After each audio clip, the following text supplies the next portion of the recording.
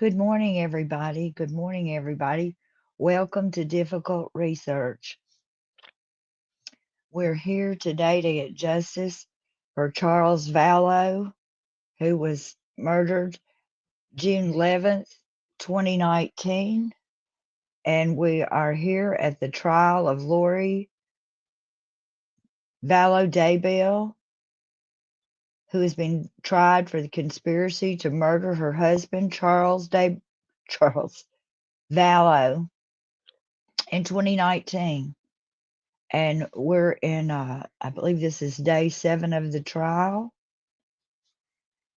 And I will come out and show y'all my face here in a second. I just was trying to give myself a little time. That is, if I can figure out how to hide it. Let's see.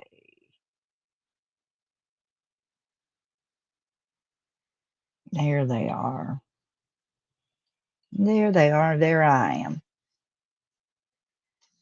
Let's do it like this because I really wasn't wanting to show all of my background. Well, we're waiting and getting ready for the trial, and it's going to start. Now, Trace and Janelle are not going to be able to be at the trial today because Trace is helping Janelle get back to, I think she has to go to a airport or I'm not sure. But she's leaving today and she's helping her get to where she needs to be to make that happen. And we're just so thankful that they were able to help us that way. And I know we're going to be having them on and live to tell us about their venture because I know they took notes and we've got their notes also. So we can't wait to talk to them. So it'll be a while before either I may have the wrong thing up here for let me trade this one out for this other one.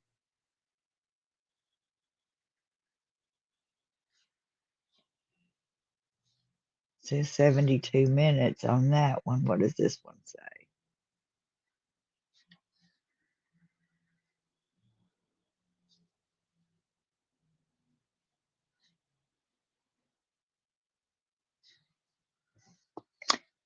Well, I'm trying to find it because I got too many windows open.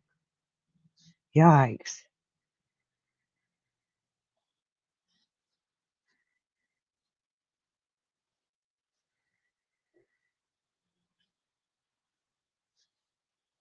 I don't want to unmute that one.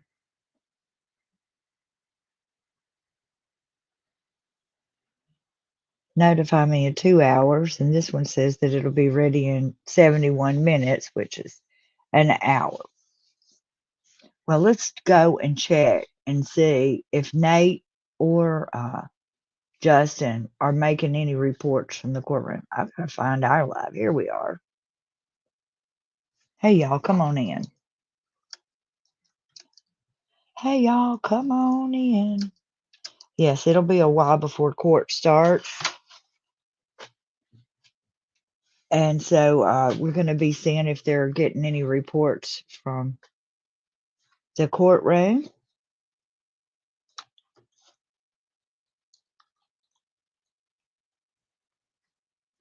Let's see. I don't know why.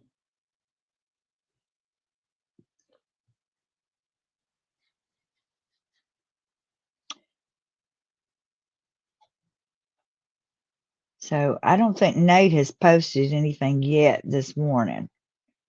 Justin, how about Justin? Has Justin posted anything yet this morning? Yes, Justin says that the back in court time is 10:35 for the start time. Oh, that's whenever they start. So really, it'll be 2 hours before they start. And so since it's going to be that long, what we need to do is talk about what we've learned so far and what's upcoming. Let me look at the chat here.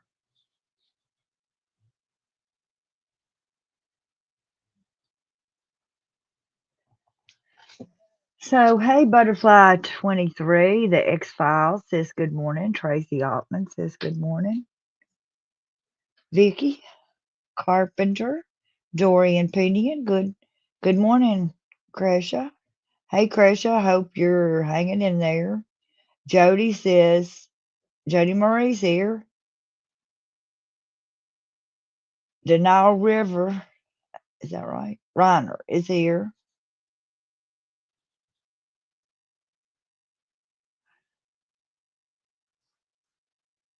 So I was trying to be prompt to be here, and that was shocking everybody because if you're, I'm so glad that everybody's here to please put a like in the chat,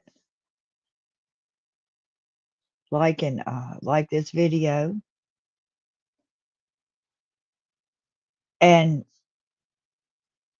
I was listening to, I was trying to catch up and listen to some different people's thoughts, and good morning, Goddess morning, good morning, Donna. Hey, Donna. Hey, Trevor. Yeah, I think I have a little coffee left. Let me have a little coffee. But it is moving quite along.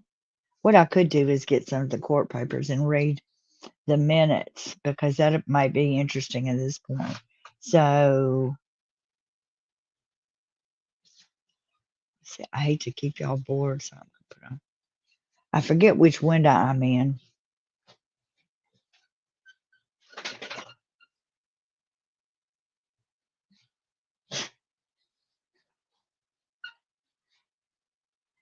Hey, little brands, Beach Bum. Hey, everybody. Y'all welcome in. I wonder who all saw KJ from last night. Put a 1 in the chat if you saw KJ from last night. She had a really good review of yesterday.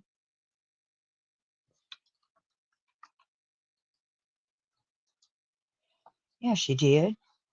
And so I'm trying to think about, we're going to review what happened yesterday. And okay, so KJ says, Little Brand said she saw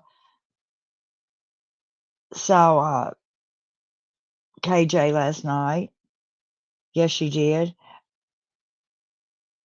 And KJ always puts a good perspective on things for us. And I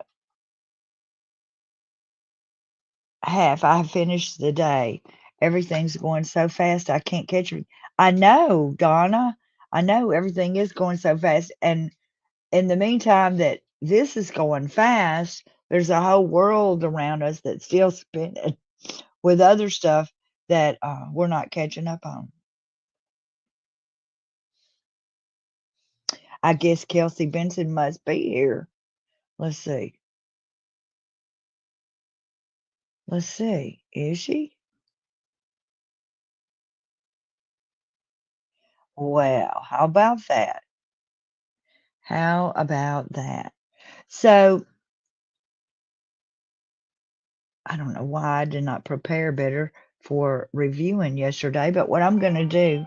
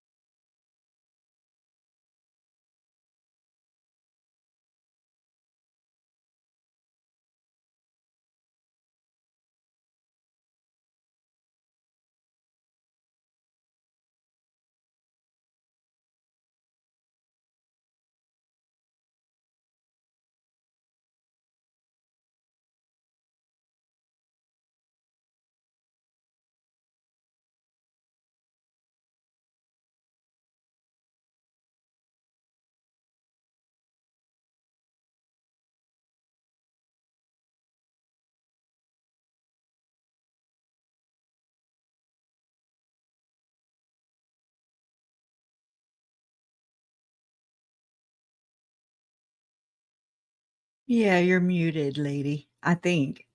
Pretty sure. Ever since your phone went off or whatever, and then nothing after that. I don't know if that helps.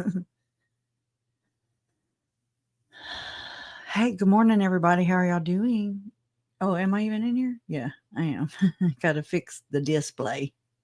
Hey, I'm in a box. It's weird. It's weird because you get so used to seeing it one way, so it's so different another way. So y'all can hear me? Okay, cool. I'm in a box. I feel like I think there's a song called "Man in the Box," except I'm not a man. But anyways, hey y'all, I'm so glad to see you guys. Hmm? Oh, okay, she got out and came back in. Let's I was see. like, I think Here you are. Mhm. We can hear something you. bad's happened here. Nah, nah. Can't keep us down. Can't. They I've try got every day. I've got these little windows on. I'll take them off because when I'm by myself, Oh, it's thank you. wider, and I'm not wanting to show all my crap I have over here and over Welcome. Welcome to my crowd. I just now started taking stuff down, moving it around because I'm doing the fidget clean. The other day after we got off our live stream, the last day of court, Thursday. So I don't think I did a live stream after that, but I don't know. I don't know. They're really running together right now. But so then I asked my mom if she would come on, and then right whenever I came in here, to get ready for the stream with mom, um, I forgot that I'd unhooked my speakers and all the things because I forgot about that, and I was trying to use my smaller speaker here, and anyway, so I never did connect it back whenever I cleaned and everything and took it all apart. I dusted out my computer because y'all know it was pretty horrible. It was horrible yesterday. I mean Monday. My God. But anyway, so then I got on with her or I text mom and I was like, hey, I'm having I'm having to hook all my sound back up and I'm not very good at it to begin with. So anyway, so then she was like, "Well, I'm gonna be late too, but I'm on my way." And I was like, "Okay, well, good. It's not just me." My mom's always prompt and she's always on time. She's always early. I'm always the one that's like, I just don't have any more excuses. Okay, I just don't. But so I hooked it back up. Then she gets on there, and so it's just me and my mom. And she was like, "I really can't hear you." And I'm like, "What?" So I'm thinking it's something on my end because I just jacked with all my sound system. And then she's on an iPad and I'm like, y'all saw how she kept connecting to Aunt Susan's freaking Bluetooth. And I was like, get out of here, man. You just get out of here. But it was funny. I mean, it is what it is. So that goes for everything. But I wish I had a Mac computer. One day I'm gonna be a big girl and I'm gonna have one that matches my phone.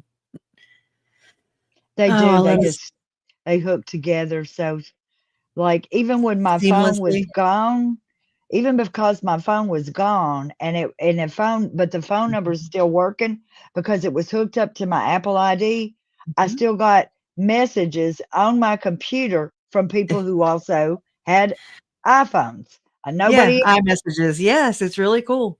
I mean, in that sense, it's not cool for people like Lori who are trying to be criminal or not trying. She was being criminal straight, not a smooth one at all either.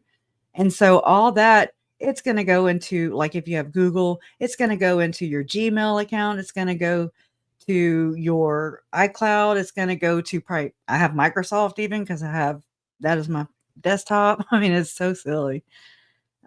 Different things, and so you have different service locations on. Some people don't. As soon as all this stuff started happening in my family, I I intentionally went into my settings and I flipped everything on. I'm like, well, if I go down, they gonna know I'm a ping somewhere. I swear to God, I'm a ping everywhere.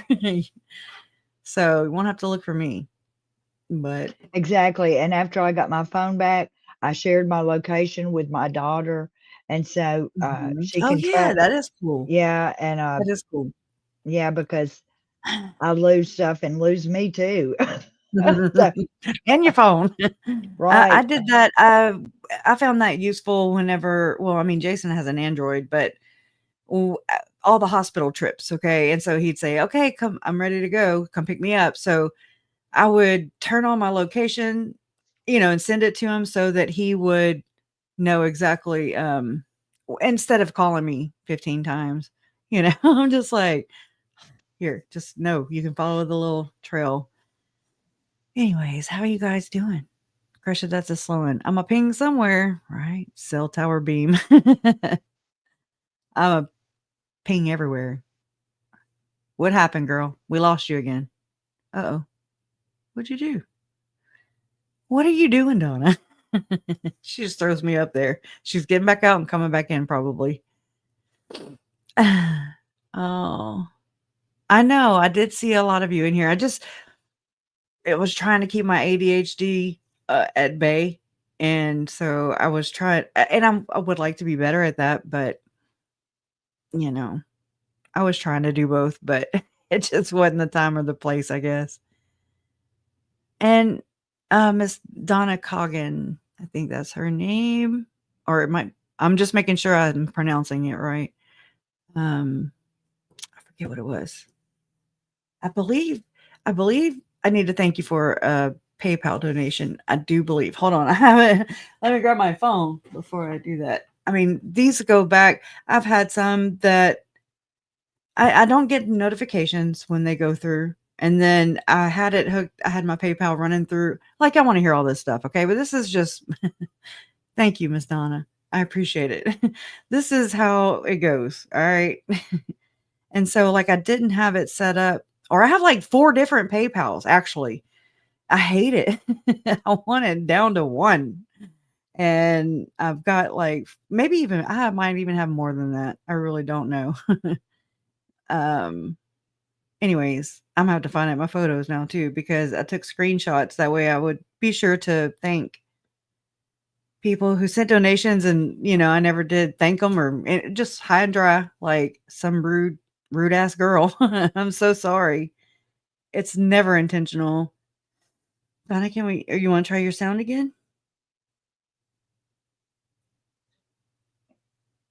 Yeah, can you hear me? I can Yes. hear you. What? I hope Watch this is out. not going to be something I'm going to do all day. Yeah, I wonder. Okay, let's track it down though now. That Well, way. okay, I've got a question. How can I make my phone quit ringing? I've got it on silent. Do I need to put it on airport? Yeah, I Yeah, I already mean, did what that what part. year is it? What year is it? It's a night no, it ain't a 19. It's It's a a 13. 1992 Buick. A nut. Maybe if we'll see. Is it on Is it a actual air? 16, 12, 13, It's a 5011? 13. A 13. 13. Okay, so, Oh, I mean, airplane still mode. Will that do it? I mean, Airplane yeah, mode? but why don't you just not do all that and just go into your settings? Just calm down, Okay. relax, and then Settings. go to, um I mean, I go to notifications, and that's where I set up that whole no, that's not where it is. I don't think hold on, let me think. I have it to where it'll only send some specific apps that I choose or people that I choose. Other Is than that like that, sleep or something? you can I mean, it's basically a notification that tells the other person oh, it's called focus is what it's called. And I mean, that's where you can just say do not disturb. If you flip that on, then nobody gets through. Nobody, I don't care what you're doing. Nobody will get through. But you can always see, you can go to your home screen, you can go to Okay. and see, for yourself. That's I go fishing. I'm like, "Oh yeah, let me check my phone, see if anybody had text." And I mean, I got into this a long time ago, and I've got to work myself back out of it. I've just gotten so used to it.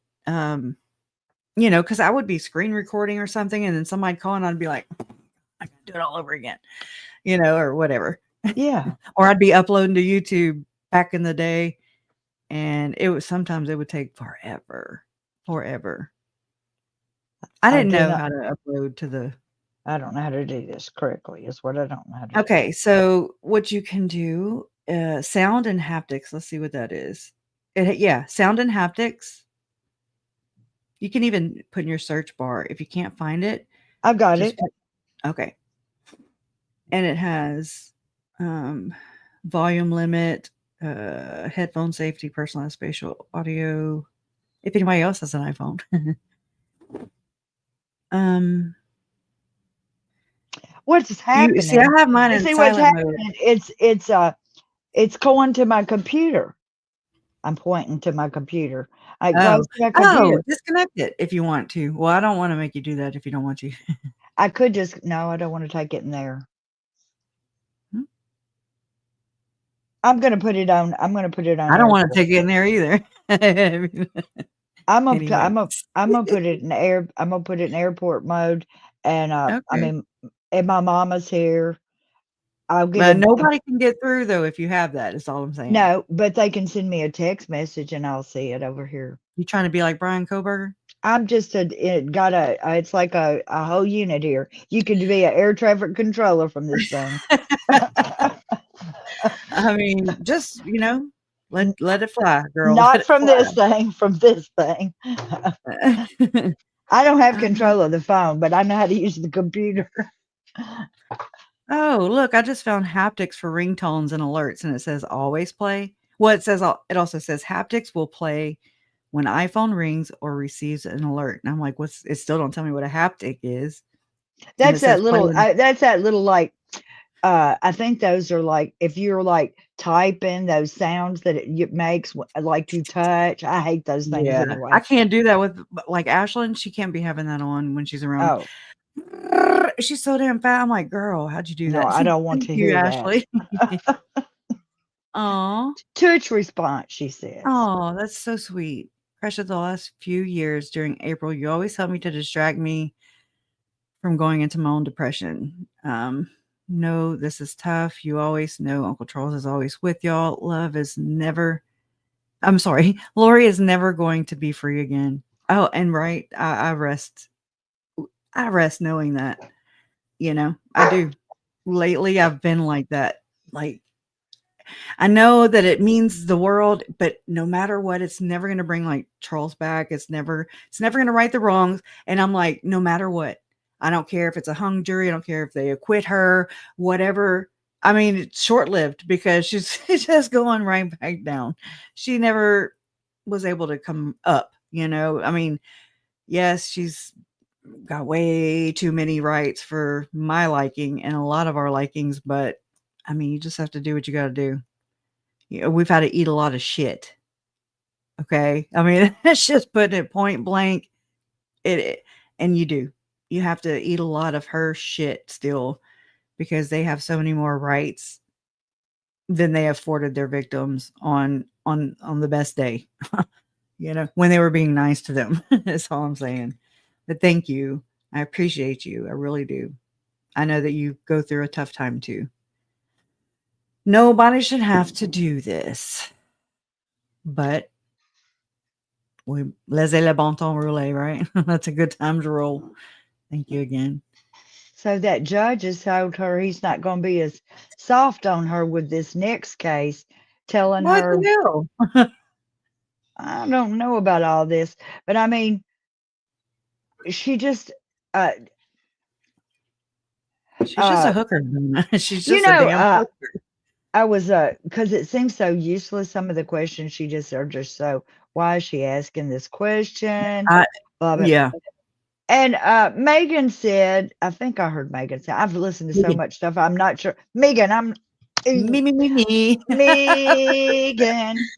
I'm sorry, Megan, if you're listening, I love you. Anyway, I'm not even sure if it was hers, the bad part. We probably just made you forget what you were gonna say. I'm sorry. Okay, we were Well, talking okay, about no, here it is. Here it is. That okay. Lori asked these questions that have already been asked and she knows the answer to because it makes her feel like she has a success. And oh, that's a win when they say, oh, yes, ma'am, to I her, mean that, even and she's though, just flexing. She's flexing, and she gets to, I mean, she has I've been seeing ways where she is I'm like, these in questions are freaking pointless. Okay. What are we doing? What is she doing? Why is she doing? Pisses me What off. about this But lady? What about that lady? What yeah. about that And I'm other like, what lady? a freaking bowder. Who gives a shit? Mm. You. But then you'll see where she, like with Adam, she did all that with Adam. And then she really was just showing that, like, hey, we haven't seen each other or been around each other in forever and a gap. All right. And so that was her distancing. And I mean, I didn't see it at first, but then I was like, okay, that's what she's doing. She did it with, oh, I realized something with Mark Sorry yesterday. I slept all freaking day. And y'all were ending as I was going, as and I didn't like get up and watch. I didn't turn YouTube on. I just was like, I watched Hulu for a little bit. And then I was like, okay, I guess I got to face it. But I was watching Mark Sorry's testimony and how I'm like, I can't believe she has the gall to get up here. He's already testified in both her trial, or hers, Chad's, in this one. And I knew it had to do with Social Security. I mean, that's the feds, straight up. That's the feds. And again, the apple doesn't fall far from the tree, because she was trying to make it look like, um, it's probably something wrong on your end, like, yeah. And then it's because she found out that they didn't, or she questioned and found out that they did not record the conversation. If she called in, if she didn't call in, that's what it looked like to me. And then, but with the life insurance lady, Robin, that was a crazy freaking reveal. Was that the other call from Lori, where she found out it got served. Her ass got served to her, basically. She was like, and did you hear the manipulation tactics the woman was doing? And that's like just her run of the mill story is, I have a 7-year-old with autism that I'm going to murder anyways in like 5 seconds.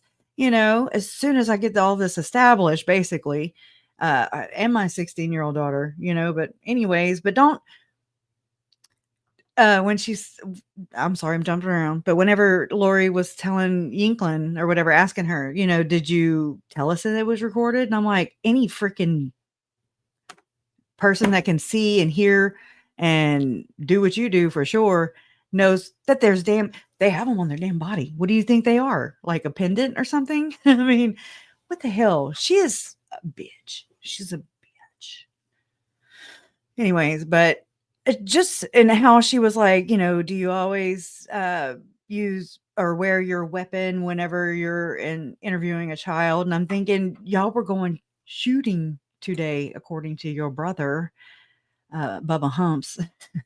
And Tylee's been to the shooting range. And I mean, come on now, stop it. Your husband, my uncle, was gunned down. And you knew him. She knew. Anyways, but she's doing that guilt trip stuff like she's some superb mother. But there was one thing that I realized, what was it? It was,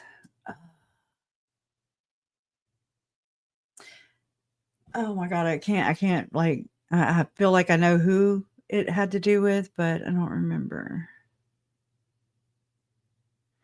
But yeah, I mean, I'll just go back to this, but like Mark Sorry, the fraud, she did kind of, for me, the jury was able if they did read between the lines, because they asked specific questions to Mark Sorry, who works for the federal government, and she already defrauded. And they said that they started investigating into her in January of 2020. And I was like, well, if I'm a juror and I'm asking this and I'm hearing all this, then I'm gonna be like, well, damn, they might have, treated her as a victim before, but now they're like in on her ass, thinking, not tying Idaho with this, right? So it still would maybe appear to me as a juror as, well, damn, they think so. Their uh, FBI agent is, testifying on this witness stand right now, and they started an investigation into her January 2020. So, I mean, to me, it's just like without all the, I feel really bad for this jury. I really do. Like they're gonna get slammed, and it's not gonna be good. I feel bad. Go ahead. Are you frozen? Oh, mute. I'm frozen, but not Okay. technically. In my brain Right. was froze, but not the computer. If you wait, Yeah, I was gonna say, Little she Brands didn't. has a question, so And she didn't. Uncle Charles did it. He thought so. He was so spooked. He was so spooked that she had changed the bank account numbers and everything. She locked him out of that. This was back in January 2019 when all hell broke loose. And I would not know this if I had not hovered over this little area over the past month and a half or so. Okay. But and I mean, I had this question, and then I saw Nate did a video or a one of his live streams were catered to this actual thing. And it was about Charles locking himself. He locked himself out of his policy. That's what it appears. There's nowhere where Lori called in, or I mean, we would have heard it. Trust me. It was yesterday would have been the opportunity to do that because Banner Life Insurance was there on the stand. So she freaked him out so much, I believe, that he I've done it before with just passwords on my phone. I'm like, "Oh no, I don't remember what I did," you know? And I mean, so that's what it was. All the chaos that was going on, he freaked himself out. So the 14-minute phone call or whatever that he had with the one guy from Banner, I mean, Uncle Charles was pissed, and rightfully so, because but still, had that not happened, he may not have been prompted to change it to my mom. Now that we think about that, like, and Lori would at least she would be spending my uncle's blood money also on her defense to, you know, poo poo on him even more. So KJ had a question last night. I don't know if did you see KJ? I did. I didn't yeah, I did. Well, I this was don't the know if I question watched that it. this is the question. She said, "Do we, is there proof that Charles had a 2 million life insurance on her?" She keeps asking everybody that, but She's did he alive, so really? it's irrelevant. It is I mean, irrelevant, been irrelevant. That's how I if look at it. if they had been paying on it though for like 10 years or something, she could have cashed that out for some of it, could she not? Okay, and one of the before the trial started one day, it was like last week or right around jury selection time, somewhere in there, they did a hearing, and she was saying, he was like, "Well, I don't know who your dad is," and she was like, "Barry Cox," and we all were like, laughing because anyways.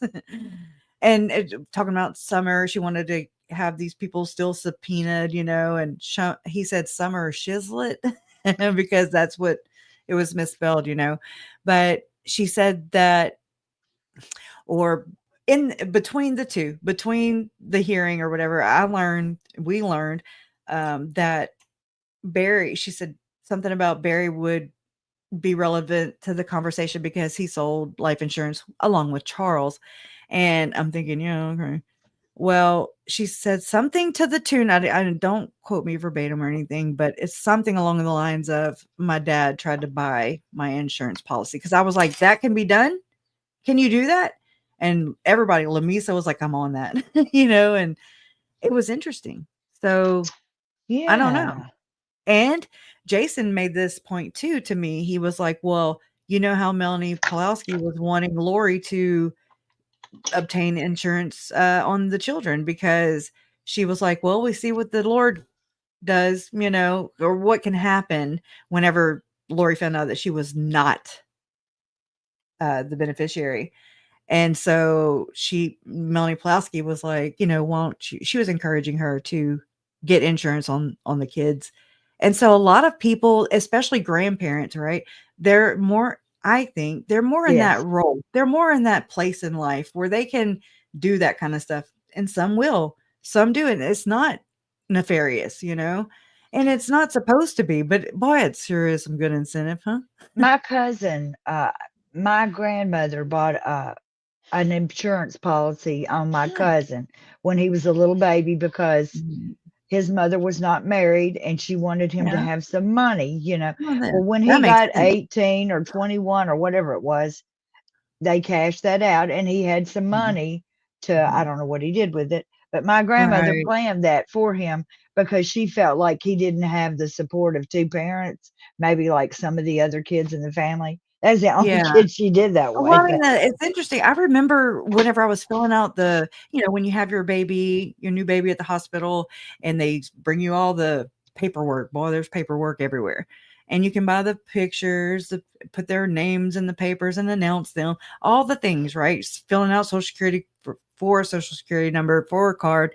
You're doing all that. And I remember Gerber Life being in the packet, and I'm just like, yeah, I ain't got money for that, I mean, Yeah. at that time, for sure. I mean, it's just like I'm like 21 when I have my first kid, like just not at the top of my list. And you don't think about your child, I mean, some children, I mean, there's childhood, illnesses and stuff like that. But I mean, yeah, I'm Gerber Baby Life. And Lori actually did Google all this stuff. So, I mean, she did look, from what I remember in the Idaho trial, she did I don't remember if she went past that, if she did quotes or anything, but she was shopping and or whatever. I don't know, I have to dig that up.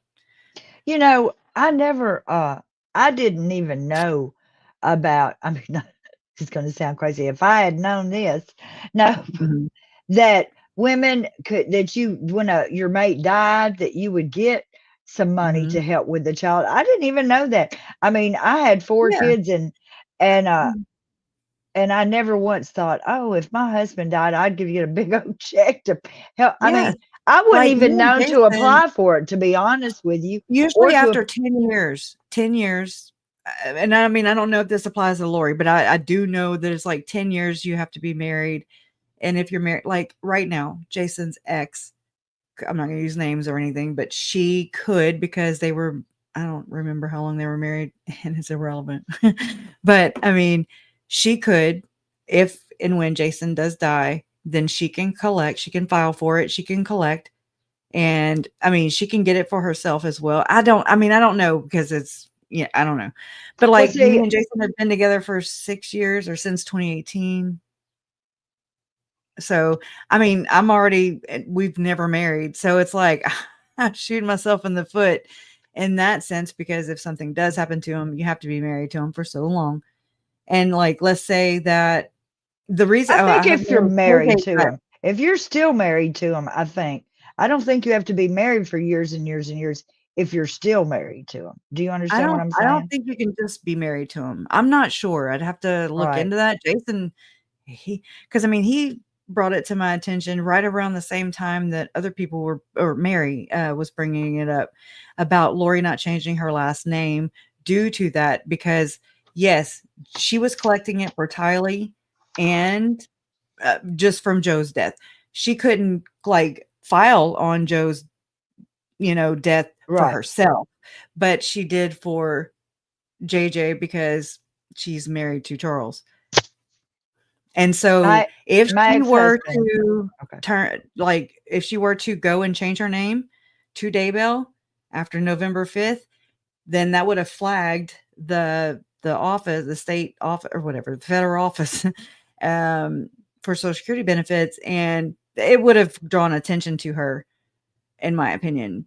And the fact Right. that, um and it's like she got a so much amount per month for that, like an alimony type, spousal support.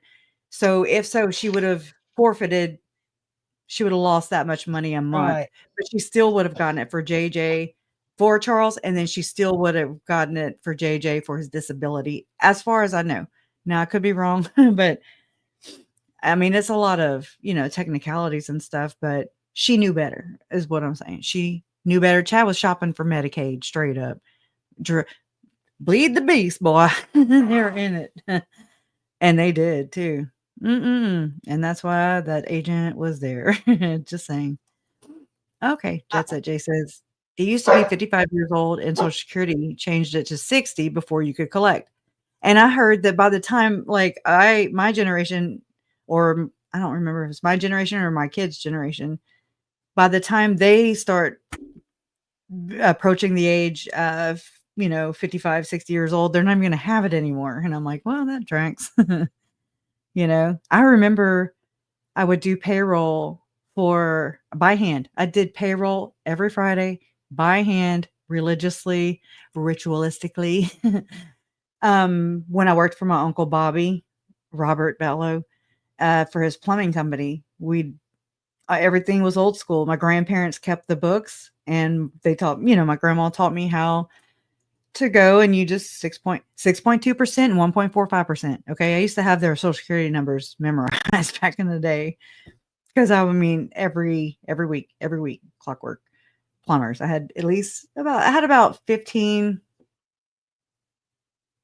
I don't know, 15 or so master plumbers and journeyman plumbers. And I mean, talk about jokes for days.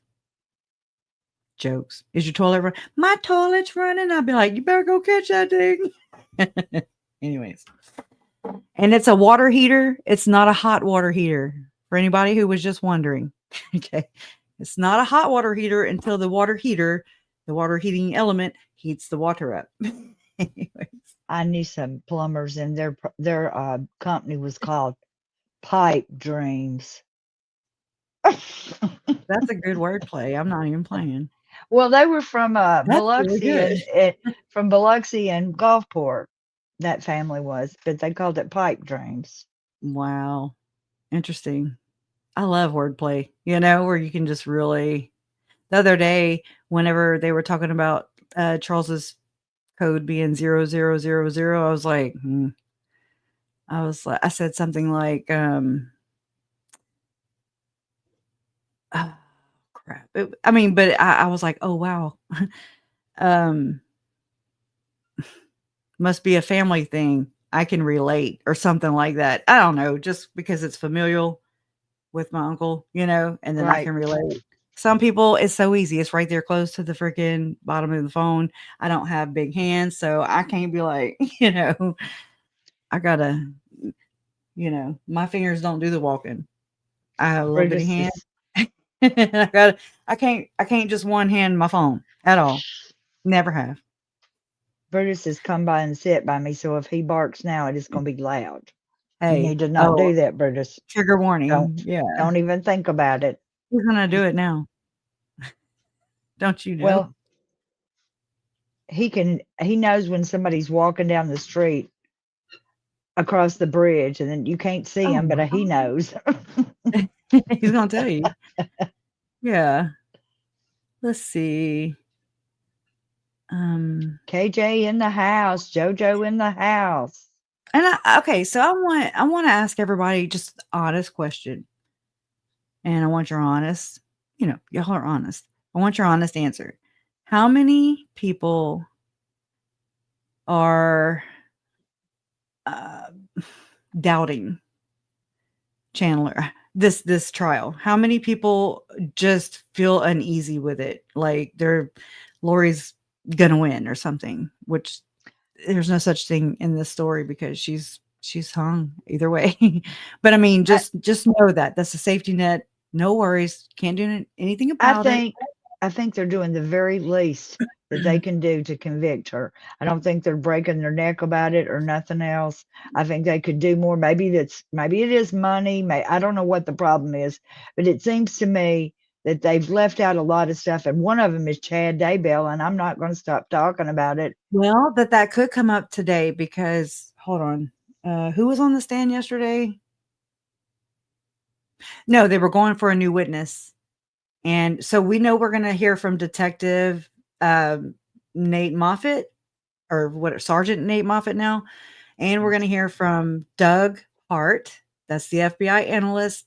I was thinking to myself last night, I was like, I wonder if Doug can read text messages from Zalima, from Melanie, all the people, because he read in He read about Chad Storm. He read all the percentages and everything. Y'all know how that was. I don't know if Lori was able to get the transcript of Chad's trial, how John Pryor got it to where the jurors had to read it on the screen. Remember that bull crap? I was like, come on. And so Lindsay would just put it up on the Elmo and we'd wait for like 5 minutes. We've already heard it before from Lori's trial, but we wanted to hear it again. Okay. We wanted to see Chad Daybell squirm, but we didn't get that. But the jurors still were able to read what they did put up on the screen. And then she would question the witness or Doug Hart on that point because in Lori's trial, he basically did it as if it were a PowerPoint. And it really was. It was a damn good one. Okay. A damning one. We'll just say that. So I wonder. Okay. So we have Nate Moffat, Nate Duncan. Nate Moffat passed the case off to Nate Duncan. Nate Duncan was like, oh, thank you. I'm sure. And he's the one that's been sitting with the prosecutor Trina Kay every day, just like Ray Hermosillo did with his case with the kids in Lori's trial. The second go round with Chad, it was Vince Kiakamanu from Fremont County. He sat in, and this is now Nate Duncan who's sitting in, but they said he was sick, and I was like, wait, he's right there, he ain't a good I didn't teach him some tricks or something, I'm like, Lori done made him sick. I get it. Really? But I was like, I wonder if they did that just so they could start fresh today. I don't blame them. I would be like, I gotta go home. Yeah, I wonder who that is coughing in there. Oh, I know every damn time, but I have no room to talk. Oh, no, Horrible. I cough all the time. Like, you I should do. have heard me at the dang band competition when every person around you is a mama with a camera trying to videotape their kid, and I'm coughing. It was, Oh my I ate gosh. a whole bag of cough drops trying to not bother people. Oh yeah. I do that with Jason. I'm like, stop it. I mean, just those kind of coughs. Well, yeah, if Um, you get, I don't know whether it's something you're allergic to, and and it you're just, pop, yeah, you gotta. It's like I I'm get it. drowning here. I gotta cough. Yeah, don't make me laugh because I'm gonna cough. And then I'm like, making all the crazy faces and stuff. But Oh man. I think so too, Heather Rose. I do. I think it's gonna tie everything in. We just need to. I need to relax. I guess I'm asking the question because it seems like there's a lot of uneasiness across different platforms everywhere. I've seen good points. I've seen some really crappy points. I've seen everything in between, and we just have to have a little faith. I Yeah. believe, though, can it be possible that, and I need to know for all the people that live in Phoenix, in this area, okay, where we're at, this demographic of people in Arizona. It seems to me, and this is just me, I could be reading it wrong completely. It seems to me that there's a lot of distrust with law enforcement there, with corruption and everything. Seems like it's really more of a common thing than it was with Rexburg. Everybody's great over there. Everybody's great and nothing's wrong. you know, I mean, just I'm wondering if the jurors, because the questions they were asking, I was like, Well, you got to remember that prosecutor that was in there before this Trina K was like oh yeah, losing Alistair cases and Bell, y'all. drunk and so they He do have died. some distrust, and as they should have, because I know I got some distrust of what they do over there in Arizona over how they let this fell through Yeah. the things. Mhm. I have a question, and I may have heard somebody ask this, but for it's a conspiracy, okay? For this conspiracy to take place, do you think this conspiracy would have taken place, the conspiracy to murder Charles Vallow, without Chad Daybell being part of it? Mhm. If she had never met him, do you still think she would have killed Charles? Yeah. That maybe not that I day, mean, but I think eventually. it's the group of people she hooked up with. I think it's like some murder recruit system or some kind of, I know that sounds really crazy, but I think that he um, had. I don't think it would have happened then if she didn't know Chad just like Tammy, I think Tammy would have died still. He had been talking about it, that and same and day, Lori is regardless. a Okay, narcissist, and then she's I this don't know. reactive abuse works really well for her, and it has for a very, very, very long time, where she provokes Charles, she provokes her victim.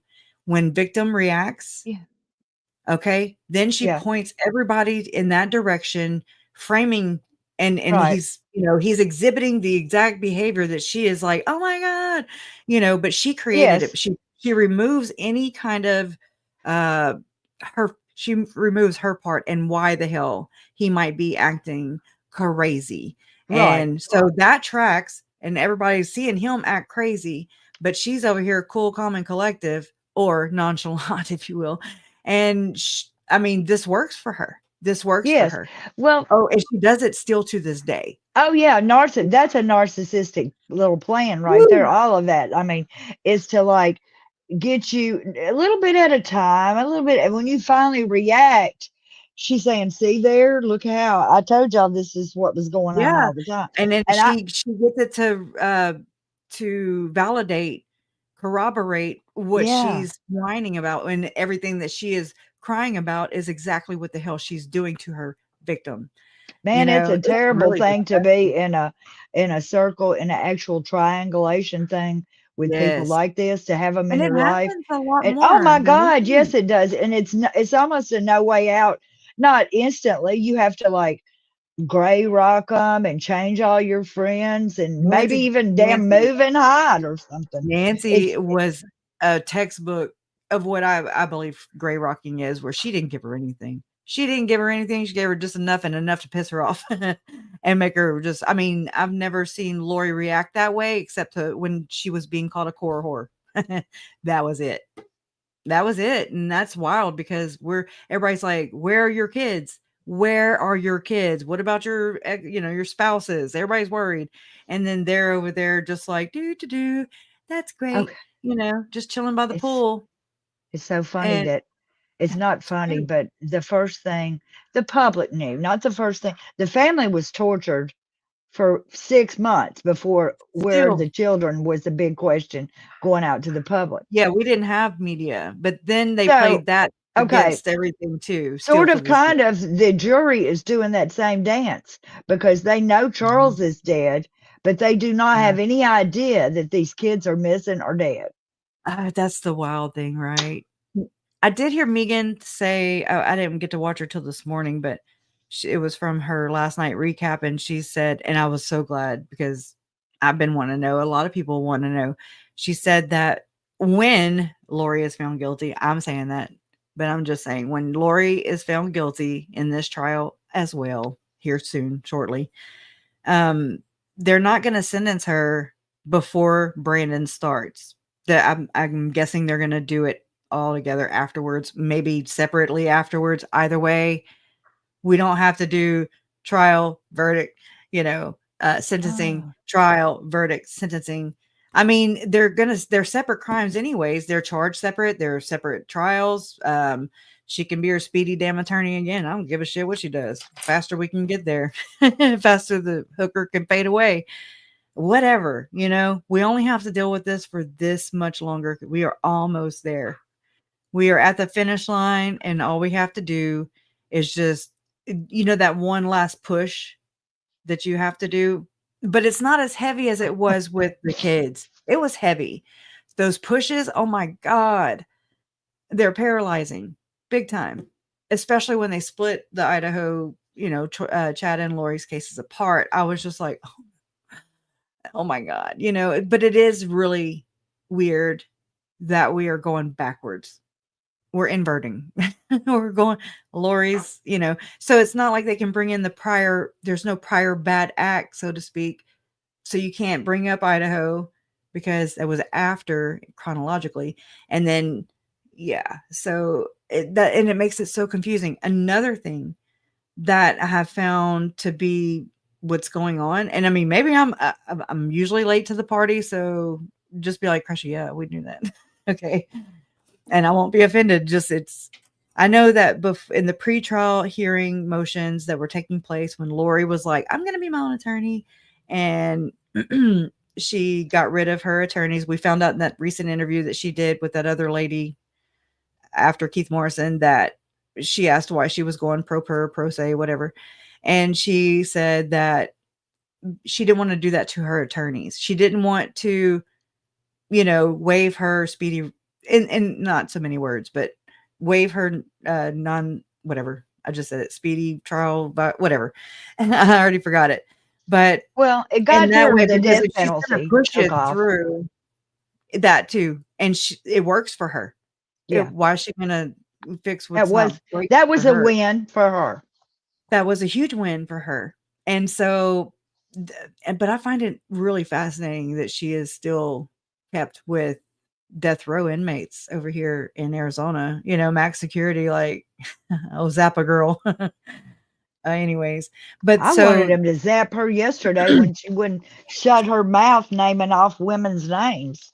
I mean, they don't even have to go full fledged. They can just give her something to, remind.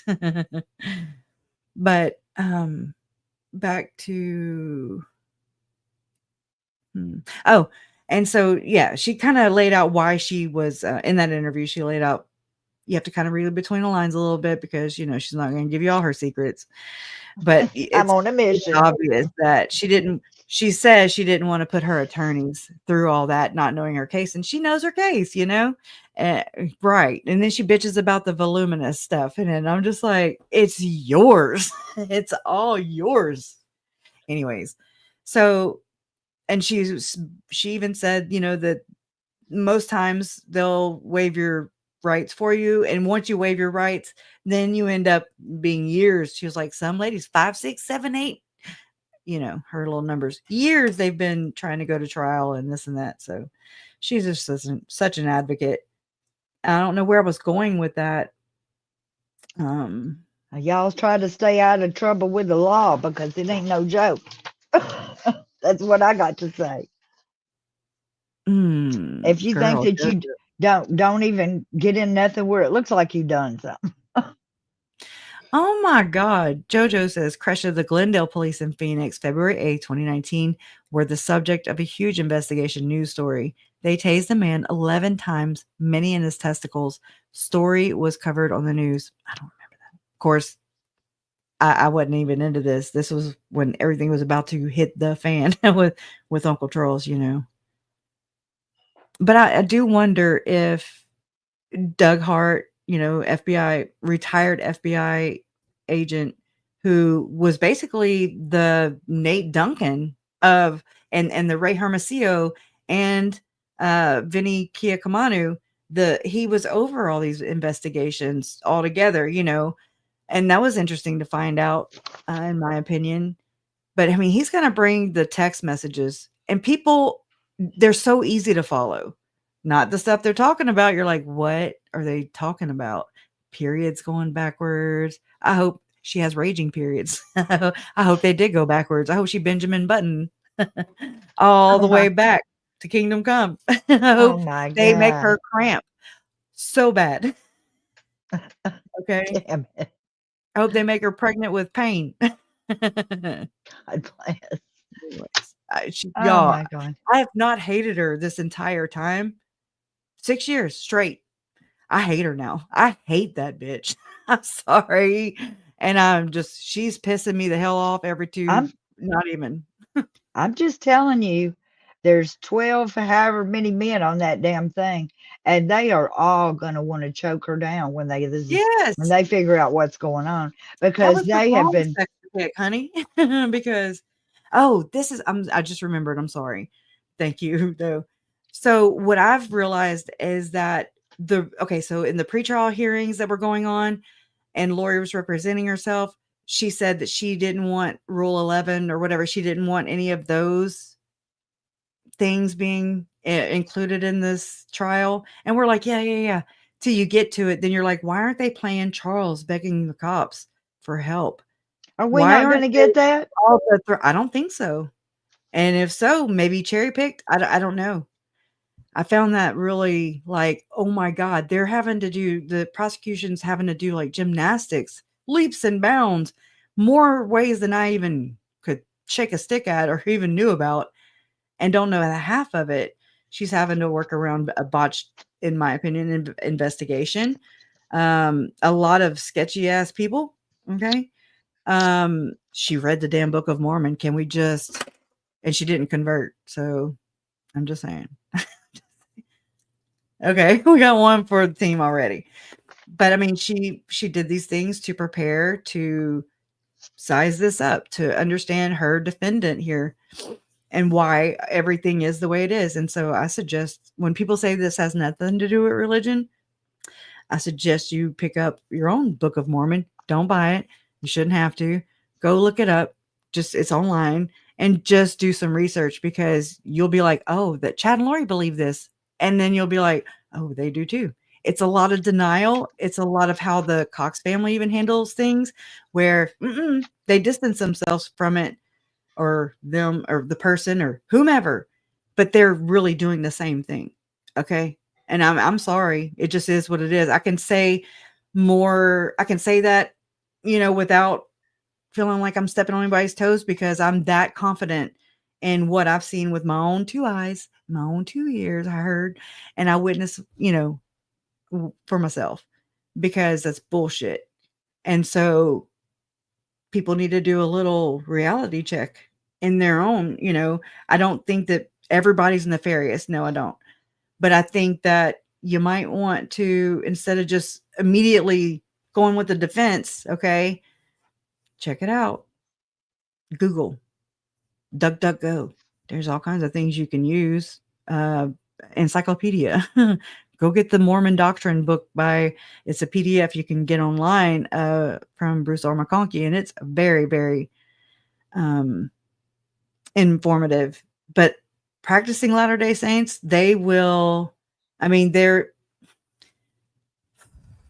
kind of shamed, I believe so. I believe that they are shamed into not looking to not credible sources.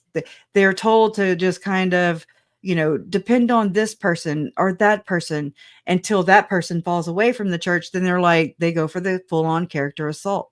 I don't care. I've seen it. Joseph Smith, there are accounts of Joseph Smith even doing this character assassination. And if you don't see that in this case right here with this little hooker, Lori, I mean, and then you wonder, like, how did she become like this? She didn't have a damn. So you have to ask, like, how many more people are like this? Okay. Many. What about the rest of them? All right. I need a drink. Anyways, did I get my point across? Or did I veer again? It was to do with. I think you veered. I'm not sure. Probably. I'll come back. But I was Pivot following. and rebranding. That's exactly what Lori has been doing. She's been rebranding. If you think about it, she's inventing new stories. She's like distancing from, I don't identify as a murderer, that kind of line of thinking. Where's just my like tent? Rose. Yes. Did a whole media, interview right on the eve of trial for Lori. I mean, and it wasn't Lori that went and snagged it. Lori didn't contact this person, this journalist. Her team did. So I'm like, they're spinning. If her team did this, most defense teams will be like, no, girl, shut the hell up.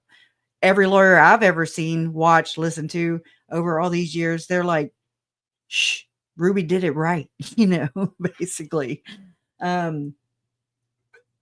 But like, so that's exactly what's going on. And I'm like, they're more like a PR media type of, how they have those lawyers too, who work on people's reputations, and they'll take over your social media, and they'll take to social media and they'll create robots and everything to just fluff. It's all fluff is all it is. And it's paid for. People pay really good I saw a scapegoat and I almost said goats.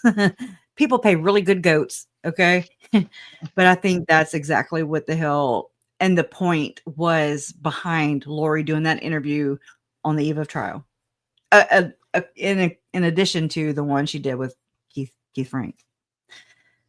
And I think the jury will be just as pissed as we are when they figure all this out. I mean, can somebody send them a memo and be like, public opinion is not the jury. Okay. You might want to sway them and Well, I not don't really think you'll put them have on to. I don't public. think nobody needs to. I think they'll see enough of it, but when they figure this all out, they're going to want to whoop her behind I'm gonna because bring up some issues just is what I'm gonna over do. just over the kids talking about Mhm. they had her in a room talking to my daughter, not caring about her feelings. Oh my God. Yeah. Um, oh, you haven't missed anything. Oh, well, I don't know how long you've been gone. You probably haven't missed anything though. Not all of it, of course. Well, no, you don't want me. I'm not a good person to do that summarization and stuff. I have to like go watch somebody else who summarizes things because I've not in these cases. Not in these cases. I don't know how. I'm getting better at it. I uh, mean, Trace mentioned yesterday that, how very still kind of stiff and, that Trina K is about, everything. She's real non-emotional, but she said that she saw her kind of smile a few times and seem more relaxed who? Lord? yesterday. No, Trace said this about Trina K, Good. the prosecutor. So she's probably feeling more confident Good. about, and probably not knowing who in the hell to trust in the whole courtroom. I mean, she's Overhearing like, "Will you this, stop coming after your victims?" And she's like, "I'm sorry. Who wrote the damn names down to begin with? Hooker. Okay. Who signed Larry. it? Oh my Hooker. God. Oh my Who God. got How called is out on it Larry? too? Right there, right immediately, Did Judge. Larry get Who served or try to get served? Yes, and I Did it knew make this, him but I knew this was gonna insane? be Oh, I don't know, I haven't talked to him about it. I mean, I talked to him about it after he found out that Uncle Bobby did. He was like, "What is she wanting him for? Are they gonna do a scripture battle or something?" Because I'm like, "He'll bring it. He will bring it." You know? But I'm like, "She's more about the he'd have to know the Book of Mormon because that's what she talks in." she just wanted to mess with them. That was a She threat wanted to. to Farina. That was a straight threat. "Did you swear an oath?" She was like, "Yes." They do oaths in the temple. And she was like, "You will be held accountable," or whatever, you would be held accountable before God. That's the same thing that Melanie Gibb and her went round and around about. You will be accountable for what you do know, Mel. Remember that? Same thing. That was just a veiled threat, low key, straight up. That's that's my takeaway. If anybody wanted to know. Yeah, I tried to dox, it's the damn hurricane house, what I call it. Arrest them all. Let's just Do get you them with think the that's what too? She was them with trying Rico, to put Rico. y'all's address out there so that just to put their new I don't know. address. She Oh, no, she this is torture. This is what she's turning the pain up just like Chad Daybell was turning the pain up on the children. This is how they get off to this. They feed off of this the energy. They narcissist, the feed off of pain the is the point terrorists, of it. the end of the world, the doomsday, the doing this to their victims, their kids, JJ and Tylee, and a lot of kids just like them, just like our Frankie and Frankie. I don't care. I'll die on this hill. I'll die on this hill until everybody catches up. Okay? Because I'm waiting for everybody else to just I catch the just, hell up. I don't see in my brain of like, okay, I believe this in my head. I'm believing all this. I still can't get her in her mind thinking I'm going to live in a tent someplace on the bank of a No, river. that's all the fluff. Nothing has to do with that. It does, however, have to do with an elite circle. It does. They exist. And the They guy that's selling exist. tents, the guy selling tents is the And only one so making that's out. what they do. Everyone who is in this exploitation, I'll call it an exploitation ring, okay? Same difference though. Diddy has an exploitation ring, in my opinion. Epstein has an exploitation ring in his when he was alive. Okay. That's the same thing. All these are that enterprises.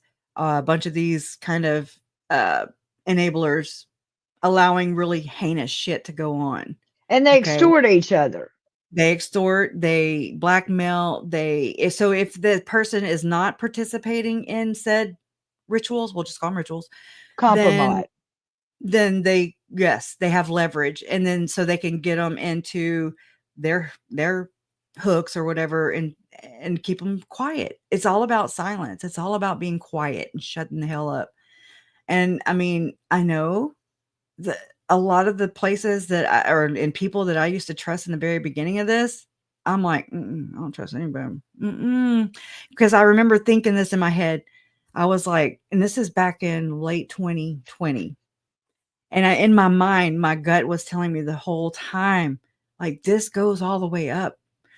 I don't know how to prove it. I don't even know how to explain it because I did not know how the church hierarchy worked. I did not know all that. So I was paralyzed with not knowing how to tell people, like, I suspect it goes all the way up, or the right words. I didn't know all these things, but I do now, and I still have a hard time explaining it.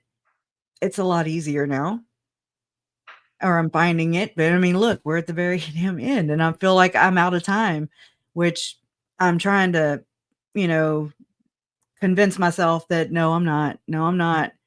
And you'll transition, Crusha. You'll transition as soon as Definitely. all this stuff, all the red tape and all the trials and all this stuff, because I feel like everybody's just going to go away. And I'm like, "Ooh, I need to get this out." And y'all be looking for filings and stuff in the future, because that's what this is working on. Okay. I don't know. I didn't know about it before. I've heard people talk about RICO and holding people accountable in a federal way and hit through the money. I followed the money. I did. I absolutely did. I mean, and it's a lot of cray cray. I mean, but it matches all of everything that was crazy with Chad and Lori and friends. And but all these people enabled, if not participated in the deaths. I'll just say the deaths in all my family. Tammy, I believe Joe too, and so many others as well. And I would have never known about this had it not been for Michael. Can't remember his last name. Starts with a T, I think. He like filed this RICO case against Connections Classroom, Ruby Frankie, Jody Hildebrandt, Pam Botcher, and so on and so forth. This other lady, but I don't remember her name. And so I'm like, oh my gosh. So when I read that out, oh well, no, I had my little reader read it. We had a live stream, a couple of them here.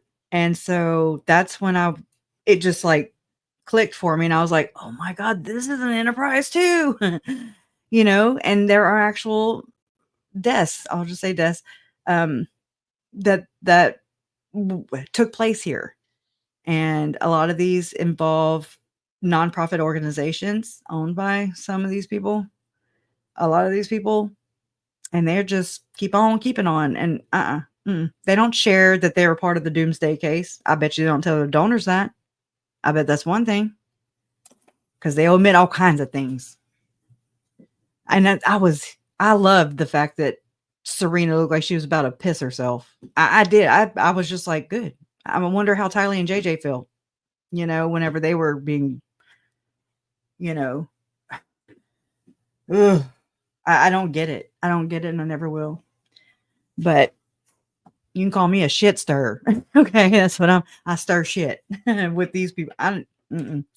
They will never have any of my compassion at all. They didn't earn it, and they're gonna have to earn it. You have Melanie Gibb doing what she did, and then she had to testify because she's guilty. If not, she had to get Chad and Lori on tape. I don't know if she edited the damn recording. I don't know. She plays stupid, but she's not. Okay. I don't know if she got what she needed on there. I don't think she would have turned it in had it had anything on there that implicated her and David. I believe that was just like ooh, let me hurry and catch this, and then make sure, it doesn't implicate me. It exonerates me. And then she gets to be one of the, everybody was praising her. everybody was like, "Oh, thank God." And I was like, "Yeah, what the hell?" Like for 10 seconds I did. I was like, "Oh my God, I'm so glad." And I am. But it wasn't for the right reasons. It wasn't for the right her motives. No, no, no, no. She's involved. She's involved. And so because they're not testifying, Melanie Zalema, um, Melanie Boudreaux Pulowski, I did hear the prosecution asked Adam. I think Adam will be testifying in the next trial because she asked him about Melanie, his niece. How is she related? And I'm just like, that's really the only person I've heard the prosecution ask that question to. Brought Melanie Boudreaux Pulowski into this, and that's whose trial's next. So I'm just wondering. I don't know that for sure. That's just my read on it. I'm gonna shut up for a minute. I should have wrote down what I was going to say because I don't remember. Damn it, I've got this pen for some Sorry. reason. No, no, I loved everything you said. It was spot on. It was spot on. I I'm mean, I'm well, thank you. keeping a I'm keeping an eye on Law and Crime and Justin's channel. Oh yeah. Fox 10. Justin's channel. Have you Justin, that signed up? channel belongs to you. Do you have an Android or do you have a iPhone?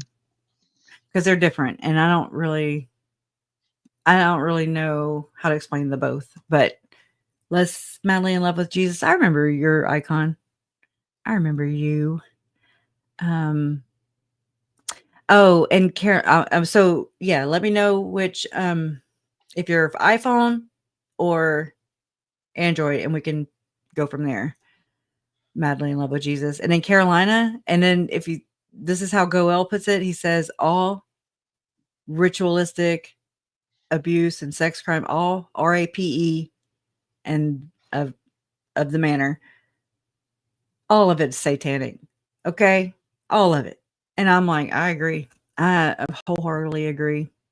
Whether it is or not, what this is some sadistic shit that's going on with these kids. And if y'all, I would love to have come on early enough to just go over the Bishop Glenn Pace memo with y'all. And a lot of people like to discredit it, yet he was tasked by his leaders and the Strengthening Church Members Committee, which is actually CIA, if you think about it. So it's convenient, right? It's a character assassination, just like all the other ones. When something doesn't, the truth is coming out, we got to spin it because, and I'll let y'all listen to this one thing. I'll make y'all listen to it actually because y'all have no choice now. Um, it's a blood. I'm sorry. Let me get it first. Go ahead, Donna. I forgot now what I was going to say, but Sorry. my brain is just, okay, they are 30 minutes. So they've been in court, or they haven't started court. 10:30 their time, so 12:30 our time. I know I scheduled this wrong. I did. No, that's okay My bad. because usually Justin and Nate start Oh, posting an hour or so before yeah. court and kind of say who they saw outside, and those are interesting things too. And yeah, Melanie Gibb just whenever I was just like watching the interview and going, "Yay, Melanie Gibb!" And then when she got to the part where she said that she called Tolly and JJ a damn zombie after we know what happens to zombies, I was like, "And you didn't do a damn thing." Nope. Brags about it and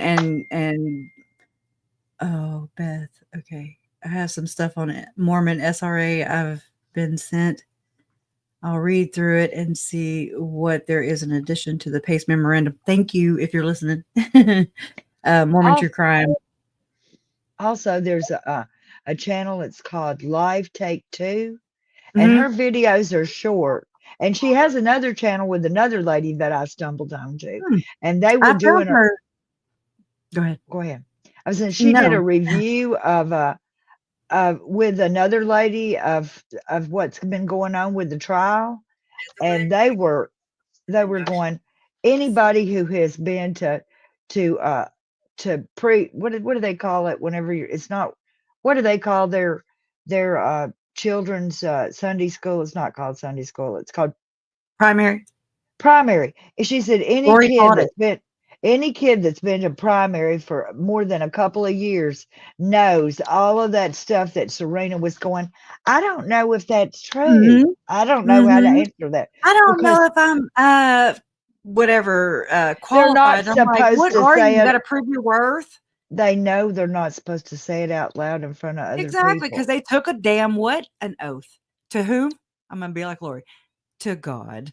Even if Okay. you didn't take an oath, you know that all that sounds crazy to people who do not believe it. I don't The think reason they why, do. well, I'm just But they saying hide it myself. too, so I say I have bullshit. had Yeah, you're right. You're I've right. had some beliefs in my life that I truthfully believed Haven't we all? Yeah. that I knew were crazy. If I said out loud to other people, they would think, "Oh, she's lost her mind." But I believed Anybody it. here that believed in Santa Claus, Easter Bunny, a tooth fairy? Okay, you don't get to Yes, point fingers. Okay. Okay. All right. exactly. Exactly. So, yes, you can believe some stuff that you intelligently know other people thinks is crazy.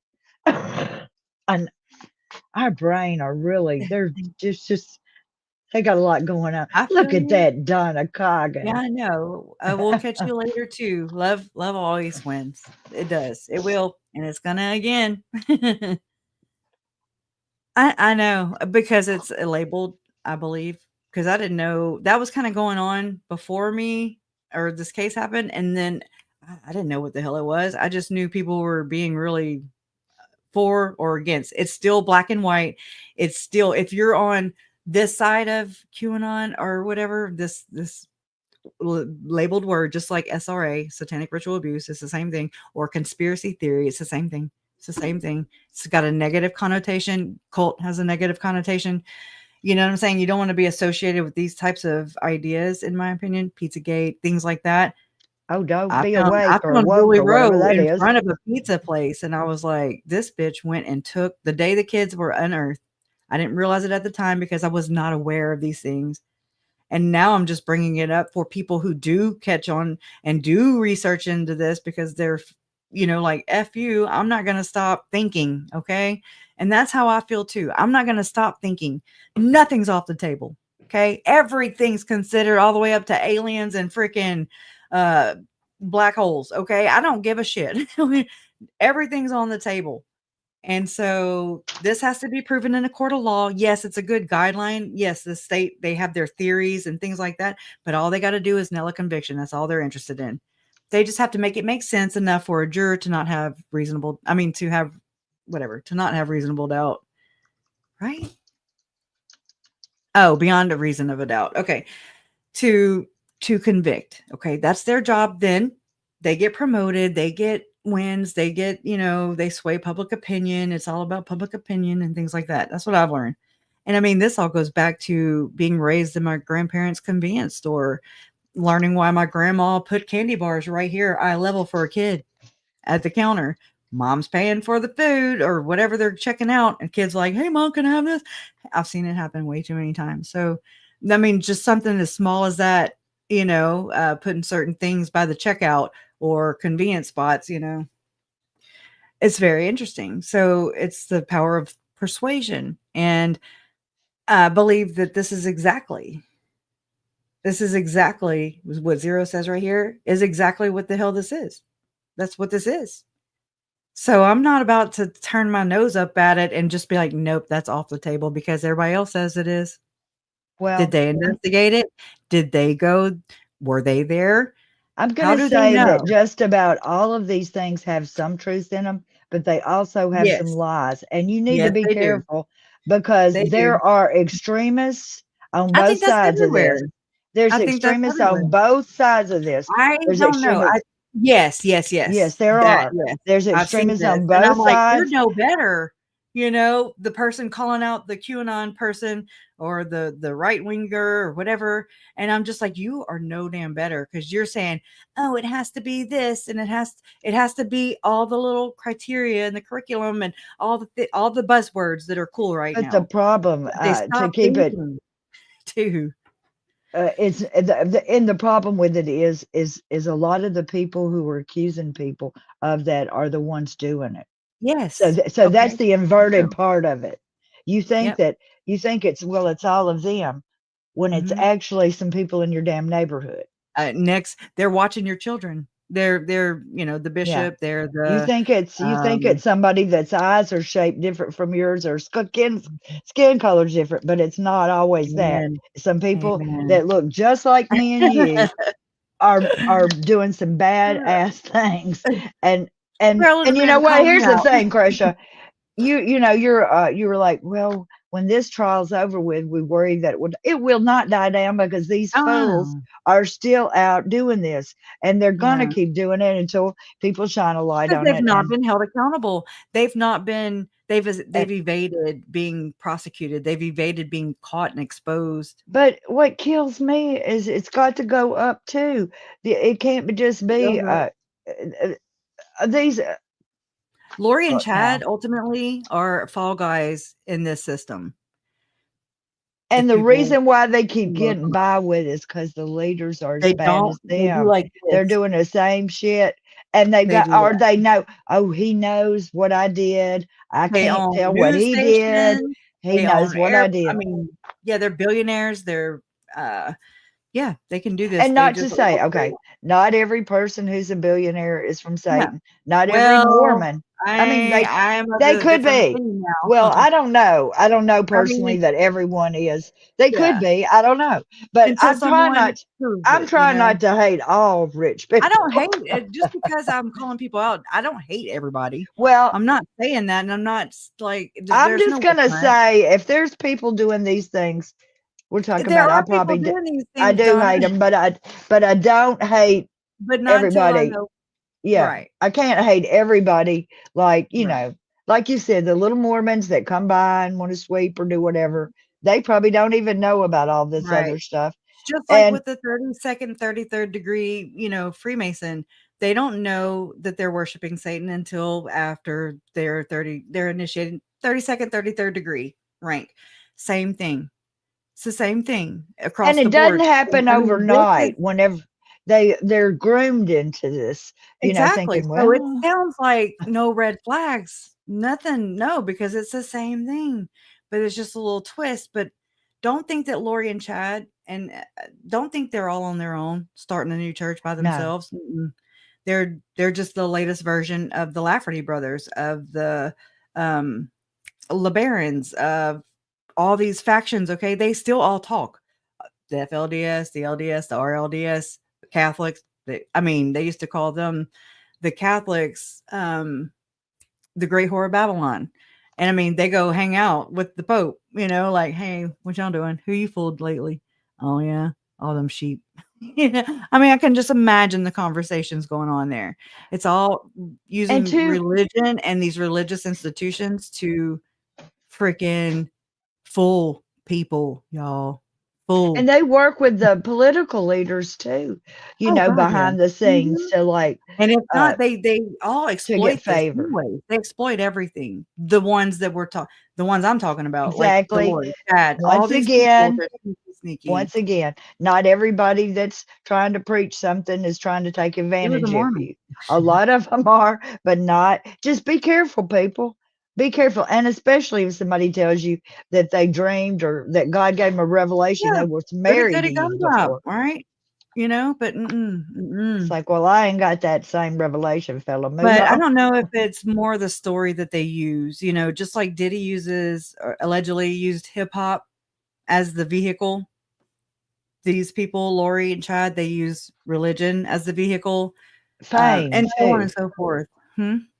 Fame, like Yeah, to get to be that's famous, you can get on a fast track to heaven. You get a fast track to a hit record. You get a fast track well, to whatever it is by doing listen. this. Oh, You know, I'm through. if, I'm just if it no, I'm getting taking up ready time anyway. here. Me too. But yeah, Beth Magnetic, I need to have you on, girl. I feel so bad. So bad. I'm bad. Um. All right, let me hook my. That's what I'm trying to do. Trying to hook my phone up to my Bluetooth right here, so I can let y'all hear this. JBL. All right, here we go. So, I mean, and I haven't finished editing it, of course, because editing takes time. Time's something I ain't good at. But this is just a little excerpt from the Jesuit oath. I hope I'm not like, snotting or anything. Okay. So this is the Jesuit extreme. No, let me go to the other one. No. Let's see. Jesuit extreme oath of induction. The secret covenant, Luciferian blood oath pact. The following video was provided. Oh, that's when I had my loud clock in my room. Which is a Luciferian blood oath pact made by high Freemasons, Jesuits, High Knights of Columbus, or any other secret society that has pledged allegiance to Lucifer and the Vatican. I was reading it to Jason and I was like, well, let me just record myself while I'm doing it. So it's very just whatever. I'm really scared. I shouldn't be doing this. This oath puts their allegiance to their Lucifer secret society above all else while committing to their plan for worldwide control, deception, division, enslavement, fear-mongering, depopulation, and poisoning of the masses. Following the video is the full transcript of this Luciferian secret covenant. I am reading from the full transcript now. All right. To prevent them from seeing the Whoa. Okay. their perception. Okay. Illusion it will be, so large, so vast, it will escape their perception. Those who will see it will be thought of as insane. We will create. Those who will see it will be thought of as insane because they say, oh, they're crazy. That's crazy. What? We'll be thought of as crazy. No, I'm just thinking they're going to think we're crazy. So we're already fulfilling that. And so just know that Tim, yeah, that's what I mean. I did know. I've heard about this stuff, but I never was like, oh, yeah, let me go find out about that NWO stuff. But then learning through this case, and I'm like, oh, my God, this is why Chad, Julie, Lori said to my uncle, it's in this case personally to me, through my family, okay? Lori told my uncle that she was ushering in the second coming of Jesus Christ. That's nothing but a tag word, a buzzword, a phrase, a dog whistle, okay, to all the other people that they communicate in plain sight. They do. You just need to, you never see it maybe because you're not looking for it. I wasn't looking for it. Now I am. Now I see all kinds of things. It's really a very lonely place, but From seeing the connection between us. We will behave as if we are not connected, just to keep the illusion alive. Our goal will be to accomplish one drop at a time, so as to never bring suspicion upon ourselves. This will also prevent them from seeing the changes as they occur. We will always stand above the relative field of their experience, for we know the secrets of the absolute. We will always stand above the relative field of their experience, for we know the secrets of the absolute. We will work together always and will remain bound by blood and secrecy. Death will come to he who speaks. We will keep their lifespan short and their minds weak while pretending to do the opposite. We will use our knowledge of science and technology in subtle ways so that they will never see what is happening. We will use soft metals, aging accelerators, and sedatives in food and water, also in the air. They will be blanketed by poisons everywhere they turn. The soft metals will cause them to lose their minds. We will promise to find a cure for many of our fronts, yet we will feed them more poison. The poisons will be absorbed through their skin and mouths, and it will destroy their minds and reproductive systems. that's happening right now. My short-term memory is gone. Okay. Fear too does it. From all of Trauma. this, their children will be born dead, and we will conceal this information. The poisons will be hidden in everything that surrounds them, and in what they drink, eat, breathe, and wear. We must be ingenious in dispensing the poisons, for they can see far. We must be ingenious in dispensing the poisons, for they can see far. Editing. We will teach them that the poisons are good with fun images and musical tones. Those they look up to will I'm help. going to do this. They will see our products being used in films and will grow accustomed to them and will never know their true effect. When they give birth, we will inject the poisons into the blood of their children. We will start early on when their minds are young, and we will target the children and what the children love most: sweet things. I started getting really pissed off when I heard this. I was like, oh my God, I'm pissed. When their teeth decay, we will fill them with metals, and that Silas was going to get his freaking feelings. I was like, oh my God, no.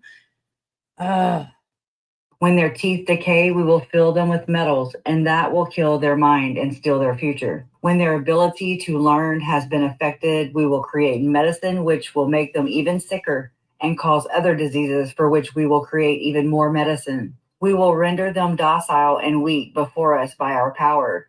They will grow depressed, slow, and obese, and when they come to us for help, we will give them more poison. We will focus their attention towards money and material goods so that they may never connect with their inner self. We will distract them with Oh yeah, fornicate, right? But just YouTube in itself, right? Just using this platform, who gets into the algorithm and who does not, because of things like this that are being read, and things that are being talked about without bending and adjusting to accommodate the algorithm. So those who, do all those hurdles and just keep it all mainstream, okay, those are the ones that thrive. The ones like myself, and the only reason I've thrived as good as I have is because of this case. That's it. Other than that, it's crazy. So that's just something that I've noticed myself, and it's money. It is a pyramid, even here on the tubes, and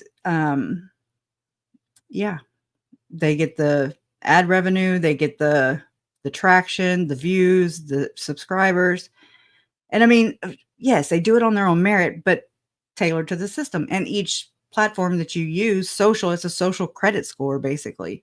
If you think about it, it's a grading score, okay? In my opinion. So just think about it if you haven't. external pleasures and games so that they may never be one with the oneness of it all. Let me back that up so we can hear that, because that's really profound. Never connect with their inner self. We will distract them with fornication, external pleasures, and games so that they may never be one with the oneness of it all. Their minds will belong to us. Their minds will belong to us, and they will do as we say. If they refuse, we shall find ways to implement mind-altering technology into their lives. We'll use fear. Lori is a good example of mind control. Technology into their lives.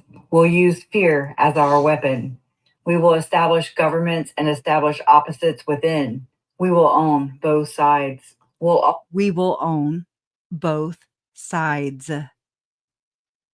That means Republican, Democratic, it doesn't matter. They're still advancing the plan. That's how it looks to me. Our objective, but carry out our plan. They will perform the labor for us, and we shall prosper from their toil. Our families will never mix with theirs. Our blood must be pure always, for it is the way. We will make them. That's Lori straight. I mean, that's the LDS Church. They're all about bloodlines. And the Aryan, not the Aryan. Well, yeah, that race, but blonde hair, blue eyes, matching them up. They're obsessed with it. They store all of her stuff in a vault. Not just a vault, in a damn freaking mountain. We will make them kill each other when it suits us. We will keep them separated from the oneness by dogma and religion. We will control all aspects of their lives and then tell them what to think and how. We will guide them kindly and gently, letting them think that they are guiding themselves. We will foment anonymously between them through our factions. When a light shall shine among them, we shall extinguish it by ridicule or death, whatever suits us best. Language of Horses, this is the Jesuit oath. So Tim Ballard's a Templar. So is Paul Hutchinson. So is Sean Reyes, and I forget who the other guy is. Eduardo Verrestegui. They're Templars. 2015, knighted. I don't know if they took this oath, but it's something similar. Best. This is a biggie. We will make them rip each other's hearts apart and kill their own children. We will accomplish this by using hate as our ally and anger as our friend. The hate will bind them totally, and never shall they see that from their conflicts we will emerge as the rulers. The hate will bind them totally, and never shall they see that from their conflicts we will emerge as the rulers. They will be busy killing each other. They will bathe in their own blood and kill their neighbors for as long as we see fit.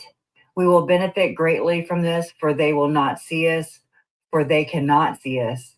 We will continue to prosper from their wars and from their death.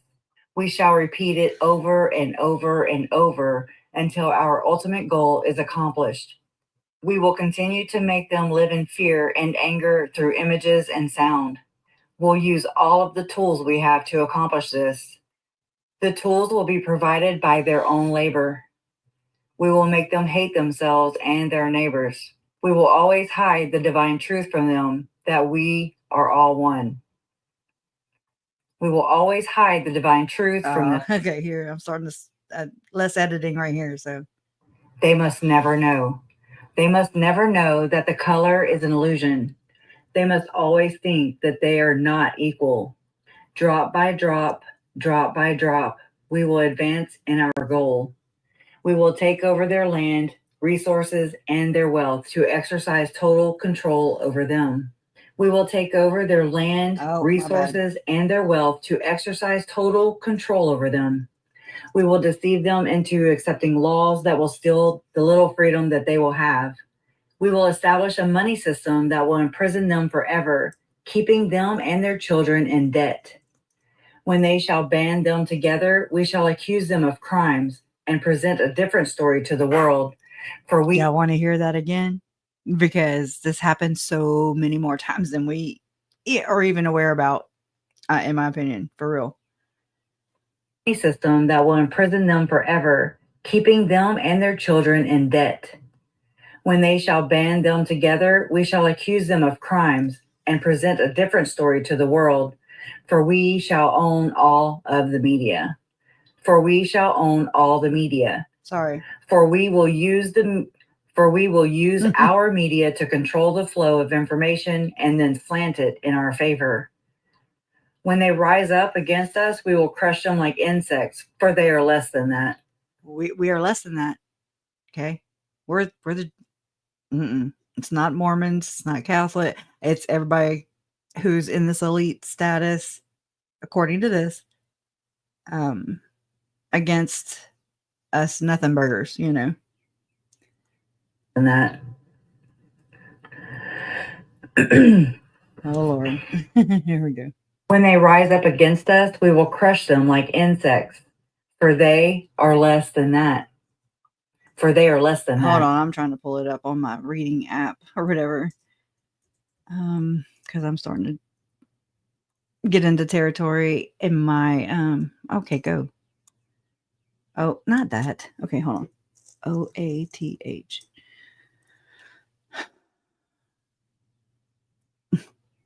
Oh, it says it's searching. Okay, I'm like, well, search.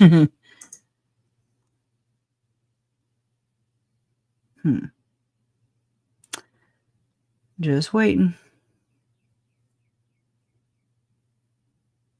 Hold on. Nope, that's not it right there. Let's see.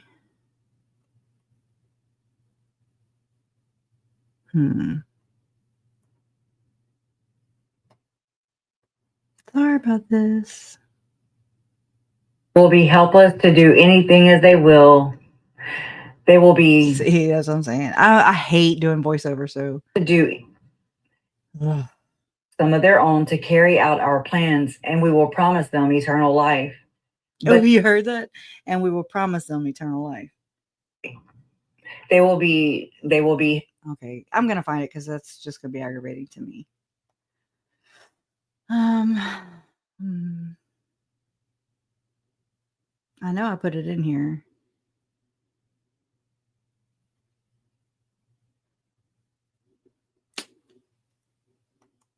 And I mean, a lot of this stuff sounds like a lot of the power in the priesthood, and a lot of Mormon things that I've read, pertaining to the LDS Church. And I'm like, whoa, like this United Order and Socialism written by Joseph Smith back in the day, allegedly. It sounds a lot like what I would think. Like, I remember thinking this, and this is before I really knew, what this group was, why they were wanting to accelerate the second coming of Jesus Christ. So it was interesting, because I was like, this United Order sounds a lot like what that conspiracy is. You know, Go ahead. I have noticed this almost. I hope you don't hear Bridget snoring over there. He's either something all the time, but various religions have almost the exact same tale for, I mean, like an end time version of what's going to happen.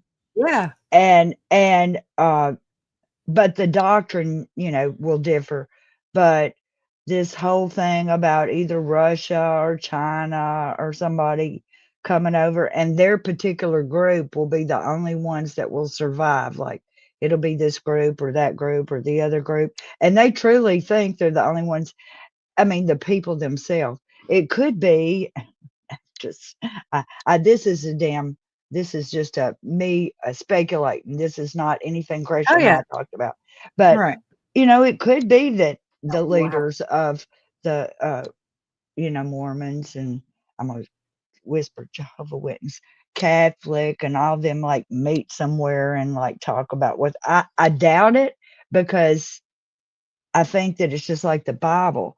The Bible, I mean, I doubt that they have that particular meeting. They can have some other meetings. But, political, for a fact they do, about like with the United Nations and stuff, because churches, it ain't just it's not just about worshiping God, y'all, if you didn't know it. There's also all those contributions they got, whether or not they have to pay taxes on them, all kinds of stuff. So yes, the churches get all entangled up with the politicians trying to get favoritism towards what, grants and all kinds of stuff that churches get. So it's not just about, don't fornicate and take your Bible and all that. There's a lot of money involved in this, a lot of money. A lot of trafficking, a lot of all kinds of things. And that's exactly what I found. Also think that it's very suspicious, and that the procedures that these large groups, religions, have for handling child abuse and child sexual abuse are all so similar, and they hide it. I couldn't understand it. It's looked like you could say, hey, y'all, I'm getting rid of these bad people out of my religion. Ain't I good? I'm shoving them out. Here they were, but we're shoving them out. But instead they go, oh, don't tell anybody. We don't want them to know they've been here. And it works. That's a bucket of crap, though. It works time and time and time again. It works for the pedophile, for the PDF. Excuse me. They victimize their victims. And I mean, we see that going down right now. Right. And then they move them someplace else and to another congregation. The congregation don't know. They're working with your children, having swimming parties for all the kids, and there it happens over and over again. They're going to crap. Hold on, I forgot. Oh, I really took us down a rabbit hole. No. I don't remember, but it's okay. I came into this late, but did y'all see Detective Duncan's there today? That's what Natalie is asking. And what I was reading, go ahead. I was reading, forget who asked, whoever asked what I was reading. I'm reading the Jesuit oath. It's an oath that Jesuits or even LDS who go to the temple, like Chad, Lori, I believe that like Lori the other day, whenever Serena Sharp was on the stand, and she was like, when you swore in here, you swore to tell the truth, the whole truth, and nothing but the truth, so help you who? And she's like, God. Anyway, so I think that was like a veiled threat, because they do take these same, or not these same, but O's mimicking, and they mirror and look a lot like and sound a lot like, O's that are taken law wise. And anyways, it's just interesting. They exploit everything, is all I'm saying. But who asked me this? Many Masons and Shriners don't know about the jesters by design. The jesters do come into the Hamblin case. When I saw that, I almost, whatted myself. I was like, oh no. Yeah. So for sure, it's Mason Shriners. And I think it was somebody had said it in here in a question, or I think it was Desert Rain. Yeah. Yeah, so the jesters do come into the Mormon, or this angle that I've been studying, the Hamblin, Levitt, Ballard, Gordon Bowen, Ken Krogh, this angle. And what's interesting, and so hold that thought, Donna, I'm going to go look for a video that I heard this myself and was like, wow, if I didn't hear it with my own 2 ears, I'd have never believed it. Okay. So Nate says that he's back in the courtroom waiting for the courtroom to open, and he just saw Chandler Detective Duncan walking with prosecutor Trina Kay. Duncan was sick yesterday and could not testify. I believe he goes on to say he was going to testify today. Oh wow! Which is very. Did you pin that and then I didn't? Well, that's okay. I was just headed up there. I'm through. I was through reading it. I was through reading it anyway. Back over here, and then I pulled it down so I could play this real quick. It's like 2 minutes. Okay, go ahead. So this is Ken Krogh, and this is Tim Ballard talking to Celeste Borges, who used to be a oh my gosh, an assistant for Tim. She's suing him. Anyways, all right.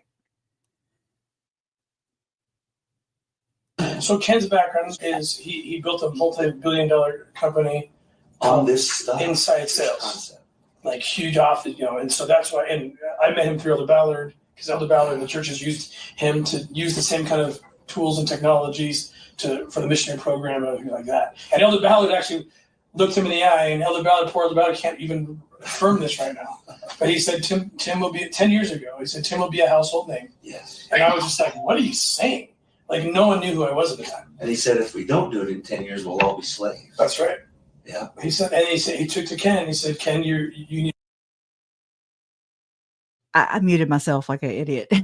But that part right there, if you don't do it, meaning start Operation Underground Railroad, if you don't start all these NPOs, you wonder why Jody Hildebrand's here. You wonder why Tom Harrison has his nonprofit organization with Ken Krogh here. You wonder why they have the Spear Fund, the Nazarene Fund, all the funds, right? Fund. And he said Elder Ballard told him that if you don't create this, if you don't do this within 10 years, well, you'll all be slaves. Do you get it?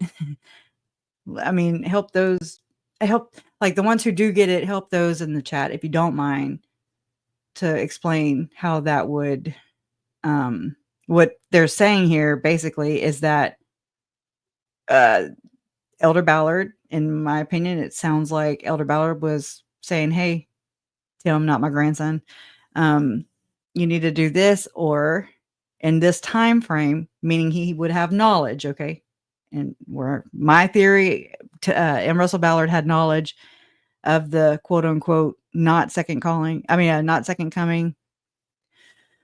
And he's warning him. He's just saying, hey, you better get going because we have this much time, because they are thwarting this conspiracy forward. And it's been going on since, I don't know exactly when, but I don't have all that memorized verbatim, but yeah, let people know. Relatable Reese. Yeah, I know. Yeah. I was watching them, but then I bounced out whenever all that crazy crap came out.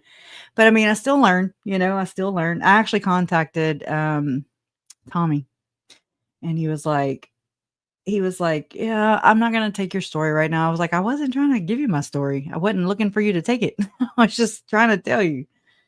Anyways, all right, let me finish playing it though. Oh, let's listen to that again. Like, I was just like, what are you saying?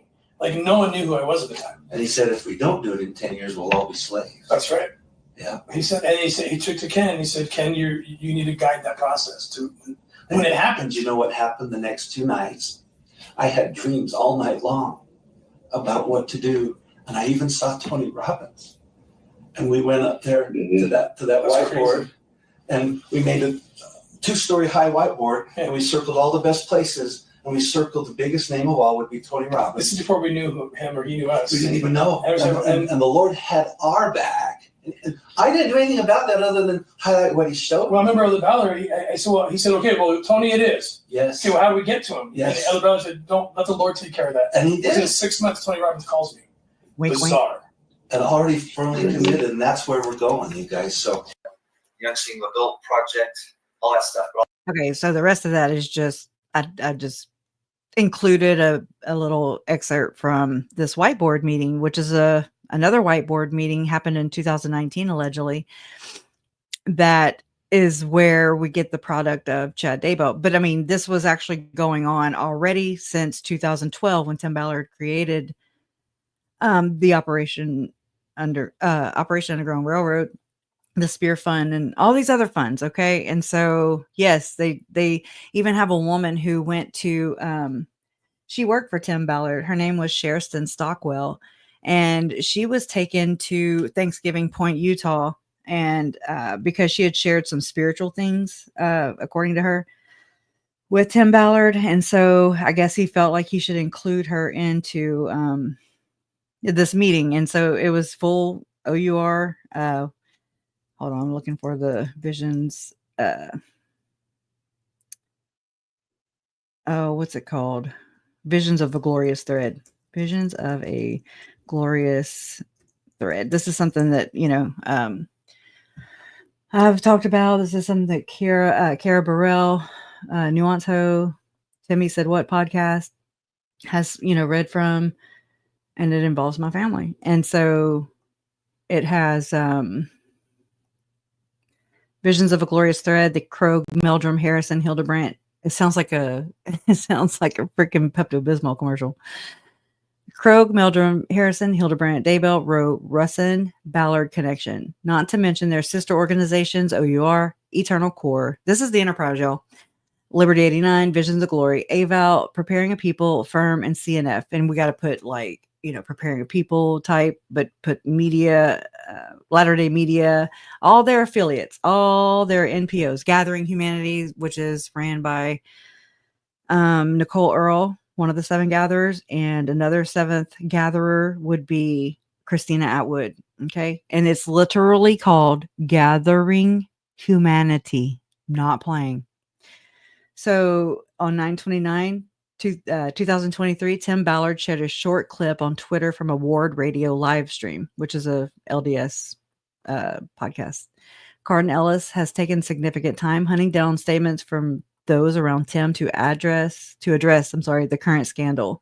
Cardin in the live stream shared a statement made to him by Ken Krog in defense of Tim Ballard. So Ken Krog is this guy right here, the one you just saw on the whiteboard. Ken is the current president CMO of the Spear Fund and has a long and fascinating history of business ventures. He is probably most well known as the founder of InsideSales.com. You just heard him say it. And his consulting entrepreneurship. He is a member in good standing, that's in the church, right? And has consulted for the church in a number of capacities. Ken was also the head of of OUR social media back in 2016, also for the Spear Fund. You can just say that. He suffered a significant head injury in a car accident in 2015. This moment seems to be a significant turning point in his life.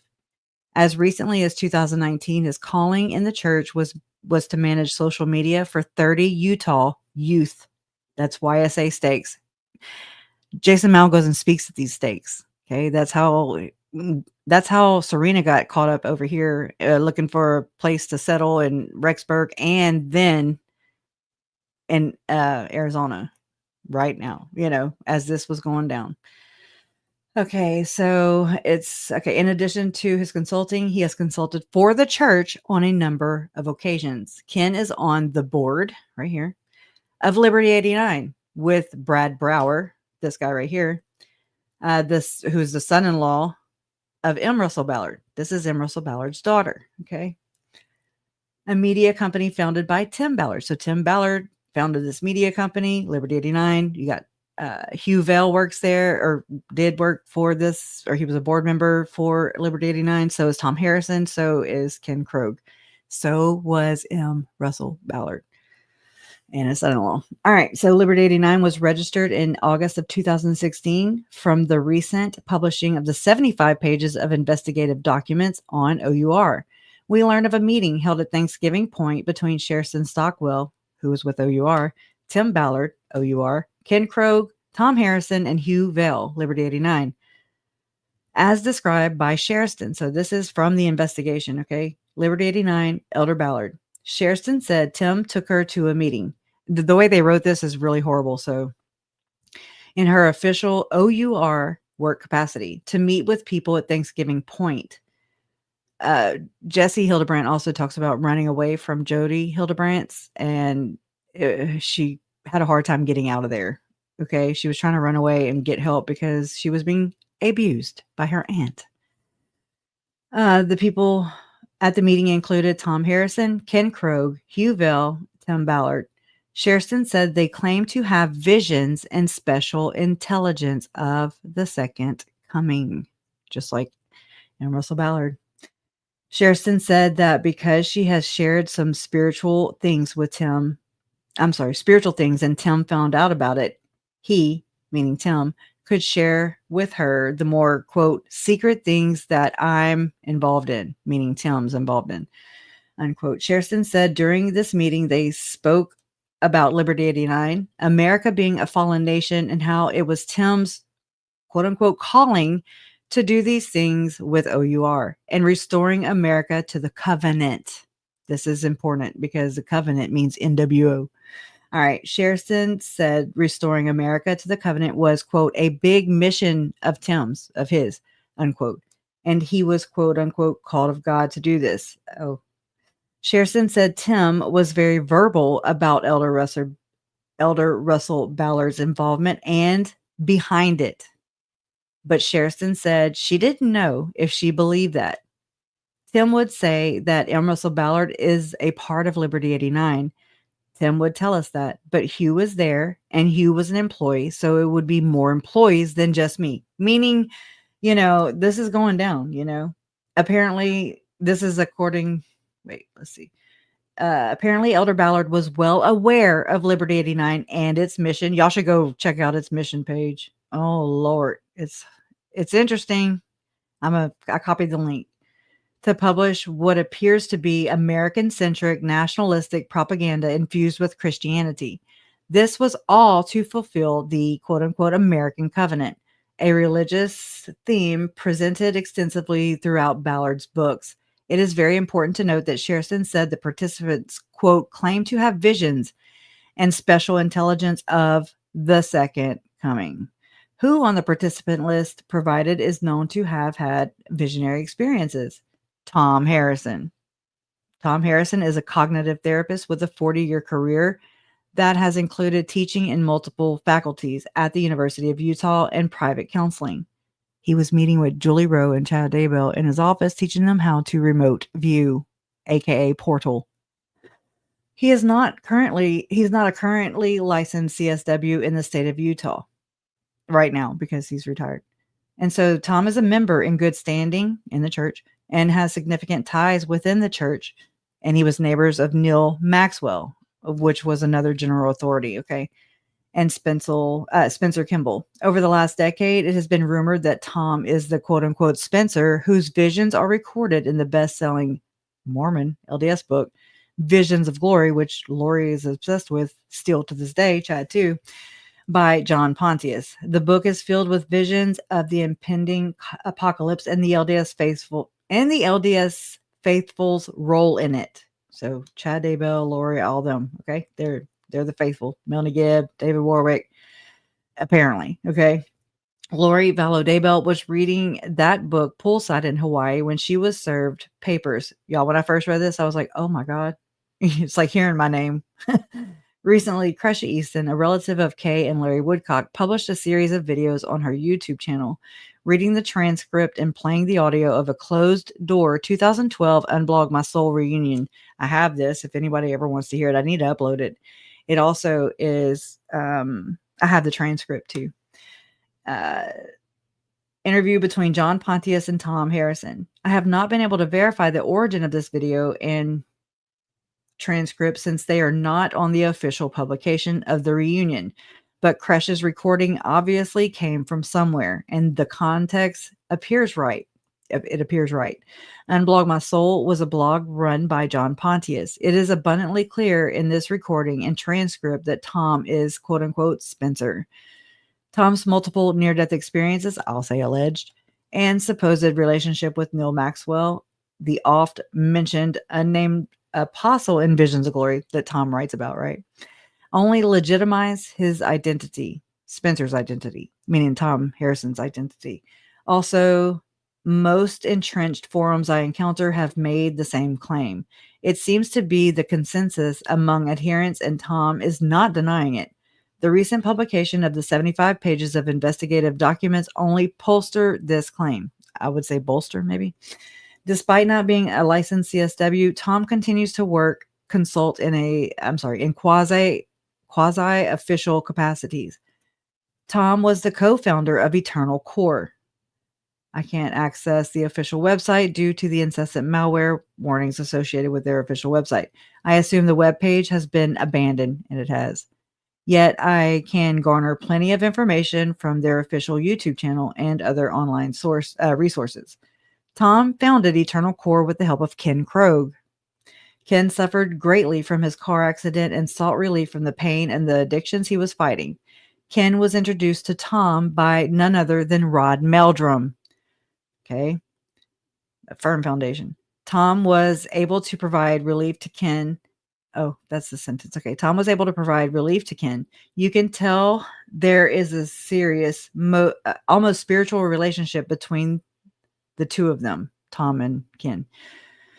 The origin of Tom and Rod's relationship is a mystery to me, but they have both been involved with Mike and Nancy James of Preparing a People. I'll say Glenn Beck too. Note that after the fallout of Julie Rowe, Chad Daybell, and Lori Vallow, Preparing a People slowly dissolved. Actually, they just rebranded just like every other of these people do. And Mike and Nancy focused on Latter-day Media and their projects with Rod Meldrum and Avraham Gigliotti. Together, Ken and Tom created Eternal Core. And so they've hosted Jody Hildebrandt, Tim Ballard. Anyways, let's go. Eternal Core is a community for practitioners and those struggling with mental and emotional health who are seeking treatment outside the bounds of modern pharmacology, while maintaining the spiritual core of individual identity. The enmeshment of religion and counseling is apparent in their presentations. Here is the banner photo of their conference Facebook page. So here's Tom, here's Tim, here's Jody, here's Tyler Schwab. Tyler Schwab might be here. And this is the Fight the New Drug dude right here. I think this guy owns, anyways, let me go. Eternal Core. Okay. From left to right, top to bottom, row 1, Jessica Mass right here. She's with OUR. Dan Gray right here. Carrie Mercer right here. Alima Harrington. Okay. Alina Fong. Tony D'Angelo right here. Alicia Worthington. Row 2, Jeanette Bennett. Tim Ballard. Tom Harrison. Clay Olson, that's his name. Fight the New Drug. Jody Hildebrandt right here. Connections Classroom, right? And then row 3, Unidentified. I think that's Kenneth. He's like a musician or something. And Tanner right here. Tyler Schwab right here. Jessica Zurcher. I don't know. One of these. Jacob Hess right here. And Nate Bagley. That's just some of them, that were featured on Eternal Core. As you can see, there are several familiar faces on this banner. Since Eternal Core's focus is on counseling and addiction, mainly sex porn, many of the individuals presented specialize in these fields. Of note, Jody Hildebrandt, the recently arrested, and we can now say convicted, was a keynote speaker at the Eternal Core 2019 conference. If you've seen, followed Hidden True Crime, then you've seen these interviews with Jody, or these conference where she's a keynote speaker. Of note, Jody Hildebrandt, I already said that. Note also the presence of Clay Olson of Fight the New Drug. His organization has been criticized by professional therapists for some time. OUR. Significantly, I want to emphasize the apparent overlap of OUR and Eternal Core. As you can see, Tim Ballard has an existing relationship with Tom Harrison of Liberty 89, and has participated in an Eternal Core event. He's in a couple. In addition to Tim, Jessica Mass and Tyler Schwab have ties to Eternal Core. Jessica Mass is the chief of aftercare, and there is no aftercare, by the way, at OUR, and Tyler Schwab is the OUR director of aftercare. Latin America has previously served as the senior aftercare country manager. I'm sorry, thought I was reading it wrong. Specialist. Sherston, in her interview with investigators, made mention of Jessica Mass. Now, here's where the United Nations comes in. I do want to talk about aftercare for a second because Jessica Mass, this is Sherston Stockwell again. She's a liar. She's a fraud. She's a joke. Sherston could not understand why a company as large as OUR had Jessica Mass in the position that she was in. Sherston said that in March of 2017, she believed that was the year OUR was invited to the United Nations as a guest of United Families. I found that article too. As their guest, they would be allowed to speak or be on panel and offer expert advice at the UN. So Tim Ballard, Matt Osborne, John Lines, Jessica Mass, Kelly Cooten were some of them that went to the UN. Jessica was going to be speaking, so she was required to provide her identification, credentials, and certifications. Sherston said Jessica kept avoiding providing her credentials. Jessica has traveled all over the world where she will speak and be on panels for various groups and tells them that she is an expert and an international therapist. It's getting hard to read. When Jessica was checked out, it was found that Jessica does not have any credentials, or I don't know what this is, any or many, I don't know, credentials, and is not a licensed therapist. Jessica only had an undergraduate degree in biblical studies because she wanted to become a minister. However, Jessica is in charge of aftercare and the person to vet aftercare homes all over the world. Sherston said Jessica tells everyone all over the world that she is literally the expert in aftercare. Sherston said that Tim tells everyone, and they throw these expert titles around and nobody verifies them, right? Because everybody just quits thinking. Okay. Sherston said when her and a few others found out that Jessica did not have the qualifications that she was claiming, they went and told John Lines and Jerry Gowan. She said that the leadership of OUR didn't care and kept promoting Jessica. That's about right. Sherston said that Jessica's end game was that she wanted to be a model, an actress, a celebrity, and be in movies. Well, she's in the right place. I'm going to read this and then we'll have to, I know that, you know. In addition, Sherston claims that Jessica has met with high-ranking church officials, Elder Ballard and Rasbin. Sergeant Luke asked if Sherston was ever asked to go and meet with any high-ranking LDS. This is an investigator, feds, high-ranking LDS church members. Sherston said she did. Sherston said she met with M. Russell Ballard and privately with Tim Ballard with another general authority. Okay, another one. Elder Ronald Brasbin, who is over the Haiti area.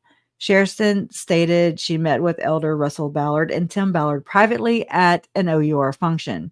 Sherston said she did meet with Elder Rasbin in the church office building in a conference room with Tim Ballard, herself, Jerry Gowan, and Jessica Mass. Sherston said she was in a few private meetings with Elder Russell Ballard, not as a private church meeting, but he would come to an OUR event and they would meet in a VIP meeting. However, Tim met with Elder Ballard once a month. So you can come read the rest of this or we'll do it again later.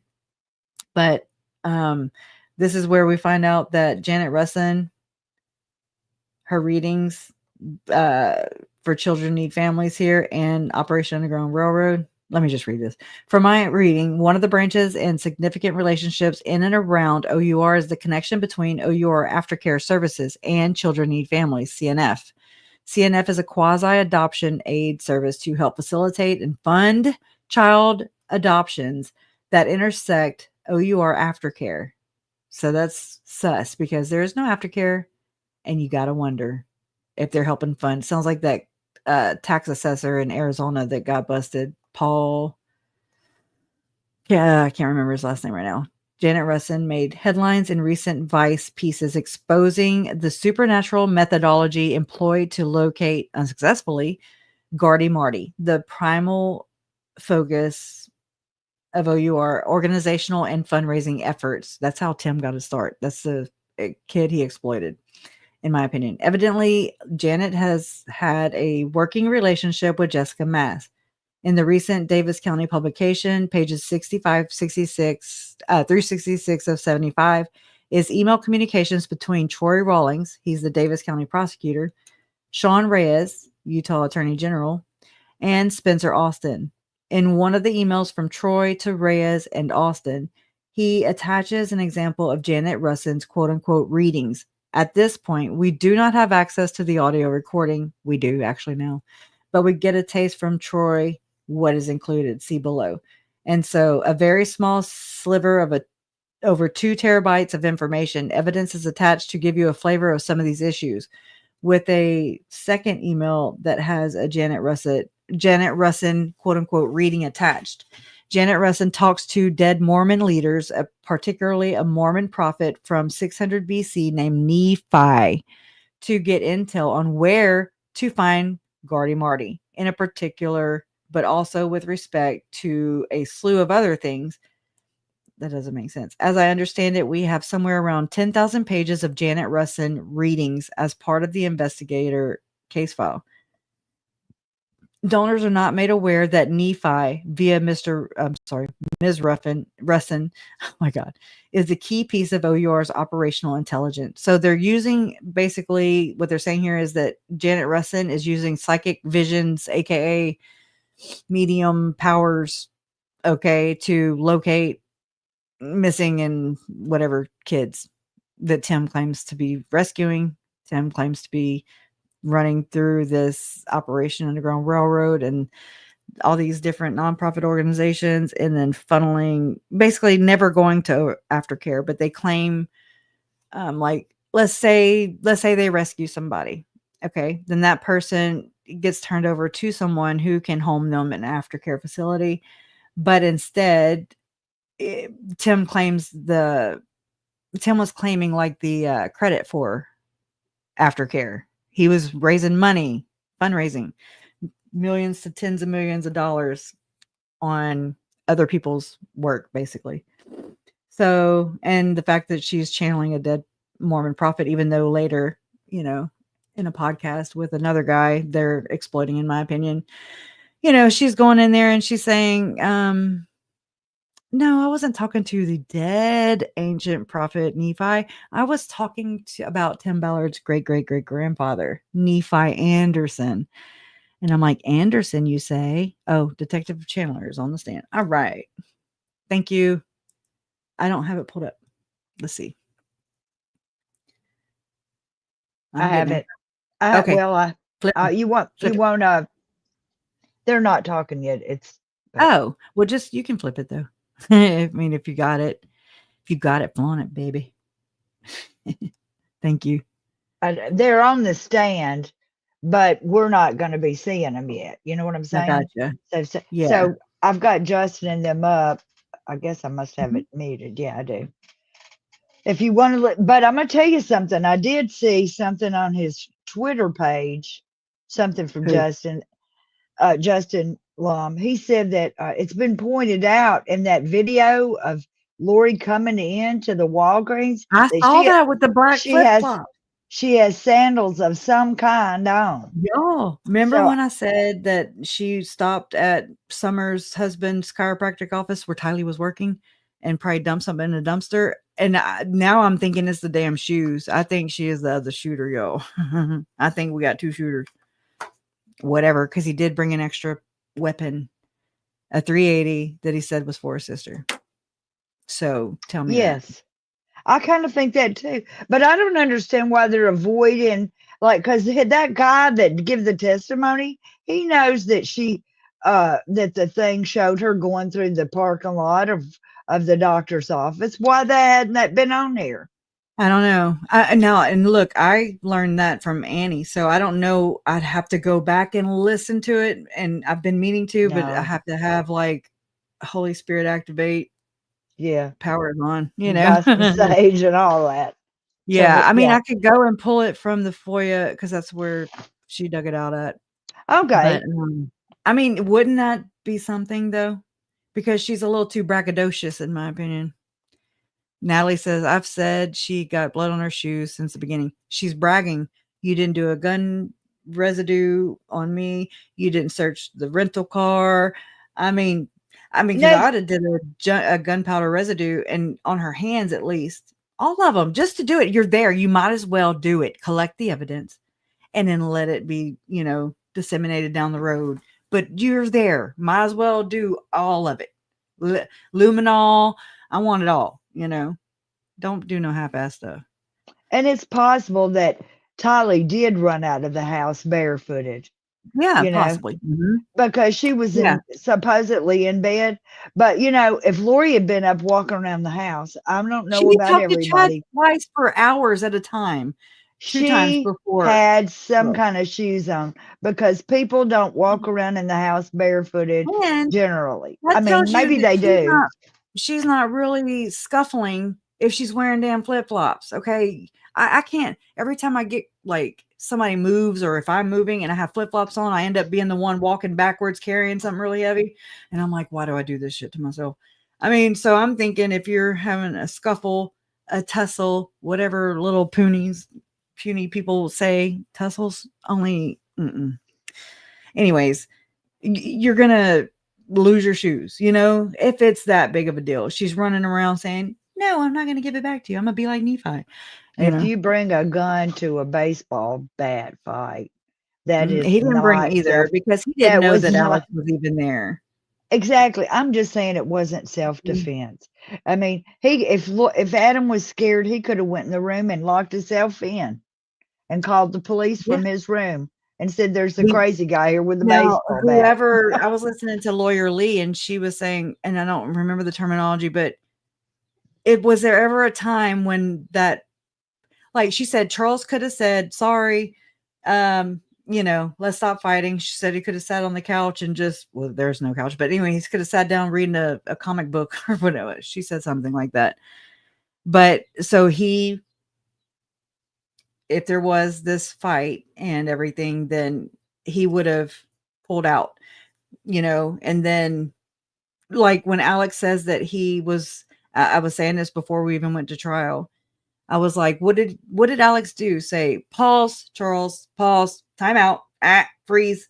Let me go get my weapon. I'll be right back. And so he breaks away, he disengages, then he re-engages, according to a story. So Lori had full intentions, if she wasn't lying, that she had full intentions of leaving Charles trapped with Alex and a gun. No phone, taunting.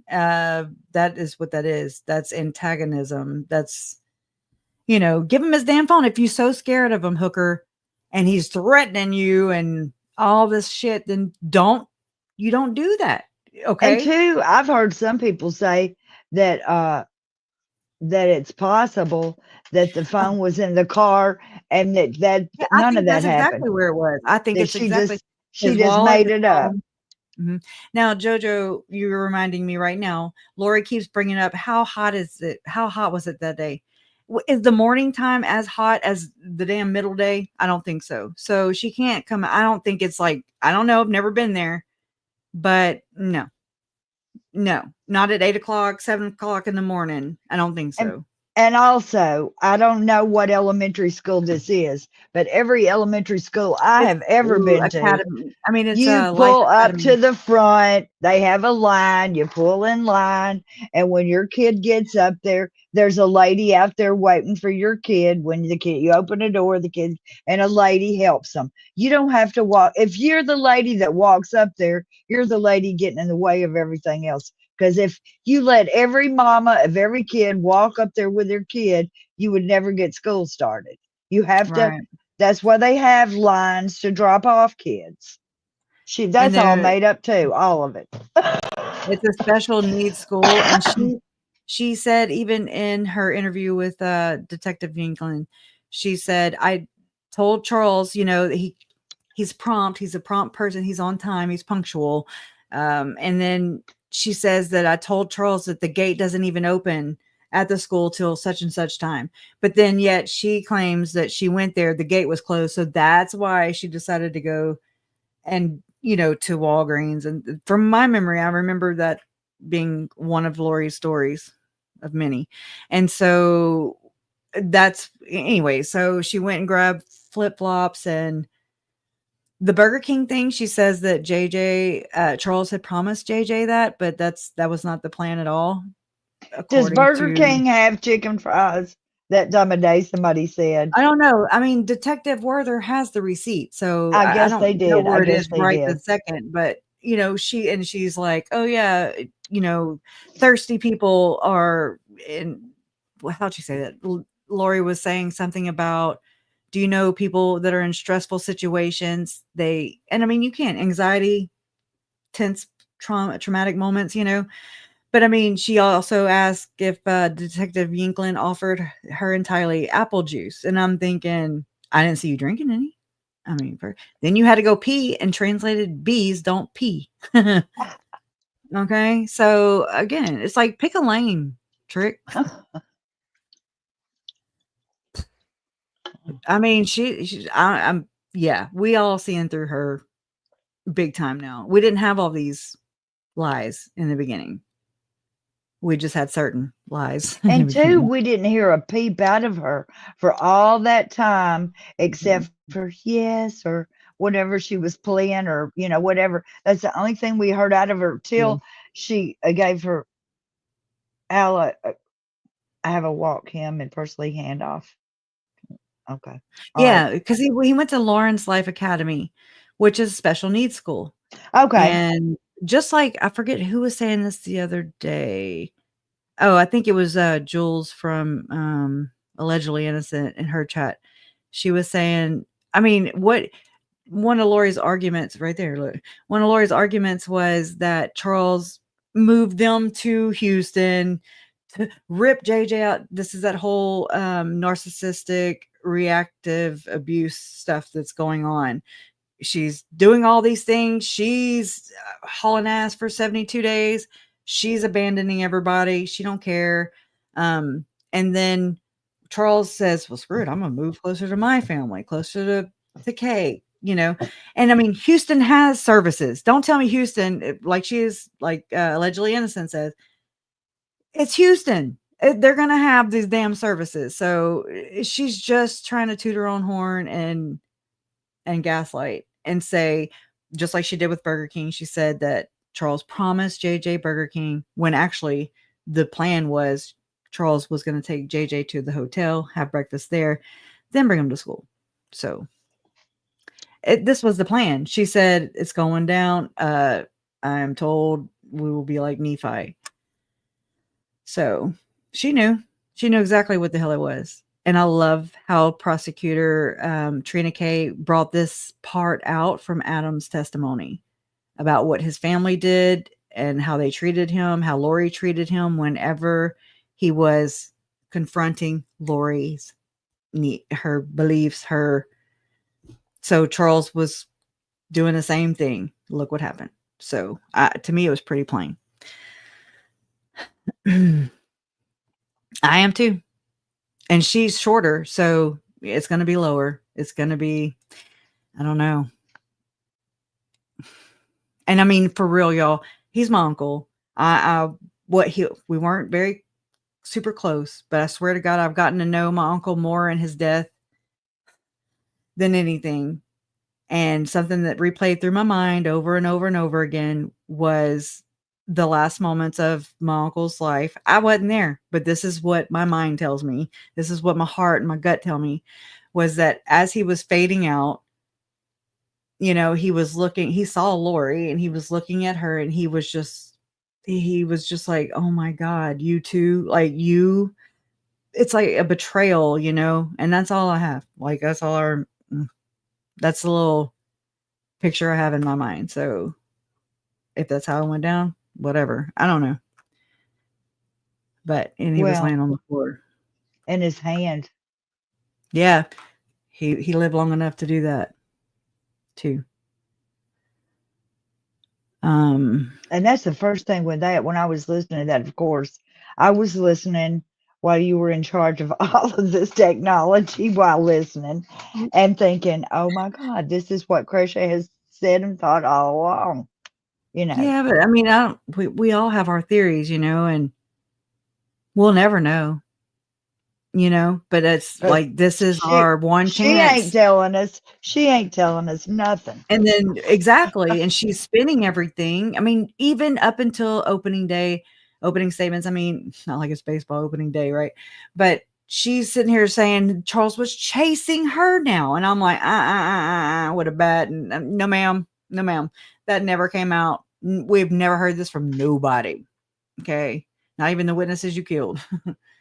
I think she wants somebody in the family or Zach to repeat the tale that she told as a precursor. Antagonistic. Like, yeah. He's trying to kill us. He's being so mean to us. She wants one of them to testify to that. Yeah. You know, she can want of what she told them, not of what happened, but what she has told them, because they won't let her say it. Right. Boy, I mean, howdy. Come on. I couldn't get this to click. I'm sorry, Bewitched. I'm trying to click it and it was not working. Thank you, Veronica. I don't. Also, I just want to say, I do not know exactly what happened, but yesterday in the chat, late in the day, some people were very upset with one of the witnesses and got into a tussle in the chat. And I didn't see it, but I heard that people said mean things to each other in the chat over some trolling of a witness. And I think it was appearance, but I'm not sure. Wait, where was this again? In our chat. Because yesterday, today? Yes, yesterday. Because some people were not nice to Fancy Nancy. And so I guess I wasn't paying close attention, or somebody else wasn't. I tried to go back and watch it to see what happened. Yeah. And all I can figure is that some people were mad at the witness and they were talking. Oh, I do that too. I'm like, you did this and you did that. Yeah, and she was trying to give a reasonable synopsis of what's going on. And they got mad at her and started in Could have on been, her. yeah. And so I know it's hard when we get heated, and to me, it's faster and I just got to get it out. But we need to be aware of that. If you see something before we do, report them. You can report. There's 3 little dots. Can you help them? I'm gonna pull this. I'm gonna try and answer Shimal's answer because I'm gonna pull up the autopsy report and see what's all in the bag. When you make a comment, you can go back and see there's 3 little dots and show them on the one we have right here, like on the record right here. You can. I don't know if you can show them right there. Okay. Let's see. You know, the one you have pulled up. I don't know. I just thought about it. And I'm going to teach you how to pin a comment too. I remember you saying you didn't. I did pin one, but I have to switch and become you to do it because it's I don't have permission to do it. I have you as whatever moderator. I have you as one. You can slow the chat down. You can start shows, end shows. You can do all those things. But I mean, again, we don't know unless we talk. Saw her with her black flip flops on. Oh, okay, here it is. I was like, where is that damn screen? Look, you can press this key too. I'm gonna teach you something. Let's see. Your back key. Okay, you're gonna go back, and it'll just go back 5 seconds, and so you don't have to use your mouse. You don't have to go track the damn bar down. You press K if you want to pause the video. Just press K while you're on that screen. Okay. Okay. Well, I've got this up. See All right. down here on my cursor? I don't know if y'all can see it. Yep. Can you see it? There's 3 dots, and if you pull down, you got report or block, and you can report them. A couple times, however many times they keep popping up, we And do it if every you time. want to, if somebody's bothering you a lot, go ahead and block them. But that just means you don't see them. They'll You're still be flagging talking. YouTube. Yeah. Yeah, they'll still be talking mean, but you won't see them. And Okay, that's so what. real quick, Go ahead. look, I want to show you. Look, go back up to the top Of that same thing. of the video. Okay. Like where we can see the video. Scroll up. Okay. What happened to it? Well, There. All right, now press K.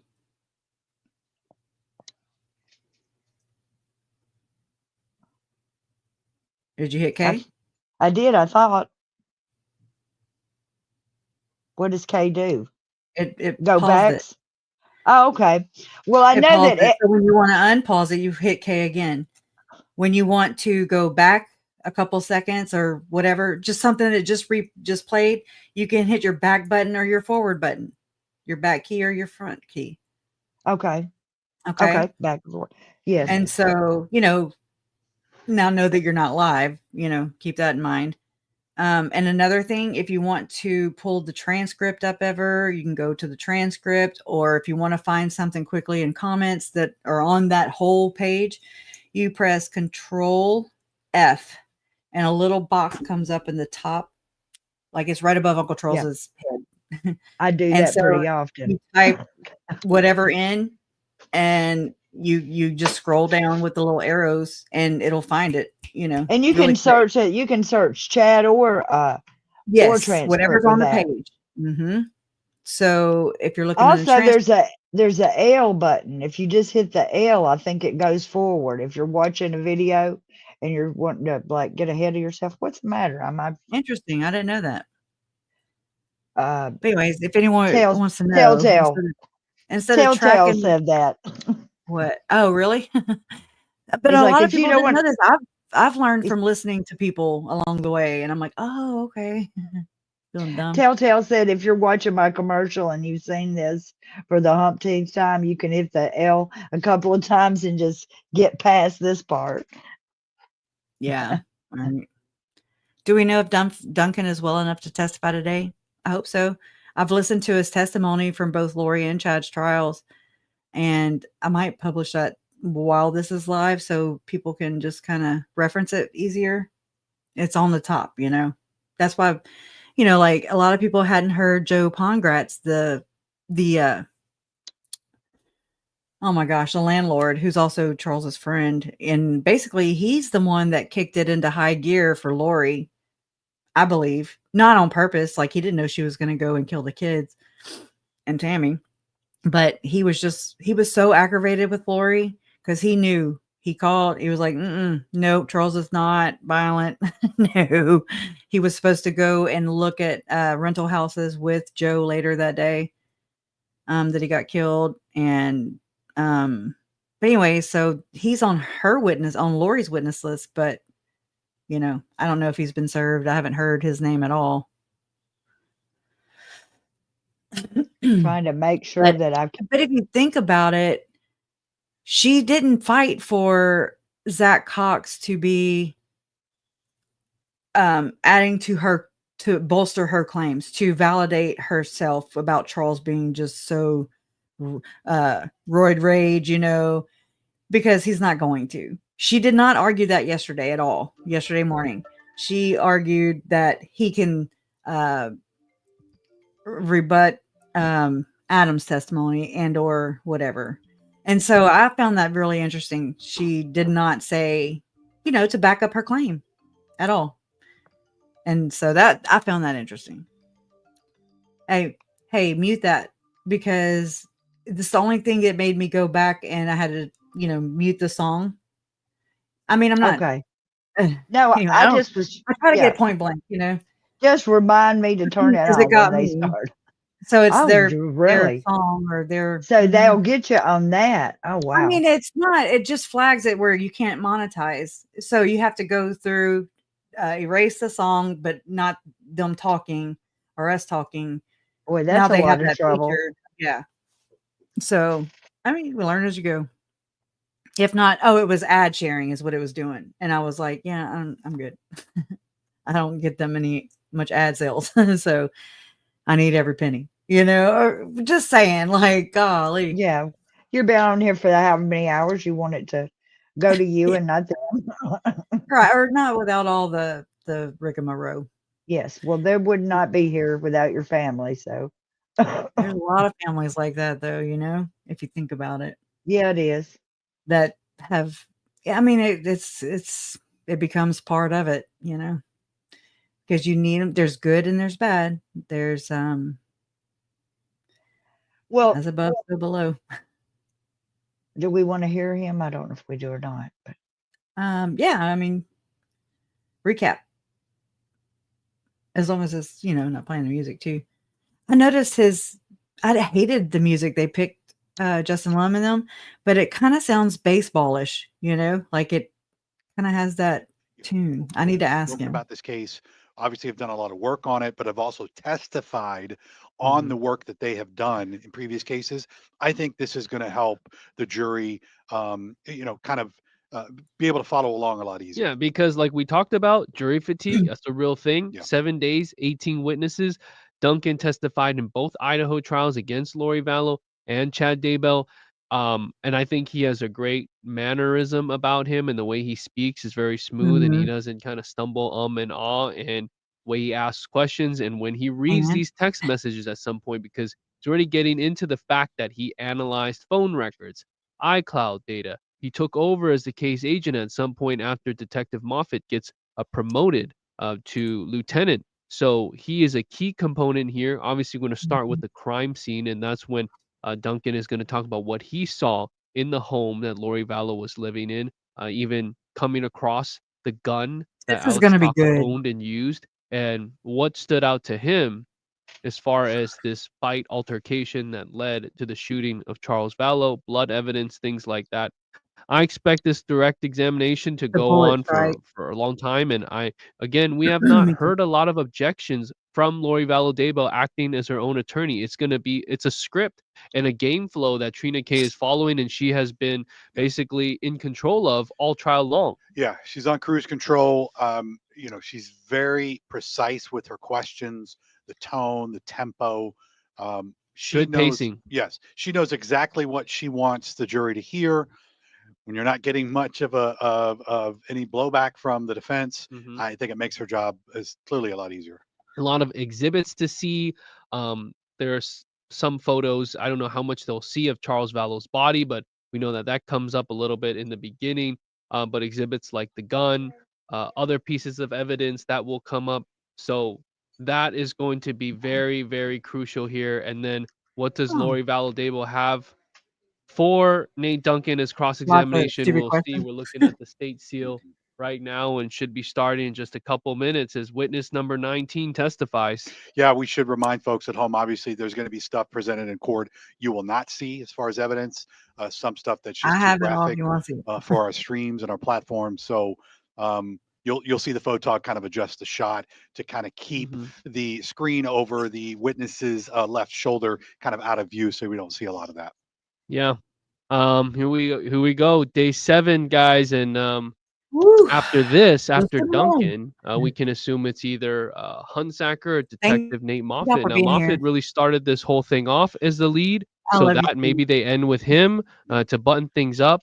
But I expect to hear those text Don't. messages read by Nate Duncan that disclose what was said between Charles and Lori, Chad and Lori, Same. Alex and Lori. I mean, that maybe even more of the inner circle, and we Very could not just very maybe cocky not and just about life really insurance money, but also demeaning. religious beliefs. Yeah, religious beliefs, I I agree. think will be a huge setup for motive. In this It's like they're case, on a I platform and would it think, makes it would you want move. to end with Moffat?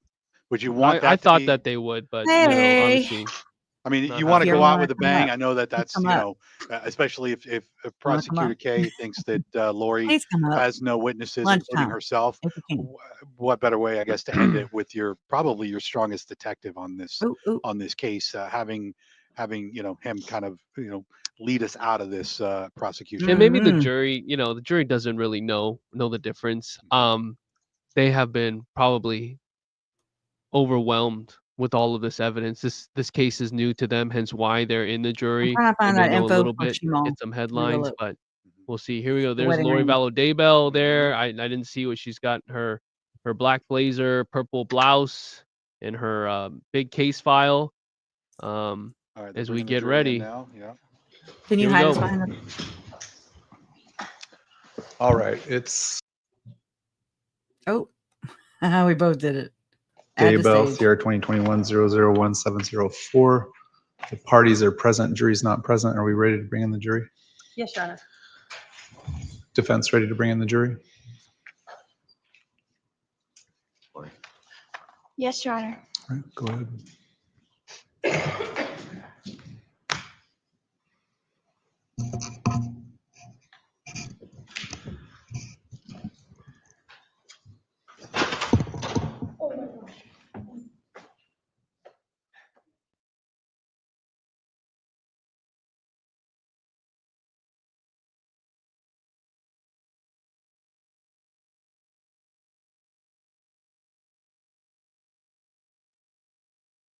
Today they were starting at 10:30 Arizona Pacific time.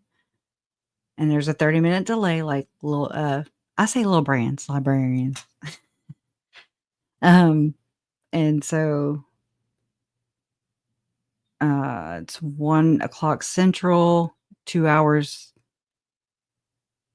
12. So it's 11 there. So yeah, they're a little late today. But they were supposed to be here at 10:30 today. 10 o'clock yesterday and the day before, 10:30 today. She and Summer voices make me angry. Have you seen how they sidewind their mouths? It is hilarious. It's weird. Turn it off with a zap. Zap, zap. Okay. All I'm a right, hush. please be seated. The jury is present. The state may call its next witness. The state will call Detective Nate Duncan. All right, sir, go ahead and stand up here and be sworn in.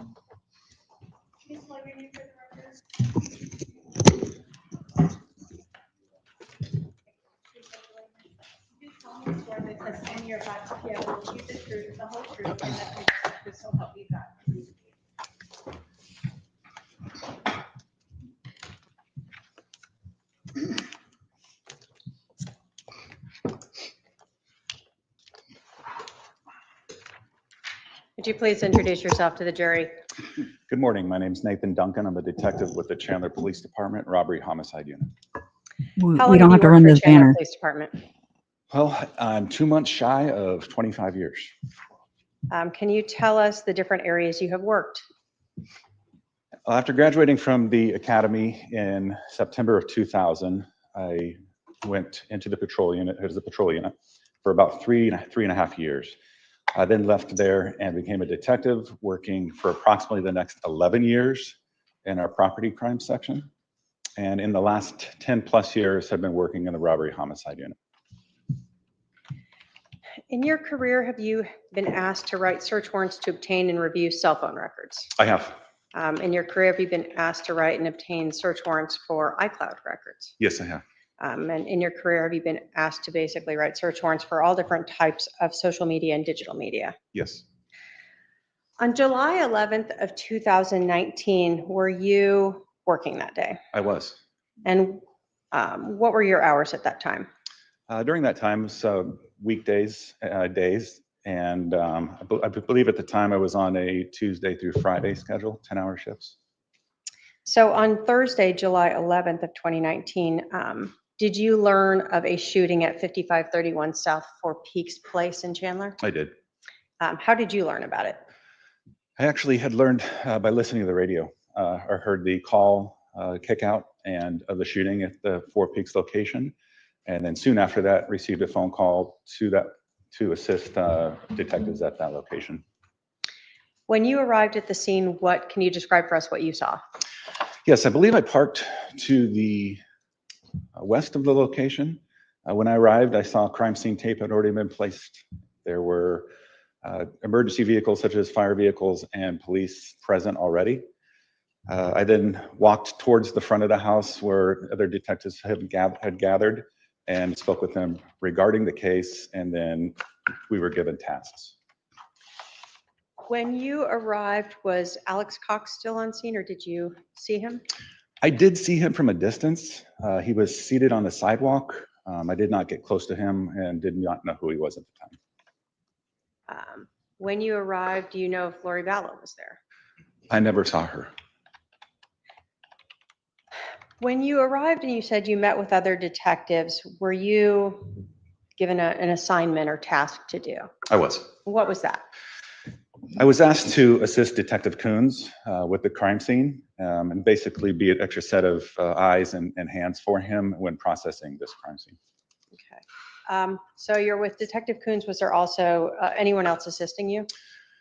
At some point, Detective Werther was there as well. And we had a patrol officer that was standing by helping us, and also a crime scene investigator with us. Okay.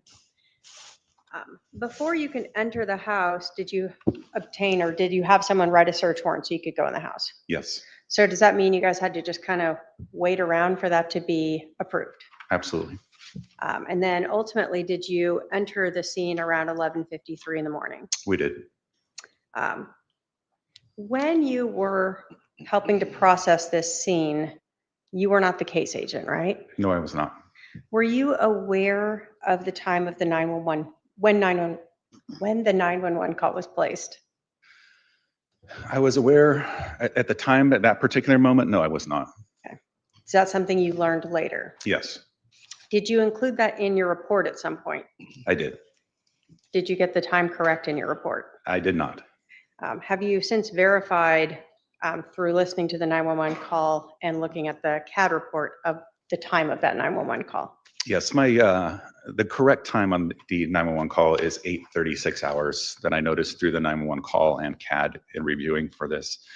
Then I did notice that in my supplemental report, I noted the wrong time of 8:32. Okay. Were you aware of who made the 911 call? I was. And who was that? Alex Cox.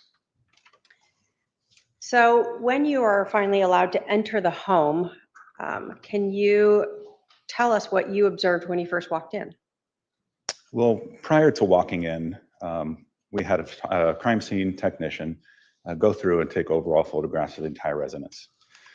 After that, we utilized the Lizard Q system to take additional photographs. Once that was complete, then we made entry in to make our own observations. The front door faces to the west of this home, and as you enter, there's a small foyer. Blue is white and black checkered flooring, and then you step into what I refer to as a great room that had no furnishings. There was a mirror on the north wall, a large picture window on the east wall, a mirror on the south wall, and a mirror on the west wall. I noticed the body of the deceased, later identified as Charles Vallow, laying on the western portion of the room. He was in what we call the supine position, with his head to the north and his feet to the south, and his arms on each side of his body. Okay. When you saw Charles Vallow, did he appear to be fit? Yes, When you went into the scene, did you notice a lot of blood around the scene? we did not. When you were looking at Charles Vallow, you told us that his hands were each to his sides, correct? Correct. Did you notice any blood on his left hand? I did. Where did you notice that? I noticed some blood in the webbing, we call the webbing of Charles's left hand. And in seeing that blood, and with not seeing any other blood, the only source of blood for that to come in contact with would have been on Charles' chest. So I felt that that could have been from him placing his hand to his chest at one point before finally coming to rest. So the flooring around where Charles's hand was, there was no blood around that floor area. Correct.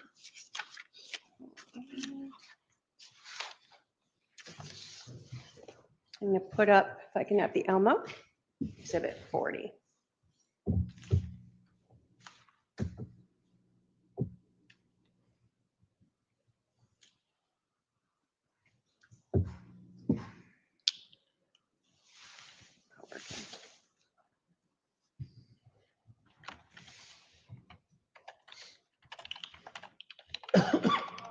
There we go.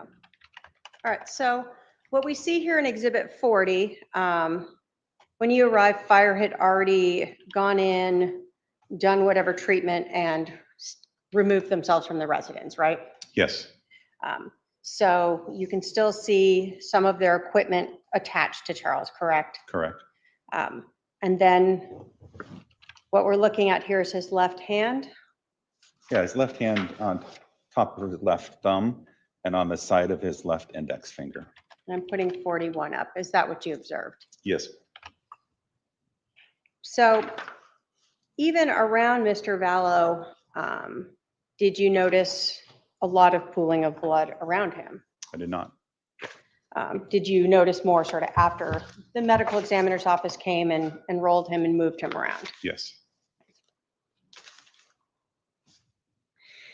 You talked about mirrors in that room. Did you notice any cracks or damage to any of those mirrors? I did not. Did you see the bat in the room? I did. Was that on Charles's right or left side? It was on his right side above his, more north of his head. And when you are processing that room, are you looking for any potential blood evidence that's not just on or around Charles Vallow? Yes, we are. We're constantly looking for any kind of blood evidence that would help us tell the story. Any kind of movement of somebody who had bled and then moved through the house to try to better explain what had happened. So in this case, did you check that wood floor in that called great room for any blood drops or spatters or smears that might be on the floor that wasn't like right under Charles? Yes. Did you find any? No. Did you go into the other rooms in the house and help search for any other blood evidence? I did. And did you note any blood drops or smears or anything else on the flooring or walls in any other rooms?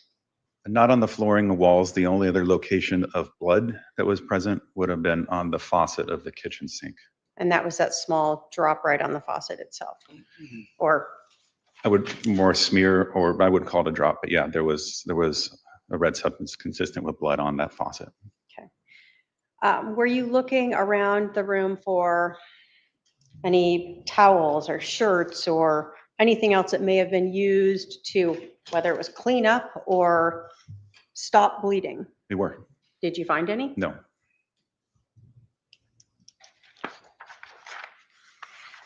At some point, as you are going through the scene, did you go into what I'm going to call the pink room? The pink room, With the gun? Yes, I did. Put up an exhibit here. When you went into that room, were you, and I guess I can call it the pink as well as black and white striped room, exhibit 71. Did you observe this orange duffel bag, the garbage bag with some clothes, and then the gun laying on the floor next to the duffel bag? I did. Were you responsible for making that gun safe? I was. What did you do to make the gun safe? So obviously, we, with help of our crime scene technician, we photograph the gun, the bag, and everything as it is in place. That's how we found it. At that point, I would place some gloves on and pick up the gun. also looking for any kind of blood or biological evidence on the gun while I'm looking at the gun. I would eventually do what's called making the gun safe. I would remove the magazine from the gun, set that aside, and then cycle the slide to remove any kind of cartridge that's inside of the chamber. In this case, this is a Springfield XD handgun. The magazine was released and removed. The cycle was manipulated, and a single .45 caliber cartridge fell out. I'm going to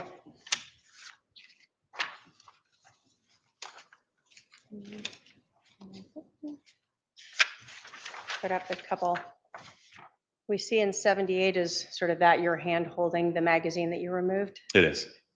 And then 86 is that your hand with the single casing. Yes, it is. When you were going through this evidence, was there inside that orange bag that we see in Exhibit 82 a gun case? Yes, Did that gun case have any locks on it? it did not.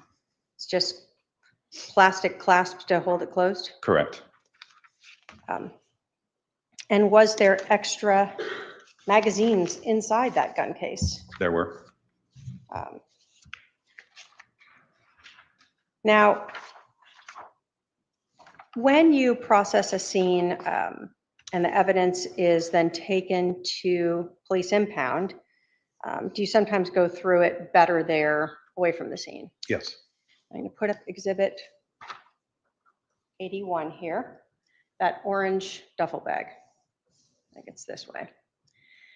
Did you later go through the duffel bag? I did. And is there an outside pocket on that? There is. Did you locate a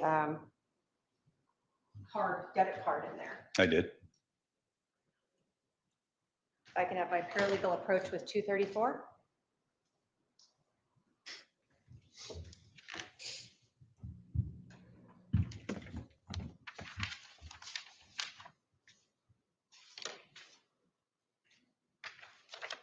Do you recognize Exhibit 234? I do.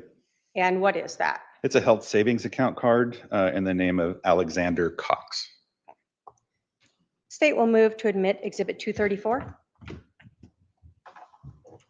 Any objection?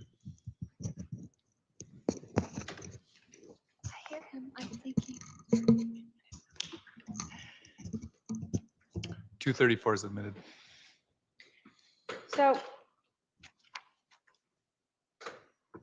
Alexander Cox, is that the name of the person who called 911? Yes, it is.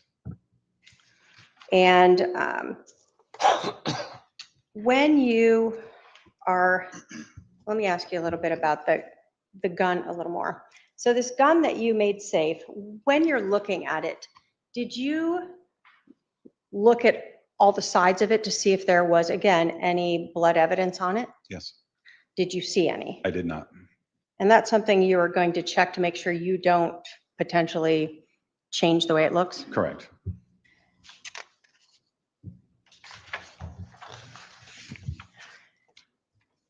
Did you know when you went in to process the scene that Alex Cox had an injury to the back of his head? I don't know. When I went in, no, I did not. Did you learn at some point that he did? Yes. Knowing that he had an injury to his head, did that play in? Well, let me ask you, when did you learn that? I believe it was during the investigation. We learned that Alex had sustained an injury to his head.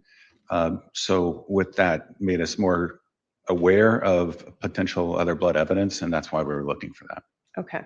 So is that why one of the reasons why you're looking on this gun to see if there was any blood transferred from him potentially touching his injury and manipulating the gun at some point? Yes, from our understanding, it was there was some sort of assault with this, or assault with a bat, and then Alex then retrieved to the bedroom to get the gun. So our understanding is if you get hit with a bat and you're bleeding, that you would hopefully bring some sort of blood evidence onto the gun and then what happens after. There's more blood evidence as well.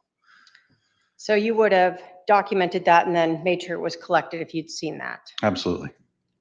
But here we photographed the gun without any blood evidence on it. Yes. Do you also, when you obtain a gun, look at the serial number? Yes. Why is that relevant? We want to know who it returns to, who owns that gun. And did you determine who owned that gun? We did. Who owned the gun, the Exhibit 247, that Springfield? Alex Cox. Now, at some point, we've heard the medical examiner came to remove Charles Vallow's body, correct? Yes, And were you present when that happened? I was. And did you and the others that were processing the scene clean up the blood on the floor that had been left underneath him? I did. And when you were cleaning up the blood, did you notice anything on the floor that stood out to you where he had been located? Yes, I did. What did you notice? When cleaning up the blood, I immediately noticed a defect in the floor consistent with a bullet strike that would have been close to or right on this area where the exit wound would have been on Charles' left shoulder. So you had seen the floor and been processing that room while Charles was laying there, correct? Right. And once his body was removed, there's a pool of blood underneath where he was. Correct. And in that area, I'm going to put up Exhibit 60,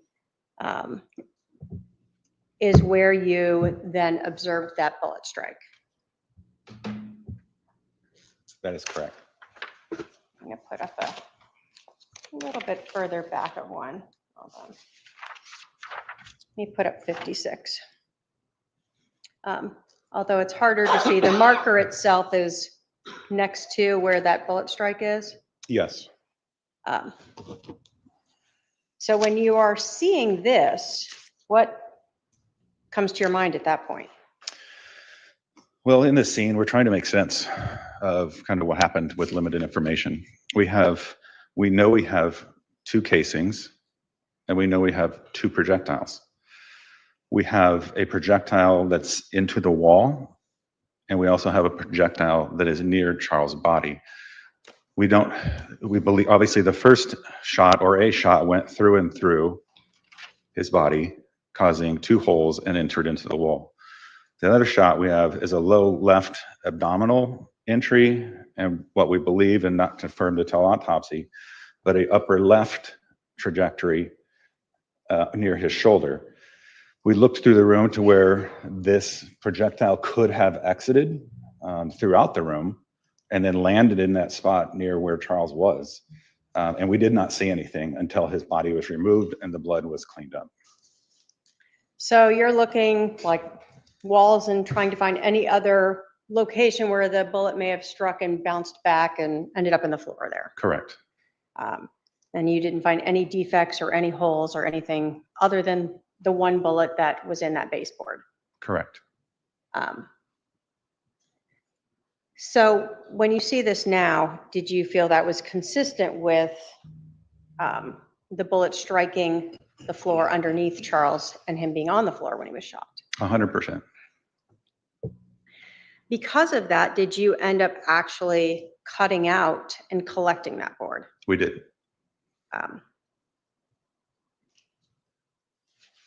And then you said that you were wanting to know if that was confirmed during an autopsy, correct? Yes. Did you attend the autopsy? I did not. During this initial investigation on July 11th of 2019, did you ever search Charles Vallow's rental car? I did not. So Lori Vallow had his car all day and nobody looked inside of it. To the best of my knowledge, yes. Initially, as a person who was just working the scene with Detective Kuntz, did that sort of end your investigation or your involvement for at least July 11th? Yes. What was your next involvement in this case?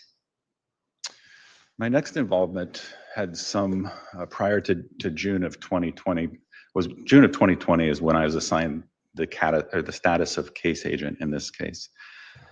Prior to that, I did help Detective Moffett with analyzing and just sorting through iCloud phone records and other data for him. So we have heard about cell phones that had been extracted from retired Detective McDonald. That was Charles Vallow's cell phone. So was Yes. that one item of evidence that had been collected? Yes, Did you review any of that extracted data? yes, I did. Did those extractions include things from emails, Yes, text messages, yes, sort of anything you might expect to see on anyone's smartphone? correct. When you are looking through this, did you look through both Charles' iPhone extraction and later some iCloud account extractions? I did. What are iClouds?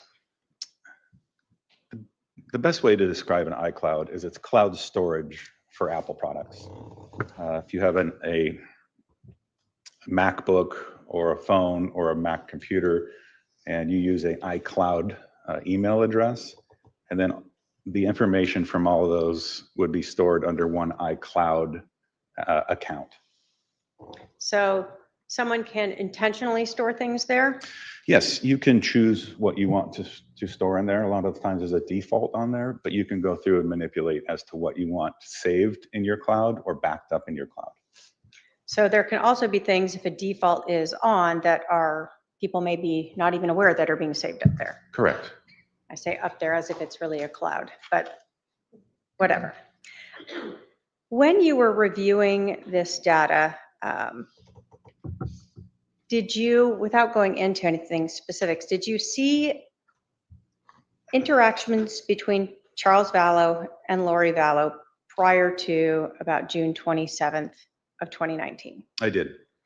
And did you see interactions with Charles Vallow and Lori Vallow after June 27th of 2019? Yes, Did you see a change in those interactions? definitely. Did you learn from reviewing Charles Vallow's cell phone extraction and iCloud accounts that Charles had found an email sent to Chad Daybell that was purportedly written by him? Yes, I did. Did that involve an email address, kkwalker75 at Yahoo? Yes, it did. Did Charles Vallow, in fact, save a copy of that email into his account? Yes, he did. In reviewing Charles Vallow's cell phone extraction and iCloud account prior to this time in June, had you seen any use of this kkwalker75 at yahoo.com email address? Prior to June 27th of 2019, had you seen Charles Vallow utilizing that email address? Had I seen Charles utilize it? Sorry, no, I did not. Okay. So even though you're going through his account, you're seeing emails by him, right? Right. And you're seeing emails that are saved into his own iCloud account. Yes. But nothing in there was saved prior to June of 27th of 2019 relating to kkwalker75 at yahoo.com. That is correct. Was the first time that you kind of became aware of this account when you saw that Charles had saved an email and then began texting Lori Vallow about it? Yes. Did you find multiple text messages or SMS messages from Charles Vallow to Lori Vallow relating to this letter? Yes, I did. Did you find evidence that Charles Vallow, after discovering this, email contacted Chad Daybell. Yes. Did you find evidence that after Charles Vallow found this KK Walker 75 email address, that Charles Vallow contacted Chad Daybell's wife, Tammy Daybell? Yes.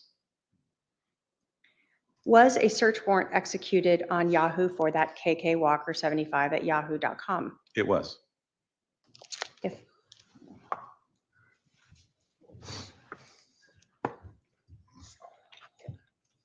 I can have my paralegal approach with 289.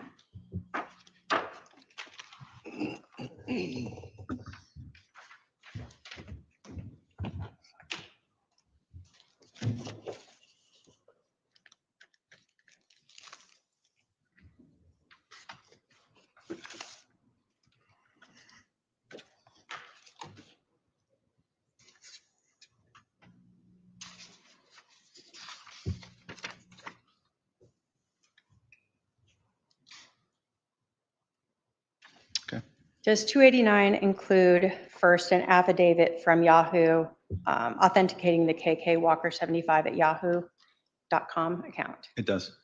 Does it include information for the subscriber? It does.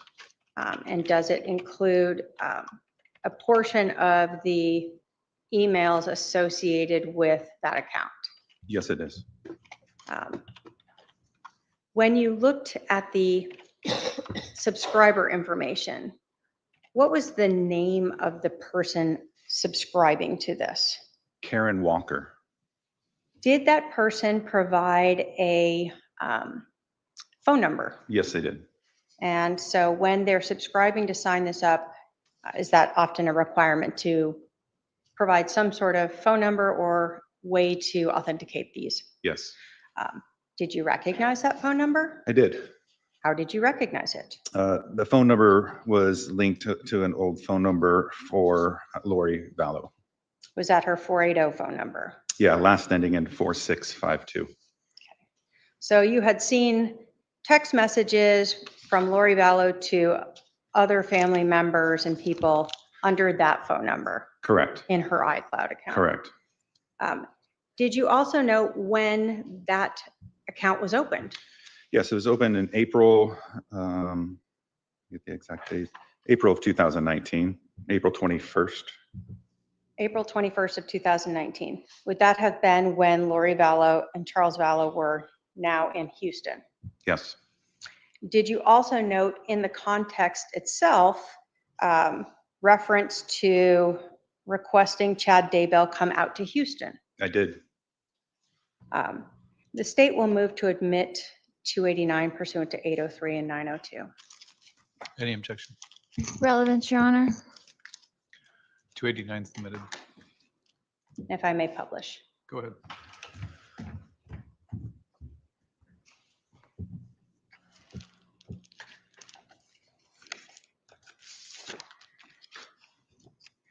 So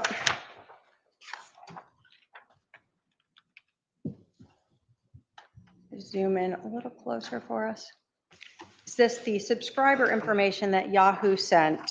Let me first say, so they send you an authentication, correct? And then they sent you subscriber information. Is that what you were looking at, where you noted a phone number that you recognized as belonging to Lori Vallow? Yes. And again, this shows when the account was created on Sunday, April 21st. Yes. But the name associated was Karen Walker. Correct. Were you provided with a timeline of when this account was used? I was. So April 21st through June 26th. Yes. In looking at Charles Vallow's iCloud account and cell phone extraction, was this right before he discovered that email? Yes. Now, some of the emails that were sent starting sort of April 21st were to Brother Daybell, to Chad Daybell. Yes. And we see up here to Chad Daybell, correct? Correct. And then we see the date of Sunday, April 21st of Correct. 2019. Yes. And so in this email, do we see that Karen is inviting Brother Daybell to Houston? Yes.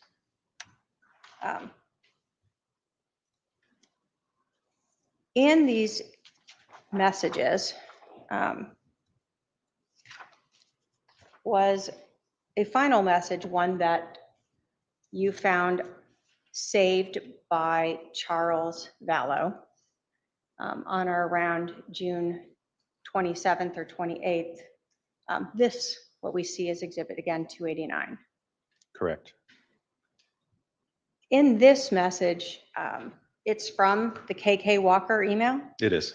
So these prior emails, we saw a person purporting to be Karen Walker using Lori Daybell's phone number, writing to Brother Daybell, right? Yes. But here we see someone again from this same email now purporting to be Charles Vallow. Yes. Again, talking about a Preparing the People conference. Correct. And had you heard of the Preparing the People conference before? I had. Is that something that Lori Vallow was involved in? Yes. And is that something we've heard about through testimony here at court? We have. In this, does Charles Vallow, or the person writing this email, again ask Chad Daybell to come out to visit, Yes. to help write a book? Correct. And so is this then the email that Charles then began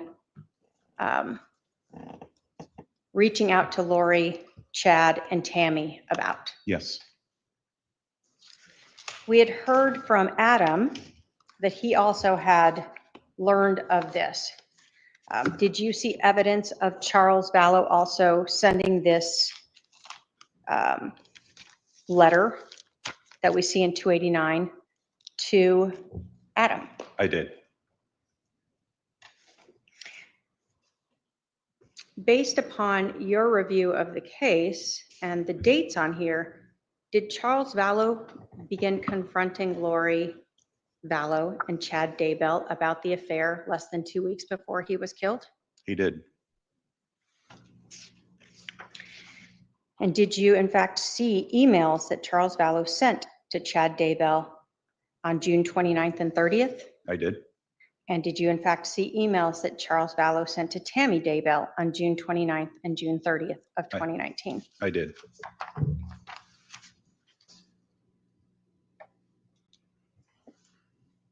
At the time on June 29th, 30th, where was Charles residing at that time? During that time, Charles was in Houston, Texas. During that time, where was Lori Vallow? She was in Arizona.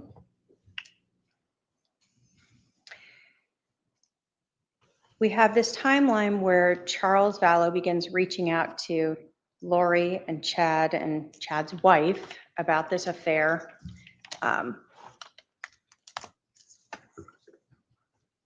Was the first time that Charles Vallow saw Lori Vallow after him discovering this email on July 11th of 2019? I believe so. There was a scheduled trip around the 4th of July, but was canceled. So the next time they would have seen each other would have been the July 11th. So based upon your review of SMS messages, iCloud accounts, did Charles help Lori move here to Arizona about a week before this email? Yes. So he had seen her prior to learning about this. Correct. And then when he came out here to see JJ. Yes.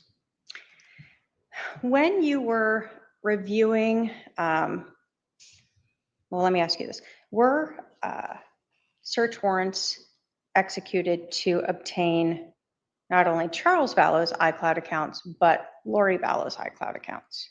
Yes, they were. Were there two different iCloud accounts that were that search warrants were executed on? Yes, Was one of them Lori for Style at iCloud.com? it was. And was the other one Lolly Time at iCloud.com? It was. In reviewing those records, did you ever find evidence, screenshots of flights that Lori Vallow went to Idaho in March of 2019? I did. And did you ever find evidence, screenshots of flights that Chad Daybell and Lori Vallow flew back to Arizona together on March 19th of 2019? Now, we heard from Adam Cox last week. And he testified about text messages and interactions that he and Charles had leading up to July 11th. When you were going through the extractions of Charles Vallow's phone, did you see text messages between Charles Vallow and Adam Cox? Yes. And did those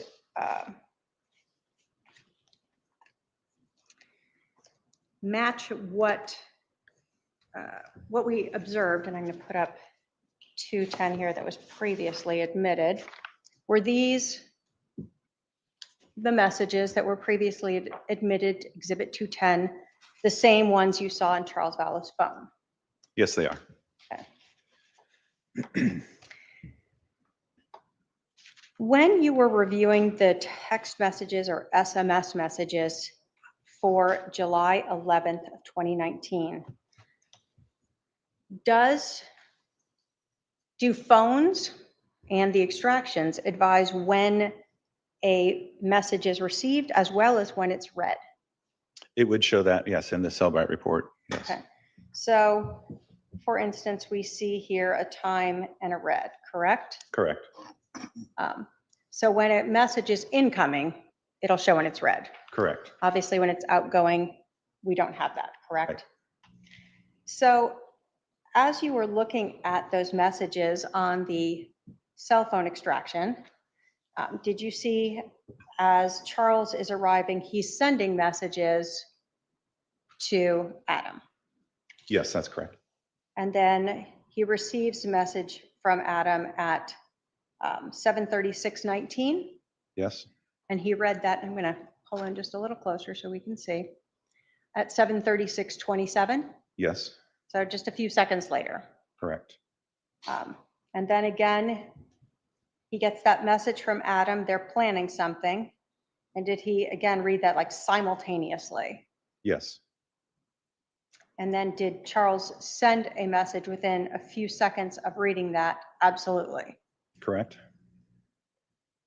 And then again, this timing is just within seconds, like just ongoing conversation. Yes. Do we see that just a few seconds later, Adam sends a message to Charles. I was supposed to spend the night at the house last night. She probably blocked that. Yes, I do. And then again, another 20 seconds later, Charles sends Adam a message. What you do is up to you. Yes. Then we see that Adam sends a message back to Charles again within another 17 seconds or something. I'm going to put the pressure to have him come get me now, see what he says. And that was read again, when? 12:13. And again, did Adam send a second message where he says, okay, and when was that read? 12:13. And then Adam sends another message now. So these first two were at 7:37:29 and 7:37:39. Yes. And those were not read like these other ones almost simultaneously, correct? Correct. So after Charles said, what you do is up to you, it doesn't appear that he is any longer reading those emails. Correct. Or text messages, I apologize. The last text message that Adam sent then at 7:49 and 34 seconds was, me and Zach are going to the Stake Center tonight at 8 to play basketball. Holmes is always there, either playing ball or interviewing people. I will try to catch him to have a conversation with my old friend, right? Correct. When was that read? 12:13 as well. Is Charles Vallow alive at 12:13? He is not. So someone else is reading those. Yes, And this is coming from the extraction of Charles Vallow's phone. correct.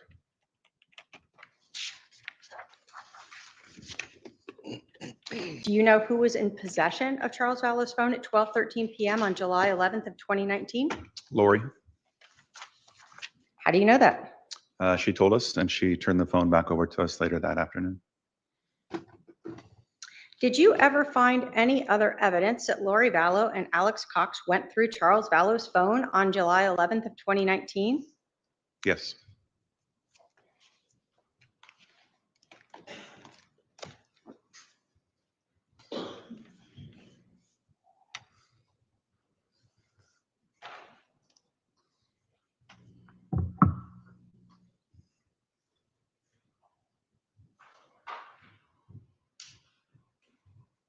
During this investigation, what we had already heard through Detective Werther, that a search warrant was executed on Alex Cox's Verizon cell phone, 480-351-9120. And were you familiar with those records? I am. As part of the records that Verizon sent, and this is Exhibit 222 that has previously been admitted, did Verizon provide subscriber information? Yes, And that came back to Alex Cox. correct. Did Verizon provide phone calls, Yes, cell phone data, yes, cell tower data? yes, And did they also provide some images that were saved by Verizon for associated with this phone number for Alex Cox? they did.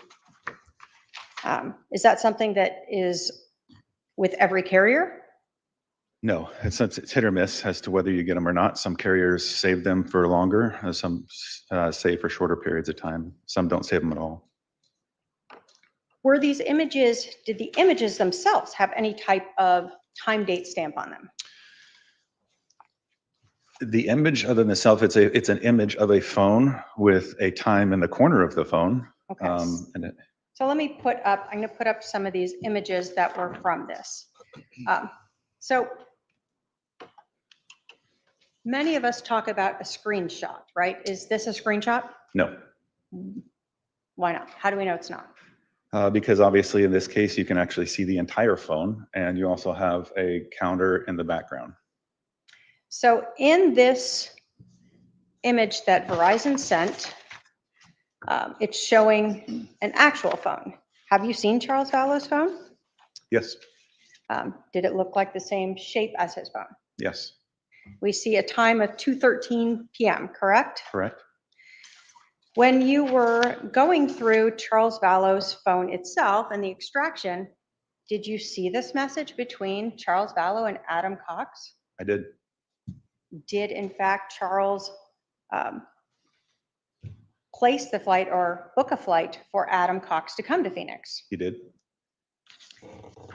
Was there another image showing a closer up of the portion of that call with the flight information for Adam Cox? Yes, And did it also include a screenshot where Adam talks about going to see Lori at her house and having a talk with her and keeping his phone on record? yes, And were these all messages, text messages between Adam and Charles that you found on the extraction report? they are. And these are images that were saved by Verizon associated to Alex Cox's phone? Yes, So the Chandler Police Department had Charles's phone back in their possession by 3 or so in the afternoon of July 11th, correct? yes, And it's been in Chandler Police Department's possession, it has. and yet the Verizon records for Alex Cox show photographs of Charles's phone and those conversations between Charles and Adam. Yes,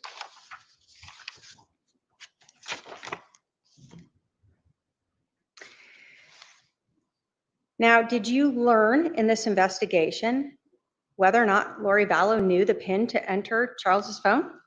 I did. And did she in fact provide that to Detective Inclan so that it was easy to get into Charles's phone? Yes. So on July 11th, Lori Vallow has Charles Vallow's phone and she knows the PIN number to access it. Yes. And it's in her possession. Correct.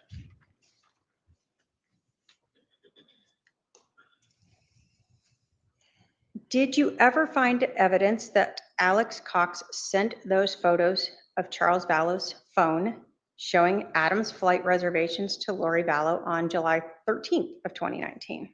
I did. Again, we're talking about those iCloud accounts. Did you find that when you were reviewing the lollytime@icloud.com account information? Yes.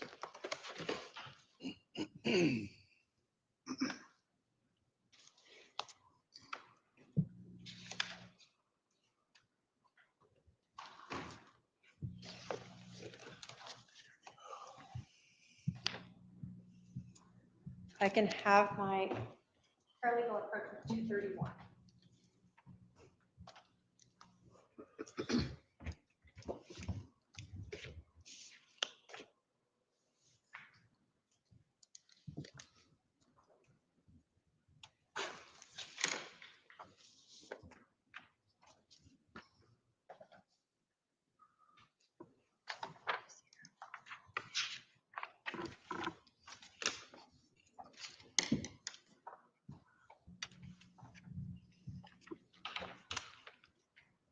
I apologize. I should have also given you 226 as well.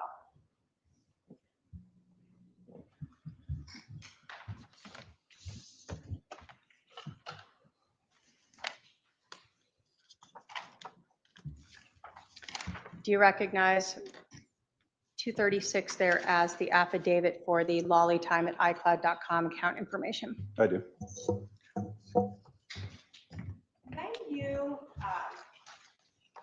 were investigating this case and you obtained a search warrant for the lollytime@icloud account, how did you authenticate or know that those records were related to Lori Vallow? So first and foremost, the account lists her phone number in the 956, ending in 9562, associating that number with the account. Secondly, you can go through the content of the account and you see contacts familiar to Lori. You see text messages where she's texting and people are calling her by her name of Lori. You also have photographs and videos on the account that could all associate that account to Lori. Did that lollytime@icloud account even include photographs of Lori Vallow and Chad Daybell's wedding? I did. Your Honor, the state will move to admit Exhibit 226, which is the affidavit, as well as Exhibit 231, the photographs. Any objection? Relevant, Your Honor. All right. Give me the numbers again. 226, 231. 226 and 231. 226, 231 are admitted. And if I may publish. Go ahead. So when we're talking about the iCloud account, are you able to kind of go through this extraction, what is provided to you by Apple, and look for things separated in terms of like emails or text messages or photographs? Yes. And then are you also able to then determine both sources and timestamps for some of those things? You are, yes. So looking at this report from the Apple iCloud account, do we see the lollytime@icloud as a source? Yes. And then we see a timestamp over here of 7:13 at 5:57 p.m. Correct. And then this, does that mean that's converted for Arizona time? The UTC -7 mean it is Arizona time, yes. Okay. And then we see from Alex Cox, the 9120 number, the one that we were talking about just recently, correct? So in this report, we see that there's 3 photographs that were sent. Thumbnails of those, yes. And then were those photographs also obtained or saved in the iCloud account? Yes, they were. And so again, showing those, were these the same 3 photographs that you had found in Alex Cox's Verizon records? They are. And looking at this, what day was Adam returning? He was Sunday, July 14th. So this message, this text message and photographs was sent on the 13th prior to Adam returning. Yes.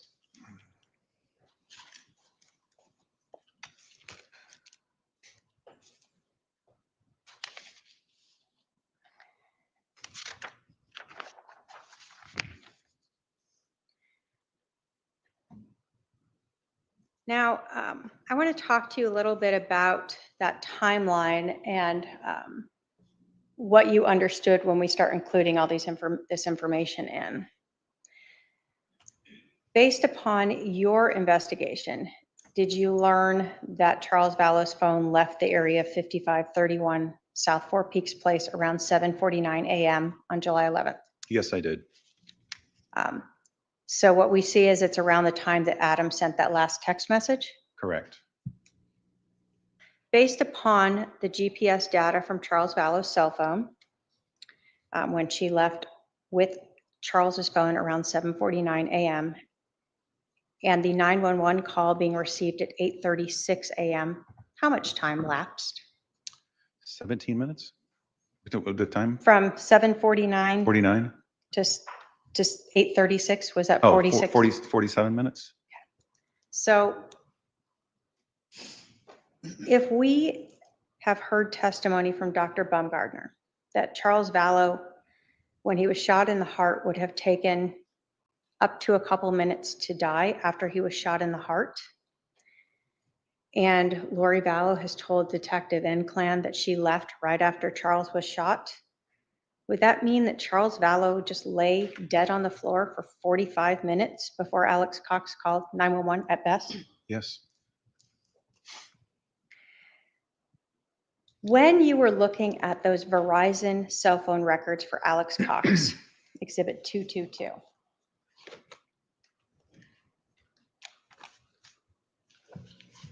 did you look at when and to whom Alex Cox called? I did, yes.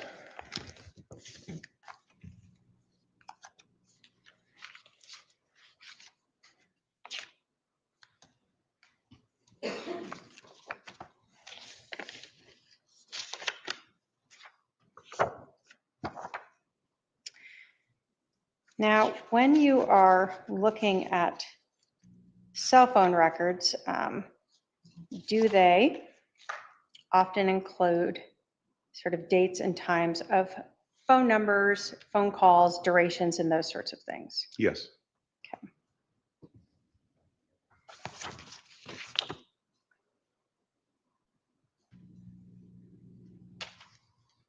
I'm going to use the back of one of these here. So when we start looking at July 11th, is the first call that we see on Alex Cox's phone him making an outgoing call? Yes. And do we see who he calls? Lori. So this 480-692 phone numbers that you have obtained a search warrant for, that was subscribed to Lori Vallow. Correct. And when did that occur? 7:52 a.m. So Lori Vallow leaves the house at 7:49 with Charles's phone, and 3 minutes later, Alex calls her. Yes. And did that last for Under a minute, I believe. under a minute? 49 seconds. Yes. Did you look at the next call that Adam Cox made on July 11th? I did. Was that what we see here at 8:06 a.m.? Yes, set for the UTC -7 is 8:06 a.m. and that lasted for 55 seconds. Who was that to? Also placed to Lori. So if Lori Vallow left the house at 7:49 with Charles Vallow's phone, how much time has lapsed when Alex calls her this second time?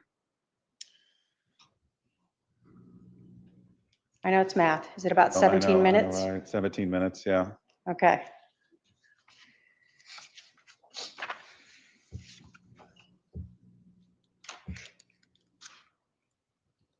And actually, I think so at this point, has Alex called 911 yet at 8:06 a.m.? At 8:06, he has not, no. So at 8:06, Alex Cox calls Lori a second time, and Charles Vallow has now been laying on the floor for at least 17 minutes. Correct. Understanding that the 911 call isn't made till 8:36, Alex Cox waits another 30 minutes before he calls 911. Yes. Did Lori Vallow ever call 911? No. Neither of her calls, neither of her phones. None. Not on Charles's phone. No. And do we in fact see the 911 call that was made by Alex Cox on these records? Yes. And it shows it as these ones have not been converted, right? Yeah, it's not converted, but the time converting that to the -7 would be 8:35:54 seconds. So when we see the 911 call, that's the connection time with the dispatch was 8:36 basically. Yes.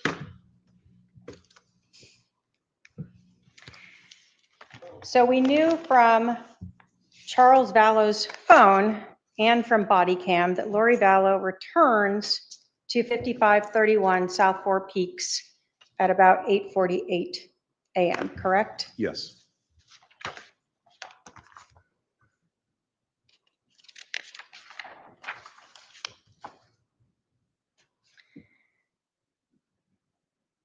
As you are looking through these phone records, are you looking to also identify whether or not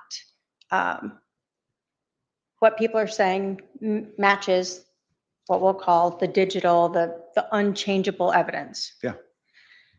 So you were present when Adam Cox testified, correct? Correct. And do you recall him testifying that he called his brother Alex on July 9th to see if he could stay with him? Yes. Did you look to see if Alex Cox records showed if Adam called him?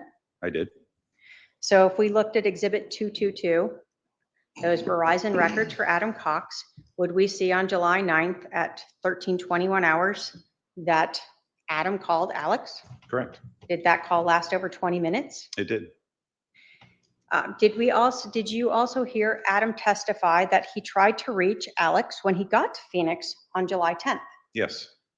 And again, if we looked at Exhibit 222, Alex Cox's Verizon records, did you see any attempts by Adam to reach his brother Alex? I did. Did you see a call on July 10th at 3:22 p.m.? Yes. Did that not connect? There was no conversation time. Correct. Did you see a text message from Adam to Alex on Alex's records, Exhibit 222, at 3:23 p.m. on July 10th? Yes. Now, these records did not have the context of that, correct? Correct. But you can see that Adam sent a text message to his brother Alex. Yes.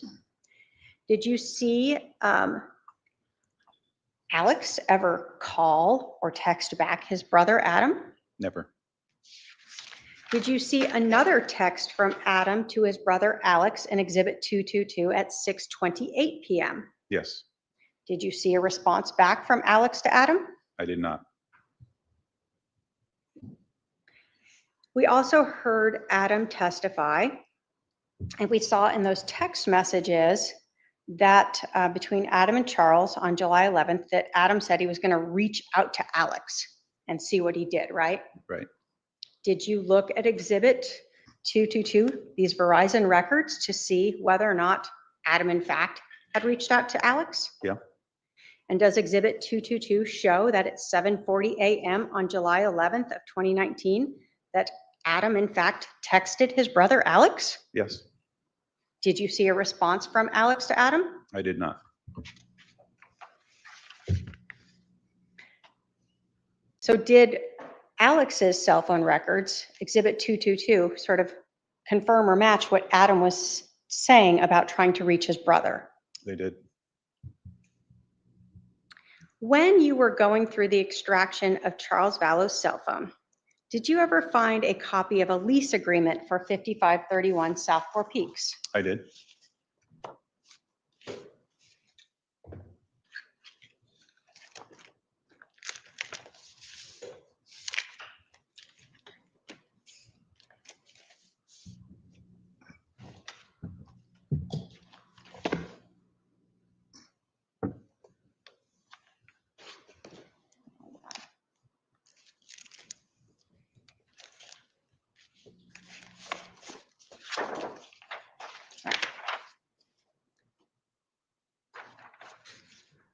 If I could have my paralegal approach with 212.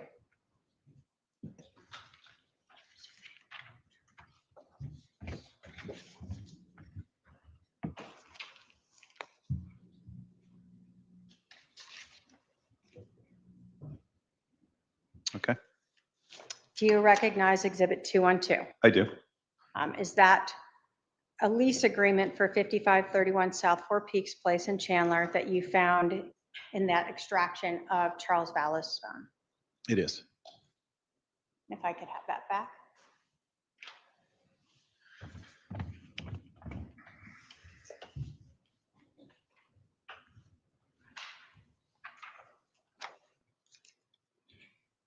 The state will move to admit Exhibit 212.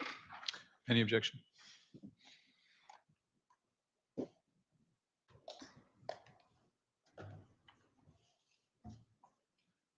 It doesn't look like the complete amount, but okay.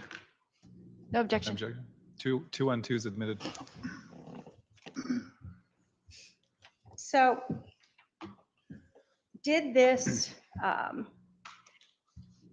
sort of photo of a document that you found on Charles's phone show the lease date? It did. And when was that? June 22nd, 2019 to end on June 30th of 2022. So a 3-year lease. Correct.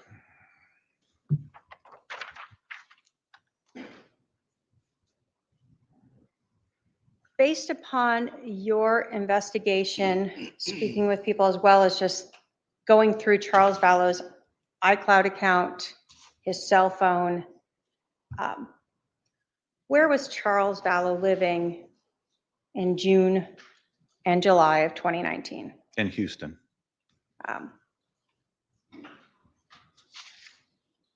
Did you, in fact, find evidence that Charles Vallow had flown to Phoenix on July 10th of 2019? Yes. So we had talked a little earlier that in addition to the Lolly Time account, that there was a Lori for Style iCloud account, correct? Yes.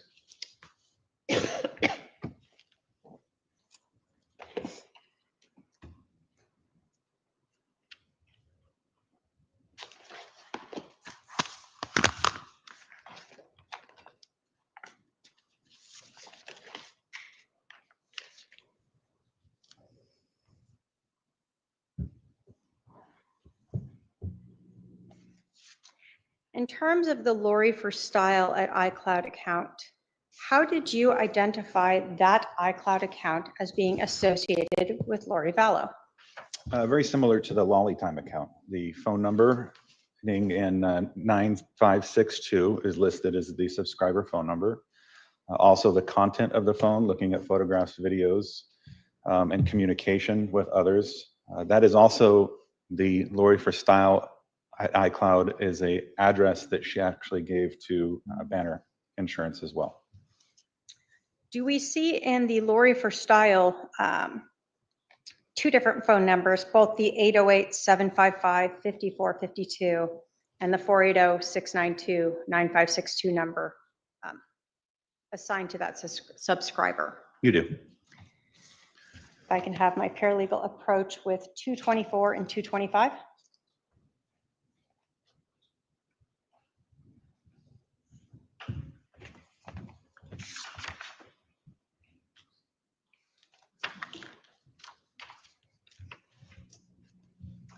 And do you recognize 224 as the affidavit from the iCloud records authenticating them? Yes. And is 225 some of the SMS or text messages that were saved in the Lori Force style at iCloud.com records? Yes, they are. State will move to admit 224 through 225. Oh, 224 and 225, sorry. 224 and 225 are admitted.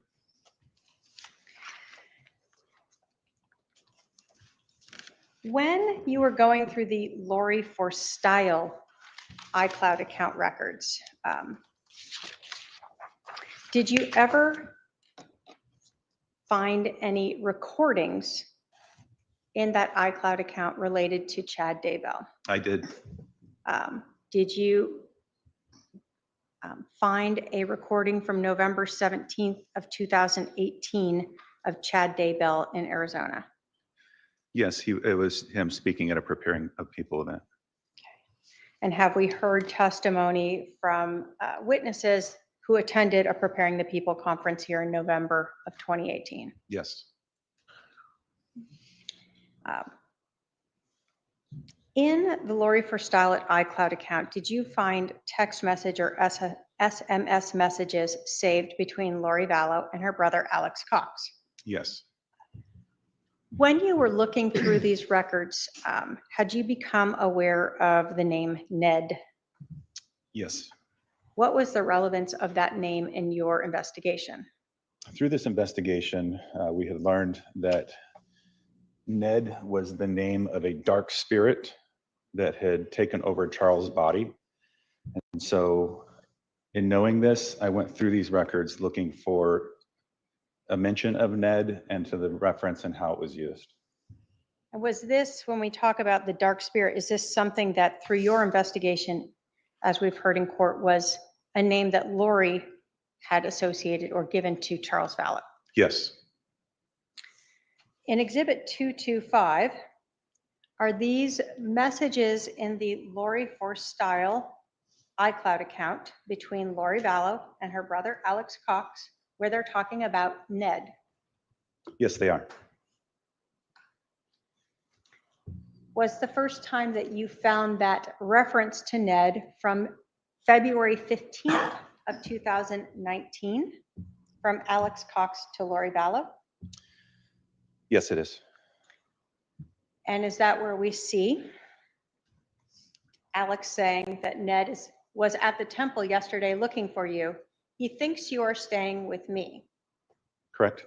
And so again, we see the source is the Lori for Style, correct? Yes. And we see two, this is Lori Vallow's iCloud account, correct? And that's the number that we have associated with her with T-Mobile? Yes. And then Alex Cox's Verizon record. Correct. During your investigation on February 15th of 2019, is this the time period where Lori Vallow had disappeared and was no longer in contact with Charles Vallow? Yes. Is this the time period where Charles had JJ by himself? Yes. And do we see then Lori Vallow saying, that's good that he is so off, I guess? Yes. The next time we see the reference to Ned is that in March 2nd of 2019, again from Alex Cox to Lori Vallow? Yes. And does he advise, Ned just came by and Tylee unleashed on him. He came to my house and he went to Summers first. He ran up in a rental car. Correct. So again, your understanding is from this investigation, from testimony at court, that Ned was Charles. Yes. Now, again, we talk about, there was a time period when Lori is both, we've heard, in Hawaii and in Idaho, correct? Correct. Do we also see Alex trying to get Lori Vallow's new address? Yes. And she gives him a lollytimeforever@gmail.com, correct? Correct. So that's another address that she had. Yes. Now we heard, again, Ned being associated to Charles. Do we have a text message on March 26th of 2019 from Alex to Lori saying, Ned is still alive, just confirmed? Correct. This next message, is that from Lori Vallow to Alex? Yes. And it says, it's not Ned, right? Correct. So it's not even a he, it's. And then we have another message, it's a new one, Ned is gone. Correct. So is this around the time where we've heard of that girls' weekend, Yes. where they were trying to cast out the evil spirit in Charles? Correct.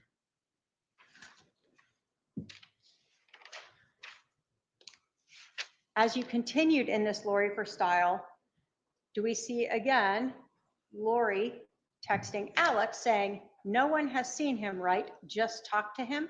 Correct. And then Alex says, correct, Charles' body is alive, right? Yes. So in your investigation and through the testimony here at trial, have you heard people indicate that Charles's body was possessed by an evil spirit? I have. And they're trying to cast out this evil spirit? Yes. So here we see that it's not Charles is alive, it's Charles's body is alive. Correct. Does Alex then respond to Lori, what did you learn? Yes. That one's from Alex to Lori. Correct. And then does she respond, a lot, still working on it, we'll call you later? That's correct. When you went through a lot of these records, did you see a lot of reference to telling people to call her? Yes. Obviously, we don't have those recordings, right? Correct. And so would you often see calls then in the phone records to match up with a request to call? Yes.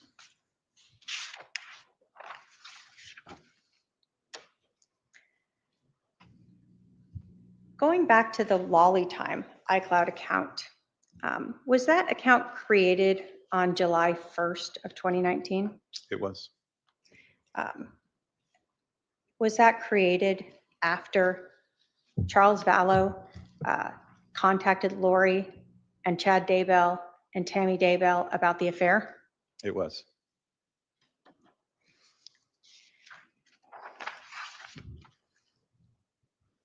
When you were going through those Lolly Time at iCloud account records, did you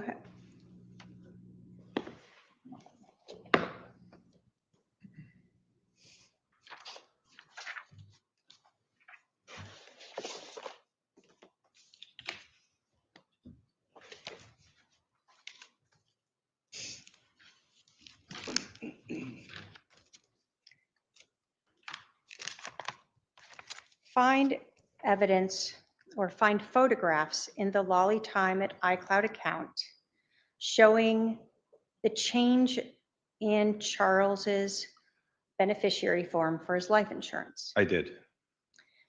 Did you see both a photograph of a computer as well as of documents? Yes. Show defense 232.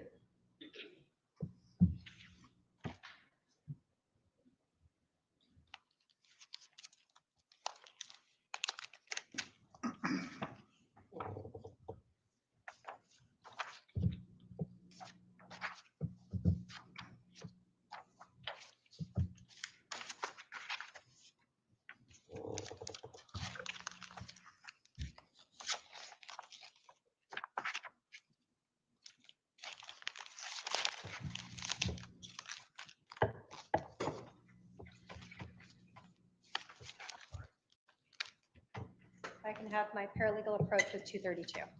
Go ahead.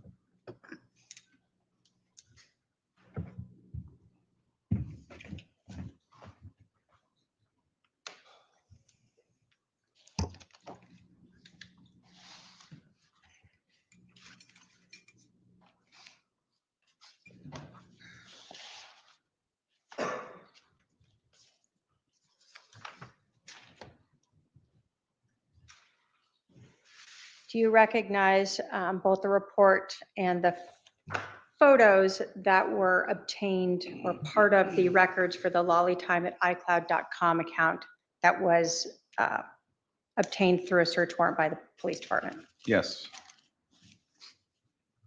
State would move to admit Exhibit 232. Any objection? No objection. 232 is admitted. And if I may publish. So again, when you are going through these iCloud accounts, just like with the cell phone extractions, are you able to sort of pull out reports and save the documents themselves, both in the report and then print off those documents? Yes. So looking at this Exhibit 232, do we see both? It's from the lollytime@icloud account, right? Correct. And then we see that on July 28th, that these photographs were sent to a phone number 515-402-0143 with a contact name of Bubby. I do. Now let's first go through these records, and then we'll talk about the phone number, okay? Okay. So what we see here are sort of the thumbnails. Are these the actual photographs associated or sent in each of these messages? Yes, they are. So we see these are MMS messages, meaning there's a photo associated with it. Yes. So one of the photos associated with it was this Banner life insurance. Oops, I'm sorry, we're too close. Banner life insurance policy for Charles Vallow, correct? Correct. Showing Lori Vallow as the primary beneficiary. Yes. And then there was a photograph or of the document showing, again, $1 million policy. Yes. Started in 2015, and the owner insured are Charles Vallow. Yes.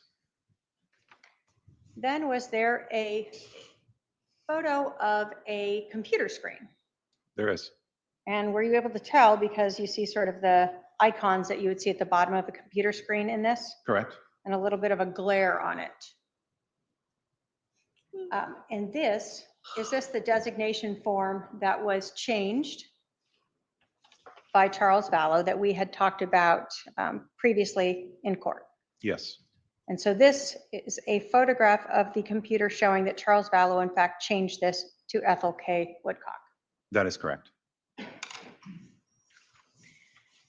So on July 28th, Lori Vallow is sending copies of this to someone she calls Bubby. Yes.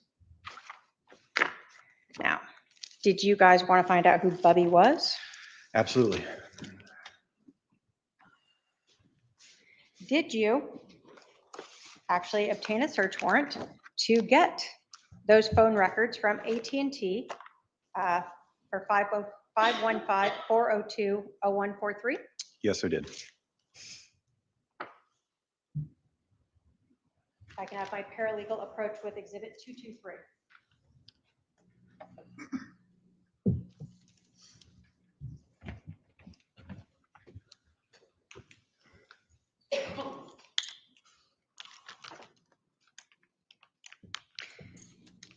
Do you see in there, first, an affidavit from AT&T authenticating those records for the 515 number? Yes. A thumb drive that contains all of the records that were sent, Yes. as well as some of the subscriber information and records. Yes. Now, obviously, contact names are just contact names. Were you able to determine who this number was associated with? Yes. Ow. Once again, looking through the content of the messages that we saw, either photographs sending back and forth or just written content. This person was found to be Chad Daybell. In addition to that, we received an audio recording from a local business in which Chad contacted this business and listed this as his phone number. So this 515 number, there's a recording of Chad Daybell using this phone number to contact a business. Yes. And then the context of the messages that you see in this iCloud account with the contact Bubby confirmed that this was in fact Chad Daybell. Yes. State will move to admit Exhibit 223. Any objection? No objection. 223 is admitted. So on July 28th of 2019, Lori Vallow is sending photographs of the life insurance policy, original and the change, to Chad Daybell. Yes. As you were going through this iCloud account, the lolly time, did you go through many text messages? Yes, I did. Did you note text messages between Lori Vallow and her brother Alex Cox that were saved in that lolly time account? Yes. As you were going through those text messages, did you note Lori Vallow giving her brother the new address of 5531 South Four Peaks Place? I did. Did you see the messages leading up to July 11th? For instance, one on July 9th talking about being like Nephi? I did. Did you see text messages between them even out to August 12th where Lori Vallow talks about going to Social Security? Yes. And in these text messages, as you looked at these two conversing, did you see text messages talking about other people being Z's, just the letter, because of their association with Charles? Yes. I'm going to show Defense Exhibit 227.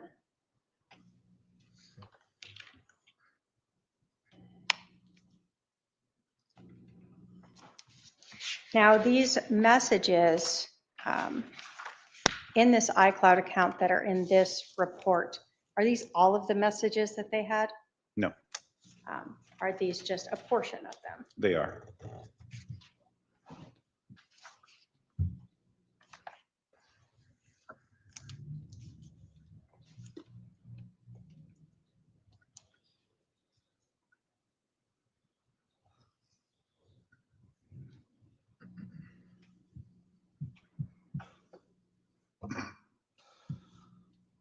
It's ready.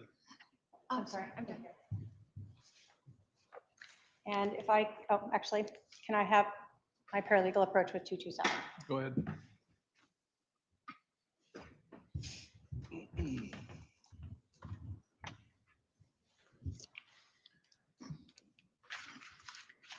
Looking at Exhibit 227, are those just that portion of the SMS messages between Lori Vallow and Alex Cox that were saved on the Lolly Time at iCloud account that we've discussed there? Sort of Yes, they leading are. up to and right after July 11th. Yes. State will move to admit Exhibit 227. Any objection? No objection, Your Honor. 227 is admitted.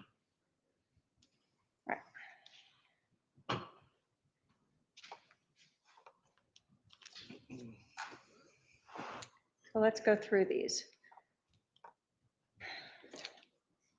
So again, we're seeing SMS messages, and we're starting here on July 9th, correct? Yeah, 3:05 p.m. And these are from Lori Vallow. This starts the first one from Lori Vallow to Alex Cox. Yes. So we see Lori Vallow tell her brother that Mel is bringing Bodhi over here for you now, so can you come? Correct? Yes. So the 9th is the day that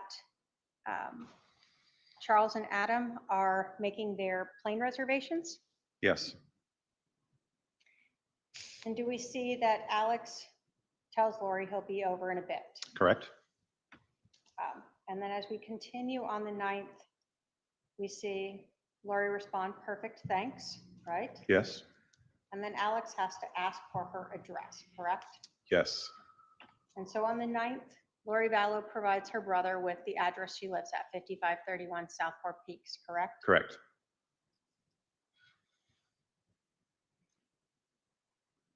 And then there appears to be a response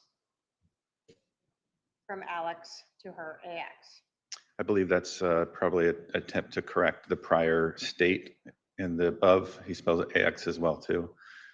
So there's an From her- AX glow. Okay.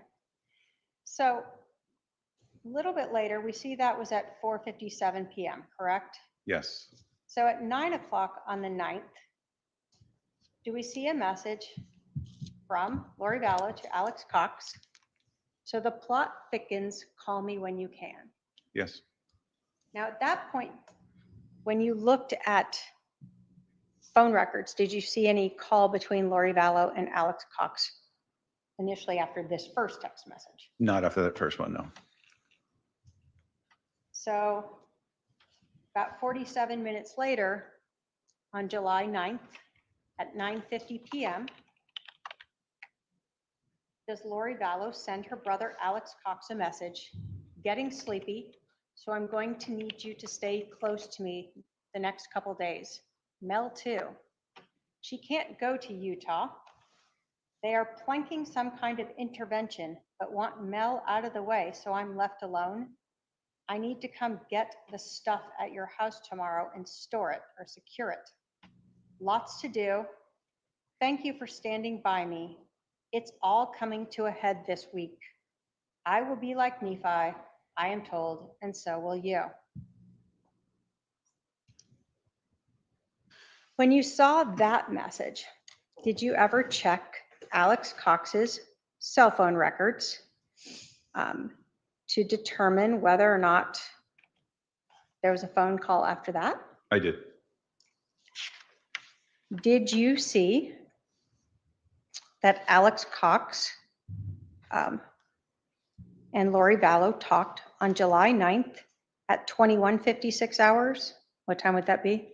9:56. So 6 minutes after this, for 56 minutes. Correct. So 6 minutes after this text message, Lori and her brother have almost an hour-long conversation. Yes. Now, in this message, when you were going through these records, did you recognize or learn who Nephi was? So in going through this particular message, I knew that Nephi was a figure in the Book of Mormon related to the Church of Jesus Christ of Latter-day Saints, but I didn't understand the significance. So I then did some research to find out who Nephi was. You were present in court when Adam testified, correct? Yes. And did his testimony about Nephi being told by the Holy Spirit to kill Laban and that this was a justified killing match with what you had learned when you researched it? Yes, it did.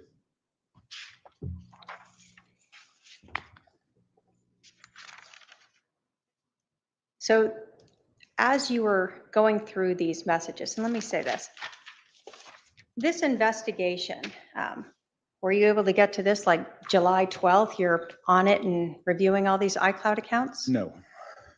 Did it take significant period of time to start finding phone numbers and finding iCloud accounts and then writing warrants to obtain them?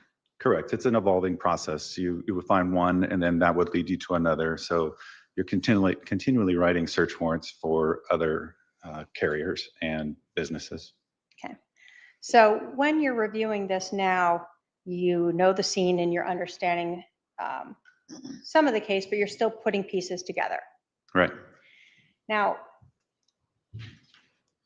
were you aware from looking at Charles's phone and the messages between Charles and Adam that they were talking about an intervention? Yes, So on July 9th, Adam and Charles were discussing an intervention, correct. possibly recording Lori. Yes, And then what we see then at 9:50 at night is Lori telling her brother that they're planning an intervention. yes, So the same day that Adam and Lori were, or that Adam and Charles were talking, Lori is already letting her brother know there's going to be an intervention. correct, And they're trying to get her separate and alone for this. correct. And then there's that long phone call that we don't have recorded, correct? Yes. Judge, do you want me to keep going through these or break here? I do have a significant number more. Yeah, let's go of ahead them. and take our lunch recess. Almost 12:05. I'll remind the jury to remember the admonition. We'll resume at 1:30 p.m. All rise for the jurors.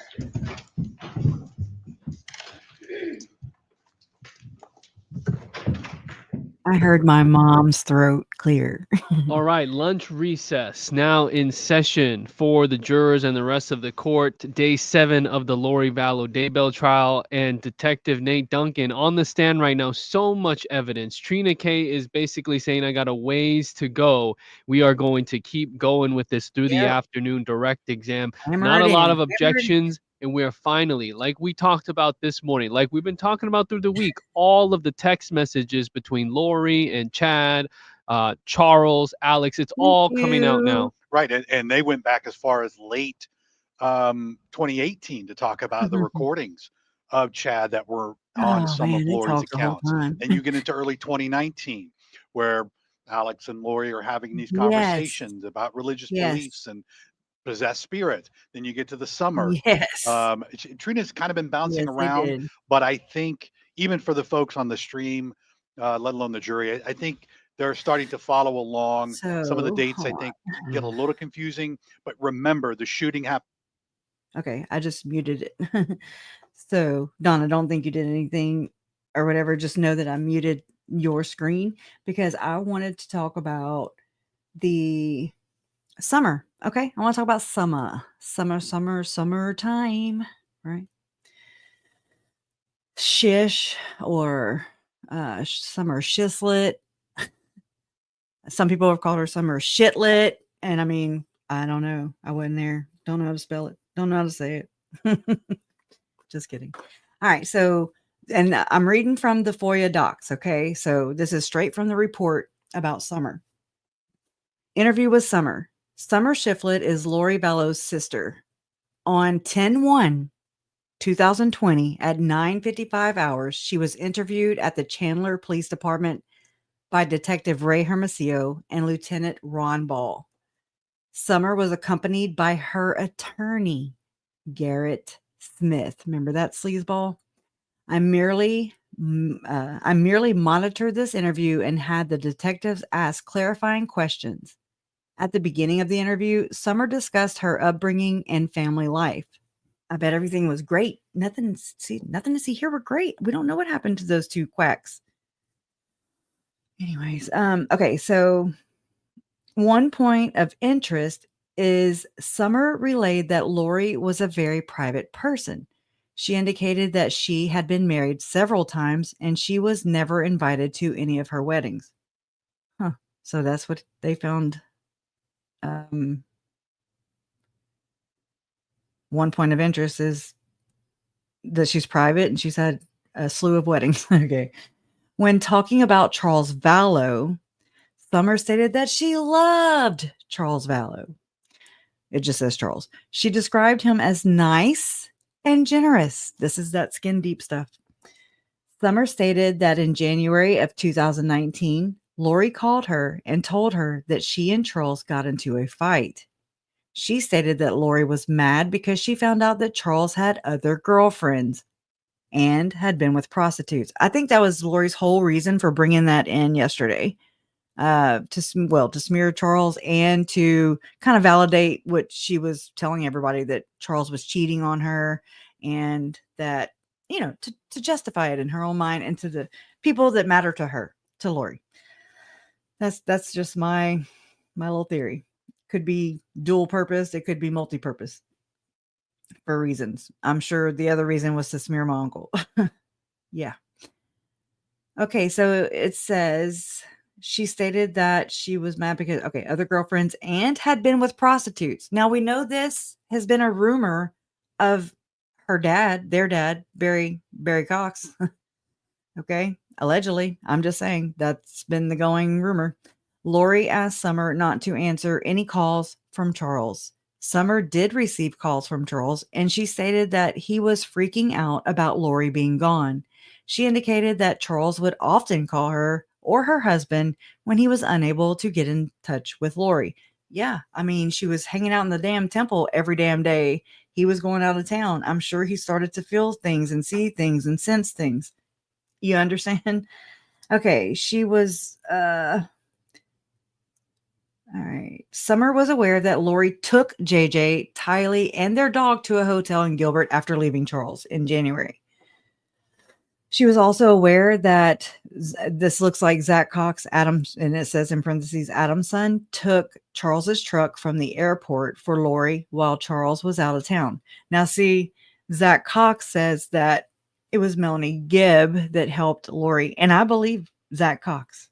I believe him out of all the Coxes. That's the only Cox I do believe. That sounds really bad. Okay, so and if it was Zach, you know what? I'm not going to hold that against him. He was kind of in a pickle because look at all these adults around him.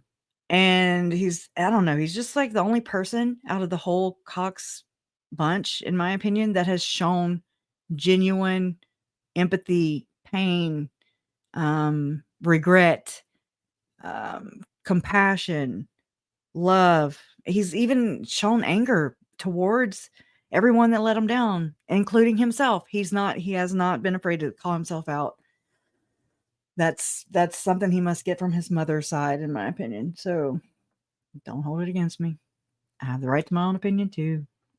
I believe Zach. I don't believe anybody else. She indicated, okay, whoa. Okay, so I'm gonna read that again. Summer was aware that Lori took JJ, Tylee, and their dog to a hotel in Gilbert after leaving Charles in January. She was also aware that Zach, Adam's son, took Charles's truck from the airport for Lori while Charles was out of town. Summer indicated that her relationship with her brother Adam was good before all this happened between Charles and Lori. Just like that. She indicated that Adam was 100%. Look, I'm just saying, I have not noticed this before, but who uses percentages in this out rig, this rig, this outfit, these people, Lori, Chad, Melanie, just this whole brood. Okay. She indicated that Adam was 100% helping Charles. Oh, and Summer stated that from her vantage point, Charles seemed to be in the wrong as Charles was freaking out and Lori was calm and nonchalant. No, it doesn't say nonchalant, but it says Lori was calm. He was freaking out because he was responding to a freaking narcissist and her family who, anyways, we don't have to go there. All right. Oh, it's just going to piss me off. So she added that Charles was telling her that Lori was crazy and she needed help.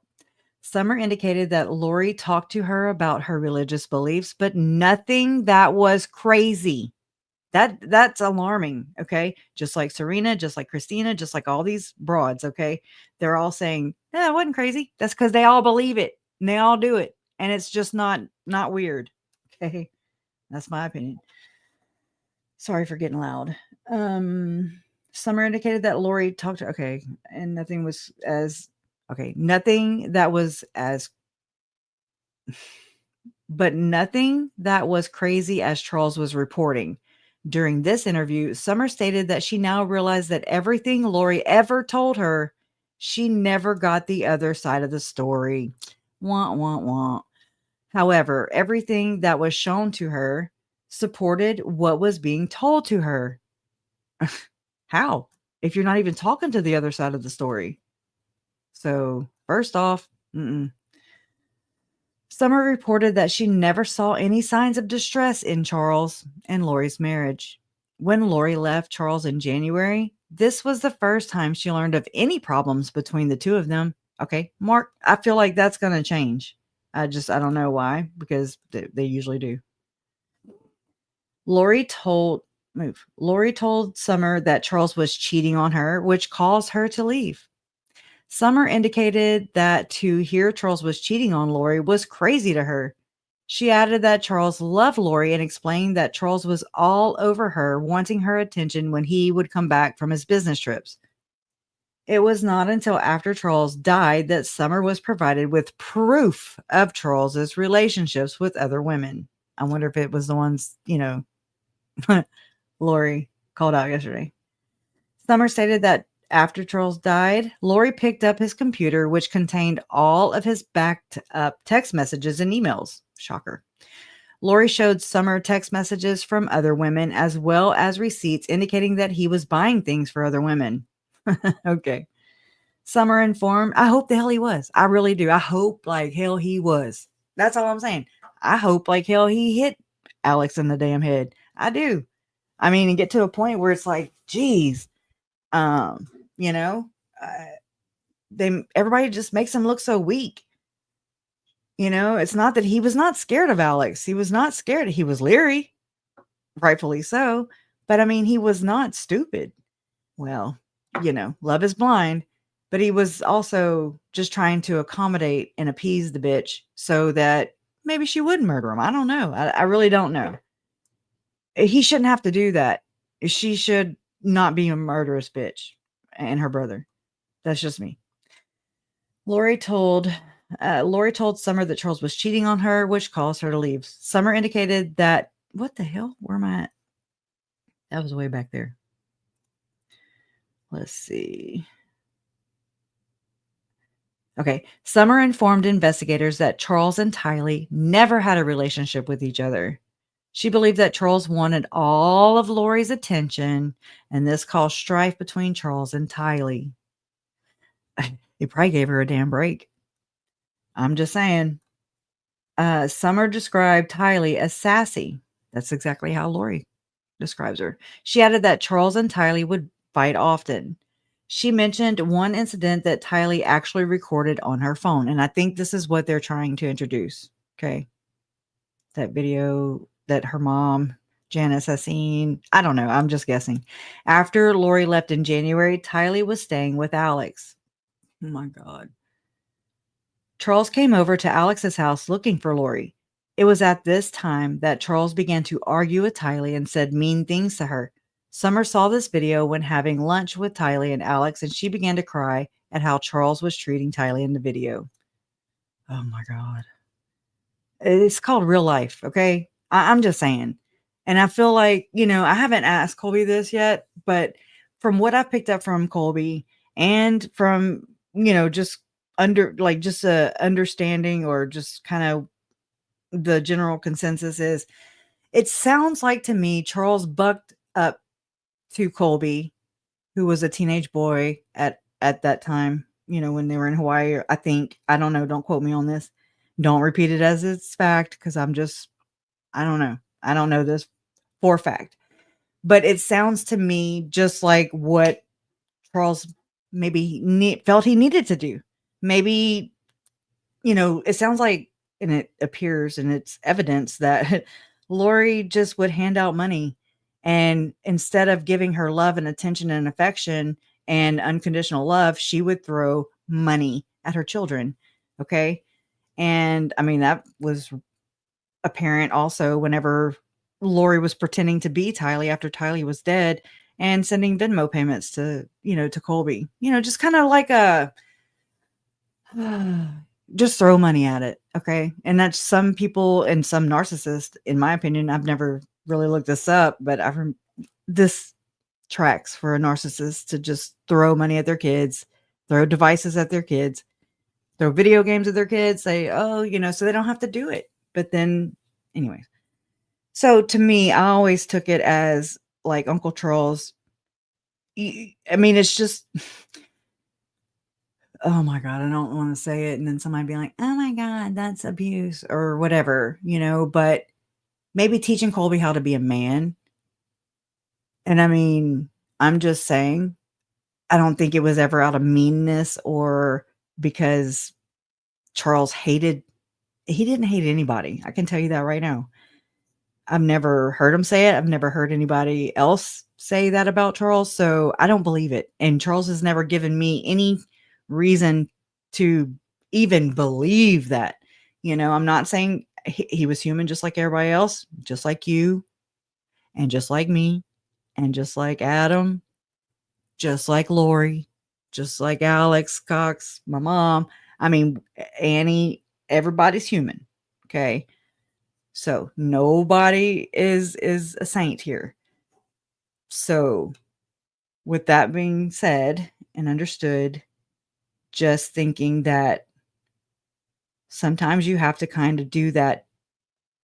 I'm not saying be physical, but just maybe not be there, because a child or a kid or a teenager is never going to appreciate money or anything for that matter if they never know the value of it, if they never have to work for it, if they never do without, if mommy and daddy always come to the rescue and throw money at it and Belle said kid out, or what I'm saying, like if that is a continuous thing, then what you allow is what will continue.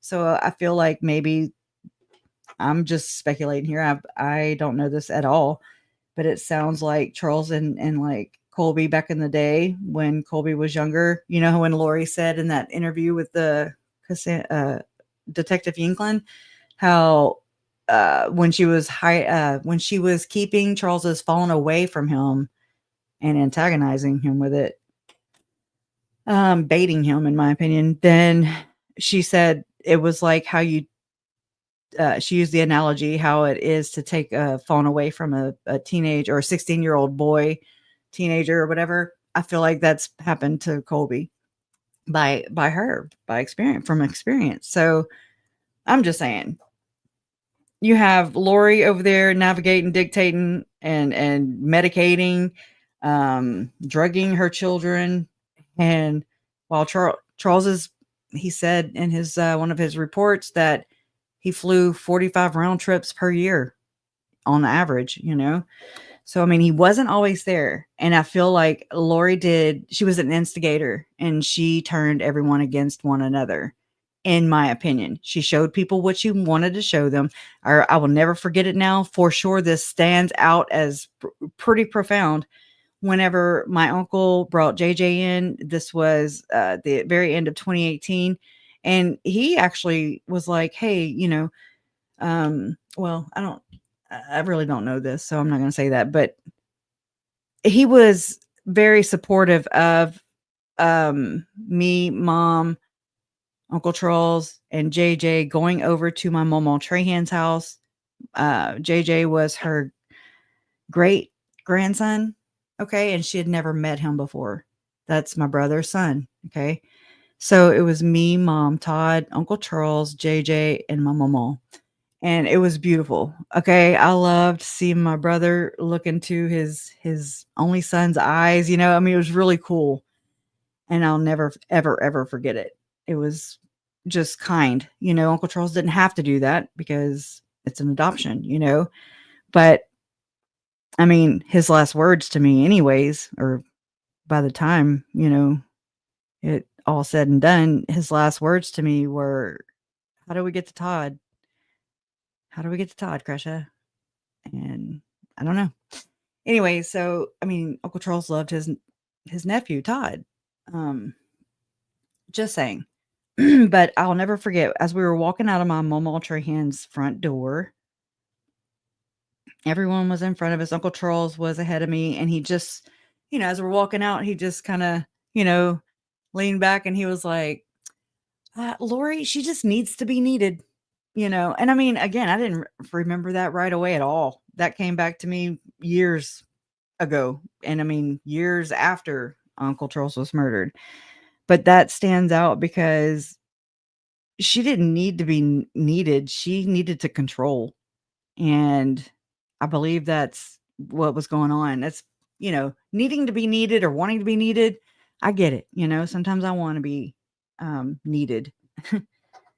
It makes me it makes me feel like not just a helpless person, like I have something to give, that somebody finds comfort in, or anyways. So that just always that stands out pretty big now, because she's a control freak, big time. And I mean, that's screaming narcissism way back then.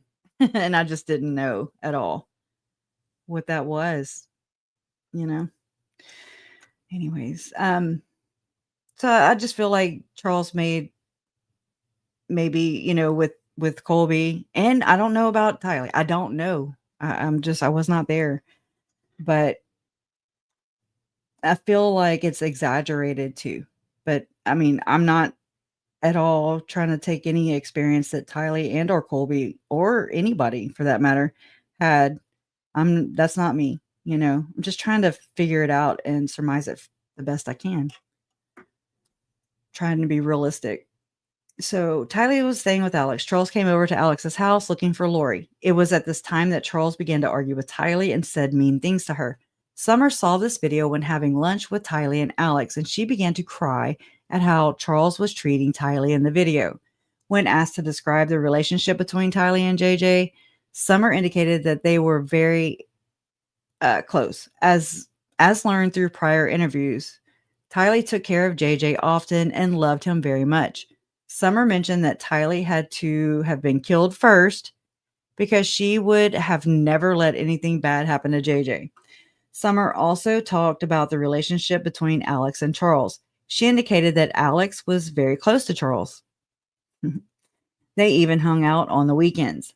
Summer recalled seeing Charles's final will and testament after he died. Well, she didn't share that shit with nobody else. What? Oh. Row. What happened? I'm not. Where's it right? You there? I am here, I think. Can you hear me? Are you here? No. Yeah, I can. Well, I don't know what happened. So whenever. Oops, sorry. Go ahead. So I left to come back in so I could fix it, and I see I lost my link. So I'm going to bring this back in, but pay no attention to it. Okay. Yesterday, whenever KJ was on and you couldn't find her icon, it's just the layout is all it is. See, if you have it like on one layout or something, see how it gets rid of you? Oh, But if I put it on two, it'll put it back. I'm just trying to solve problems. I like to be helpful too, damn it. Now you get it. Yeah. Anyway. Yeah. So yeah, Zero. Yes, he is alive. While I've got you interrupted thoroughly, I wanted to show you, where is this? If I haven't lost it already. Well, I know that we got a super chat from Fancy Nancy, and I lost it. It's right here. You go to Starred. Look, I'm learning too. I'm learning. You go to Starred, and there it is. There it is. And Thank you. Yeah, and we're so proud to have her be a moderator with us too. Thank you. She's so helpful all the time. So this will help everybody. So thank you very much. I'm thinking we're thanking you, Fancy Nancy. Okay. Yeah, we're thanking you, Fancy Nancy. And Donna, were you here whenever I let everybody know that we were over 12,000 subscribers? We made that whenever I had that when I had Mom on. And I forgot. That's great. Well, we've been too busy to celebrate. I know. Thank you also, MMF. Congrats, Crushy. You're shining a light on the connections with that cult. Right. Thank you so much. All right. Anyways, there's a few more. I guess you've already done them. I didn't. I have been. We got Ashley Kane. Yeah, that was the first one this morning. And also Little Brands did one. And Librarians. I think with a question. Yeah. Yep. And then Hope Grace gifted, and Cheyenne Pina gifted. Thank y'all so much. We want to make sure we thank y'all. I get busy sometimes and those Yay! things. Yay! I get too sidetracked, so I'm so sorry. I always forget to thank my mods. I always forget to thank, like, I don't know. It's like when I excel somewhere else, I'm always something else is, paying for it. There's a lot of buttons back here for you to look at. There we are. And you can touch wrong one and you'll be like showing what you might not want to show, or so you're trying to think of what you're going to say next and stay on track, but at the same time moderate and find the right window, for God's sakes, and all that. Oh my So gosh, do sorry. you So I don't still know if we're going to have the video of Charles telling them exactly what happened or what's going to happen. Can they not Yeah, have that in? I was praying for an Alec Murdaugh moment, a Maggie Murdaugh, a Paul Murdaugh moment where they were going to pull out the damn fitness step counter, from iPhone. And I was ready to see it going in circles and circles and circles or something with Lori, holding it from Charles. I'm sorry. That's Seeing when it funny. opened, closed, seeing when they, opened the phone, shut the phone, looked at what, they do have that. So yeah, I know Yeah, Patricia does. that's crazy. Yeah. So Yeah.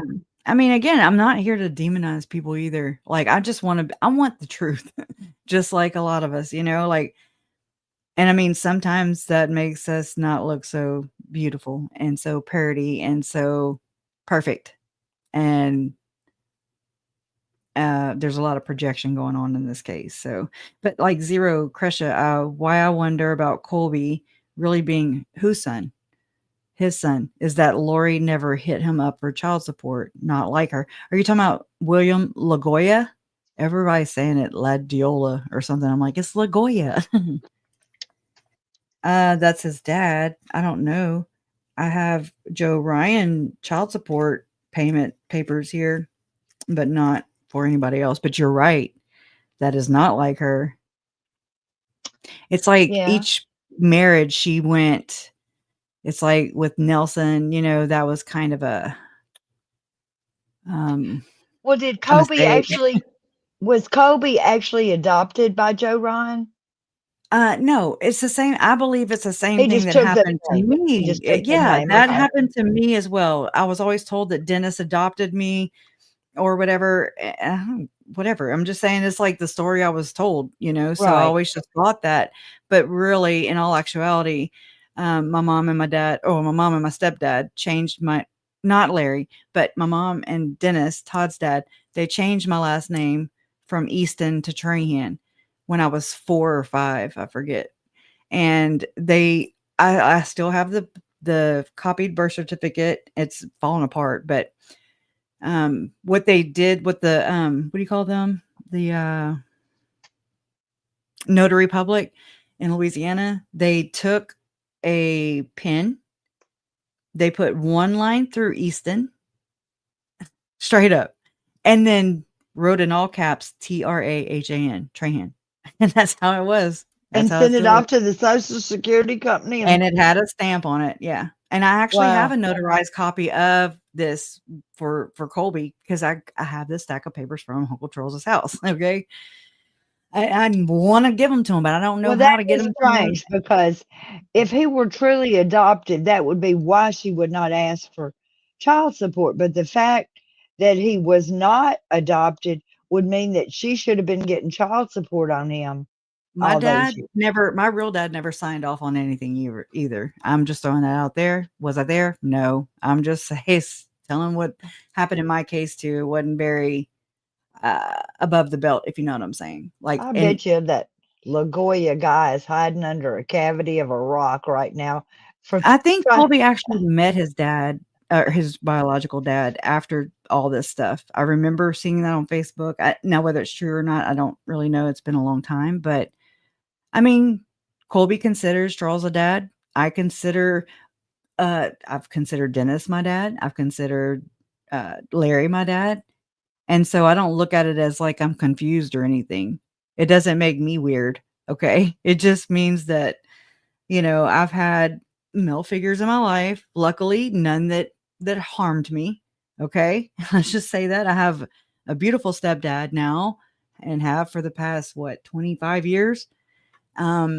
Yes, him and my mom, they got married and then they got divorced. My uncle Alvin and my aunt May did that a long time ago. They had 7 kids together, got divorced, stayed where they just never did remarry. Same thing with mom and Larry. And so there was one family member that was demonizing this aspect whenever they found out that, Larry, in order to be to give a victim impact statement for JJ, it was Jim Archibald that brought it out, which is the defense attorney for Lori, that mom and Larry were not married and that Larry was not JJ's biological grandfather. So it was just a dig, and then to have another family member on the outside making a big freaking hoot out of it. It's like it's not that big to anybody else but you. So I don't know. I mean, it Wow. just so they did get married like the day before we went up to to Boise for Lori's trial, but I mean, it's nobody's business, It's just like that's his grandson. He considers him his grandson, and so that's weird, It's weird when people try to demonize that or make that weird. I don't think there's anything wrong with more people loving a child ever. I do think it's wrong when there's a bunch of assholes putting their nose where it doesn't belong. I know I find disturbed. Yeah. that's one thing that I can be so glad of is that uh Looking Shimon. Hayden, I shouldn't have said that. Never mind, I'll say it another time. It's just that you can be glad when the other set of grandparents Yeah. loves the grandchild as much as you do. Yes. And I bet. and also the fact that they have way more means than I do. So they help her do things that I could never have her do. And I'm not a bit jealous. I am so happy. Yeah, Right. wow. I'm so happy about it. That's wonderful, right? Because it's like it's not a competition. It's Oh, not like dang. trying to It one takes up a each other. village. It really does It to get a kid. does. It does. It really does. And it takes a village to freaking bring one down, as we see, or they all It go really- down together. no.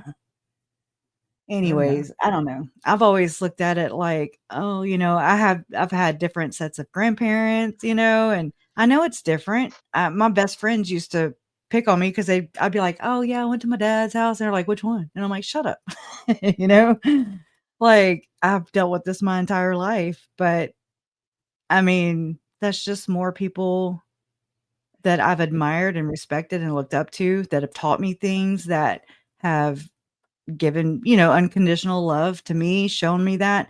And I mean, really it's cool. I have like a best of all the worlds because they're so different. My real dad, he's so cool and he's like really deep and methodical. I think that might have rubbed off on me, but um and so I think he's a really cool person. Now, was he like and I didn't even really give him a chance. So I was like 28 years old. Like I cussed him lower than a dog. I was like, oh, I mean, I said some things I really am ashamed of, but I mean, I just had to let it go. Like I had to stop carrying. I didn't want to carry that all the baggage anymore that I didn't ask to carry. It's just like, oh my God. And as soon as I wrote him the letter telling him off, he was like, he called me, and then we've been tight ever since. It's like Yeah. he had his side of the story, and it was neither of my parents trash talked one another, neither one. So it's just interesting. I think it was more maybe my stepdad's insecurities. Oh shit. Oh, No, that was just they're just talking about something. Well, both my parents are from divorced families, and they were both both my grandmothers were first wives, and their kids were the kids of the first wife, and both of my grandfathers were married 5 times each after that. They were yeah, wow. musicians and roundabouters. I had Yeah. one step grandmother that had and this is back in the day. She had a like a salon in her house where women Mm, would go and like like, Lori. well, not that kind of, no, they would go in and sit in saunas and sweat, and they had Oh, oh, okay. these Gotcha. rolling machines that would roll up and down their butt and sides. And Wow. I need your step grandma's house now. isn't that crazy? Isn't that crazy? Yeah, I And need it. I remember thinking as a kid, oh, she was like a little redheaded Barbie doll. Aw. She had all the women, they had appointments, and that's how she made her living. She had those women coming in and Reminds me of exercising. Steel Magnolias, that's what that reminds me of, those scenes from Steel Magnolias where they're at the beauty salon. Yeah, getting all And kind of treatments and such, and yes. she'd been eating health foods and giving out vitamin B12 shots, and I don't even know what all they did over there. but Yeah. I get it. I mean, that's really I still have a step grandmother alive. Her name is Mary, Mama Mary Vallow. She's my mom and Charles's. She's the Vallow siblings' stepmother, and she's been around. Like my grandfather started dating her right before I was born, so she's been around since I was born, and she's still alive. I miss her. Like I haven't looked up though, and I'm guilty. well, you just get your They should. hands full.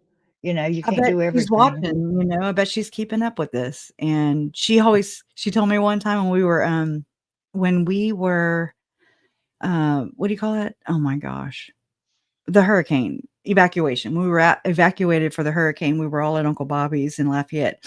And, I had got to talk to her for the first time, really one-on-one, because everybody's around, right? During that. And we just kind of talked about Uncle Charles and all the things. This is right after the kids were found. So, I mean, it was horrible. And Mama Mary, and I mean, I laugh at this now because it's just like, oh wow, not laugh, but it's just like, oh my god.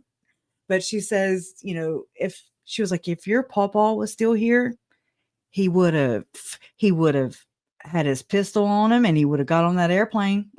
And I'm just like, oh, I don't think so. Probably not. Thinking to go take care of Alex Cox or whatever. You know what I'm saying? She was just, and I mean, I never even saw him holding a gun or with a gun. He was armed with the Bible. Okay. He was the one that went and shook hands with the Pope back in the day and studied in Rome and had read the Bible by the time he was 9. He had read it 3 times, allegedly. Yeah.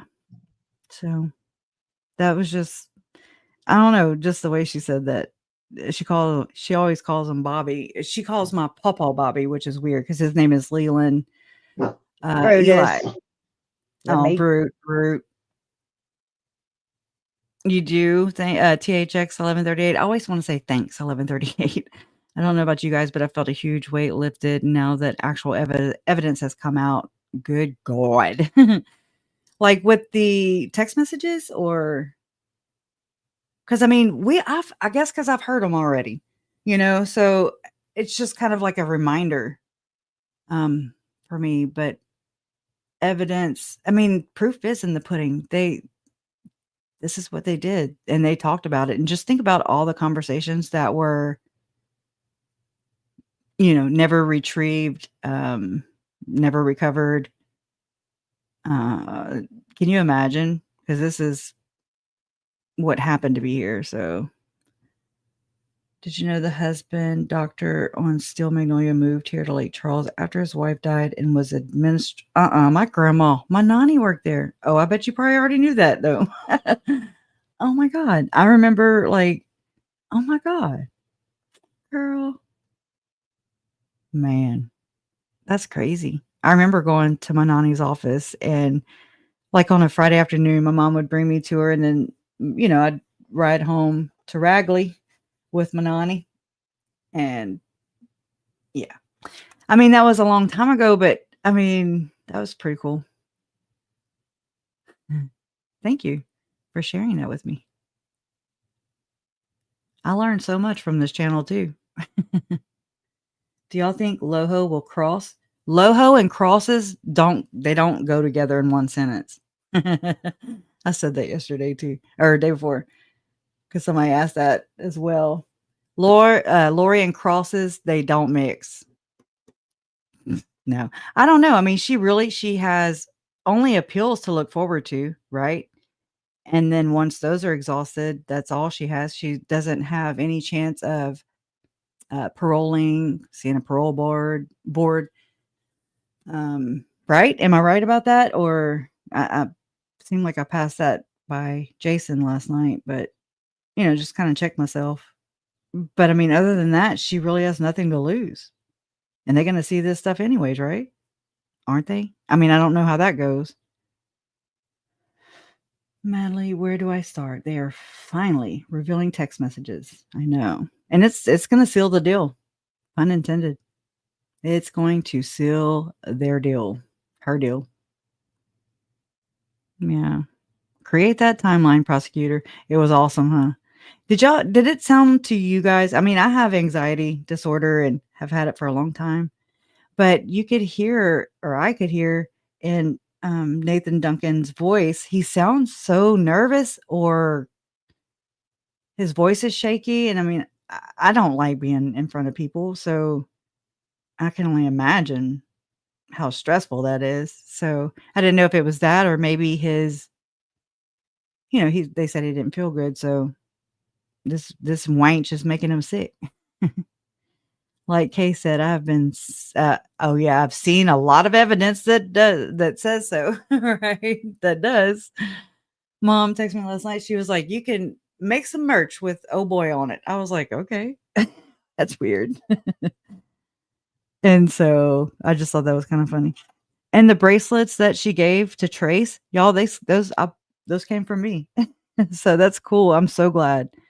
They say Charles, Tylee, and JJ. I don't know if those say Joe. I think I tried to just do it for Tylee, JJ, and Charles on those. And I had given her a big pack. I have like 4 packs left. I suck because of money. Like the money situation has been so stressful. I can't part with a stamp right now, or any stamps, it's too much. But I mean, I'm sitting here with 4 freaking bags of them, and I'm like, what do I do with them? They have all their names on them, but what do I do?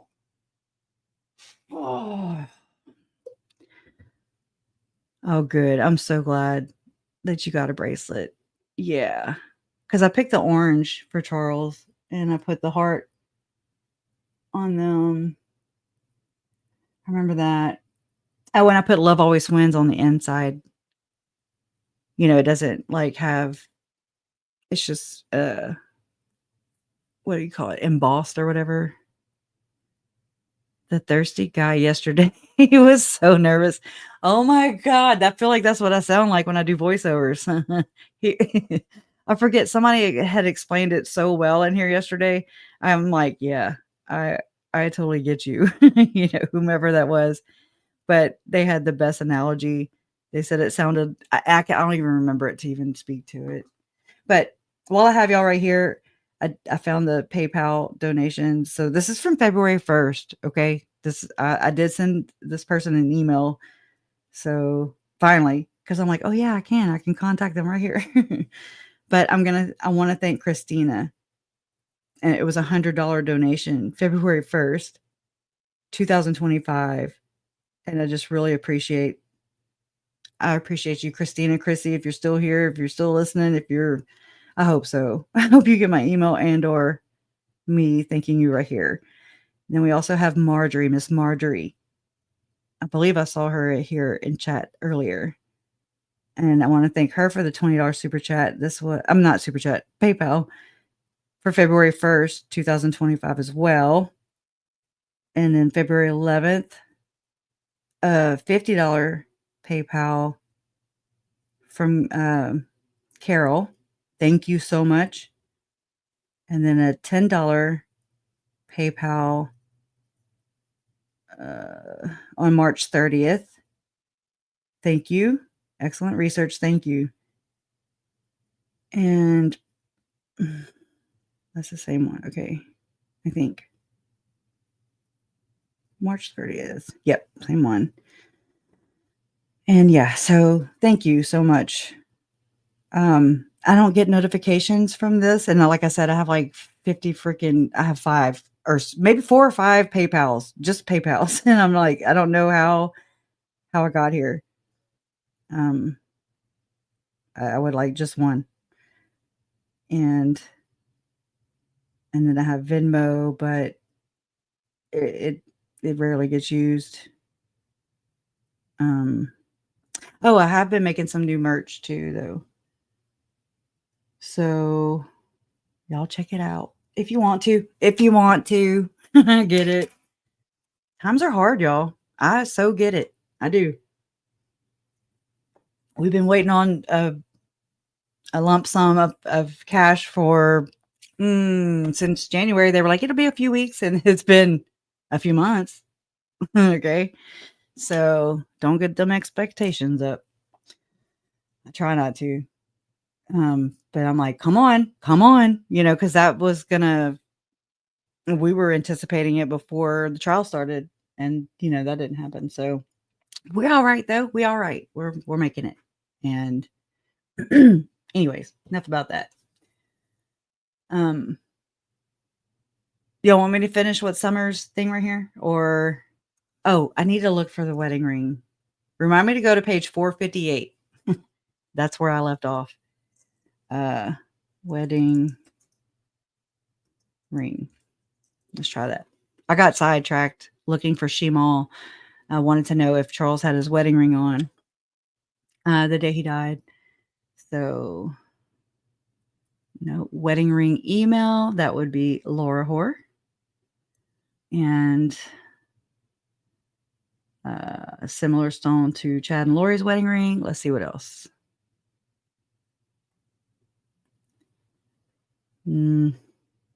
Lori even sent Melanie photographs. So no, not on there. Hold on. Let me go to autopsy. That's what I did. Autopsy.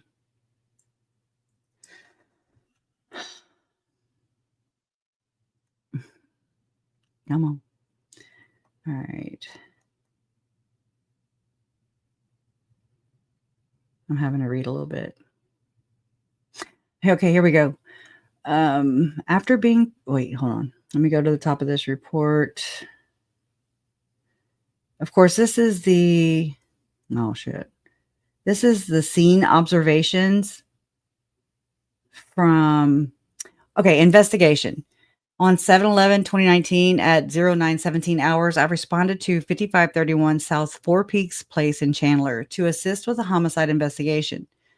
Prior to my arrival, I was monitoring radio traffic and was aware that the reporting party stated that he had shot his brother-in-law in self-defense.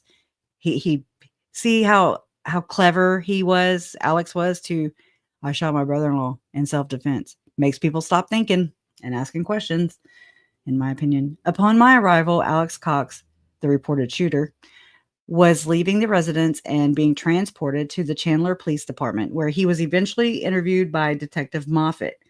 I was asked to assist Detective Coons with documenting the crime scene and more specifically, handling the deceased.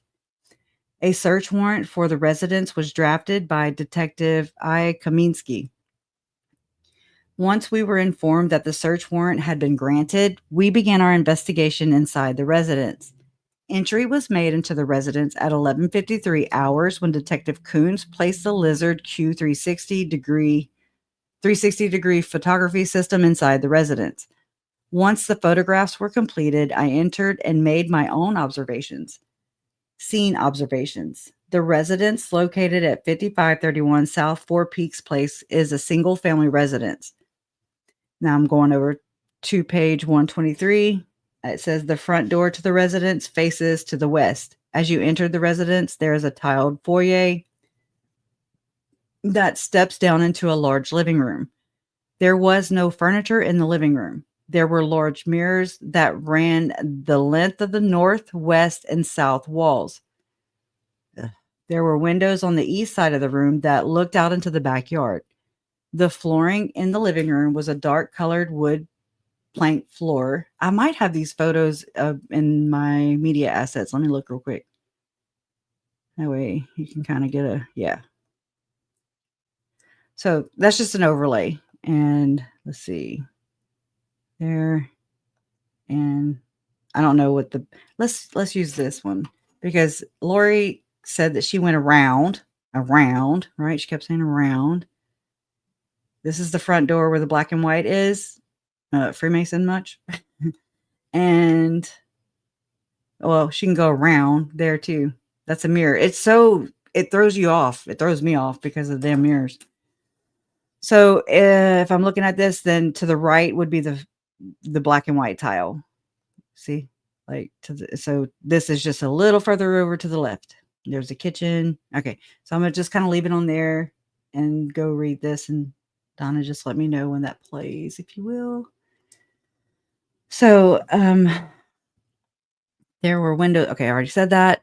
The flooring in the living room was a dark colored wood plank floor. As I entered the living room, I noticed the deceased was lying on the ground in the supine position. His head was to the north and his feet were to the south. His arms were straight alongside each side of his torso. The deceased was a Caucasian male in his 60s. He was approximately 6 feet tall and weighed approximately 190 pounds. He had a bald head and a small amount of facial hair. He appeared to be extremely fit. He was wearing loose Reebok brand shorts that were gray, black, and white in color, black athletic style shoes, and a black shirt which had been cut from his body to expose his chest. He was wearing a watch on his left wrist. I'm surprised that was still there. The deceased was positively identified as Charles Vallow. Looking closely at Vallow's body, I noticed abrasions on his knees. In addition to the abrasions, I noticed an obvious hole in the lower left quadrant of his stomach. Okay, yeah, trigger warning a long time ago. And trigger warning, just that sounds so not appropriate right now. Trigger. So, in addition to the abrasions, I noticed an obvious hole in the lower left quadrant of his stomach. Vallow had AED pads and EKG lead pads, placed on his body by members of the Chandler Fire Department to confirm his death. A second hole was later located under the AED pad placed in the center of Vallow's chest. Oh. Looking closer at Vallow's hands, I observed dried blood on the webbing of his left hand to include his thumb and index finger. I found that this would be consistent with his hand coming into contact with his torso after being shot. Why did I never absorb that before? That's just, I heard it for the first time. I swear, it felt like it whenever opening statement by Trina K.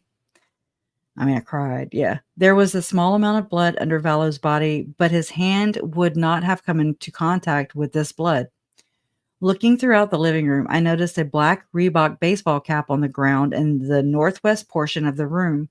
Observed north and west of Vallow's head was a metal Rawlings brand baseball bat. The handle of the bat was to the south and barrel of the bat was to the north. Lying south and west of Vallow's torso were two .45 caliber GFL ACP casings. On the east side of the room, I noticed a .45 caliber projectile lodged into the baseboard. There was an additional .45 caliber projectile on the ground just east of Vallow's head. I do have these photos. When making these observations, and they're blurred. When making these observations, I did notice. This is interesting. I did not notice any other blood in the living room. Due to the lack of furniture, there was no indication of a struggle. There was no indication of a struggle. I'm just saying, they're saying due to the lack of furniture. And okay, so due to the lack of furniture, there was no indication of a struggle and nothing in the room was damaged other than the baseboard that was struck by the mentioned projectile. Based on the lividity present and lack of blood splatter. Oh my gosh. Based on the lividity present and lack of blood spatter, there was no indication that Vallow was moved from the position in which he was found. Moving on to page 124. Additional blood was observed on the faucet in the kitchen sink. Alex Cox had reported that after the shooting, he washed his hands in the kitchen sink. I noticed a small amount of blood near the aerator portion of the faucet. The blood was photographed, but not swabbed for evidence purposes. Why the hell not? Man. The residence located at 5531 South Four Peaks Place had a master bedroom on the north side and 3 guest bedrooms on the south side. On the south side of the residence, I located a guest room that was pink in color and also had 2 walls that were painted with black and white stripes. This room was furthest north room on the south side of the house. The room had a mattress on the floor with a fitted sheet that was blue in color. Lying on the carpeting east of the mattress was an orange duffel bag. Inside the duffel bag was a black hard-sided gun case with 45 caliber magazines and ammunition. Lying on the carpeting east of the duffel bag was a brown and black Springfield XD 45 caliber handgun. After being photographed, I handled this gun with gloves in order to make it safe. While inspecting the handgun, I did not notice any visible blood or biological material present. The firearm had a magazine seated and the slide was forward. The serial number on this firearm was noted to be redacted. I removed the magazine from the gun and noticed that the magazine indicated 5 cartridges remained inside. The magazine inside the firearm indicated that 13 cartridges could be loaded inside. I then manipulated the slide on the firearm and 1 45 caliber cartridge ejected. The cartridge was secured as evidence. While at the residence, I placed a call to the Maricopa County Medical Examiner's Office. Investigator A. Prusik eventually responded and assisted with the investigation. During this time, Vallow's body was examined further and he was eventually placed into a bag that was properly sealed. He was then transported to the Maricopa County Medical Examiner's Office where an autopsy would take place. After Vallow's body was removed, the decision was made to have Alex Cox come back to the residence and show Detective Moffat exactly where he was positioned when he shot Vallow. Prior to Alex returning, I made the decision to clean the large pool of blood that had formed underneath Vallow's body when his body was manipulated. When doing this, I noticed damage to the wood flooring underneath where Vallow's left shoulder would have been positioned. This damage was consistent with a bullet strike into the floor. I closely looked at the rest of the flooring in the room to see if there was a similar indentation in the flooring. I did not notice anything similar in the rest of the flooring. Photographs were then taken of the damaged floor by CST J. Jordan. Moving on to 125. Alex Cox was eventually brought into the residence where he explained his actions. Cox indicated that he fired 2 shots into Vallow while he was standing. Based on the entry and exit wounds on Vallow's body and the damage to the floor, it was suspected that Cox was not being truthful. It was suspected that at least one of the shots was fired while Vallow was on the ground. Based on this belief, I cut the damaged piece of flooring out and retained it as evidence. I also cut the piece of baseboard out that was struck by the other projectile. The piece of baseboard was retained as evidence. While processing the scene, I assisted Detective Coons with taking measurements of where items were located within the living room. Please see the supplemental report for further. This concluded my involvement in this case. Whew. All right, I'm continuing because I know that they do an itemized detail sheet of what was on him. They didn't mention it just now whenever do that report. Let's see. Oh, Alexander told me he never touched the bat and last saw it in the right hand to the deceased, Charles Vallow. That's interesting, right? Alex told me he never touched the bat and last saw it in the right hand of the deceased, Charles Vallow. Let me go back up here. Okay, here we go. Let's see. Right hand. Wait. Holy crap. Okay, so this report, let me go check on y'all, see what y'all might have. Let me hide that. Still waiting. Okay. Oh, yeah, the Harry Potter writer is LDS. Okay, Donna. Let me open it now. I opened it. Okay. Yeah, I was Huh. gonna say, because if I was to leave, you'll want to have full control of it. Yes, thank you. Thank you. Let me go. Present, share screen. My computer better not start acting up either. Okay, let's see. She did it. She did it. Oh, I hate when it doesn't give me better quality. Okay. Oh, I don't want to play it because not yet. There you go. Just let me know if you leave before it comes on. That way I'll know to look for it. Okay, yeah, yeah. Because I'm reading from this thing. Well, he's supposed to be there at 4:00, so he should be here in the next few minutes, or he gonna be late for his appointment. Oh, let's see. Okay, so this is right after where I left off. Okay, 127, page 127. I'll share a link to this file. I'll share the one to my ow. Sorry. Copy. Let me put that in the chat now. Anybody who wants to go look at it for themselves.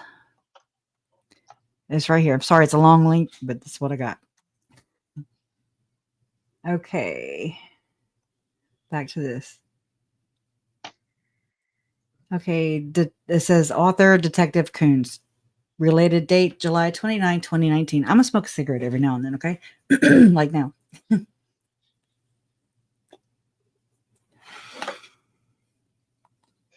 Because I end up just wasting them, holding them. And they too damn high to be wasting, okay? I'm about to have to quit for the first time. Besides the times I was pregnant. Let's see. I'm trying to find it also on my YouTube. I'm sorry, on my TV, so I can maybe kind of keep an eye on it there. Is it muted? Yeah. Yeah. Okay. So it says July date, time, July 11th, 2019 at 08:36. Location, y'all know the location. Deceased, Charles Vallow. OME report, 19-5897. CST is J. Jordan. I don't know what CST stands for. Investigation. On July 11th, 2019, at about 08:36 hours, I was monitoring police radio traffic. Well, yeah. Nope. I guess they all monitor it. I don't know. Chandler scene. I don't know. Chandler something, huh? Chandler scene tech. I don't know what that means. Okay. I was monitoring police radio traffic and heard officers dispatched to 5531 South Four Peaks Place in regards to a shooting. Details provided via the radio indicated the caller stated he had shot his brother-in-law in self-defense. I responded to the location along with several other detectives. Upon arrival, I noted the scene had been secured by patrol. Officers were posted at the front door. Oh, I have that video actually. Recently, it doesn't have any sound on it. So I'm like, do people even want to see it? I'm sure y'all do.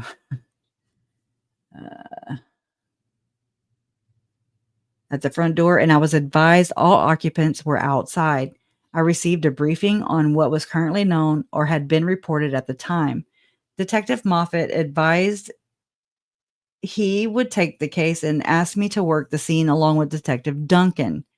Detective Kaminsky was currently at the police department waiting for information to write a warrant. Going to page 128. I was asked to provide the needed information to him so a warrant could be requested through the courts. I hear you. Okay. I didn't know if you were trying to get me. Once the briefing was completed, I contacted Detective Kaminsky and relayed the needed information so a warrant could be requested. I also learned the brother-in-law to the deceased was present and the wife had arrived with her daughter.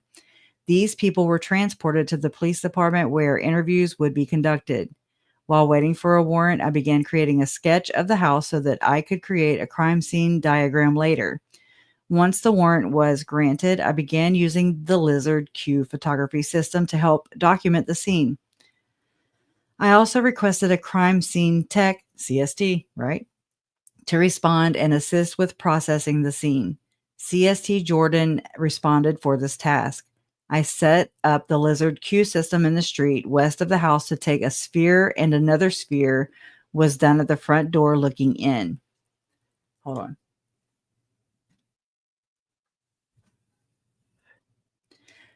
A sphere was taken on the interior landing, which covered most of the living room. I then set the system up and took two spheres, which would be turned into one measurement sphere. Hey, babe. What? Looking like, the foot of my bed, the foot of our bed, and there's a that wood box in there. Okay. I love you. I love you a long time. Huh? Okay. Okay, so a final sphere was taken in the bedroom where the gun. Whoa. This was done in the living room where the body was. Whoa, let me back up. I then set the system up and took spheres, which would be turned into one measurement sphere. That's not an easy word to say, is sphere, okay? Not repeatedly, Illy. It's not for me. Okay, this was done in the living room where the body was located. A final sphere was taken in the bedroom where the gun had been located. A partial sphere was created in the living room, but a system failure occurred and the sphere was not completed. The pictures that were taken were still preserved as part of total content. With the assistance of Detective Duncan, I took measurements of the items in the room and living room to help document the locations. My TV just cut off. The points used for getting the triangulation measurements were the northeast point B and southeast point A corners of the living room. The north-south measurement of the room was 23.5 inches, 23.5 inches, and the east-west measurement was 18 feet. The device used to get the measurements was a Bosch laser tape measure. The following is a list of items measured in the room. Fractions of an inch were not used. I'm going to skip all that because that's too technical to be not looking at it. Once these items were marked, measured, and photographed, they were collected. For details regarding the specific item numbers, refer to CST Jordan's supplemental report. The body was found lying on its back with the shirt cut away from the front. There was a projectile found to the north and east of the left shoulder on the floor. Upon the arrival of the OME investigator, the body was eventually moved to help examine it further. There was a CPR pad placed on the sternum by EMS, and it prevented the observation of the wound to the chest. The CPR pad was eventually lifted up to expose the hole and photographed. The wound to the abdomen was photographed with no issues. The wound on the abdomen appeared to have a mark on the lower section of the hole that indicated an upward trajectory into the body. The body was then rolled onto the stomach. I could see two bullet holes. One was located in the area of the left scapula, and the other was slightly left of the spine towards the bottom of the rib cage. The body was placed into a sealed pouch and transported from the scene. The examination was set to take place on July 13th, 2019 at 0800 hours. It was decided to hold the scene so a walkthrough could be done with the shooter. The claim had been made that the shooting was in self-defense, and there was a desire to have the shooter be present in the scene to help explain the dynamics and locations of the parties involved. I do have a sketch that Alex did. I don't have it right here, but it might be right here. Hold on. An attempt was made to clean the blood from the floor to help minimize the trauma that could be created from exposing the people to the gore. What? That's weird. Okay. Once the cleanup was completed, a defect was observed in the floor. This defect would have been under his body and not observable without cleaning up blood that had pooled in the defect. Move into page 130. This floor was a hardwood style floor that was free from similar defects. The defect had a trajectory line from the southwest to northeast. The shooter, identified to me as Alexander Cox, was brought into the scene. I remained present to hear the statement from Alexander to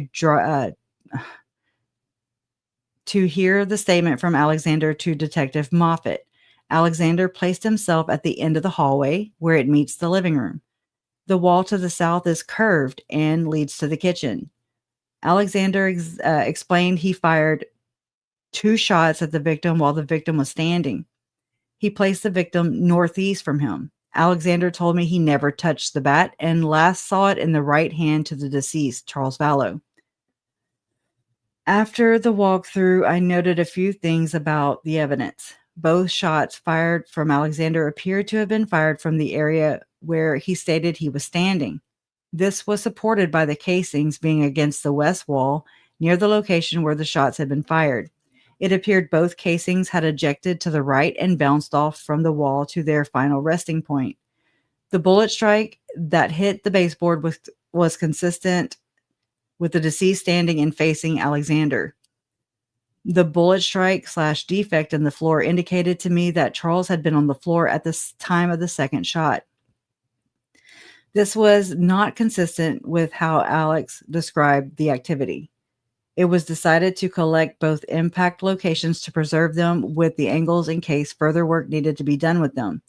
I marked the floorboard with a marker to indicate the north direction so it could be properly oriented with the room. It could be properly oriented with the room should the need arise. Detective Duncan and myself cut the section of the board from the floor. It should be noted there was blood in the seams of the boards, but none had gone under the boards. The boards were glued to the cement floor beneath. Additional photographs were taken of the sections that had been cut out. This completed my involvement with the scene. On July 13, 2019, I accompanied Detective Moffat to the OME where we attended the autopsy.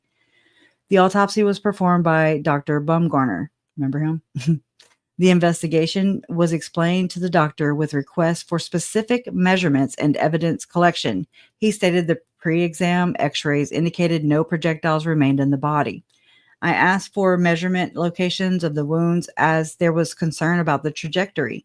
He advised he measured down from the head as a normal practice and would include those with this report.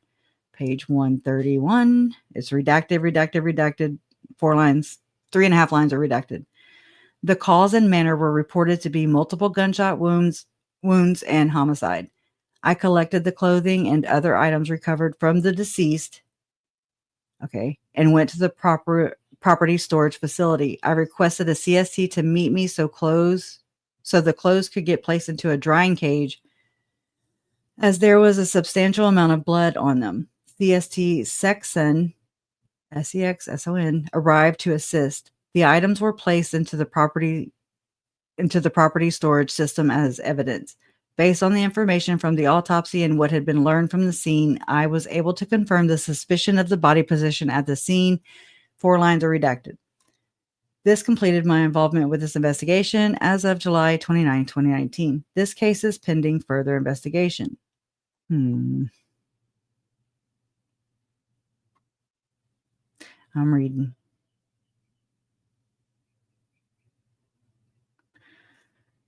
For the purposes of an officer is considered to have displayed his firearm if the officer points their firearm in the direction of what? Okay.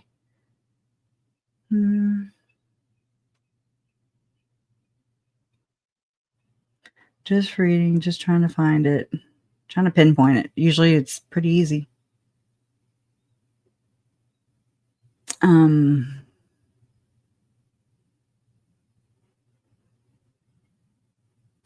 This says, I'm just going to read this little part. On Thursday, July 11, 2019, I assisted with this investigation at the police headquarters building. Detective Sergeant Boggs requested I request background checks for the subjects involved in the shooting death event. I provided the gathered information to Detective Moffat. I remotely monitored portions of the video recorded interviews conducted with Lori Vallow, Tylee Ryan, and Alexander Cox. I provided feedback directly to Detective Yinklin and Detective Moffat. On or about July 22nd, 2019, Detective Moffat requested I conduct additional interviews for this investigation. I remember that's when they contacted Jason Mao, especially of FD personnel. On Tuesday, July 23rd, I contacted Chandler Fire Department personnel who responded to the death scene on July 11th to obtain statements from them about their observations and actions. Come on now.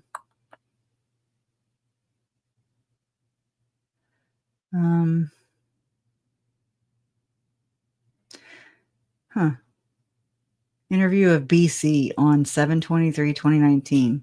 At about 9:15 hours, I spoke with Battalion Chief, redacted, at FD Station Number 1. BC redacted stated that he recalled the FD run in question and that he served as a battalion chief that day, BC 281. He stated he did not enter the residence at any time. Was that the guy that was the other day? KFC dude? Anyways, Colonel Sanders. All right, whoa. He stated he did not enter the residence at any time, nor have contact with the patient/decedent. He remained outside the front of the house and consulted with paramedic Captain Redacted as they left the residence. BC Redacted said he did not recall any specific thing that was unusual about the call, other than the event involved a man and his brother-in-law, resulting in a shooting. He recalled seeing a man believed to be the shooter standing on the driveway in front of the house with an officer, while other officers taped off the area with yellow police line.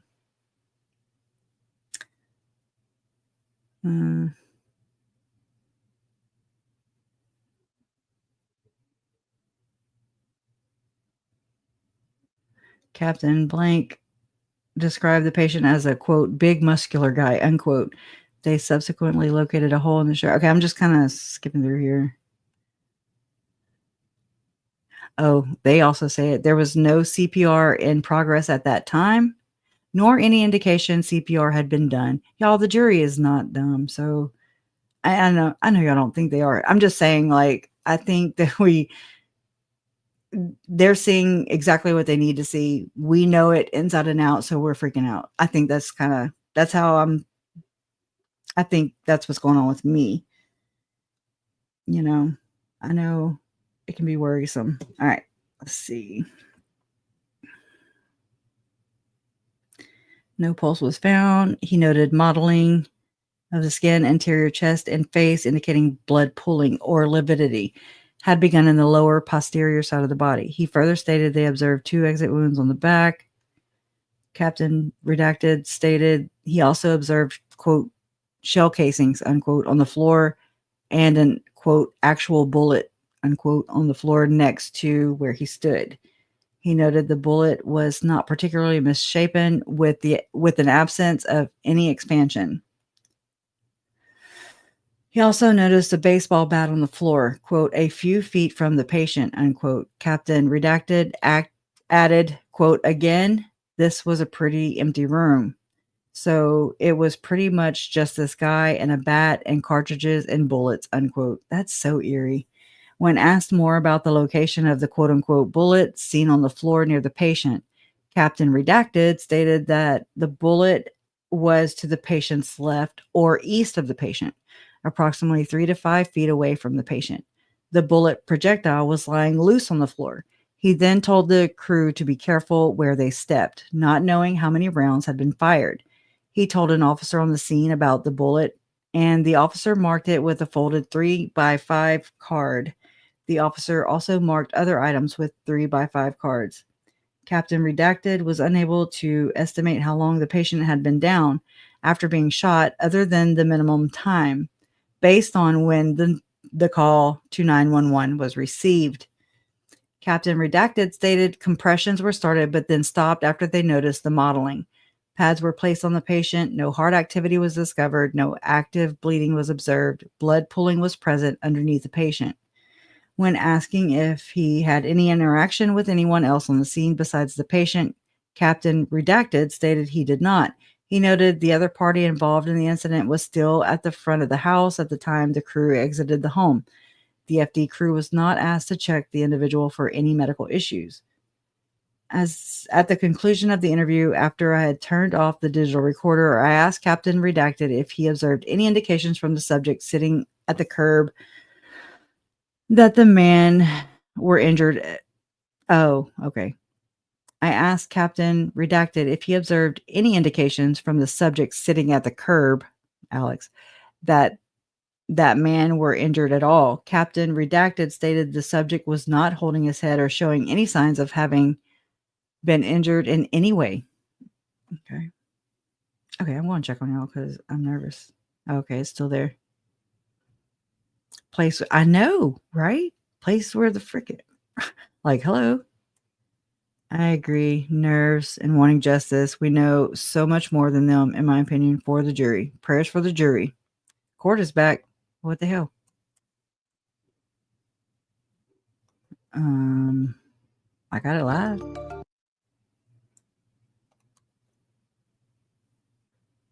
I'm gonna refresh it. Crash to the refresher. Oh, look. Well, they are in court, of course, but we're 30 minutes behind. And No, you know it's what I'm back saying? on. It's on. It's on. It's on. Or no, The it's not on. afternoon session, It's not day on. six. Okay. I see. And Law and Crime, Mm-hmm. they're not in court, but they're showing the emblem. So a lot of people may be already showing that emblem. So yes, they are back in court, and any minute it should, be time for it. And of course, I can't do anything without making a big mess. I can't find my driver's license, so I guess I lost my Girl. driver's license on my trip this weekend. Damn it. Anyway. Oh, I know. Yeah, I get it, girl. I get it. Everything. If it wasn't for bad luck, I'd have none at all. Exactly. 30-minute delay hurts my brain too. It's like I can't deal with all that. I appreciate it, but I don't know. I can't keep up with it. Crush of the refresher, right? Oh no, don't be sorry. No. Hey, you're good. We good. I mean, I appreciate it. I just happen to be over here. The delay plus the time zone differences plus all the things, that go into all this. It's crazy. And I'm thinking TH Love always says, I feel you. Once you stop fighting yourself, that's the hardest. I fight myself all the time. OPPPS. I was watching a clip of earlier. I don't know what OPPPS is. You down with OPPPS? You know me. Just PMS, right? I know Lori's freaking whining. Y'all, I told y'all I haven't hated her this whole time. Till recently. And now I've never talked the way I talk. I talk smack at the TV all the time. It's what I do. It's like it's just something me and the TV do. Okay. It serves it. And then I smack talk it. And it could be a whole new conversation the next time. A whole new burn. Whole new roast. Anyways. Yes. Melanie Gibb. Meh. You done with OPP? Yeah, you know me. My God, my poor grandkids, future grandkids. Oh, here they coming. Are they coming? Here she comes to wreck the day. Mm-hmm. Yeah, we can. Oh, I'm so glad to, Janelle. Yeah. I will be flying home today in some weird way. I got my closure. Girl, I'm so glad you did. Would love to have you come on and share. I just want to poke your brain. I do. I think it's interesting. I used to not think this stuff was interesting, but now I do. Let me say, grab me a cold one. Fancy Nancy says. I'm glad you got to go, though, and just make your amends. It's, for you. Justice through understanding. And that's different for everybody. It's, tailor made. And I appreciate it. The hate boat. Oh yeah. Oh yeah. That reminds me of my ex-husband singing the hate boat, love boat song. I guess I could play what he is talking about, huh? Yeah. Of evidence because they found the kids and people were just waiting, the public waiting for murder charges, and that came in 2021. Then Chandler followed suit. Then Gilbert followed suit with their I'm charge still gonna look for later that regarding Jamal, Brandon by the way. Boudreaux. So to have this case in their hands for MCAO for all this time, all that preparation with Trina K and Detective Duncan. I mean, he was literally sitting with her at the prosecution table for this past week. So this is going to be textbook, and you're not going to hear a lot of objections. That's the pattern we see. Well, and Rachel, who we've had on the panel a number of times, I'm sure would have loved to have had cases like this before hers, maybe just because you see how it plays out in one court in one jurisdiction, Whoa, how hold it on. could play out, Hold up. in Idaho, for instance. But nevertheless, Idaho Oh was first. shit! I just Now found you a good have spot. Arizona. Bring in the jury. All right, the And, jury's coming we back. just in. saw Put drafts of proposed jury instructions for you guys to review tonight. Obviously, some of those can change depending on what happens with the defense case, but that's at least something for you to get started with. Let's bring in the jury.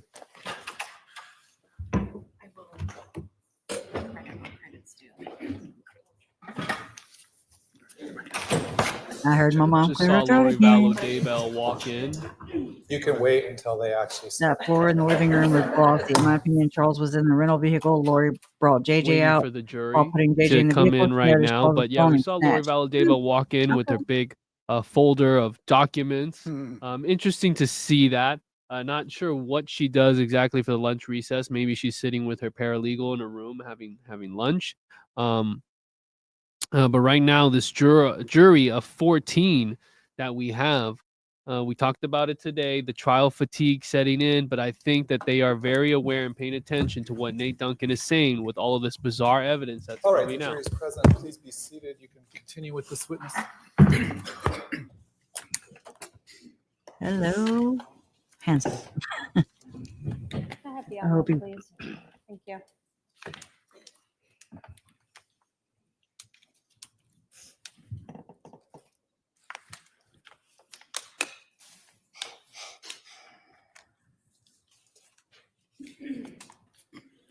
That takes a minute to restart when it's shut down. So. Wait a second here.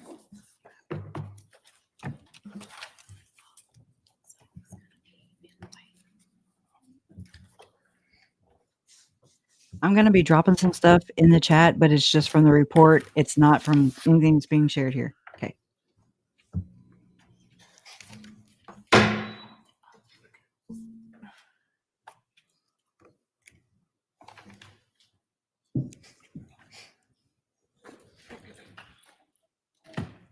Should be kicking on. I know when it times itself out, it shuts down.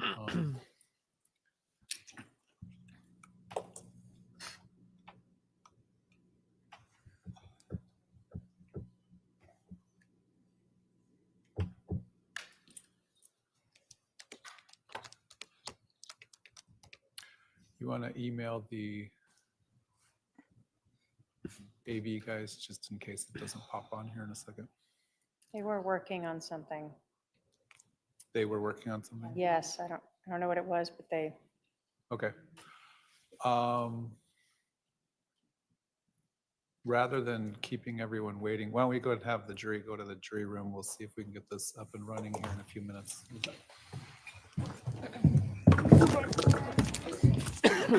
Okay, so there you see some technical difficulties in the courtroom.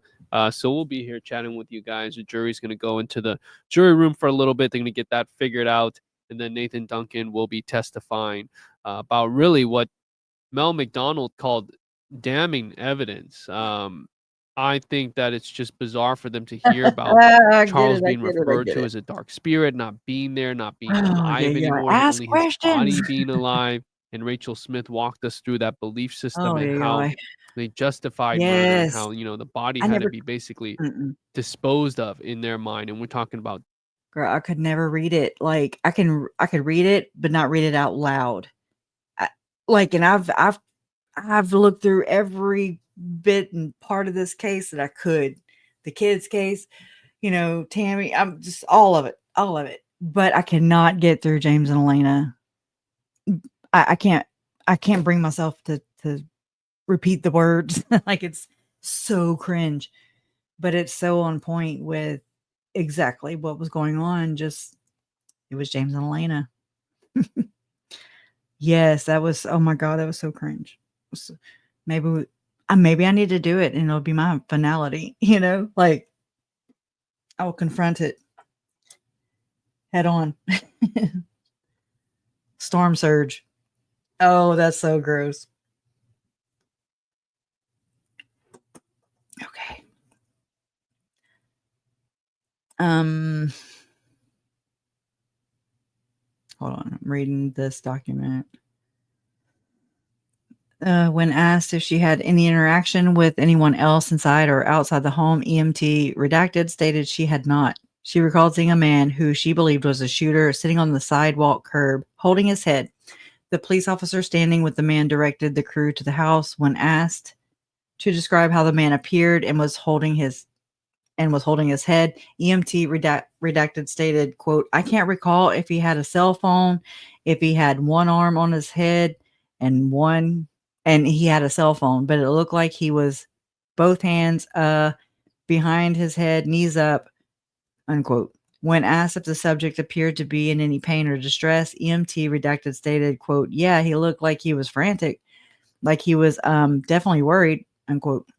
When asked if it looked like the man was in distress from pain, she replied, quote, "Not that I can recall, no," unquote. When asked if, based on her first impressions of the man, she thought he were another patient she should attend to, EMT redacted replied, quote, "No, that wasn't my initial thought, no," unquote. She explained that her mindset at the time was focused on a gunshot victim and not the man sitting on the curb. She did not recall if the man was sitting on the curb at the time her crew left the residence. EMT redacted stated her crew did not attend to the man at any time. She did not recall observing any injuries to the man.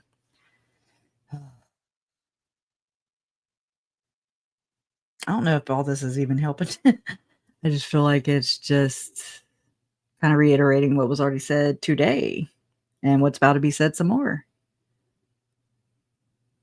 I'm going to turn this on a little bit so I can kind of hear it. I don't know if Donna's still here. tested for and If I don't mind. That way I can hear what's going on. Charles is the villain. Just a drizzle. Just a guy. little drizzle. Yeah. Yeah. Part 4. Oh, I didn't see 3 and 2. I'm going to star them. But she never does say in the text messages, You "Hey, said, Alex, I need you to bring your gun and you're going to stay with me on July let's see. overnight." Yeah, I mean, Adam would have been the great. I know. Jason caught that too. He was like, "Oh my God." Yeah, that was a trigger for him too. The blah blah blah.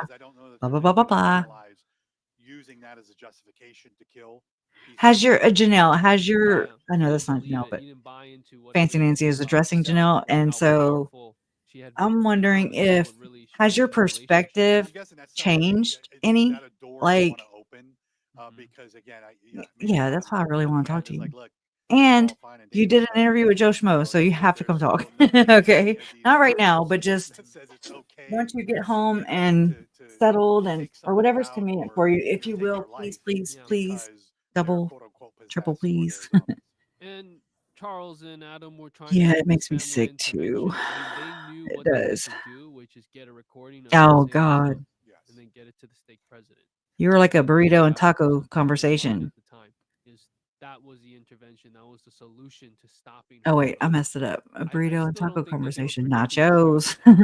I just don't think Or an that A, what they B, C wait, an A and B conversation. See your way out, and that's what you did.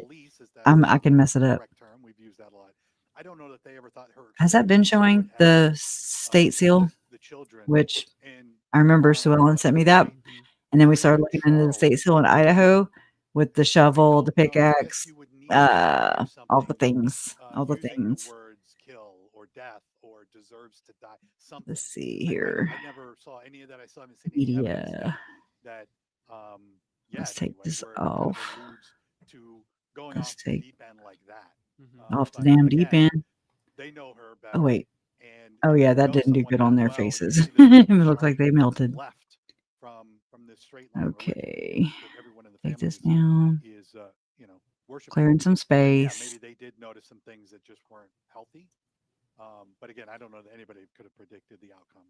And as we recap I the take morning this session and down. get ready for Duncan to continue his testimony, Go we got to hear Duncan. more of this. Go And shout out Duncan. to our team here, cutting sound bites and getting us ready for what we are going to listen to and expect to hear more of in elaboration. Robert, let's listen to bite 9.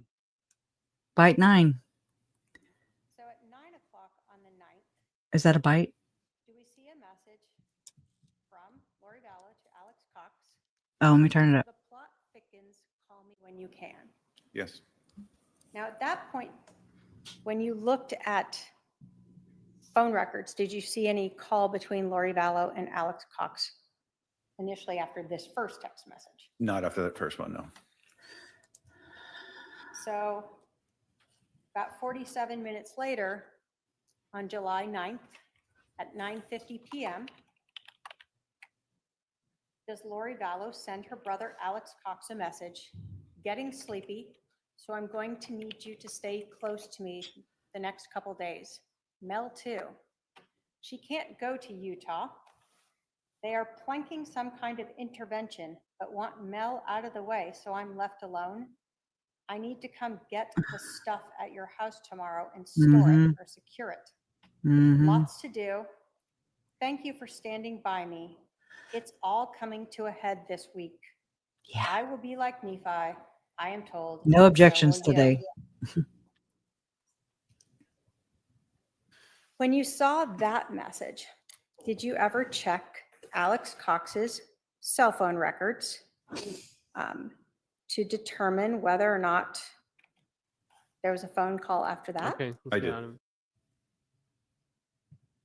this was All right, here some we go. of the Testimony SMS continues. or text Oh, messages shit. between Lori Vallow and Alex Cox that were collected from her Lolly Time iCloud account. Correct. Okay. And we had discussed the text messages from July 9th referencing the intervention. Yes. And we had discussed the text messages from July 9th discussing Nephi. Yes. Those messages also referred to Mel, correct? Correct. Now, as we go to the next page of this report,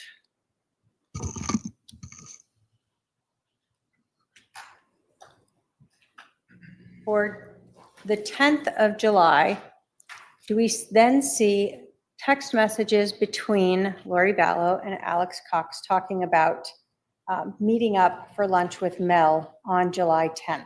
I do. And then as those messages go along, does Lori Vallow in fact invite Alex over to her house? Yes. And he advises, okay. Yes.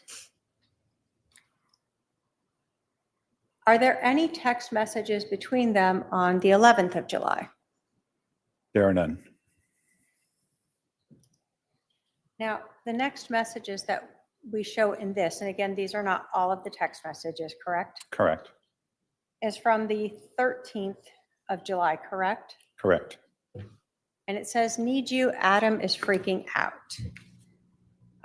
Based upon your understanding of the case and the testimony of Adam Cox, is that when he found out Charles Vallow was dead? That is correct.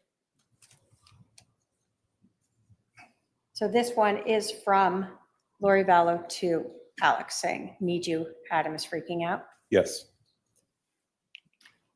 Again, as we kind of go through what was relevant, and we're not saying these are all of the text messages, on August 12th, do we see a text message from Lori Vallow to Alex Cox saying at Social Security? Yes, you do.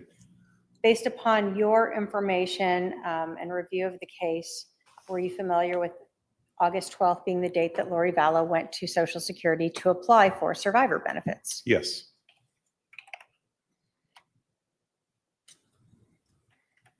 Told us that when you were looking through these messages, we had originally looked at some of the messages from the Lori for Style account. And you had looked for messages involving Ned, correct? When we heard testimony from Serena Sharp, do you recall her using the word zombie? I do. And that she indicated that that was a term that Lori used. Correct. And it referred to something to do with the possession. Yes. As you were looking through these messages, did you ever see Lori referring to people as Z's I or did. Z? Just the single letter Z. Single letter Z. And so when we look at these messages, Exhibit 227, do we see starting on September 3rd, a message from Lori Vallow to her brother, Alex Cox, saying bad news on our brother. Yes. And Alex responds, what's that? Correct. And she says, Z. Yes. And does Alex then say, really, when was that? Yes.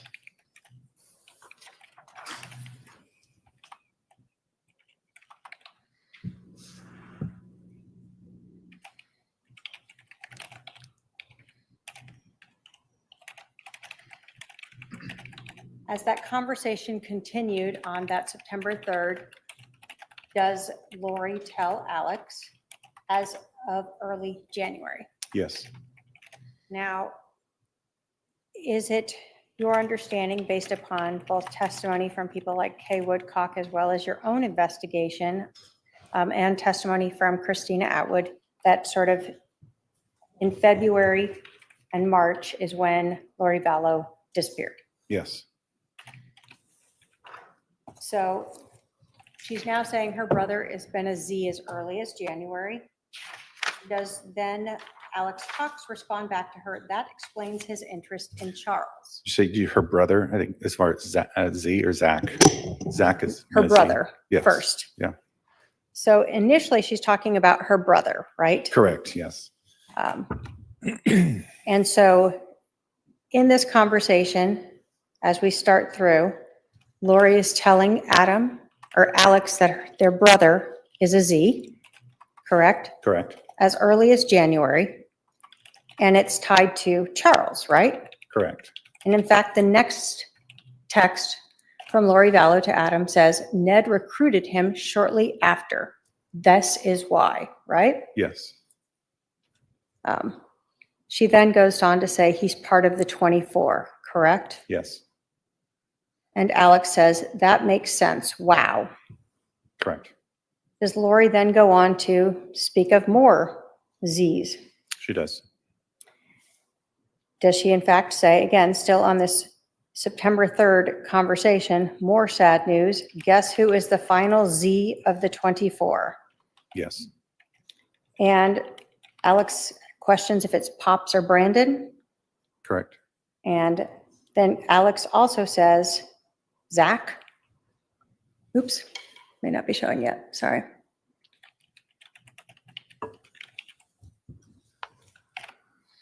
So Lori tells, guess who the final Z of the 24 is, right? Correct. And we see from Alex, he guesses Pops or Brandon with a question mark. Yes. And then Alex also responds, Zach. Correct. And sort of the times here are close in time. Correct. We have 10:20:29 and 10:20:43. Lori responds, nope, think of Judas, who loved me completely, then turned against me. Yes. And then we see Alex saying, tell me. Correct. And Lori Vallow says to Alex, yes, our sweet Zach, he is in paradise, the real Zach. It makes final sense. Can you push that up further just to verify? That is correct. And does Alex then ask Lori, his sister, when this happened? Yes.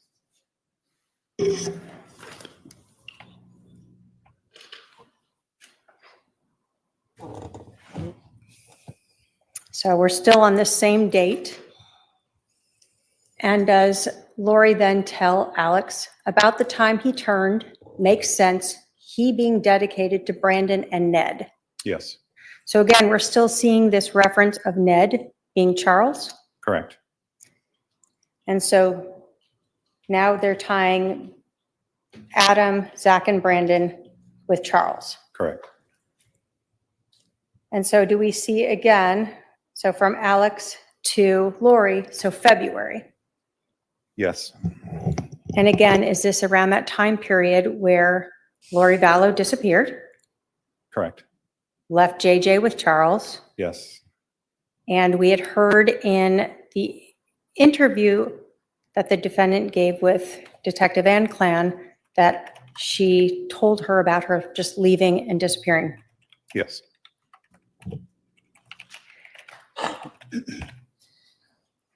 As that conversation goes on, does Alex then say, how did Zach die, or was he forced out? He does. Previously in the Lori for Style, had we seen again a reference of Charles' body being alive, but Ned being gone? Yeah. And again, we've heard people testify as to Charles being possessed by that evil spirit, Yes, and the unknown of if that spirit went away, what that would mean for Charles. correct. So this conversation then, after Alex asked Lori, how did Zach die, or was he forced out? Does Lori go on to say, it's crazy, I know, but it's sad and true. Now we know all 24, right? Yes, And then she also tells Alex, forced out, I think. correct. And did Alex then say with his anxiety, he wasn't strong enough to fight back?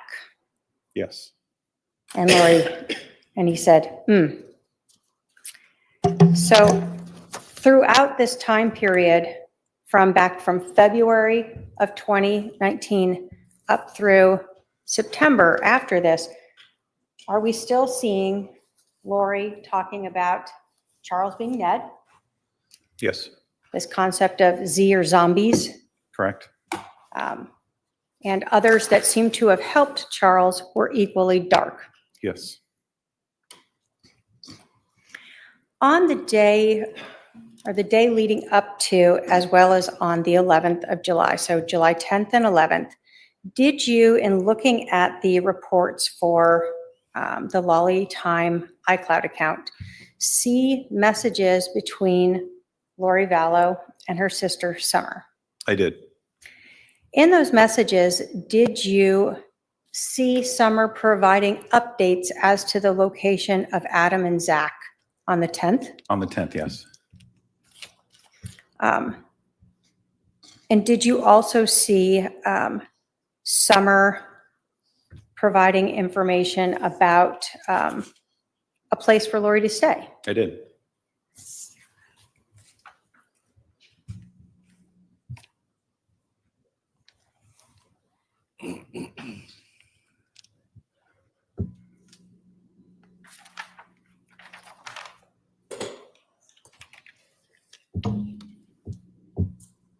I can have my paralegal approach with 287.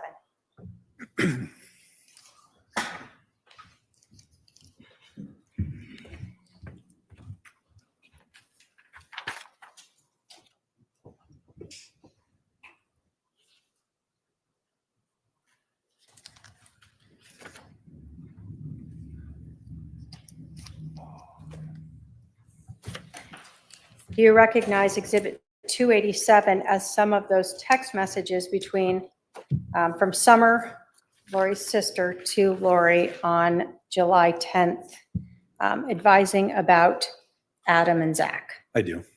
State will move to admit 287 into evidence. Any objection? No objection. 287 submitted. Now, just so we understand again, how is Zach related to Adam? Zach is Adam's son. And so we heard Adam say that when he came down here, Zach was staying with his parents. Yes, And Zach ended up actually flying home with him. Yes. So on the 10th of July, we see, again, this is instant messages now. Is that another type of data that could be saved in the iCloud account? Yeah, yes, it can. So in these instant messages, we can see who it's from as a contact of Some, right? Correct. And Adam had told us that Summer was sometimes called Some. Yes. And then again, contact the 480 with the last numbers 9562. Is that Lori Vallow's? Yes, it is. So instant messages between Lori Vallow and Summer. Yes. So on July 10th at 2:04, Summer's asking if Lori can talk. Yes. And then about 34 minutes later, does she advise that Mom is in the car with Adam and Zach on the way home from Sky Harbor? Correct. And so we knew that Adam came in early afternoon on the 10th, right? Yes.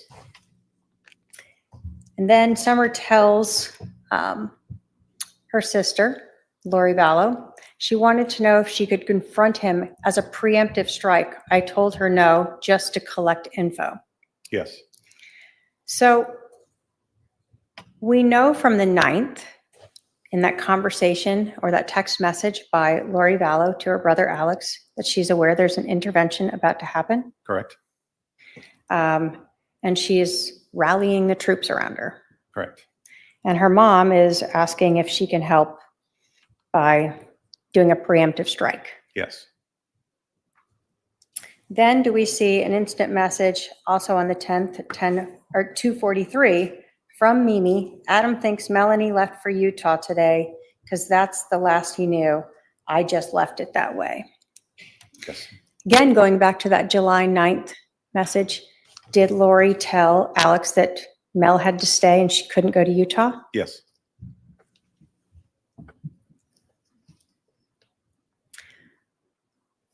As Summer continues updating Lori Vallow on July 10th at 2:48, does she tell her they're headed to Mimi's house? Correct.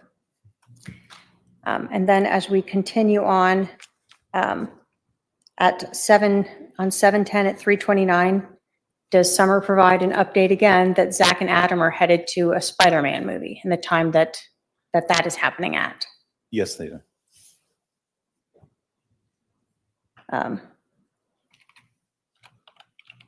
Then on 7:10 at 4:56, we see again a message from Summer. I think so, just me and the kids here, right? Correct. Or M.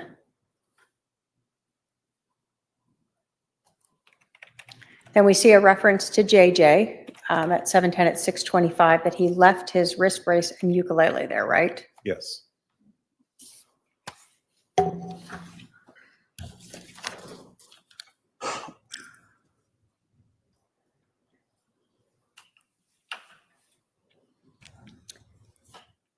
At 6:26 p.m. on July 10th, does Summer then offer Lori that she could stay at her house? She does. She tells her, would you rather stay here this week while we are gone? That way no one would know you were here. We can tell Zach we are putting Zeus in a kennel.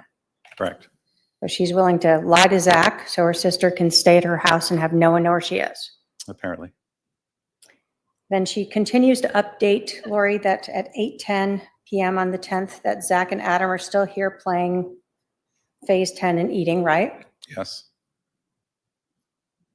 And as the night goes on, Summer then advises that, again, keeping her updated where Adam and Zach are. Correct. Did this message say, again, that Adam was waiting for Al to text him back? Yes. So again, we knew Adam was thinking he was staying with Al, right? Correct.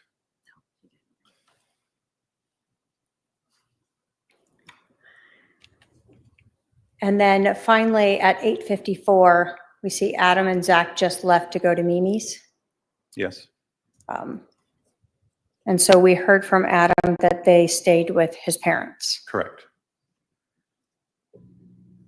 And then on the 11th, Did we just see instant messages from Summer reaching out to Lori saying, how's it going today? Yes. No responses on those. No.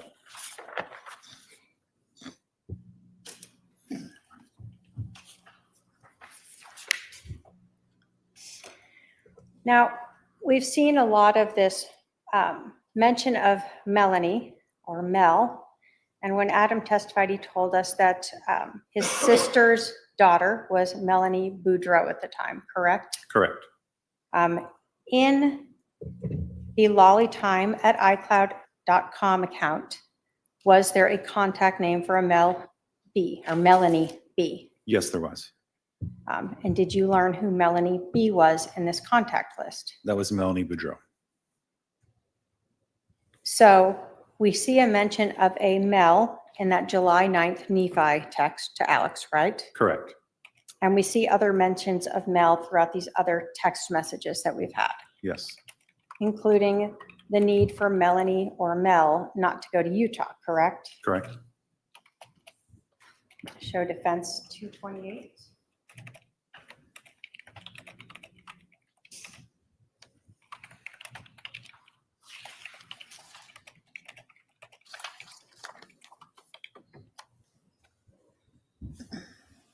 Go ahead. If I can have my paralegal approach with 228.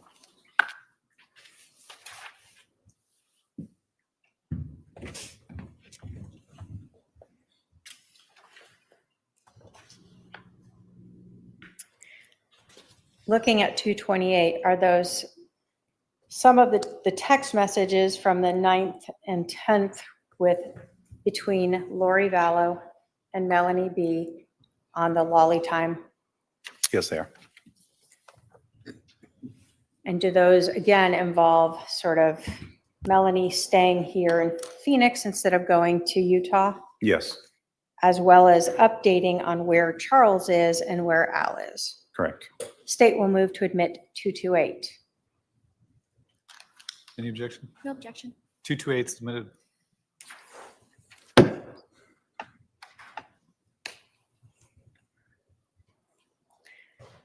So we had talked about earlier that there are a lot of times where we see sort of the call me things sent.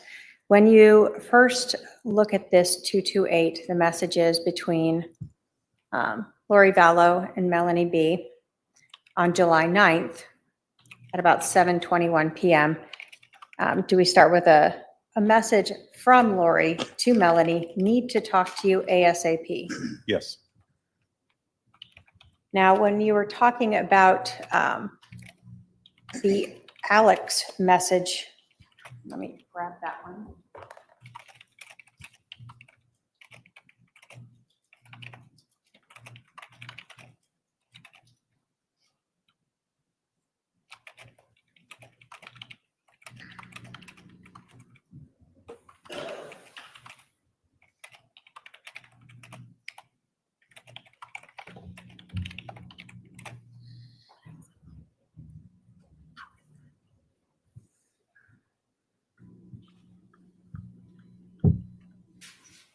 Sorry, right here. When we look at 227, we see messages with Alex Cox that are a little bit later, where we're talking the plot thickens, call me when you can, right? Correct. So these messages to Melanie B occur before, but it's the same sort of thing. So the plot thickens, call me when you can. We see a message from Lori to Melanie, need to talk to you ASAP, right? Correct. And then I'll call you in 5, finding out what to do. Correct? Correct. And then a response of K. Yes. As sort of the night goes on, we see some sort of messages of Melanie updating Lori of where she is and what's going on, right? Correct. And then we see from Lori telling Melanie at 8 o'clock, you can't go tomorrow. It's a setup for both of us, still on the phone, finding out the details. Correct. At that time, she hasn't sent the message yet to Alex, correct? Correct. So the Nephi message has not gone out yet. Yes. So then we see Lori Vallow sending to Melanie B. They have an elaborate plan. I'll call you soon. Yes. Correct? Correct.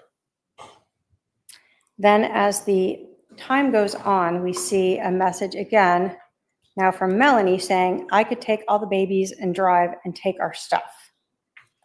Correct. But Lori responds, you can't go at all. We both need to stay here to defend ourselves, right? Can you move that up, please? Sure. Yes. Sorry. That is correct. So Lori's telling her you can't go. Yes.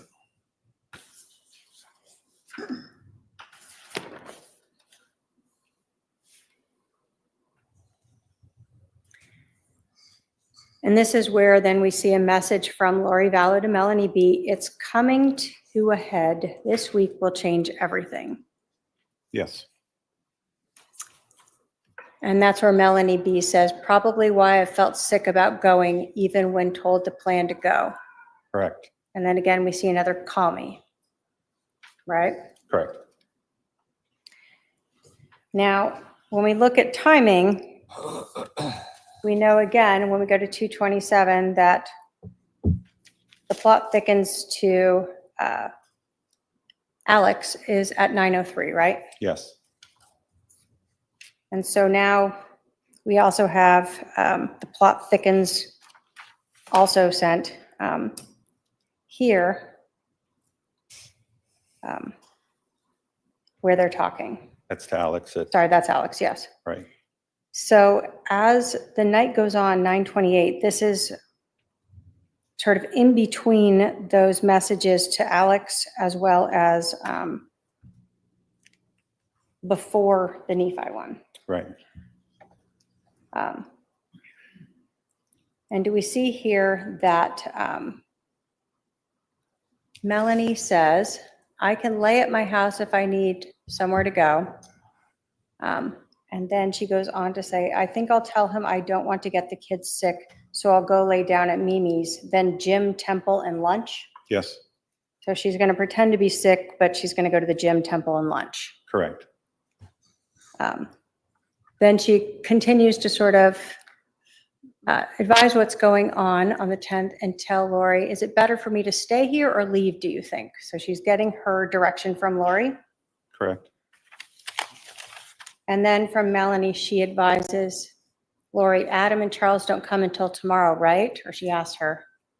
And then she says, Brandon said it's okay, we can get in a flight tomorrow or whenever you're better.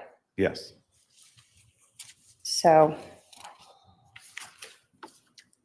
on the 10th, Melanie asked if Charles and Adam are coming in, right? Yes. And Lori tells them they both come tonight. Correct? Yes. So she already knows that Adam is coming and that Charles is coming. Yes. Does it go on? Okay. This is from Melanie. So today doesn't really matter, but I'm here. I have the kids tomorrow and that could make it easier for them. So I should probably be sick again tomorrow, question mark? Correct. Correct.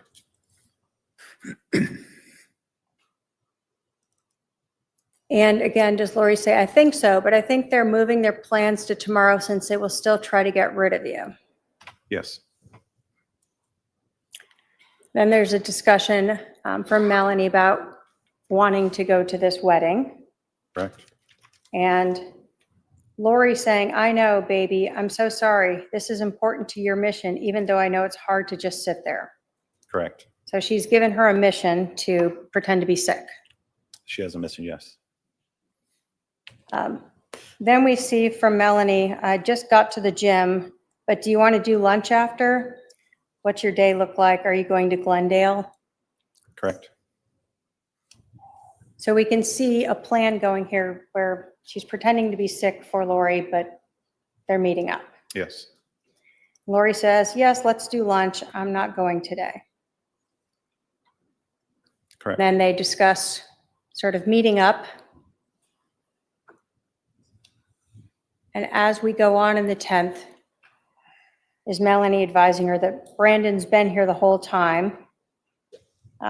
He's been on the phone and texting the whole time. I told him I'm trying to get on a flight tomorrow, but he thought the wedding was tomorrow, so he was surprised it's Friday. Correct. And Lori tells her maybe she can go tomorrow night.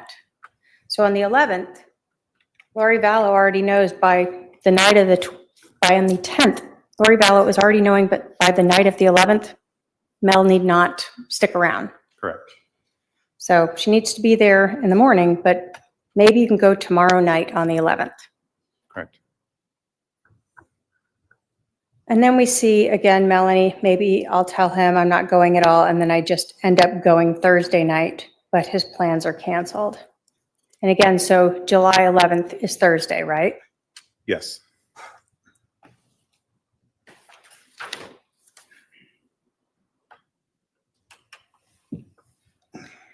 Lori then tells Melanie, I don't want you to regret not going, right? Correct.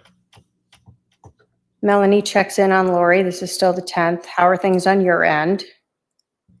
And also, I don't want to regret not going. Meanwhile, I'm over here dreading packing and playing sick, right? Correct.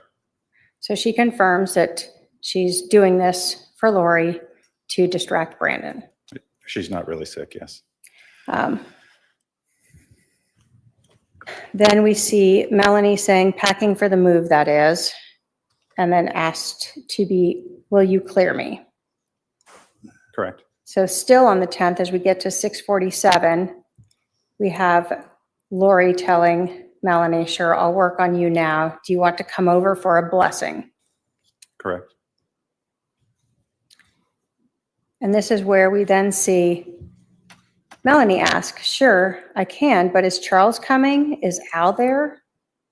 Right? And so Lori lets her know that Al is here at 7:18 p.m. on July 10th, right? Correct.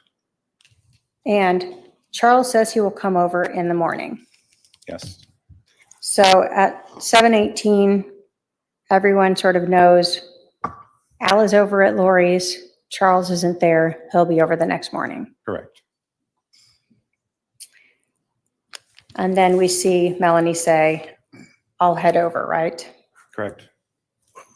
This next message is from the 11th, correct? Yes. And we see her tell Lori again, Zach is here, right? Correct. And again, now it's closer to 8. He just acted like he was coming over to get his mail. He told Brandon, oh, hey, Adam's in town.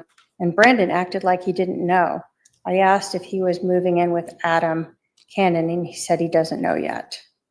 And then do they confirm after that, I can fly out at 9 p.m. tonight and be back Saturday afternoon? Correct. And those two prior messages, so you can see the time frame of 7:48. Obviously, the event has taken place, and they're not read until 1:38 in the afternoon. Okay. So yes, so this is at the 7:53 a.m. when this is sent. That is after Lori Vallow has left the house with Charles's phone in his car. Correct. And it's read at 1:28 after Lori Vallow has been interviewed and released back in Charles Vallow's SUV. Yes. And they go over to Alex's house. Correct.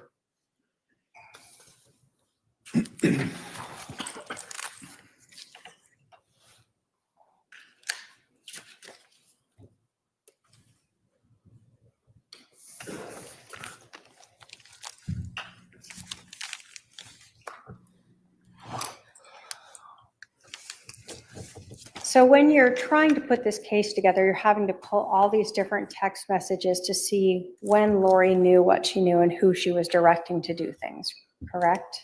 Correct. As you were looking through these messages, were you also having to figure out who some of these people were? Yes, I was.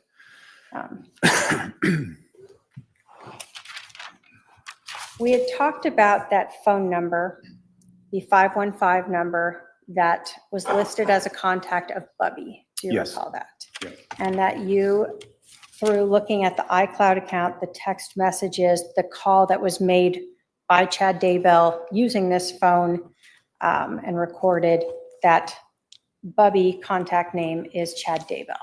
Correct. When you were reviewing those iCloud accounts, does every text message always save in them? They do not, no.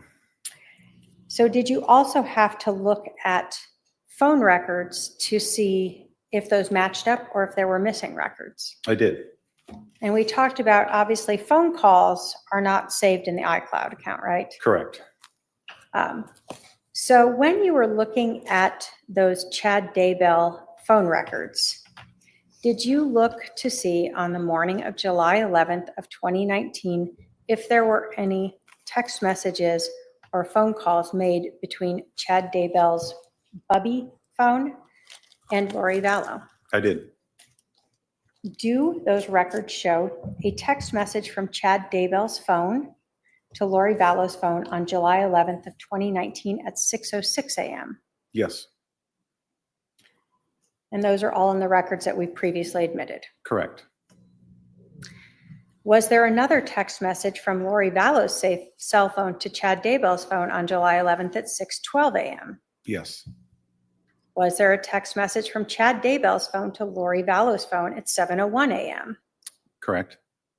And another text message from Chad Daybell's phone to Lori Vallow's phone at 7:33 a.m. Yes. So those phone records don't show us the content of those. No, it just shows that the message they were communicating, but her iCloud will not show the actual content of those. Okay. Looking still at that Exhibit 223, as well as Exhibit 223, which is the 515 number associated with Chad Daybell, and looking at the T-Mobile records for Lori Vallow, Exhibit 220. Did you look at those two records to see if there was any calls or text messages between Chad Daybell's phone and Lori Vallow's phone after Charles was shot on Yes. July 11th? Yes. Was there a phone call between those two phones, Chad Daybell and Lori Vallow, on July 11th at 12:39 p.m.? Yes, there was. That lasted about 1 minute and 45 seconds. Correct. So that would have been after Lori Vallow was interviewed by the police and brought back to the residence. Correct. Was there no other phone call on July 11th of 2019 from Chad Daybell's phone to Lori Vallow's phone at 2:28 p.m. that lasted a little over 11 minutes? Yes. Is that around the time that Detective Enclan was calling Lori to have her come back to 5531 South Four Peaks? Yes, it was. Did you see another call between Lori Vallow and Chad Daybell at 5:42 p.m. that lasted for over 30 minutes? I did. And did you see another call between Chad Daybell and Lori Vallow on July 11th of 2019 at 7 p.m. that lasted approximately 11 minutes? Yes. And did you see a final call on July 11th between Chad Daybell and Lori Vallow at 7:54 p.m.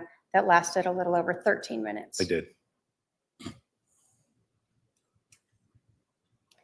When you were looking at the text messages between Lori Vallow and Chad Daybell, or contact name Bubby, that you located in those Lolly Time at iCloud account, did you notice a romantic relationship between them? Yes, I did.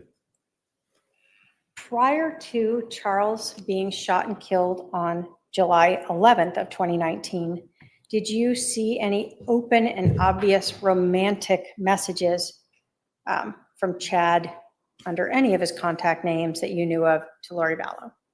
I did not. After Charles's death on July 11th of 2019, did you see any open and obvious romantic messages from Chad Daybell under any of his contact names to Lori Vallow? I did.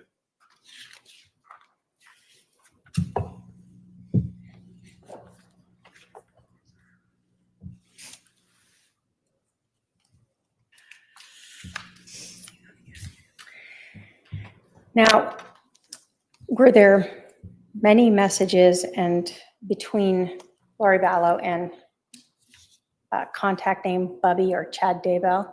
Yes, there were. And again, those are all part of that, recovered as part of the search warrant on the Lolly Time at iCloud account. Yes.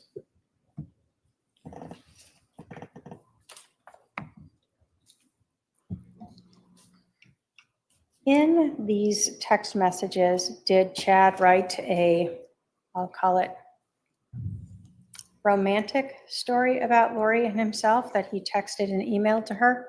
He did. Did he have other names for them? I believe the names were James and Elena.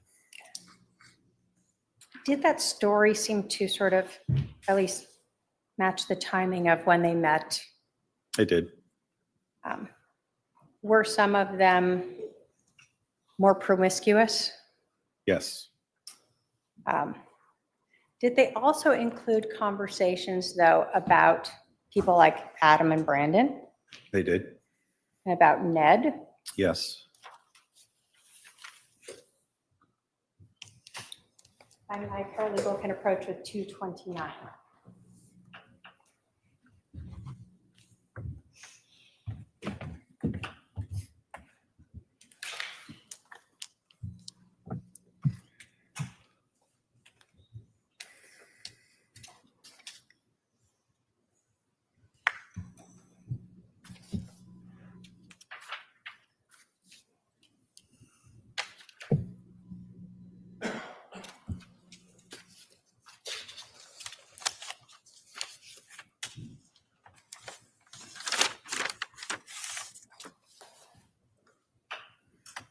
Honor, may the state will move to admit Exhibit 229.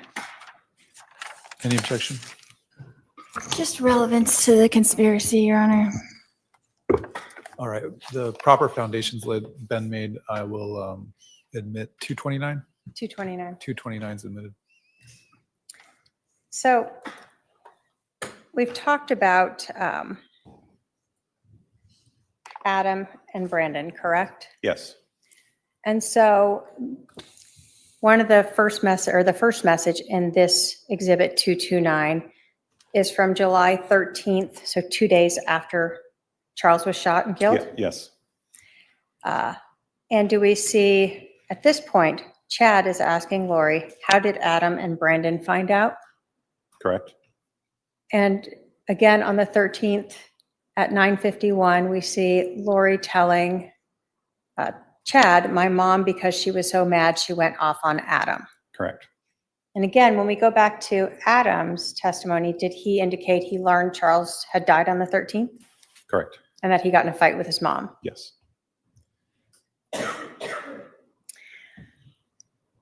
At that point, do we see then a message from Chad asking, did he have much to say in his defense? Correct.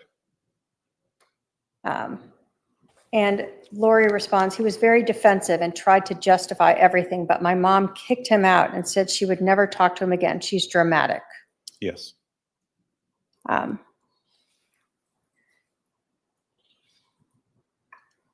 So we had learned that Adam had been speaking with Charles and that he hadn't told his family about this intervention, right? Correct. And that after this, he said he lost basically all contact with his family. Yes. And this seems to sort of confer with that. Correct. Do we then see a switch over from talking about Lori's family to now Chad talking to Lori about being deeply, crazily, madly in love with Lily? Yes. And do we see again messages to and from Lori and Chad talking about sort of their love for each other? Correct. So prior to this, you really had not seen this open, obvious discussions about their relationship. I had not.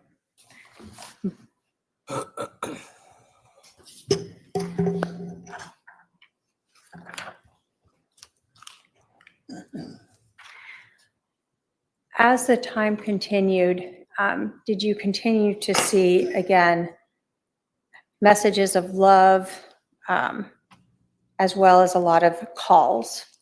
I did. Although we won't read through everything here, is this sort of part of that story you're talking about of James and Elena starting in November? Correct. And is November when the Preparing the People conference was here in Arizona of 2018? Correct. And we've heard testimony from witnesses that Chad Daybell was there. Yes. And you found actually a recording on the Lori for Style of Chad Daybell at the Preparing the People conference in November of 2018. I did.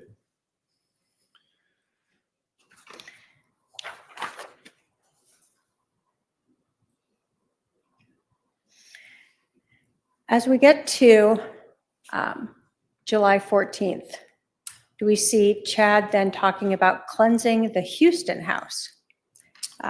Clearing the Houston. Clearing. Yeah. Clearing the Houston house, sorry, to remove the darkness he caused. Correct. So who was living in Houston? Charles. And had you seen and heard people testify that Charles was considered dark by Lori Vallow? Yes.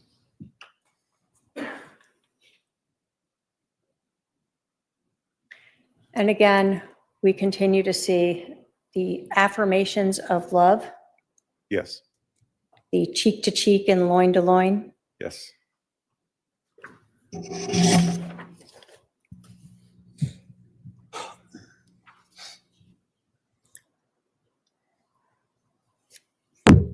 Again, more conversations, both of love in text messages as well as phone calls. Correct. As we continue on the 14th, did Chad, let me ask you this, where was Chad Daybell living in July of 2019? In Idaho. So Chad is living in Idaho, and you told us that you had seen flights of Lori to Idaho and Lori and Chad to Arizona in March of 2019. Yes. He's asking Lori, did everything go smoothly in ending the hotel stay and getting the car returned? Correct. And so we see Lori responding to him, I guess I turned in the car, but I don't know what the police did at the hotel, probably just left it. Correct. And so we know that the police got the key card from her and went and cleared out the hotel room. Yes.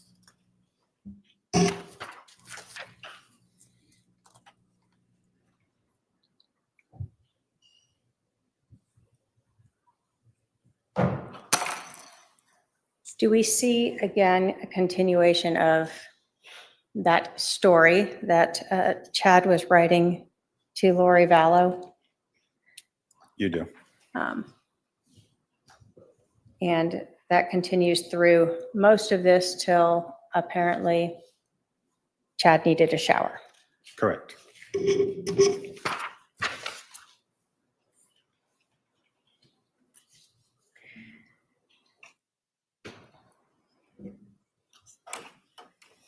Now, as we again continue through this, are you seeing sort of every day multiple texts of love between these two? I am, yes.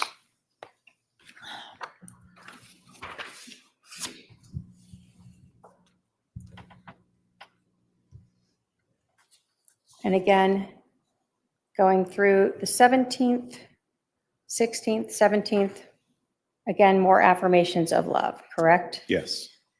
Now, we know on the 15th of July is when Lori Vallow had called Banner Life Insurance to indicate that she was the beneficiary, right? Correct. And on the 18th is when she learned that she was not. Correct. So in Exhibit 229, do we see on July 18th at 12:18 Arizona time? So I talked to the insurance company. He changed it in March. So it was probably Ned before we got rid of him. They can't tell me who to tell me to whom, of course, but it's done. I'll still get the $4,000 a month from Social Security. Yes. So on July 18th, after she talks with Banner Life Insurance, Lori tells Chad she's not getting the life insurance. Correct. But she tells him she's getting $4,000 a month from Social Security. Correct. Now we know from Lori Vallow's text to Alex that she went to Social Security on August 12th, correct? Yes. And we also had testimony from Social Security about that. Correct. But here it is on July 18th of 2018, and she already knows she's going to get money from Social Security. Correct.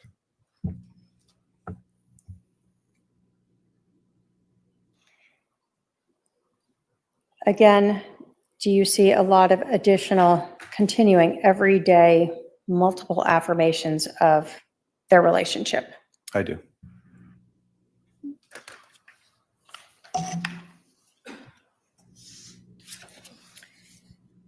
And this email or this report just went through the July 18th where we have that message about the Social Security. Yes. Did those affirmations continue on after that? Yes, they did. So now that Charles is dead, there's a very open texting and calling relationship between Lori Vallow and Chad Daybell. Yes. Now, we had indicated that there were multiple contact names that were associated in the Lolly Time iCloud account to Chad Daybell. Yes. While you were looking at these text messages in the Lolly Time iCloud account, did you locate any for a contact name Melanie 2 with the number 2? I did. And in reviewing those messages, did you identify them as coming from Chad Daybell as well? Yes, the number linked to that contact of Melanie 2 was for Chad Daybell. Did you even see a message from Melanie 2 with an attached photo showing Chad Daybell? Correct. And were all those, not all of them, were there a substantial number of those messages between Melanie 2 and Lori Vallow, the same sort of romantic discussions that you saw between contact name Bubby Yes. and Lori? Yes.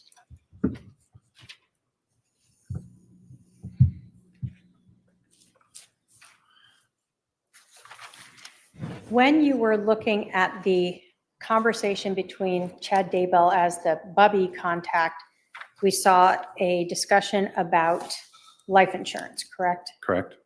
Did you also see a conversation between Lori and Melanie 2, AKA Chad, about life insurance? I did.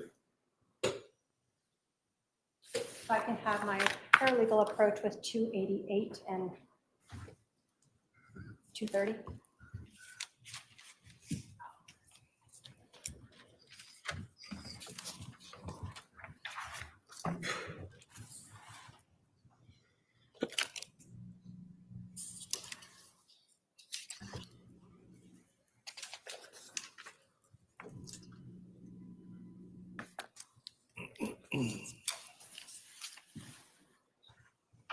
Looking at 288 and 230, are those both one of the messages that is from Melanie 2, contact name, to Lori Vallow that was had an attached photo of Chad Daybell and another individual? Yes.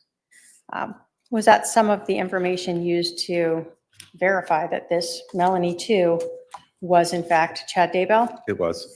And then in 230, is that some of the SMS messages showing both that same romantic relationship as well as that conversation about the life insurance? Correct.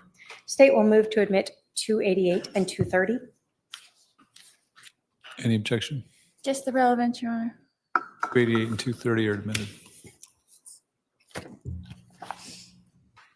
So starting with 288, was this, again, a message, an MMS, so meaning there's an attached photo with it, right? Correct. That occurred on July 17th of 2019 from Melanie 2 contact name. And it said, I took a photo with Alan Osmond for Mark. Correct.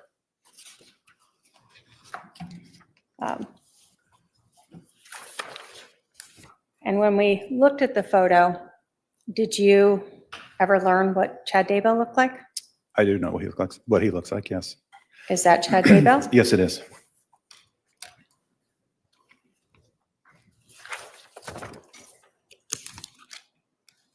So this is the person that she has been texting all the romantic love affirmations with right after Charles died. Yes. 230, again, we see the same sort of romantic contact between them. Correct. And so this is, again, July 18th now, going on with another contact name for Chad Daybell in Lori's phone. Yes. And again, we see it's the Lolly Time iCloud account, right? Correct. When we get to July 18th, this one, though, is an earlier. For the Bubby one, we saw that it was a noon time message, right? Right. And so we learned that Lori received a email indicating she was not the beneficiary, and later she had a phone conversation. Correct. Does this one appear to be sort of the earlier one because it references, I just got the letter from the insurance company saying that I'm not the beneficiary. It's a spear through my heart. Who do you think he changed it to? Brandon or probably Kay? He left nothing for JJ. Correct. Did that conversation go on? Wow, that's terrible. There's no way to find out. It did. And did Lori then tell Chad, I might be able to see when I get his computer on Sunday, I could check the email sent to the insurance company. It will show change of beneficiary. He must have done it recently. Correct. So we had seen, in fact, photos what appeared to be from a computer that were sent to Chad Daybell, correct? Correct. Showing that beneficiary change. Yes. So does that seem to match with, again, what Lori's telling Chad here about finding out who got that money? It does. Does Chad then say, it seems you would have to agree to change, maybe the name was forged, you should have a good paper trail to prove it, right? Correct. So he's trying to help her figure out how to get that money. So you then go on to say, I love you, this is terrible. It's probably another step in bringing down, what is this? Gaddy Anton. Did you ever learn what that was? I'm sure I researched it, but off the top of my head, I don't know what it is. Okay. Did Lori then tell him, nope, he can change it anytime he wants. He's the agent and anyone can change the beneficiary anytime with their own signature. I'm thinking it must be Kay. Correct. So she understood, at least to Chad, that Charles had that right. Yes. Does Chad then say, it will be interesting if he if it got changed after he had 2 bullets in his chest. Correct. And she goes on to respond, I don't think it could have. You can't change it after the death date. They would review that. Correct. And then she goes on to say again, I'm thinking Kay as well. Or he says, I'm thinking Kay as well. She probably freaking out that you got those computers. I'm going to shower and give you a blessing. I'm eager to get home so we can talk. It will be okay, my love. You are wonderful. Correct. And then she says, miss you so much. And he responds, miss you the most. Yes.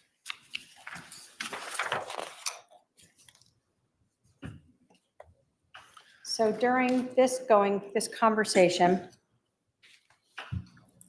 we see Chad and Lori discussing who this likely would have gone to and when it could have been changed, right?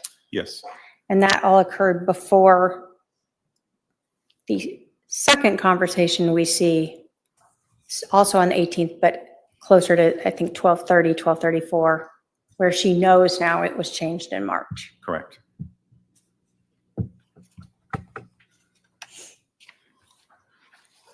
And in that, we see Chad referring to the 2 shots to the chest, right?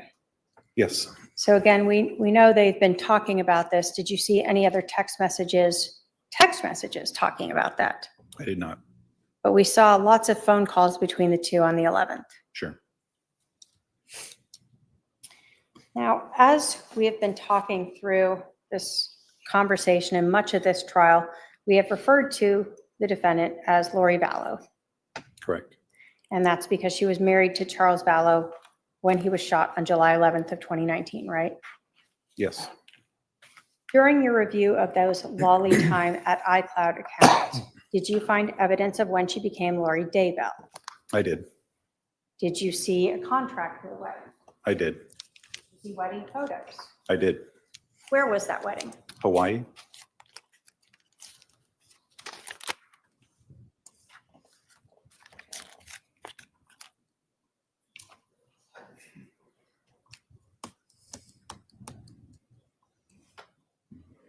I can have my paralegal approach with 233.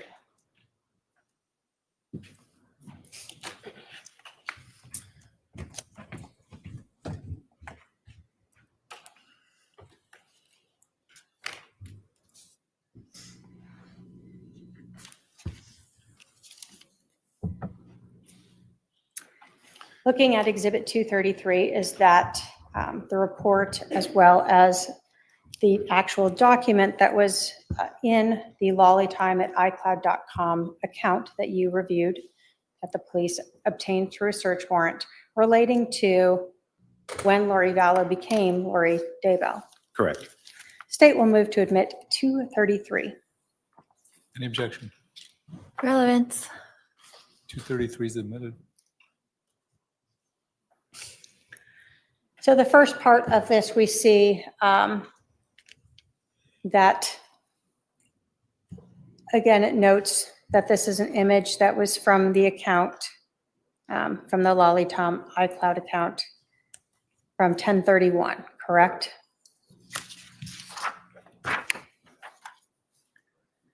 And then this is the actual photograph that was uploaded into the iCloud account, correct? Correct.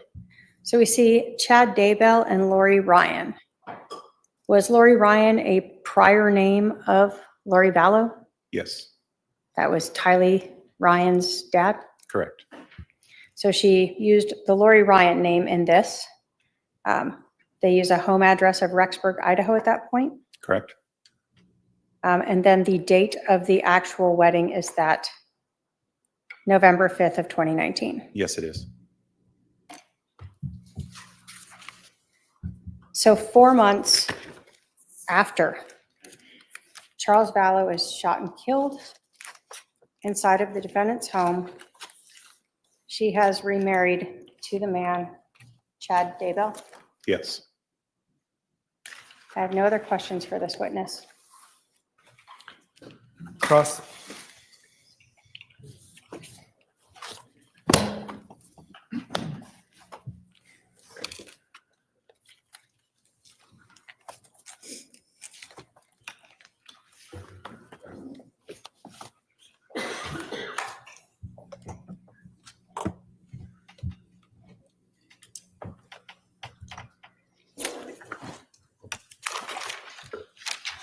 Detective Duncan, when did you become the case agent? I believe it was June of 2020. Okay. And prior to you being the case agent, it was Detective Moffett? Moffett, yes. Is that correct? And was it because he got promoted that they made you the case agent over this case? or- Yes. Okay. And he's now a lieutenant, is that correct? Yes, he is. Okay. And so he was the case, was there anyone in between? Was he the case agent the whole time until 2020 when you took over? Correct. Okay.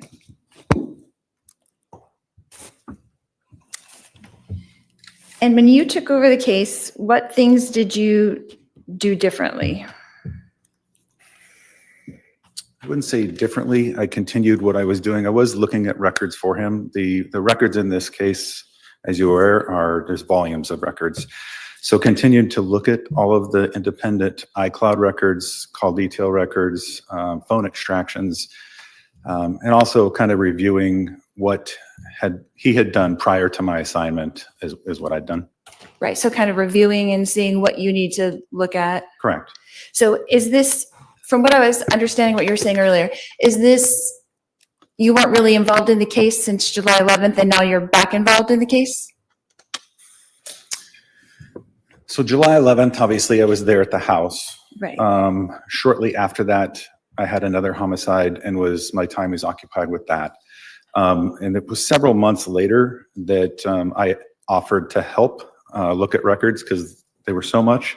And I'd always done that kind of in the background, but never really took a deep dive into them until that June 2020. Okay, but you were kind of involved, so you kind of knew what was going on in the investigation during those, Somewhat. during that time, that year in between, Yes, yeah. before you became the case agent. Correct. But not totally deep dive, but you kind of knew what was going on. I understood it. Okay. Yes. That's good.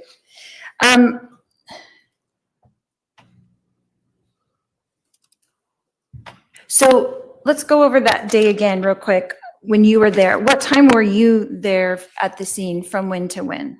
I believe I arrived shortly after 9:15. Okay. And I would have left probably 4:30. Okay. Were you at the house that whole time? Yes.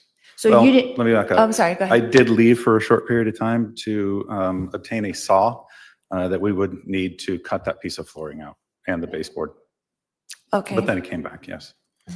So you were at the scene that whole time, besides the time you went to get the saw? Correct. You didn't go to the Chandler Police Department? No. So you weren't there during our interviews? No. Okay.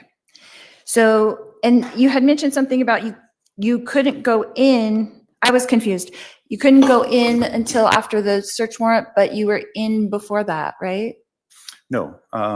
So obviously your first responders, your police officers, the firefighters, they're going in to preserve life and treat the victim in this case. Then they back out. At that point, we will not let anybody in, given the circumstances of this case, until the search warrant is actually signed and executed.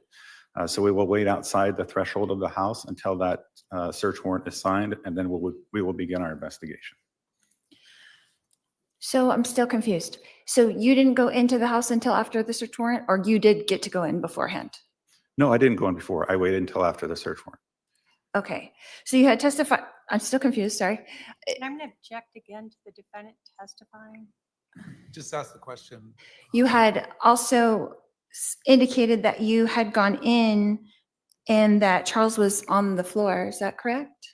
I think the question was asked of me is, what did I see when I went in? And so that, and I would say after the search warrant we went in, that's what I saw. But he was already gone in the ambulance at that point? He never went in an ambulance. Charles didn't go in the ambulance? No, he went with the medical examiner's office. So what time did he leave?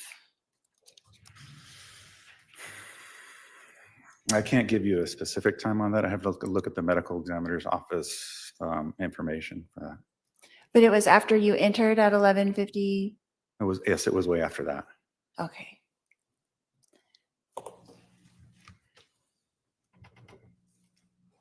So then when you entered, what did you do at that point? Can you kind of walk me through that?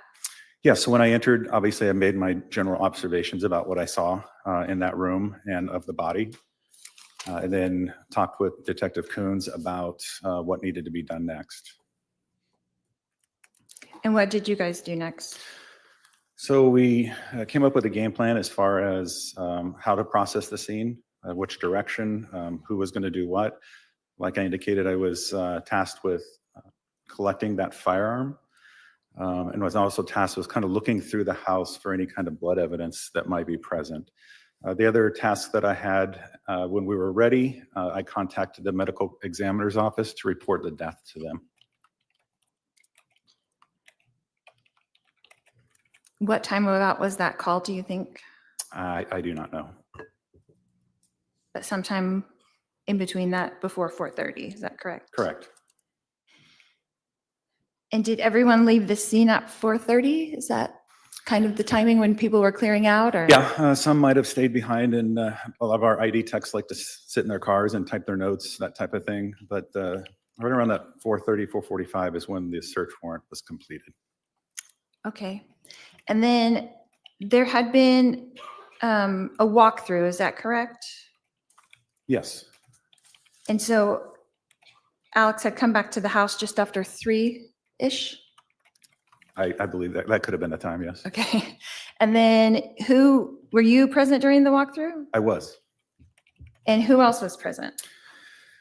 Detective Moffett, Detective Werther, Detective Coons, myself, and I want to say crime scene technician Jordan might have been there as well. Okay.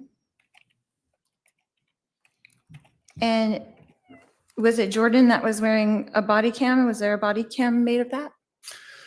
No, I believe that Detective Werther had a body cam, but it malfunctioned and didn't capture. So there's no recording of that at all? No.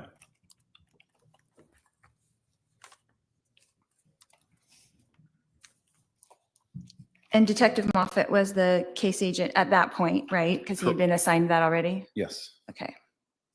And so did each of you write reports on that walkthrough then, since there was no recording of it? That would have all been included in our original, in our report, not a specific walkthrough report, but in our original narrative, yes. Everyone would talk about it, mention it, their perspective? Not everybody has to, as long as somebody or one or two people wrote about it to know that it happened. Yeah. Right. So since there's no recording of it, though, someone is assigned, like, because Moffett is the case agent, or who would do that? Be assigned to include it in the report, for sure. It's different. I'll give you the example. If you look at probably my report compared to Detective Coons' report, you might notice, similarities in there. You might notice stuff that I went into more detail on, or he went into more detail. But it depends on whether they write it or not. They could just put something as simple, I was present during a walkthrough. Okay. So since you became the case agent, have you read all the reports? At one time or another, yes, I have. So is there anyone specific that kind of ran through what happened at the walkthrough? Your Honor, I object to asked and answered and relevance. And hearsay. Sustained as to asked and answered. Did you write about it in your report? I'm going to object again to relevance, hearsay, asked and answered. Sustained as to asked and answered. He already answered that. You mentioned that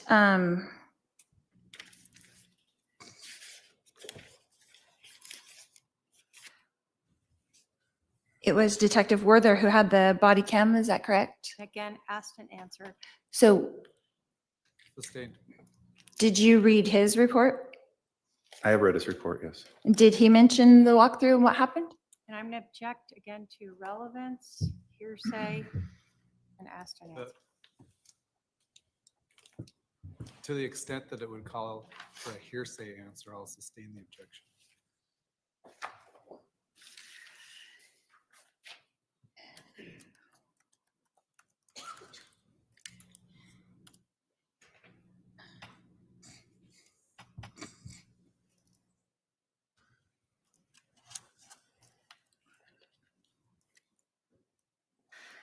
Detective, when you became the case agent, you were kind of aware, so you knew what had been done in the investigation, is that correct? Yes.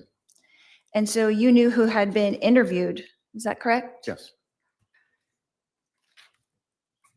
And you knew what had been tested or not tested at that point? Correct. So the bat was tested for fingerprints. We learned that in the testimony. Is that correct? Correct. And the results were inconclusive. Correct. And so there were no latent prints were identified. That's correct. Correct. And there were prints, but we just don't know whose they were. Is that accurate? Sounds about right, yes. Now we learned that the bat was swabbed for DNA and sent to the lab. Is that correct? Yes. And was that ever tested? No, it was not. And why not? When making this decision, you have to look at the probative value of that and what that would show or what a test would prove. DNA and fingerprints are not time specific.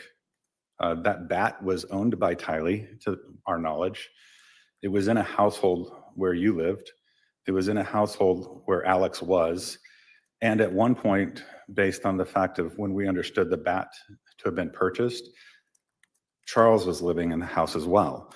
So that bat was accessible to all those people. So if at one point during that time, that person touched that bat, all that it would be saying is that somebody touched that bat at some point, not during this incident. Right.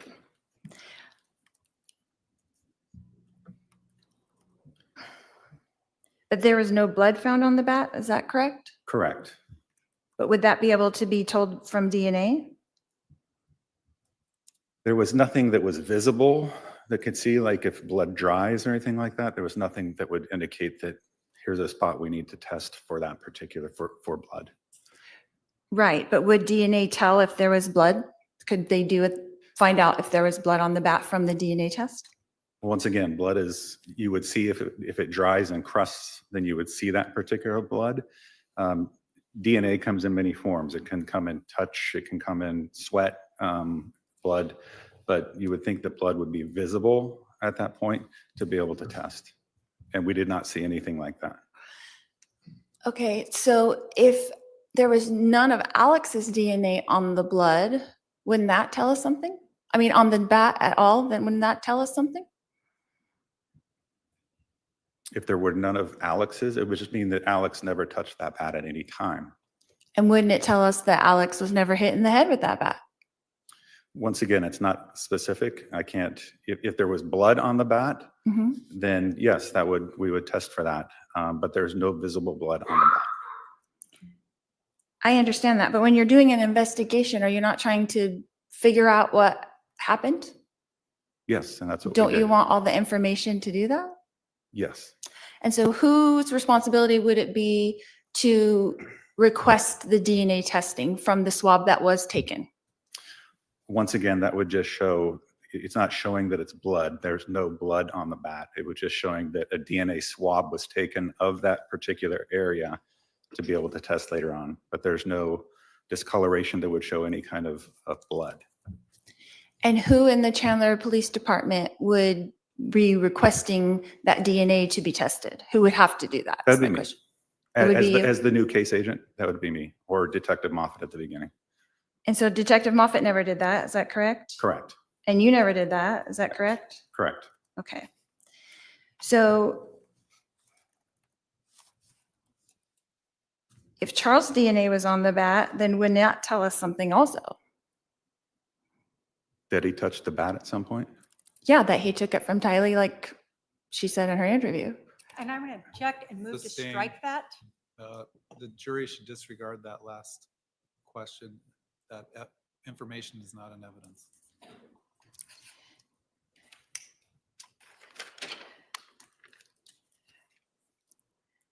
Detective, wouldn't that have answered some questions for us in your investigation? I don't think it would have, no. Okay. We learned that the gun in testimony, that the gun was tested just last month. Is that correct? Correct. And who requested that test? I did. And why did you request that test?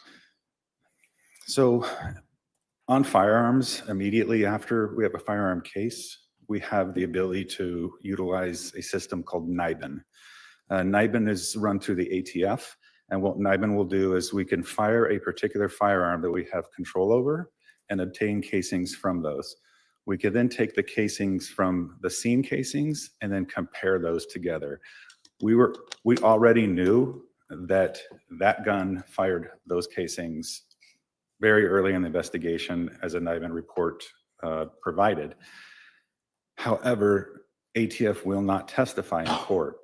So playing the balancing game of when a trial will begin and whether a trial will even happen, I do not like to make more work for a firearm analyst than I have to.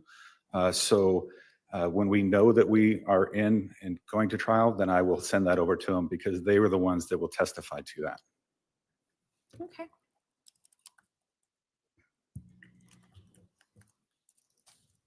So it wasn't after my investigator suggested that none of the guns had been tested No, that you no. ordered that test? I never spoke to your investigator about that anyway either. Okay. So, Detective, when did the Chandler Police Department take possession of the gun? On July 11th? And then it was tested in March, is that correct? Correct.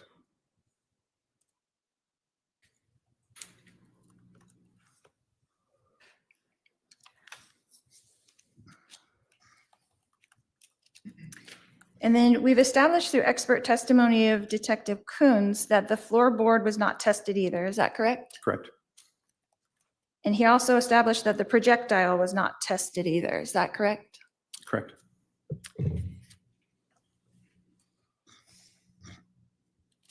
And Detective Coons also confirmed that no tests were done on my husband's shirt, is that correct? Correct.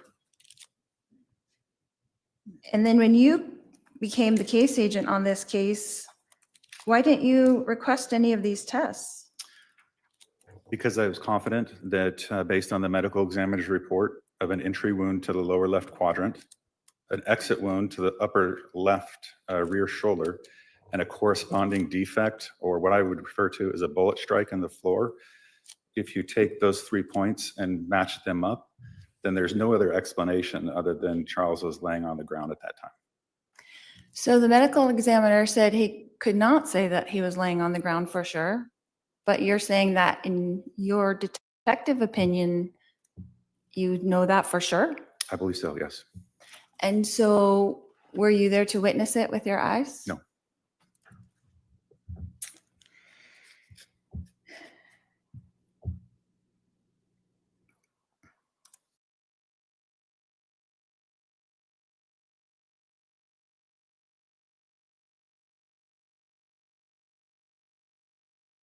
Law enforcement on July 11th, 2019? I can't speak to that, no. Did we answer all the questions asked to us? I have nothing to say you didn't. Did we follow all directions given to us by law enforcement that day? I'm going to object to speculation and foundation as to how this detective knows that. He's already said he wasn't at the station. He's the case agent, Your Honor. But he can testify to what he observed for himself. So if you want to tailor your question, go ahead. Would you say that according to every report and every detective that you've talked to and anything else, that you would say that we fully complied with law enforcement that day on July 11th, 2019? Object to hearsay. I'm going to sustain the objection to the form that it was asked. So according to all the reports that have been given by everyone who was there, and you're the case agent, so you're in charge of all of these people, is that correct? I'm not in charge of them, but I have read the reports. So you have read the reports. Yeah. And as far as you know, to your knowledge, we fully cooperated with law enforcement that day on July 11th, 2019? And again, object to hearsay. And lack of personal knowledge. Sustained. Has it come to your knowledge that we did not comply with everything? And I would object to the exact same thing, lack of personal knowledge and hearsay. He can answer that question. Can you answer that again? Have you come to the knowledge that we did not comply that day for any reason? I have not. Okay. Did I turn my husband's phone over when asked? Yes. Did Alex turn his phone over willingly? I am not sure when Alex or if Alex turned his phone on. I'm not aware of that. Okay. So is there a body cam where his phone was placed into an evidence bag? That's correct. I do remember seeing that, yes. And then the evidence bag is put into the front of the police car where he was taken to the Chandler Police Department. Is that correct? I didn't see that, but I trust the fact that it was taken at that time, yes. And so according to that body cam, it looked like he turned it over on request. And I'm going to object to speculation. You don't have any knowledge that he didn't, is that correct? I'll allow that last question. I don't have knowledge, no. Okay. So do you know who had taken possession of his phone at that point? I don't.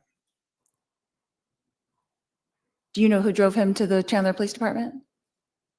Well, through this hearing, Officer Krautheim. Oh, that's right. The one I couldn't remember how to spell. I mean, Again, pronounce. Sustained, please don't testify.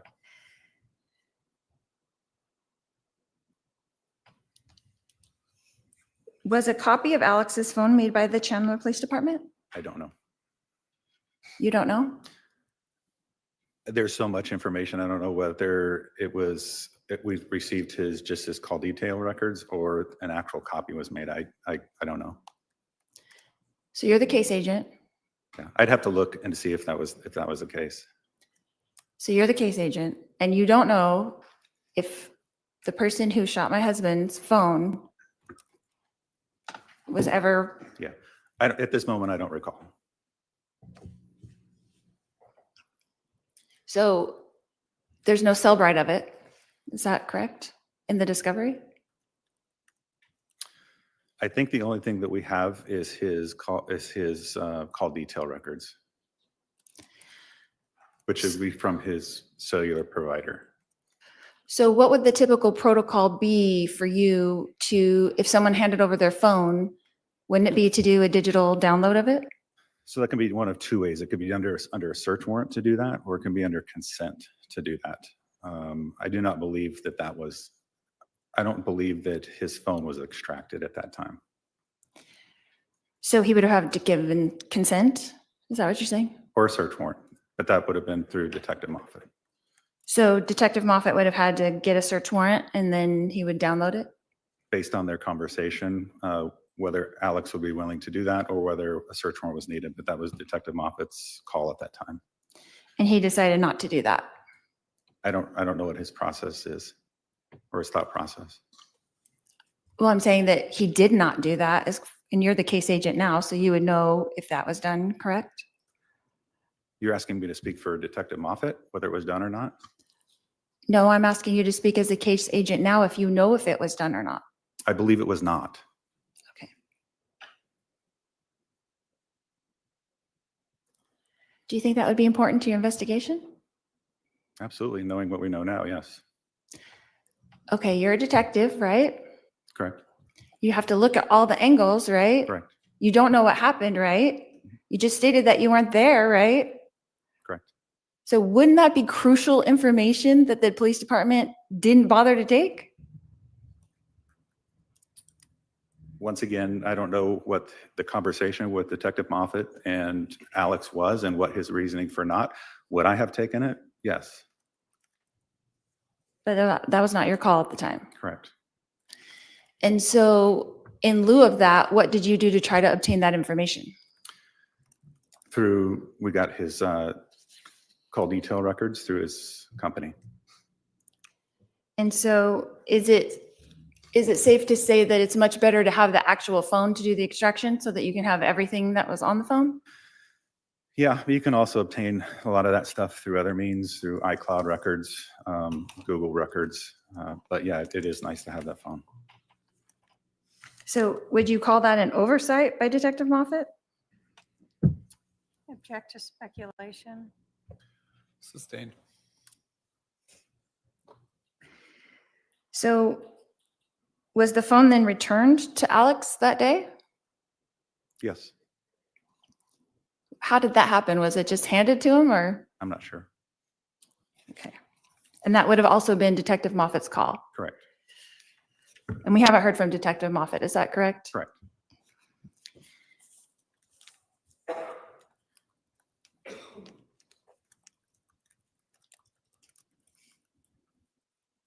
So according to your knowledge, that when Alex was called by Chandler Police to return to the scene for the walkthrough by detectives, he did so. Is that correct? Yes, he did. You saw him there? Yes. And did he answer everyone's questions while you were there, that you observed? Yes, he did. There was very little questioning. It was just more of a positional type thing. It was, where were you? It was more, I'm sorry, I missed that last part. Where was he? Where was he standing during the time? Oh. And so he kind of walked it through with you, and all four of you were there, right? Yes. 5. And no one was asking him any questions? Your Honor, I'm going to, again, we've already gone through this before, asked and answered, as well as verging on hearsay. I'm going to sustain the objection. How much do you have left on your cross, you would think? I don't know, Your Honor. A lot. In other words, more than a couple minutes. Should we take our afternoon break? Oh, yes, we should All right. take a break. Let's take our afternoon break for staff. It'll be about 15 minutes. Please remember the admonition. All right.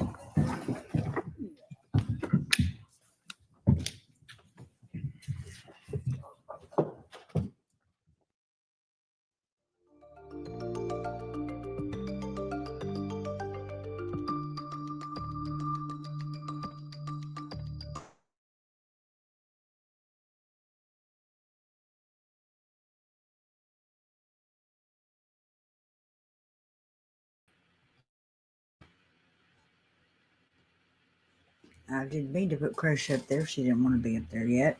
But, yeah. Coming in hot from another area. So we're on the afternoon break. I think it's only 15 minutes. And actually,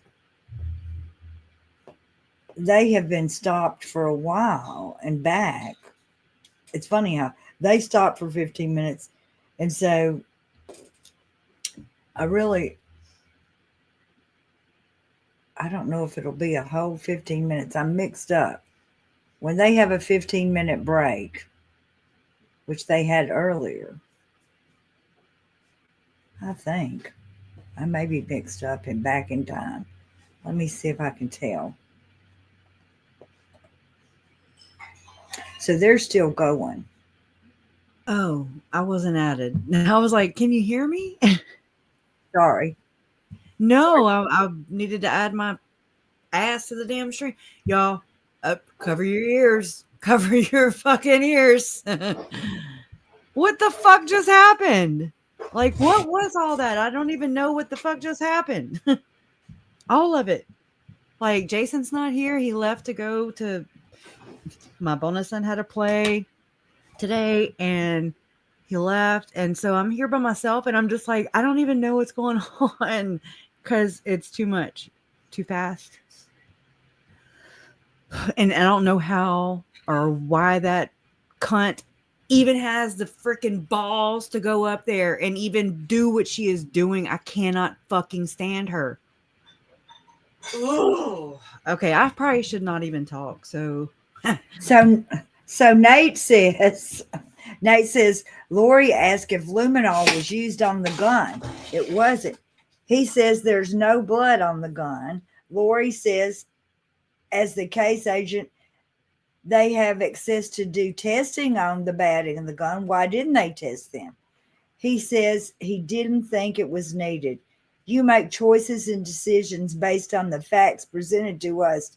I do not feel it was necessary. Well, excuse me, I shouldn't say this, but Mr. Law Enforcement, you should have done those things. And this lady would be in jail already.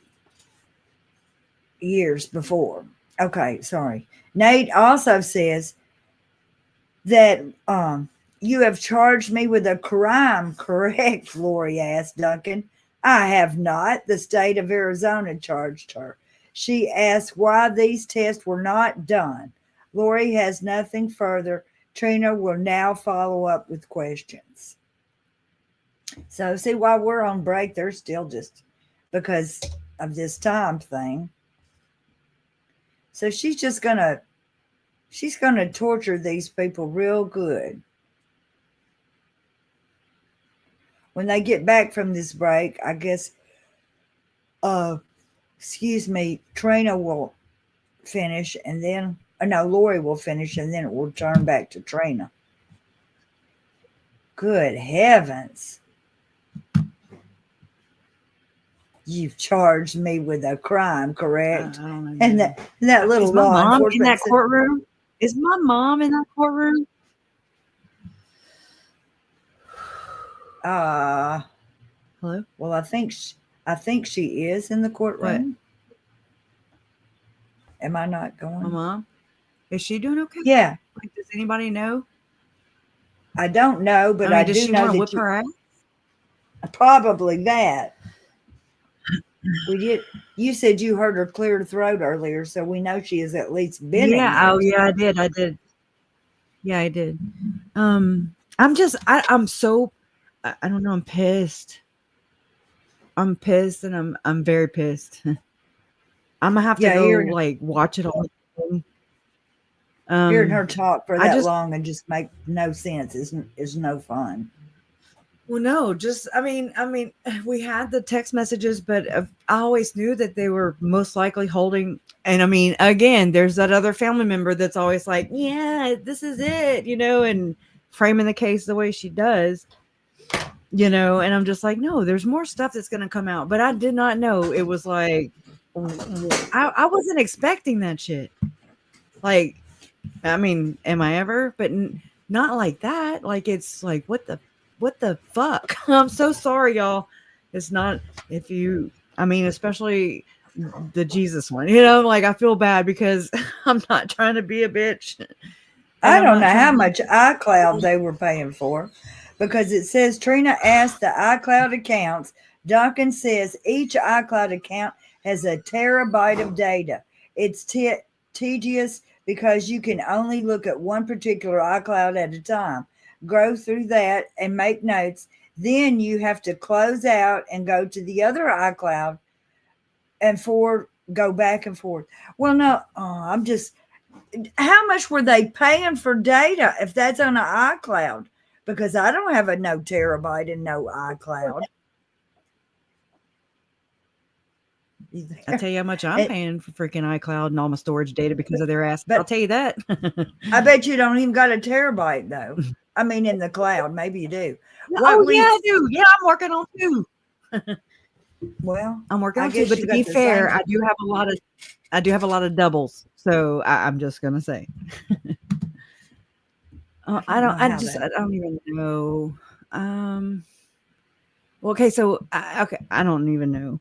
Like, I feel so lame because everybody else recaps this shit like some crazy people at the end of every day, and I'm like, I can't even wrap my head around this stuff. It's so weird. Is KJ gonna do a recap tonight? I can't take any hollering though. Not today. Oh man, it's got. I know she's gonna holler because I know she's gonna holler because it's making me. I'm so makes me want to holler too. Yes. Like I'm mad, but I don't know why. Just exactly. I just know it's a lot to be mad about, and the little bits and pieces, from y'all's chat and from hearing what I heard. I'm just like, what? I need to go back and let it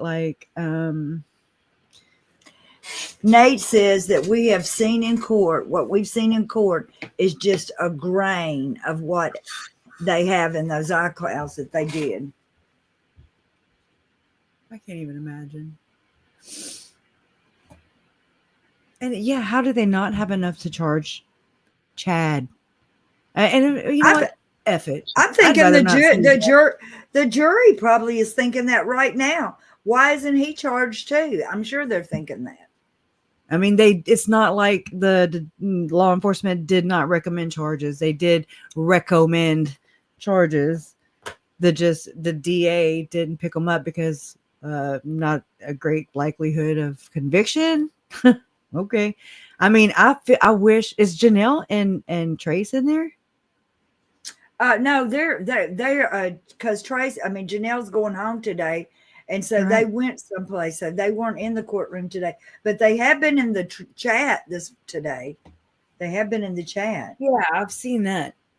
But sorry. So I want to know what the jurors like. Did they do like a 180? And they're like, what? I mean, are they grasping this? Because I know I'm not, so I don't even know how they. I don't even know what's going on right now. You know how I get. I can't imagine going through this and not being able to talk to somebody because they can't Yeah. talk to each other. They're not supposed to go home to talk to their wife or, husband. I just can't imagine bearing this and not being able to say, what the hell to somebody. By now, these jurors are probably know each other. They probably can read each other's minds just by looking at each other's face. They're probably shaking their heads. Yeah. I mean, it's almost over, sweetie. Says, I don't know how to say your name. Daniel Reiner. Dean now. I don't know how to say it. I'm trying. I'll just say D. Reiner. It is almost over. Amen. Right. Trina Asked, what was Wait. that? Y'all heard that kid or a bird or whatever the hell? Oh, I know it. It sounded like somebody flushed a toilet at one point. Nobody to me, flinched. It would sound like a damn testimony meeting with Lori and them when all their kids running around like crazy. I know it. bird? I heard the toilet flush, and I was like, "What? How did this happen?" So Trina asked if the DNA is only found in blood. It's found in saliva, sweat, and other ways. If the bat belonged to Tylee, her DNA would most likely be on it. Duncan says he looked at the bat and there's no visible blood, no damage to the tip of the plastic, any part of the bat. Trina asked Duncan, So do y'all not knowing the background of all these individuals in the case at the beginning, as Duncan learned more about all the people he obtained, all the information, phone records, he needed probable cause to get more information. Go ahead. Oh, I forget it. I mean, it's okay. I forgot. Like, I'm just reading, the comments and everything. We're talking about, okay. Yeah, I can't imagine what the jurors are thinking either. This is one messed up woman. Seems like we may actually have 12 angry men sitting in that jury box. Yeah. No, God. No, I mean, what happened? Like she just unleashed, like Trina K just unleashed the text messages, and we got to basically. I'm just trying to ask y'all. I'm not being facetious. This is real. I'm just trying to wrap my head around what just happened. Like, what just happened is they now know for a fact that there was an affair going on and that they were planning on taking that insurance money and doing something. I just know that the juror is going, why is he not being charged? I mean, they've got to be thinking it. Because I don't know if they knew Chad existed in real until today. I mean, there was little mentions of him having an affair and this and that. But, I mean, they brought him out of the closet and showed a picture today. Yeah, and what was up with the Osmond, y'all? I mean, I ran into my room because I was in there, and I was like, Jason, are you listening to this shit? And he was not. And this is before he left. And so I was like, open it now, effing listen to this shit. And then when I ran in there, everybody was saying 733. I was like, what the F is this? 733. I don't know. I don't know about the 733. I do know that Chad had his picture made someplace. They were talking, with which I knew they talked. I knew they talked twice that morning. I knew that. I didn't know up to the point where my uncle showed up. I fucking hate her. Y'all, right now I hate her, and I didn't hate her this whole time, just so recently, but I cannot fucking stand her. I don't want to have hate in my heart. I don't know. I'm just very angry again. I'm sorry. So Nate says Duncan never had any information that Janice, Barry, or Summer were at the scene. Summer was actually headed out of town. Oh, well, I mean, for sure. She was definitely checking in. I read this earlier today myself with my own two eyes. Yeah, you and did. then I read it out loud and I heard it with my own damn 2 ears. Okay. And it said, anything yet? That was Summer. Summer asked that to Alex. Alex didn't respond. Anyways, I don't know. Hateful ass people. I'm sorry. So Dina. Nate says, what Duncan began investigating the stuff in the iCloud, he didn't understand the talk about Ned. He had to consult with others like Serena Sharp for details about what it meant. Serena was talking about Nephi. Duncan says he spoke with the LDS church member and who spoke about Nephi. Well, that'll never help you, just to ask one person. Nephi the same way Adam did, that he was commanded to kill a wicked man. Nate says Trina asked if the physical scene itself was inconsistent with the what was originally told to the police. Yes. Did it require additional research into all the different iClouds and cell phone records, etc.? He says yes. Okay. I'm done with Nate. Wow, that's wow. I don't even know. They had all this shit, but they didn't know what it meant. And of course, Lori and Alex had gone to a whole nother state to kill people by the time they figured it out.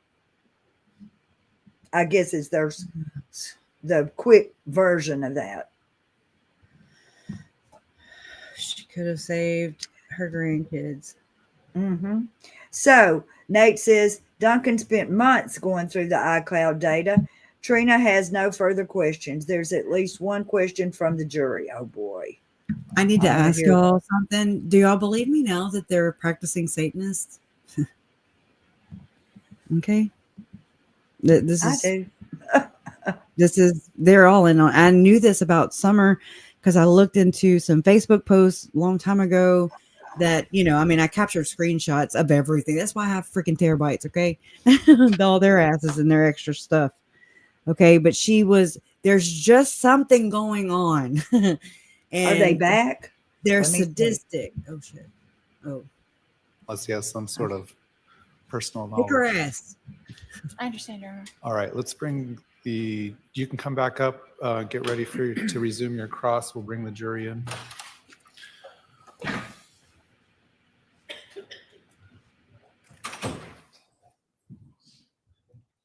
Jurors are being brought back in right now. Lori Vallow Daybell has been reminded about her line of questioning, how she makes statements in her questioning, and many objections were sustained in cross-exam. And she's going to get another chance here to continue that cross-examination. She has basically tried to question the entire investigation done by Nate Duncan, what he has done, hasn't done, as far as digital evidence. And who he is not spoken to as part of the family and interviewed. She's doing her best to try and muck it up. Yeah, towing a fine line, I think. We talked about this too. Like, I feel like she's asking a lot of questions related to testimony. I hope Megan's okay. Repetitive. So yeah. I hope she feels vindicated, and I hope it's not too much on her. Yeah, this is really her chance to go after the top witness now. This is the lead agent. She's calling him the case agent that he's supposed to basically know everything. And now we get a chance to see how she finishes this off before redirect. All right, thank you. The jury is now present. You may be seated. Y'all pray for them. Cross-examination of this witness.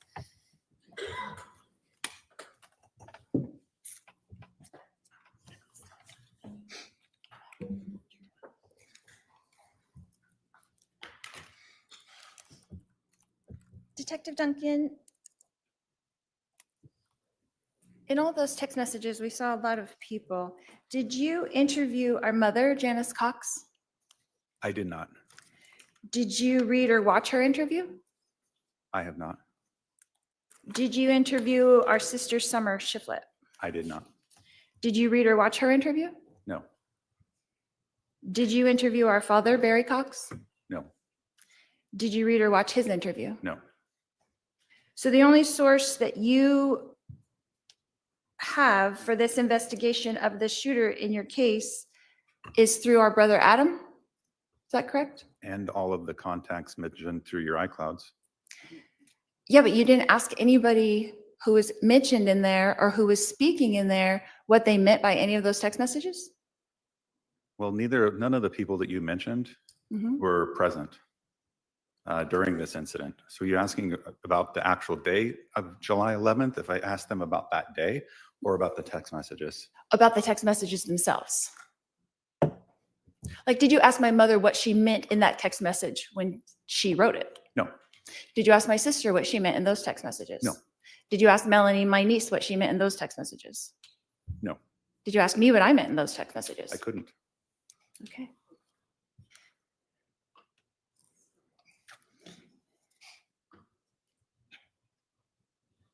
And through your investigation, you found out that, as you testified earlier, that Alex wouldn't text or call Adam back. Is that correct?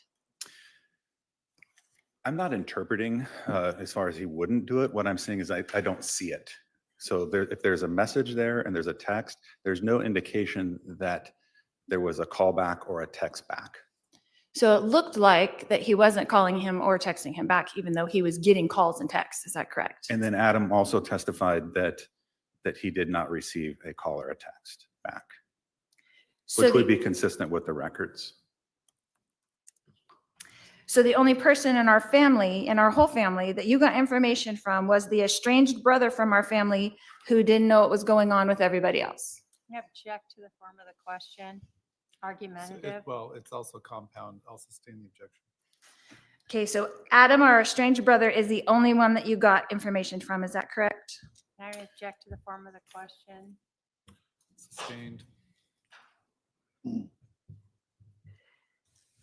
So is this your normal protocol to just talk to one witness and not all the others?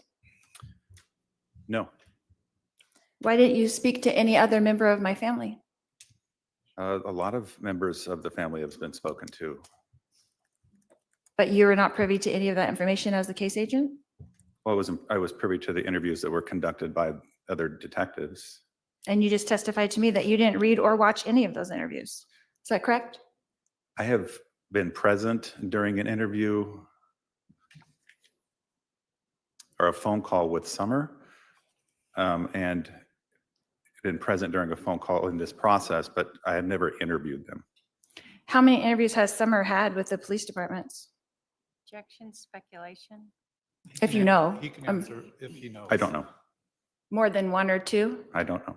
Okay, but you knew of at least one. That Summer has had? Correct. Yes. But you didn't ask her any of these questions or any of the questions about the text messages that you just talked about that were on the screen with Summer? I said no. Okay.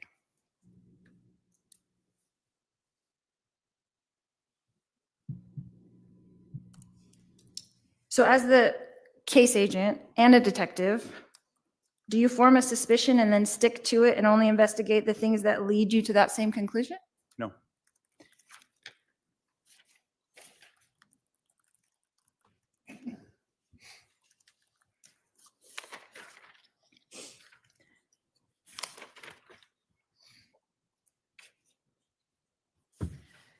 You had testified earlier about the story of Nephi, is that correct?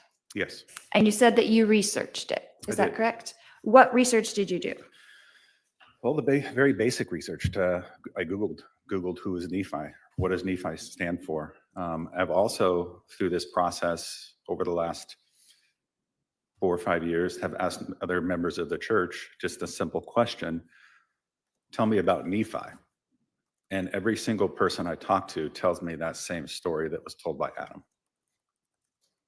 So are you aware that there's 15 books in the Book of Mormon? I am not. Are you aware that 4 of those books are books of Nephi? I am not. That there's Nephi 1, 1st Nephi, 2nd Nephi, 3rd Nephi, 4th Nephi? No, I'm not. Okay. That there's many stories of Nephi. Is that correct? Or you don't know? I don't know. So the very first story is the story that I'm going to object to testifying. It sounds like that's the way it was going. So Please just ask questions. So you did not read the Book of Mormon? No, You did not read First Nephi? no. You just asked people. That was your research? I asked members of that particular church, and I also did an internet search, yes. So you did an internet search, and it gave you all the stories of Nephi? That's the story that came up. So how long did you do that research for? I couldn't tell you. So in your research, did you discover that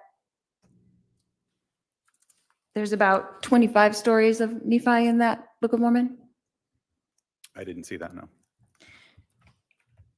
And that there's 4 different prophets that are called Nephi in the Book of Mormon? I'm going to again object as to testifying, and the detective has already indicated. So asked and answered. I'll overrule the objection. He can ask if he knows that or not. What was the question? Sorry. I'm sorry, I can't remember. Can the court reporter? tell There's us? 4 different people referred to as Nephi. Yeah, 4 different prophets in the Book of Mormon that are Nephi. Are you aware of that? No. Okay. So isn't it true that you really have no idea what I was referring to when I referenced Nephi in my text message? I can only go off of what I see. I can't tell you what you're thinking or what you're trying to relay there, but based on my knowledge and based on talking to people about who is Nephi, that is a story that came up consistently. You relayed to the jury that it was in order to kill. You relayed to the jury.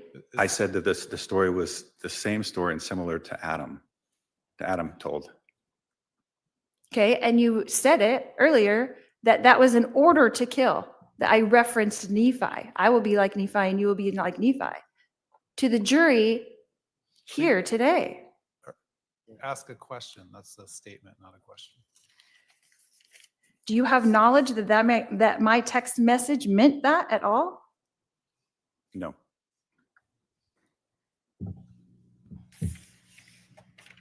Are you aware through all of your investigation of this case that my brother was a stand-up comedian, Alex?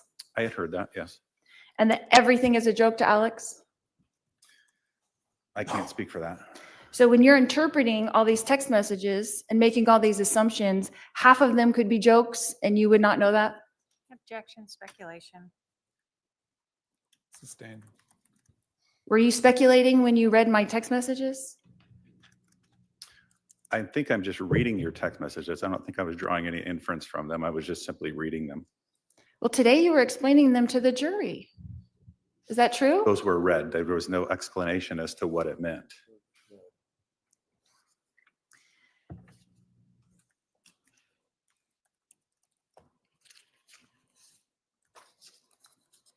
As the case agent, what is your communication with the other investigators in this case? What do you mean by other investigators? So who is on your team? Who is working for you on this case right now? I'm the only person working on the case right now. Back in the, when we were investigating it, it would have been myself and Detective Coons. And then periodically we'd have Detective Werther do some work for us if we needed it. And then do you guys communicate through emails or calls or text messages, or how does that work? Well, unfortunately, we're cramped in a small little area, so we have the ability to just talk to each other. So no reports are really made of that communication. You're just talking? Correct.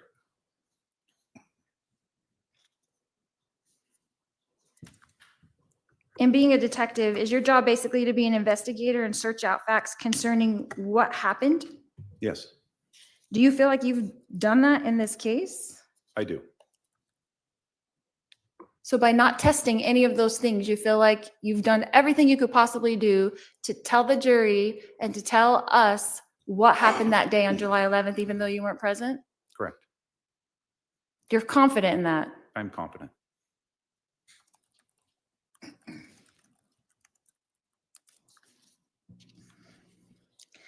Did you have to meet with Detective Moffett to review the case when you made this transfer? No. So he didn't give you any heads up on what was happening? Well, before he left, he just dropped the case notebook on my desk and then went on his way. We have had conversations before then and since, but nothing in detail. So you didn't say what's been tested or what hasn't been tested No, that's for me to go back through and look at. through reports? Correct. Okay. So did you think it was important to maybe luminol the bat? Once again, there was no visual blood present on the bat, and we decided that we were not going to do that particular process. So can't blood be invisible and still be on the bat if you luminol it? I guess if it's cleaned off, it would still maybe show some proteins, but that was something we decided not to do. We fingerprinted it to show, because there was indication that Charles had grabbed it from Tylee. So we did our best evidence to try to grab that location where it would have been grabbed, but that's what we did. Wouldn't that be important to your investigation?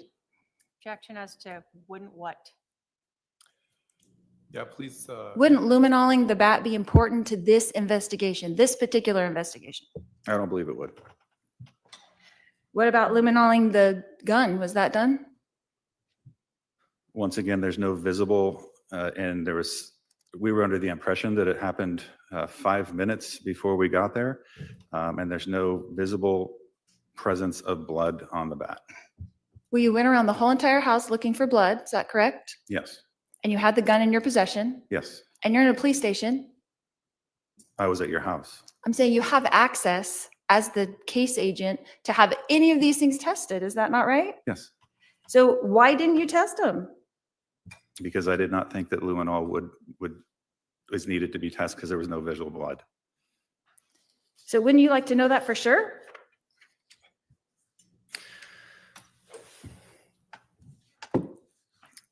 I guess we make choices and we make decisions through this process based on the facts that we have and the facts that are presented to us. And based on the facts presented to us and what we saw and what we had, I did not feel that was necessary. You have charged me with a crime. Is that correct? I have not, no. You have helped them charge me with a crime. Is that correct? The state of Arizona? I conducted an investigation and I sent it forward, yes. And you did not feel it was necessary to test any of these things? Objection. As the case agent. Answered like 4 times. Sustained.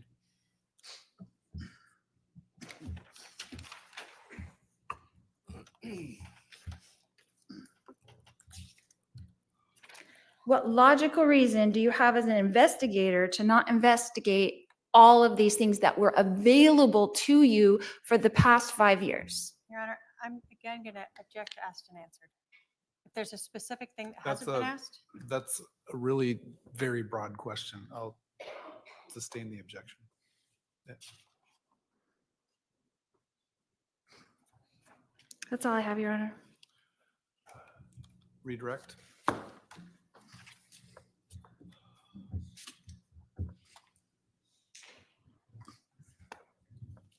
Detective, I'm going to start by just talking to you a little bit about luminol.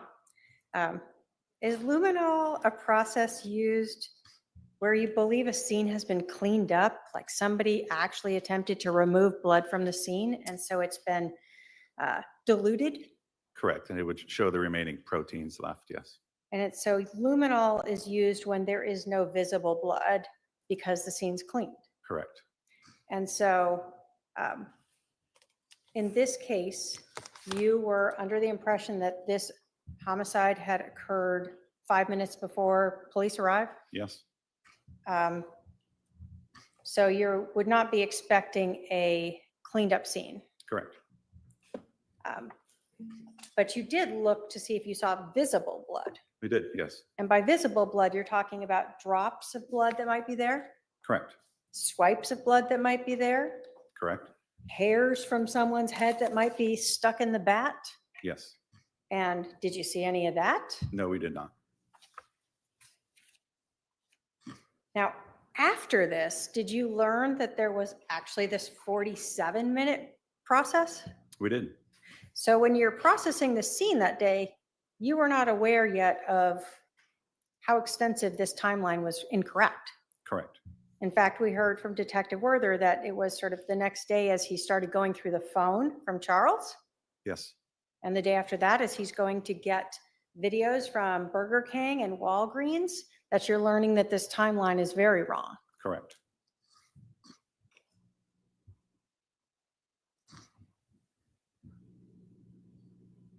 I want to talk about the data that you have reviewed in this case. When you talk about what was reviewed, whether by you, well, let's just say by you. In these iCloud accounts, are you talking terabytes of data? Yes, each iCloud account can have terabytes of data, and you have to, and it's tedious because you can only look at one at the time. We can only look at one particular iCloud at a time and go through that, make notes. Then you'd have to shut down, open it up another, and look through one iCloud at a time, and then try to, with your notes, to mash these together. So it was a very labor-intensive process. And as you're looking through this, are you then learning more things that then makes you have to go back to the other iCloud account to try to see what you could find in that? Absolutely. So when we come in here with just a few documents and a few things, would it be fair to say that's just a grain of what you've gone through? Absolutely.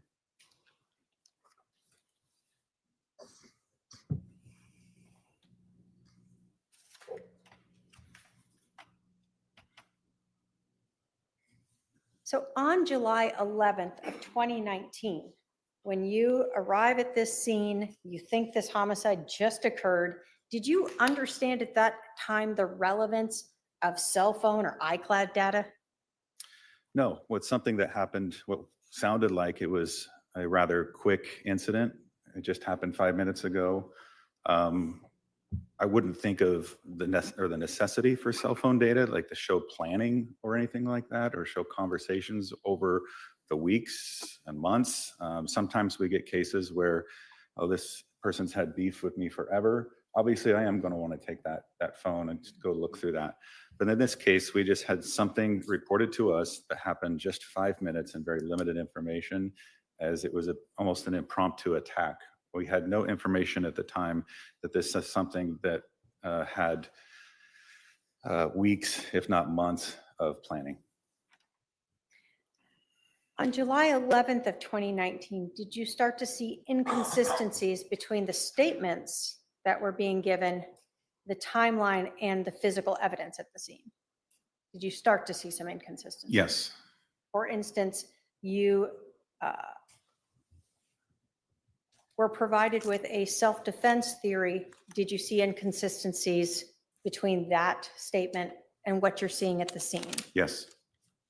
And that's where we're talking about the location of the bullet wounds to Charles, the bullet strike under his left shoulder, and the bullet being by his left shoulder for one of those shots. Correct.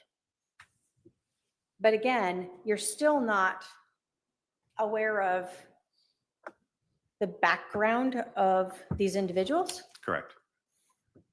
As you began learning more information about the interaction between Charles and Lori Vallow and learned about the individuals, were you then able to obtain information to allow you to write search warrants to even obtain phone records and iCloud accounts? Yes.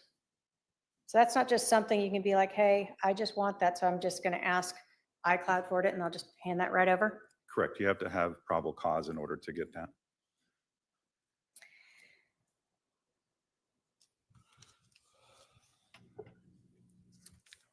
You were asked about DNA and blood. And I think you had said something about it. Is DNA only found in blood? No. So saliva can have it? Correct. Sweat? Correct. So when you're asked about blood on the bat, that isn't the only form of DNA that would be left on there potentially. Correct. So if you had information that the bat belonged to Tylee, no matter what, you would expect to find her DNA on it, I would. not regardless of whether she ever bled on it, right? Correct. Was blood something different you were looking for, though? It was. And was that due to the fact that there's this allegation that Alex Cox was hit in the head with the bat? Yes. And so we have the bat here. You looked at it yourself, did Yep. not see visible blood, I did not. and we have someone else who processed it and didn't see visible blood on it. Correct. Even on the edge top of it, do you see any sort of damage to that plastic around the tip of it? I do not. If you had processed that bat for DNA and you found Tylee's DNA on that, would you have told you that she put it on there on July 11th? Did they ticky mark that for you? It would not. Just say it was on there, right? Correct.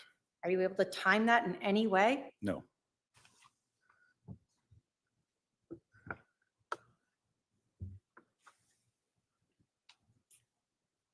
When the medical examiner comes out, the medical examiner's office comes out to the scene to collect the body.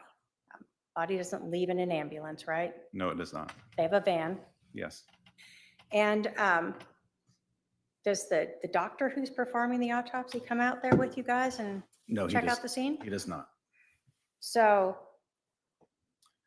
when a medical examiner testifies as to a wound being shored, but not knowing what it was against, he's not out at the scene looking at the body, right? Correct. He's not out at the scene looking at the projectile defect or on the ground underneath Charles's left shoulder. Correct. He's just saying that wound is shored. Whatever he was against is what it was. Correct. But you were at the scene I was. and you saw the shoulder in line with that defect on that ground or on that floor that you collected. Correct.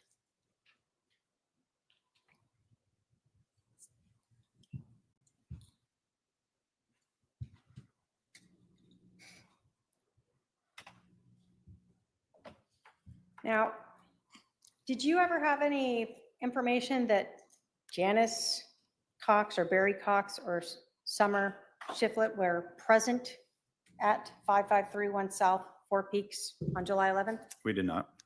In fact, it appeared that Summer was actually going out of town, so she wasn't going to be around on the 11th. Correct.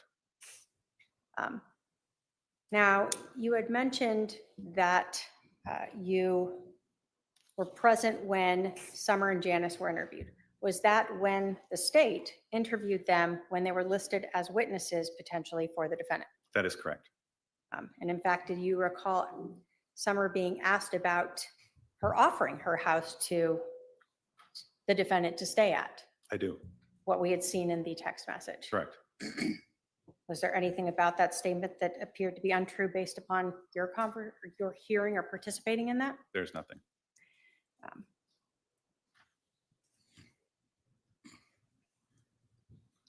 In these text messages and iCloud account records, start with Ned. When you first started seeing those, were you understanding the full story of where that came about? No. Did you then have to look to other people who, like Serena Sharp or Christina Atwood or others who were aware of who Ned was? Correct. What Ned was? Yes. In terms of Nephi, you said that we heard from Adam when he's asked about Nephi, what that meant to him. Correct. And he provided us with a story of Nephi and Laban, right? Correct. You said you Googled this like many of us do, right? Start out there. Right. And then you actually spoke to other members of the Church of Jesus Christ of Latter-day Saints. I did. Was that to make sure that you weren't missing something? It was to make sure that there wasn't another story that might be out there that he's known for. And so, like I said, I would just randomly ask people that. And every single time I would ask that, that was the story that was told to me. So others who were members of that church spoke the same way that Adam did. Yes.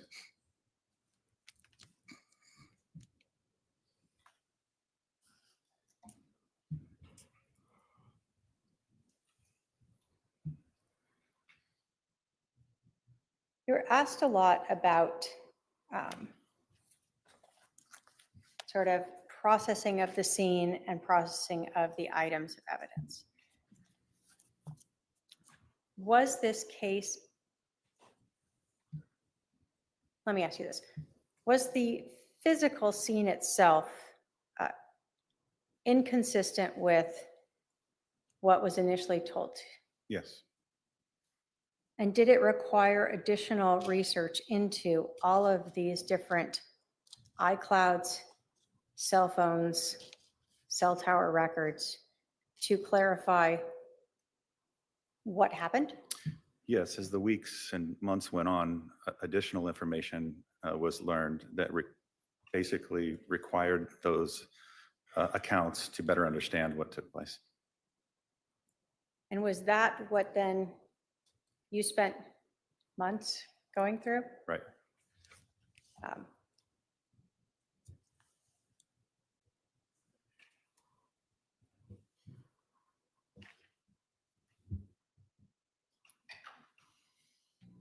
And ultimately, after all of that, is when you eventually presented that case or turned it in to be reviewed.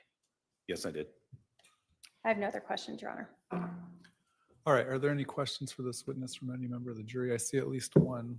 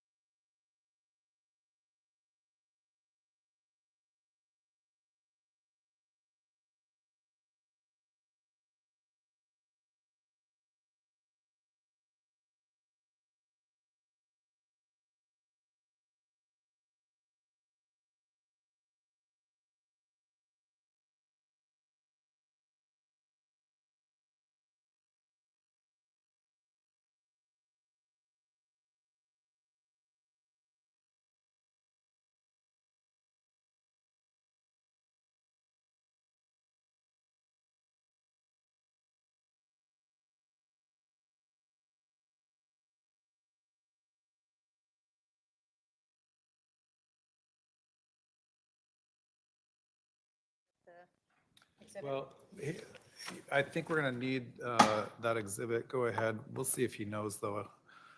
Regarding the pictures on Alex's phone sent to Lori, what was the time on the top left corner of the pictures? Do you recall? I don't know for certain. It was an afternoon. Would it refresh your memory to look at that photo? Yes. What exhibit number is that from? This is 222. All right, so that's been admitted into evidence. Time is 2:13. And the next question is the countertop in that picture, do you recognize that as whether or not that's the same countertop at the Santan, the Four Peaks address? That is not the same as the Four Peaks address, no. Okay. Before I go for follow-up to the parties, are there any other juror questions? I don't see any. Follow-up from the defense based on that juror question? No more questions, Your Honor. All right, from the state? Just that in that exhibit, the photo, of the phone, do we see both sort of Tuesday, 9:08, when these messages occurred. Let me pull in. As well as sort of what time the phone is showing. Yeah, and I think the most telling thing is this is a communication between Adam and Charles. Clearly, the only phone that they had would have been Charles' phone, not Adam's. And this conversation matches what you saw extracted from Charles's phone later between he and Adam on the 9th of July. Correct. No other questions from me, Your Honor. All right, you can step down, sir.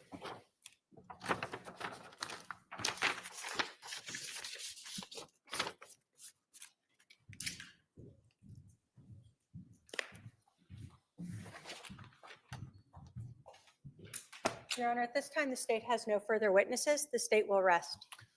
All right, the state has rested its case, which means the state's portion of the evidence is done. I'm going to excuse the jury for a few minutes before you go home for the evening. Let me just do a consultation with the parties about tomorrow's schedule, and I'll let you know what time to report back. It should just be a couple minutes. So please remember the admonition. We'll let you know what time to report back tomorrow. All right, for the jury.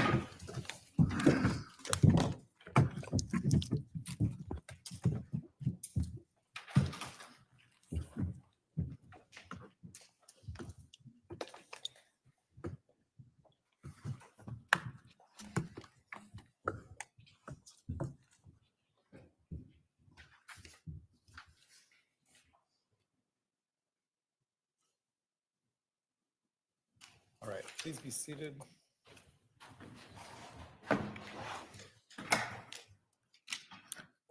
All right. State's rested, so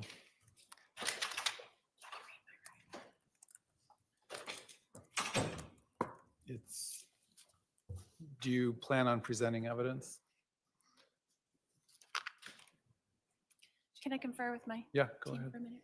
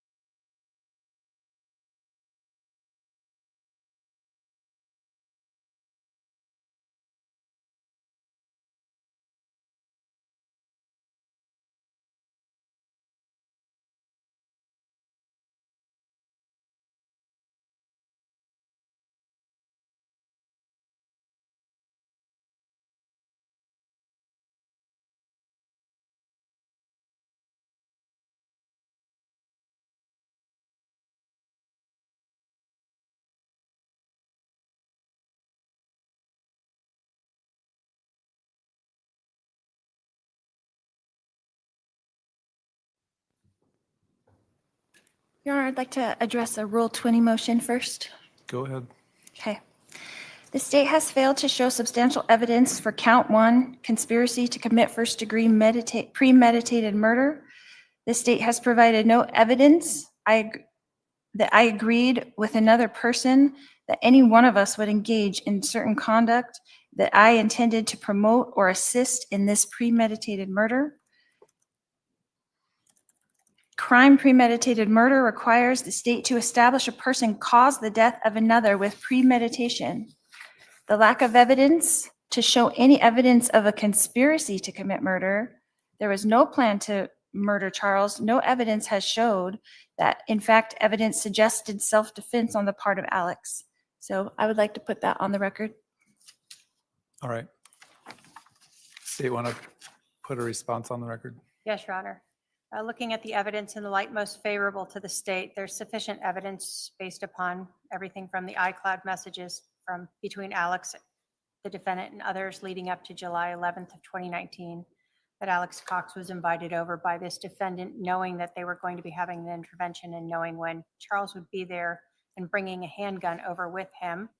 The timelines on July 11th of the killing of Charles Vallow and the fact that the number of shots and the physical evidence at the scene, the statements by the defendant to Detective N. Clan that she took Charles Vallow's phone and would not give it back to him, the motive for money, and especially the defendant's motive for having an affair with Chad Daybell, all of those looking at together in the light most favorable to the state, the defendant or the jury could find the defendant guilty of conspiracy to commit first-degree murder. Last word. Do you want to add anything? No, Your Honor. All right. The standard is whether or not a reasonable juror whether or not there's substantial evidence for a reasonable juror to find the defendant guilty. The court does find that there is substantial evidence that a reasonable juror could find the defendant guilty. The court will further add that the jurors are the ones who judge the credibility of the witnesses, and it's ordered denying the Rule 20 motion. Are you going to present evidence tomorrow, either through witnesses or through your own testimony? No, Your Honor, the defense will rest. All right, if that's the case, I'm going to tell the jury. How long does the state anticipate its closing argument being? I would assume probably over an hour. How about the defense? Less than that. Can we do the closings at 1 p.m.? We can formalize all the jury instructions at 10:30. Is that enough time? The state would request that we do them Monday to ensure that the state would request we do closings Monday to ensure that we don't finish with a rebuttal closing on Monday. Well, I'm willing to go in the morning if we want to start in the morning at 11 and do jury instructions at 10:15 or something like that. Does that work? Again, I'm asking for Monday, but if the court does not allow that, then we'll go whenever the court says tomorrow. Do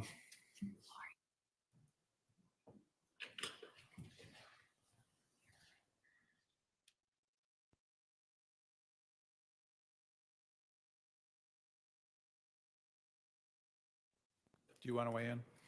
Well, just that we haven't had time to go over the jury instructions. I don't get back to the jail until like 5:30 or 6 o'clock, so You agree then that Monday's better? I would agree. All right, we'll tell the jury to report at 10:30 a.m. on Monday. They don't have to come in tomorrow. Judge, could we have the defendant rest in front of the jury before they leave today? Are you prepared to rest today? If you rest, that means you can't change your mind about testifying. Can we do it on Monday? We can do that on Monday, but if you change your mind, I need to know in advance because it's going to change the jury instructions and it's going to change the schedule. Absolutely, I will let you know. All right. Tell the jury they don't need to report on tomorrow, that they need to report Monday at 10:30 a.m. Okay. So let's meet tomorrow though to finalize the jury instructions. Why don't we just do that at, what's tomorrow, Thursday? 10:30? We'll just do it at 10:30. That'll be enough time for you to read those tonight. Yeah, if I could have time to meet with my advisory council before that, that would be great. I can put If it I on the can calendar. be brought in. I can put it on the calendar for 10 and I think well, 11? I can put it on the calendar for 10 so you can meet with them back here and then we'll meet at about 10:45. We'll have come in the courtroom and finalize the jury instructions. All right. If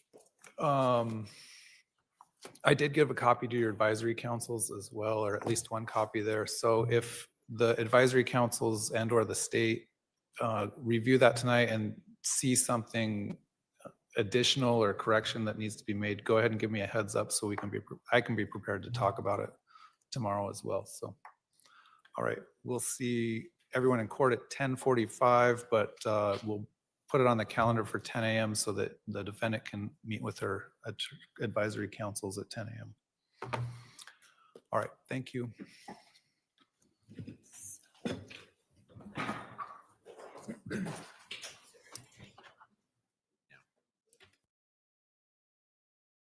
Breaking news, the state of Arizona resting its case against Lori Vallow DAYBELL after 19 witnesses called to the stand to testify in this murder conspiracy case regarding the death of Charles Vallow.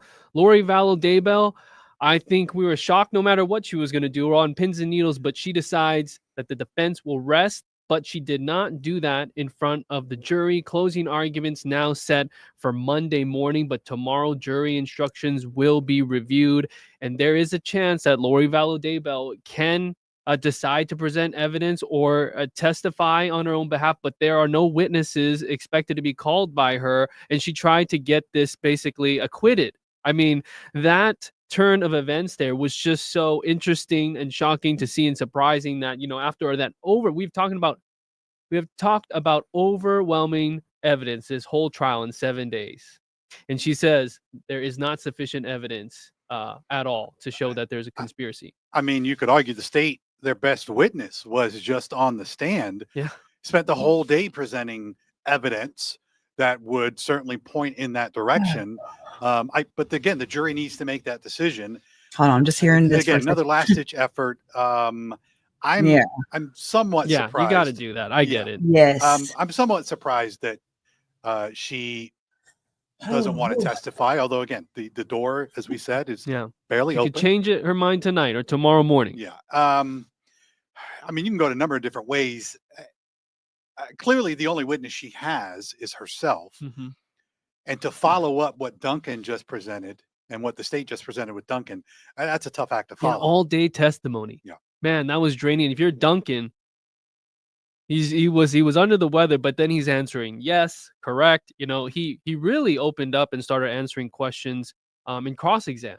And you can argue that Lori didn't do a bad job there. I mean, if it was any attorney or public defender asking those questions, I hate that when people compliment her. We noticed that you mentioned that Duncan had testified before in the other trial and had spoken about the text, even read some of them. In this case, it was Trina reading them.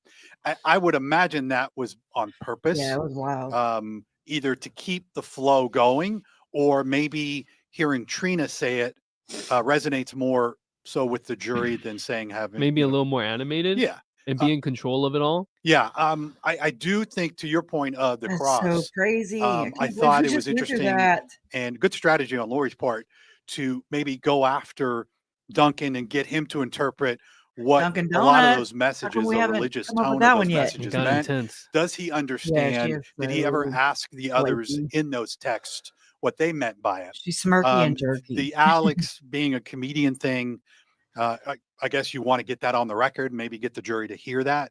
THX, not much they could have done with that anyway. Yeah, I don't see. Alex is dead, so you don't have an opportunity to question him about was he joking. All right, I've got to. You obviously. Oh, it didn't work. I'm trying to but meet him. What? Kudos to her. One last ditch effort, probably her best cross. Oh my gosh, it didn't work from my side. That's how it works sometimes, or don't. I'm glad you're here.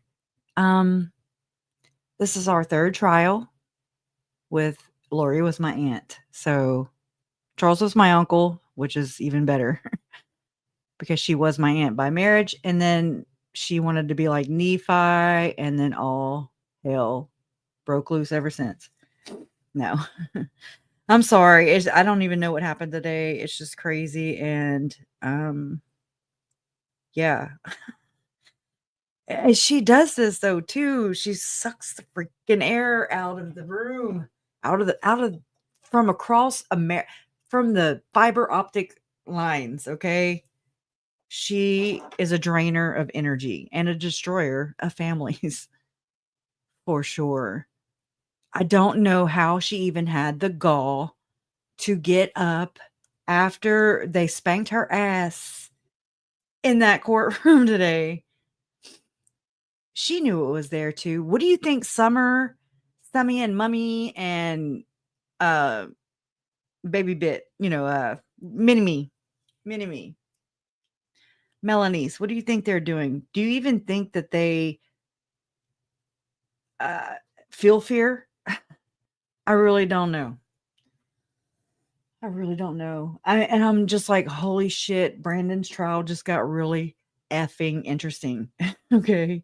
Because I was like, well, I was okay. Yes, they've been making steady progress, blah, blah, blah. But holy shit, she got straight up spanked today. Spank, right? Doctors were in. I hope everything's okay. It will be okay. Just know that. Love you. THX 1138. We're sorry if you accidentally got timed out. I don't know how to get you out of timeout jail. It's usually just a 5-minute, and it's by accident because the comments jump if you keep them scrolled all the way to the bottom, where you can see the most recent one. And so they jump. Trust me. I used to accidentally put them on screen, because they jump in StreamYard. So I went and checked in YouTube and I didn't see your name for sure, but it was 10 seconds. Oh, well, dang. Okay. Well, maybe THX 1138 had something to do. Or did they say something? Is that how we know? I want to know what Barry is at, where Barry is with this. Right. I don't, you know what? I'm not going to sit there and single them out anymore. Like, they are like a pack of wolves and they run together like a damn pack of wolves. And they're not good people. Yet they have temple recommends. They go to church, right? Son of a bitch. Yeah, might have gone to another channel maybe. I hope they find their way back here. If not, I'll run in. I don't know if it's a guy or a girl. It doesn't matter, but I usually see them other places, and she is a total drainer of the energy. I'm so glad I didn't go, y'all, because I'm telling you, there's a couple times you could just flash out, not even know what you're saying. I do that here. I'm like, oh my God, I don't even know what I just said. The whole family, and didn't just turn on Charles. Let's really think about this. They turned on Charles. They turned on their grandchildren and niece and nephew. And Lori, it's her son and daughter. And they're Satanists, straight up. I don't give a shit what the hell they say. Okay?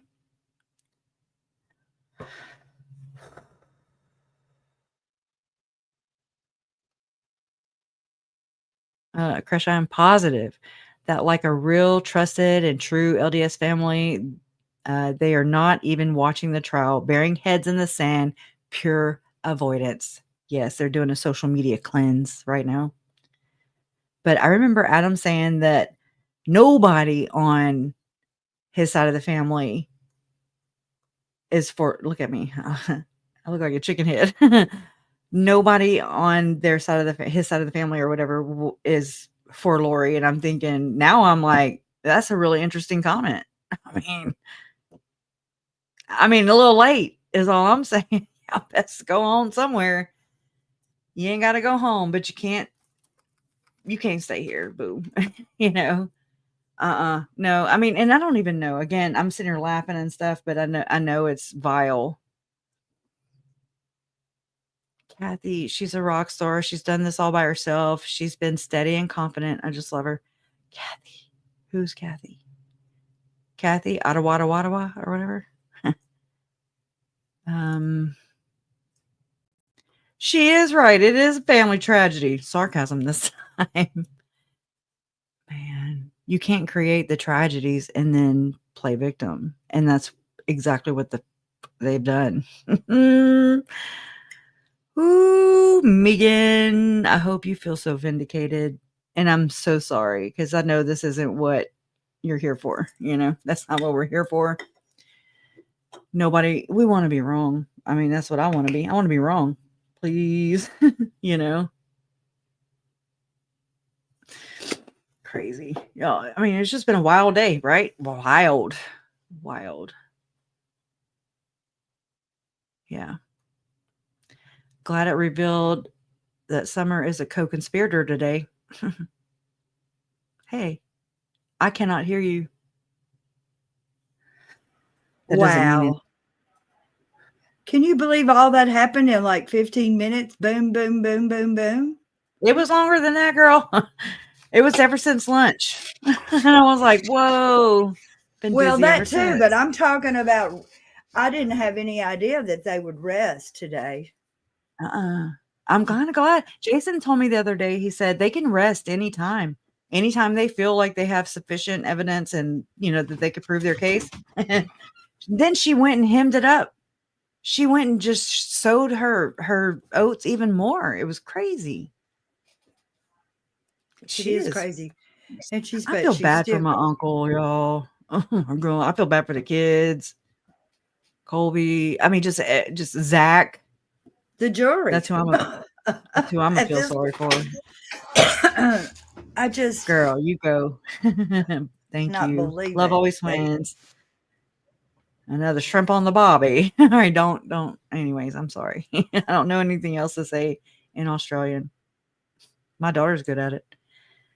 Your uncle said it right, that she was a destroyer of families, and that he also said that she will be exposed. Sure did. And he was like, it's time for a hoedown. And Lori's like, okay. So let me get this, because I thought I understood, but I'm not sure I did. So they're going to have court tomorrow, but the jury's not there. They're going to do jury instructions, or are they going to wait till Monday to do that? I'm going to pull this. That's what I'm going to do. Ooh, that's bright. That screen is so bright. I was like, I can't believe it. Oh, I'm so sorry. Somebody said that we need a support group this weekend. I was like, that don't sound bad. I just don't. I need something to wrap my mind around. Yeah.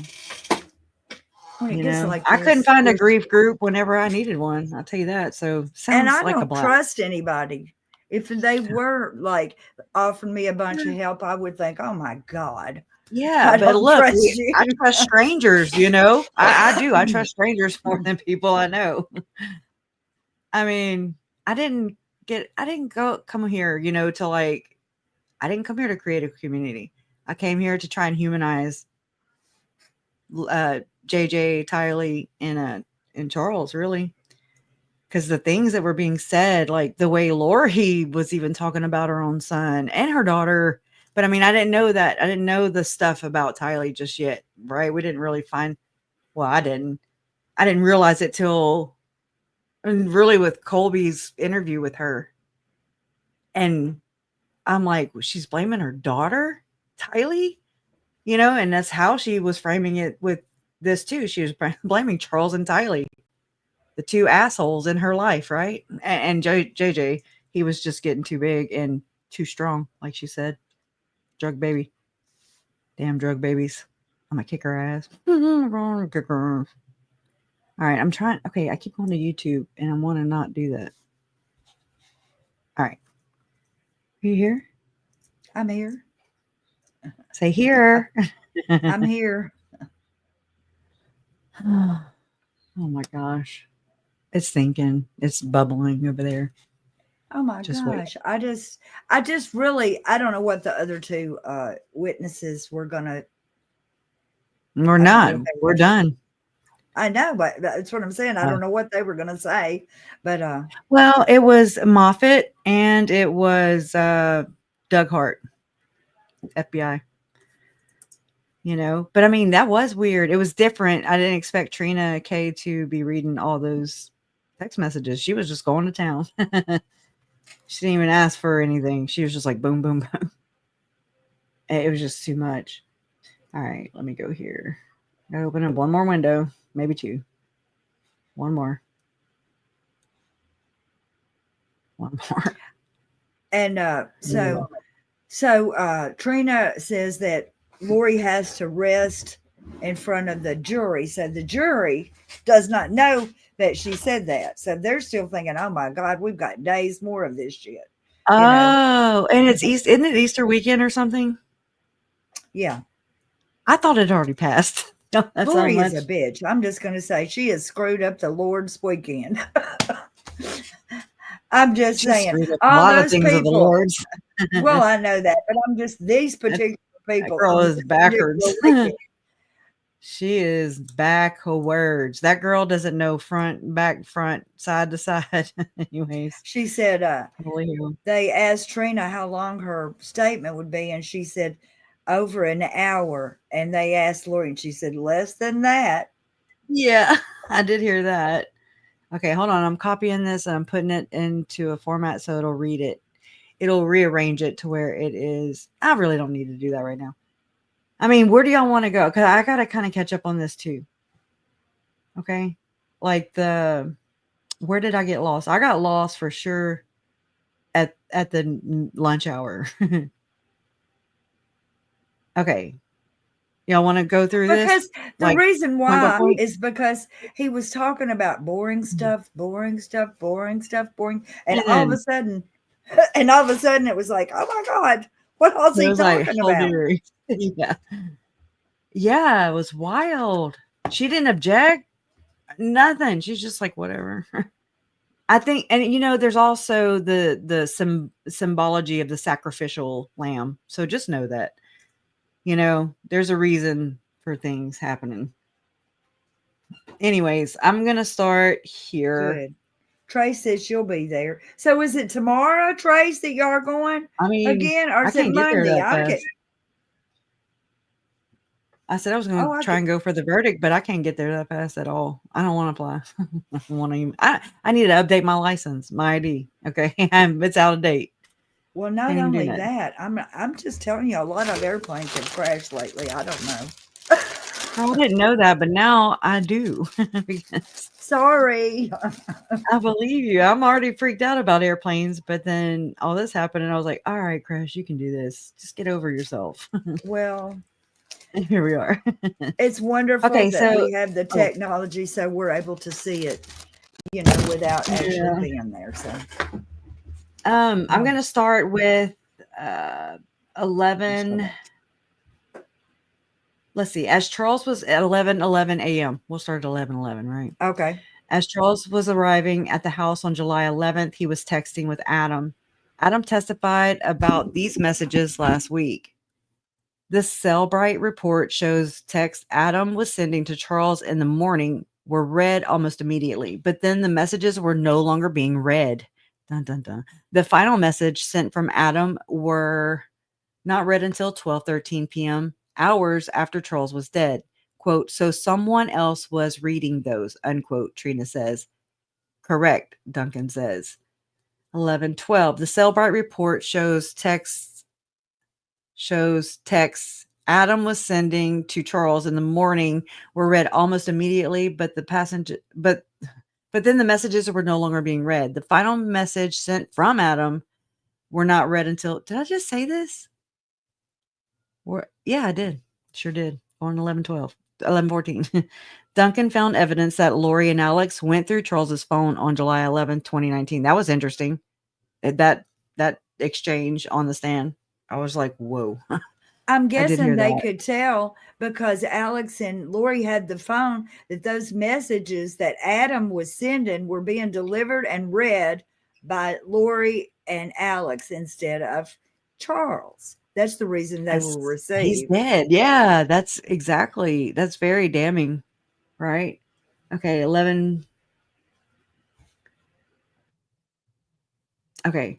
Trina puts up an image of Charles's phone. On the screen is a text exchange between Charles and Adam. It shows the information about Charles booking a flight for Adam to visit Phoenix. The Chandler Police Department has had possession of Charles's phone since around 3 p.m. on July 11, 2019.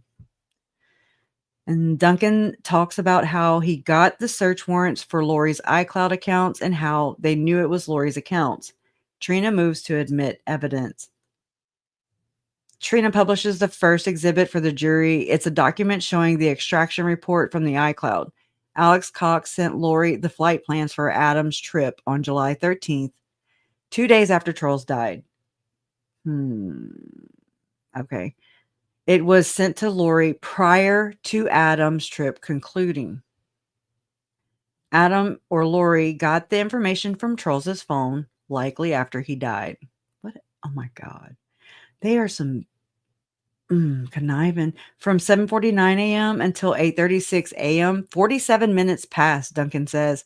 Trina says, quote, did Charles Vallow just lay dead on the floor before Alex Cox dialed 911? Duncan says yes. Trina shows a call log made from Alex Cox's phone on July 11th. Sorry, there was a period there. On July 11th, he made an outgoing call to Lori at 7:52 a.m. Lori had left the home at 7:49 a.m. with Charles's phone. 3 minutes later, Alex calls. The call lasted for under a minute, 49 seconds to be precise. Adam's next call was made at 8:06 a.m. to Lori. It lasted 55 seconds. Both longer than Chad. 8:06 a.m. Alex had not called 911. Did I just say this already? Charles Vallow had been on the floor dead for at least 17 effing minutes. Alex Cox waits another 30 minutes before he called 911. Lori Vallow never called 911, according to Duncan. She never called on either of her phones or on Charles's phone. Oh my God. Lori returns to the home at 8:48 a.m. We all saw that, right? Duncan says call records show Adam was trying to reach Alex when he arrived in Phoenix. A text message was sent at 3:23 p.m. on July 10th from Adam to Alex. Al never responded to Adam either via phone or text. At 6:28 p.m., Adam sent another text. Alex never responded. Trina asked if Duncan ever found a copy of a lease agreement for the home when he was going through the iCloud. Duncan did. We see the lease agreement for the Phoenix home. I'm sorry, my nose. On the screen. Lease was from June 22nd, 2019 through June 30th, 2022. In June and July 2019, Charles was living in Houston. Charles flew to Phoenix on July 10th, 2019. Okay, Trina moves to admit exhibits from the Lori for Style iCloud account. Duncan says he found recordings related to Chad Daybell in the account. Yeah. There was one from November 17th, 2018 of Chad. This is the weekend that got sealed. This is the Mike Stroud talk I have where, yeah. 2018 of Chad in Arizona speaking at a preparing a people. It's not preparing the people, y'all. It's preparing a people. Even Trina got it wrong. Duncan found text messages between Lori and Alex. Duncan became aware of the name Ned. Quote, Ned was the name of a dark spirit that had taken over Charles's body. And in knowing this, I went through these records looking for a mention of Ned, unquote. Trina shows text messages sent between Lori and Alex. Lori sent a message on February 15, 2019 saying, quote, Ned was at the temple yesterday looking for you. He thinks you are staying with me, unquote. Lori sent a message to Alex on March 2nd, 2019 saying, quote, Ned just came by and Ned just came by entirely unleashed on him. He came to my house and he went to Summers first. He ran up in a rental car, unquote. Quote, there were other messages, but not a quote. Well, not a quote. There were other messages between Lori and Alex about Ned through March. On March 26th, Lori wrote, y'all, that's the day I got JJ on the bus in that bus video. Lori wrote, quote, no one has seen him, right? Just talk to him, with a question mark. Alex responded, correct. Charles' body is alive. Oh my God. What did you learn? Lori responded, still working on it. We'll call you later. There were a lot of records of Lori telling people to call her. There are no recordings of those calls. A lolly time, which is interesting because Adam did not, he omitted Lolly or Laura, baby Laura, the one that died in infancy before Lori was born.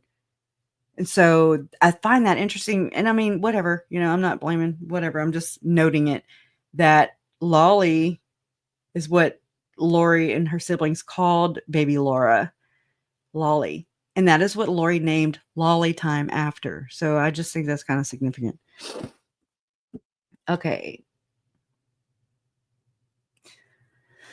A Lolly Time email account was created after Charles contacted Chad and Tammy Daybell about the affair his wife was having with Chad. Duncan found the change of beneficiary life insurance documents in the iCloud. Lori sent photos of the beneficiary form to a person named Bubby. Bubba Humps. No, it's not that Bubby. The first photo shows she is the primary beneficiary of Charles's life insurance policy. The next photo shows information about the policy. The next photo is a picture of a computer screen that shows Kay Woodcock as the new beneficiary. The form Charles used to change the to change the policy. These messages were sent on July 28, 2019, Trina says. Quote, did you guys want to find out who Bubby was? Absolutely, Duncan says. A warrant was obtained for the search records to find out who Bubby was. Quote, this person was found to be Chad Daybell. In addition to that, we received an audio recording from a local business in which Chad contacted the business and listed this as his phone number, unquote, Duncan says. Duncan went through, quote, many, unquote, text messages between Lori and Alex. They were saved in the Lolly Time account. I'm not going to say quote anymore, okay? Lori gave Alex the new address for the home, and Duncan saw messages leading up to July 11th. The quote, I'm going to say quote because it's be like Nephi. Okay, I'm sorry. Unquote. The quote, be like Nephi, unquote, text message was sent on July 9th and was stored in the iCloud. On July 12th, she sent a text message talking about going to Social Security. Trina, she needs to go to hell. That's where she needs to go. Trina moves to admit an exhibit showing some text messages between Alex and Lori that were found on the iCloud. Trina displays some of them on the screen. The text messages are from July 8th. Lori tells Alex that Mel is coming over. Alex asks for the home address. They go back and forth. And then Lori sends a message around 9 p.m. saying, so the plot thickens. Call me when you can. At 9 p.m., Lori texts Alex. This is about when it started getting hairy, I think. Getting sleepy, so I'm going to need you to stay close to me the next few days. Mel, too. She can't go to Utah. They are planning some kind of intervention. Lots to do. Thanks for standing by me. It's all coming to a head this week. I will be like Nephi, I'm told. And so will you. They're losers. Lori and Alex then had a conversation for nearly an hour. I mean, what can you really talk to him about for an hour, or her, or either way? Ugh. They're made for each other. Ew. Okay, Duncan says he knew that Nephi was a figure in the Book of Mormon, but did not understand the significance. He did research to figure out who Nephi was.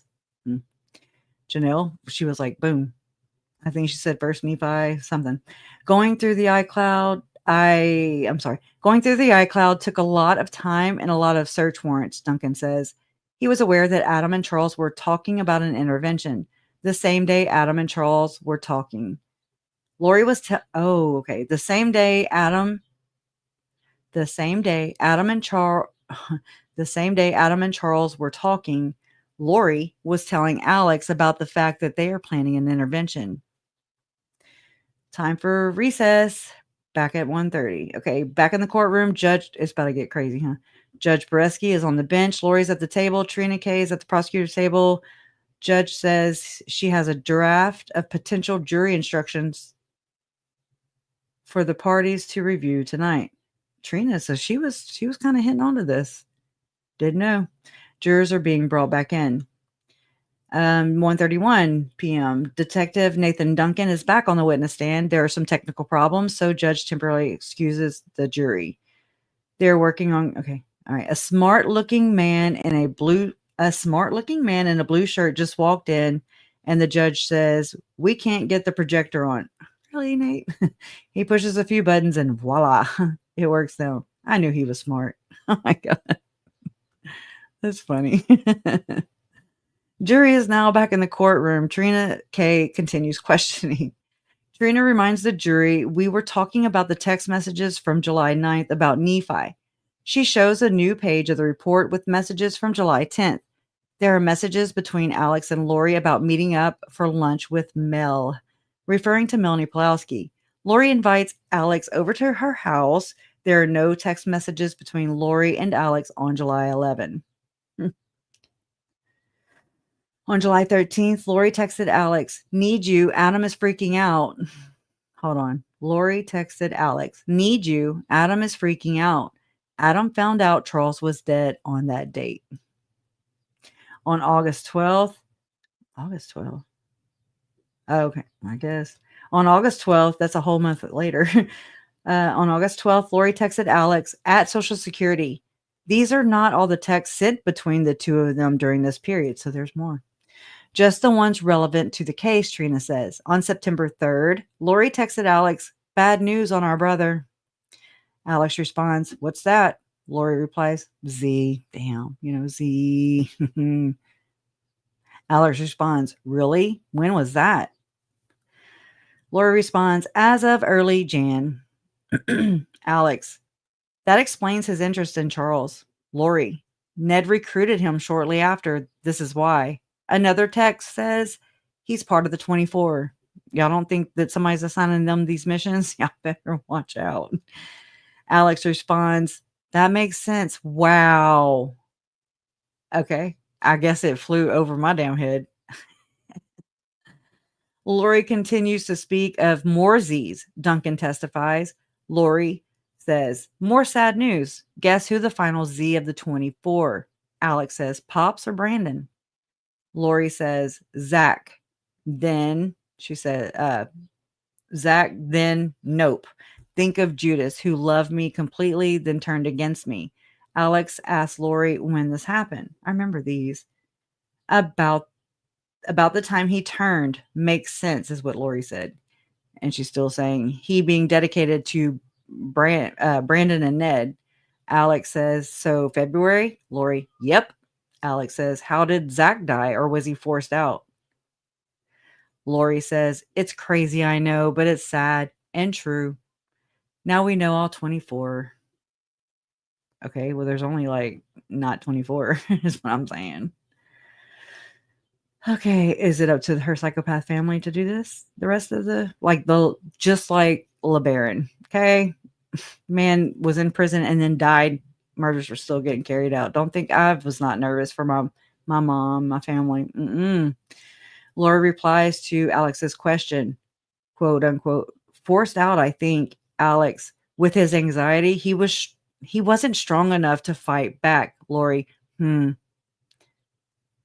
Oh my God, no wonder they have anxiety. I have anxiety, and I wouldn't wish it on my worst enemy. I wouldn't wish it on them.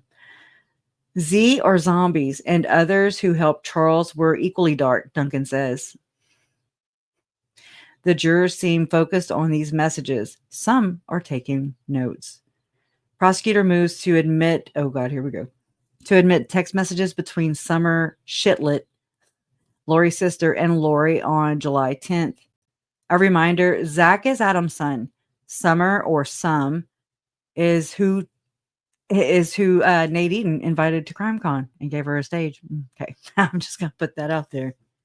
We were all against it. Anyway, Summer or Sum text Lori, "Can you talk?" Then, quote, Mom is in the car with Adam and Zach on the way home from Sky Harbor. Then she wanted to know if she could comfort him as a preemptive strike. Comfort? See what this is, that backwards Ruby Frankie shit. Okay? Love means pain. It's Chad Daybell. But it's Janice. Mother effing Cox. She wanted to know if she should comfort him as a preemptive, conditional, as a preemptive strike. I told her no, just to collect info. Then Summer sends a text from Mimi. Adam thinks Melanie left for Utah today because that's the last he knew. I just left it that way. Well, what a bitch, asshole. I'm just saying, you're an asshole, Janice. You and all your kids. Sorry. Wish you'd have swallowed. I've said it before. Summer messages, quote, they are headed to Mimi's house. Then Zach and Adam are headed to the 420 Spider-Man movie and then coming here. Then, I think so, just me and the kids are here right now. Then, JJ left his wrist bracelet and ukulele there. These messages are all being sent on the afternoon of July 10th. Adam does not know Charles is dead. No, it ain't July 10th. He was not dead yet. No, he was dead on July 11th. Anyways, more text messages back and forth about where Adam might stay. Adam ends up staying at his parents' house. On July 11th, Summer texted Lori, how's it going today? No response from Lori. Trina now asks about Melanie. Also, I pulled up something earlier. I don't know if I'm sure it's included in here, but it was where Summer said, oh, let me just go back to what I was doing because I'm never going to find it. Okay. More text messages. How's it going today? No response. Okay. Here comes Melanie B. Duncan learned who Melanie B was. Melanie Boudreaux. Lori's niece. There are mentions of Mel throughout the text messages, including the need for Mel not to go to Utah. Next exhibit is admitted. Messages between Melanie B and Lori. On July 9th at 7:21 p.m., Lori texts Melanie, quote, need to talk to you ASAP. Then it says, I'll call you in 5 minutes. Finding out what to do. Melanie responds, okay. Then, quote, I took the kids to the temple. They are chasing the bunnies. On July 9th? What fucking bunnies? Y'all, there's some weird shit going on here. I thought kids couldn't go. Can they go in the temple? I mean, Tyler, yeah, they would go in like, okay, I don't know, whatever. Lori sends a message to Melanie. You can't go tomorrow. It's a setup for both of us. Still on the phone, finding out the details. Melanie responds, okay.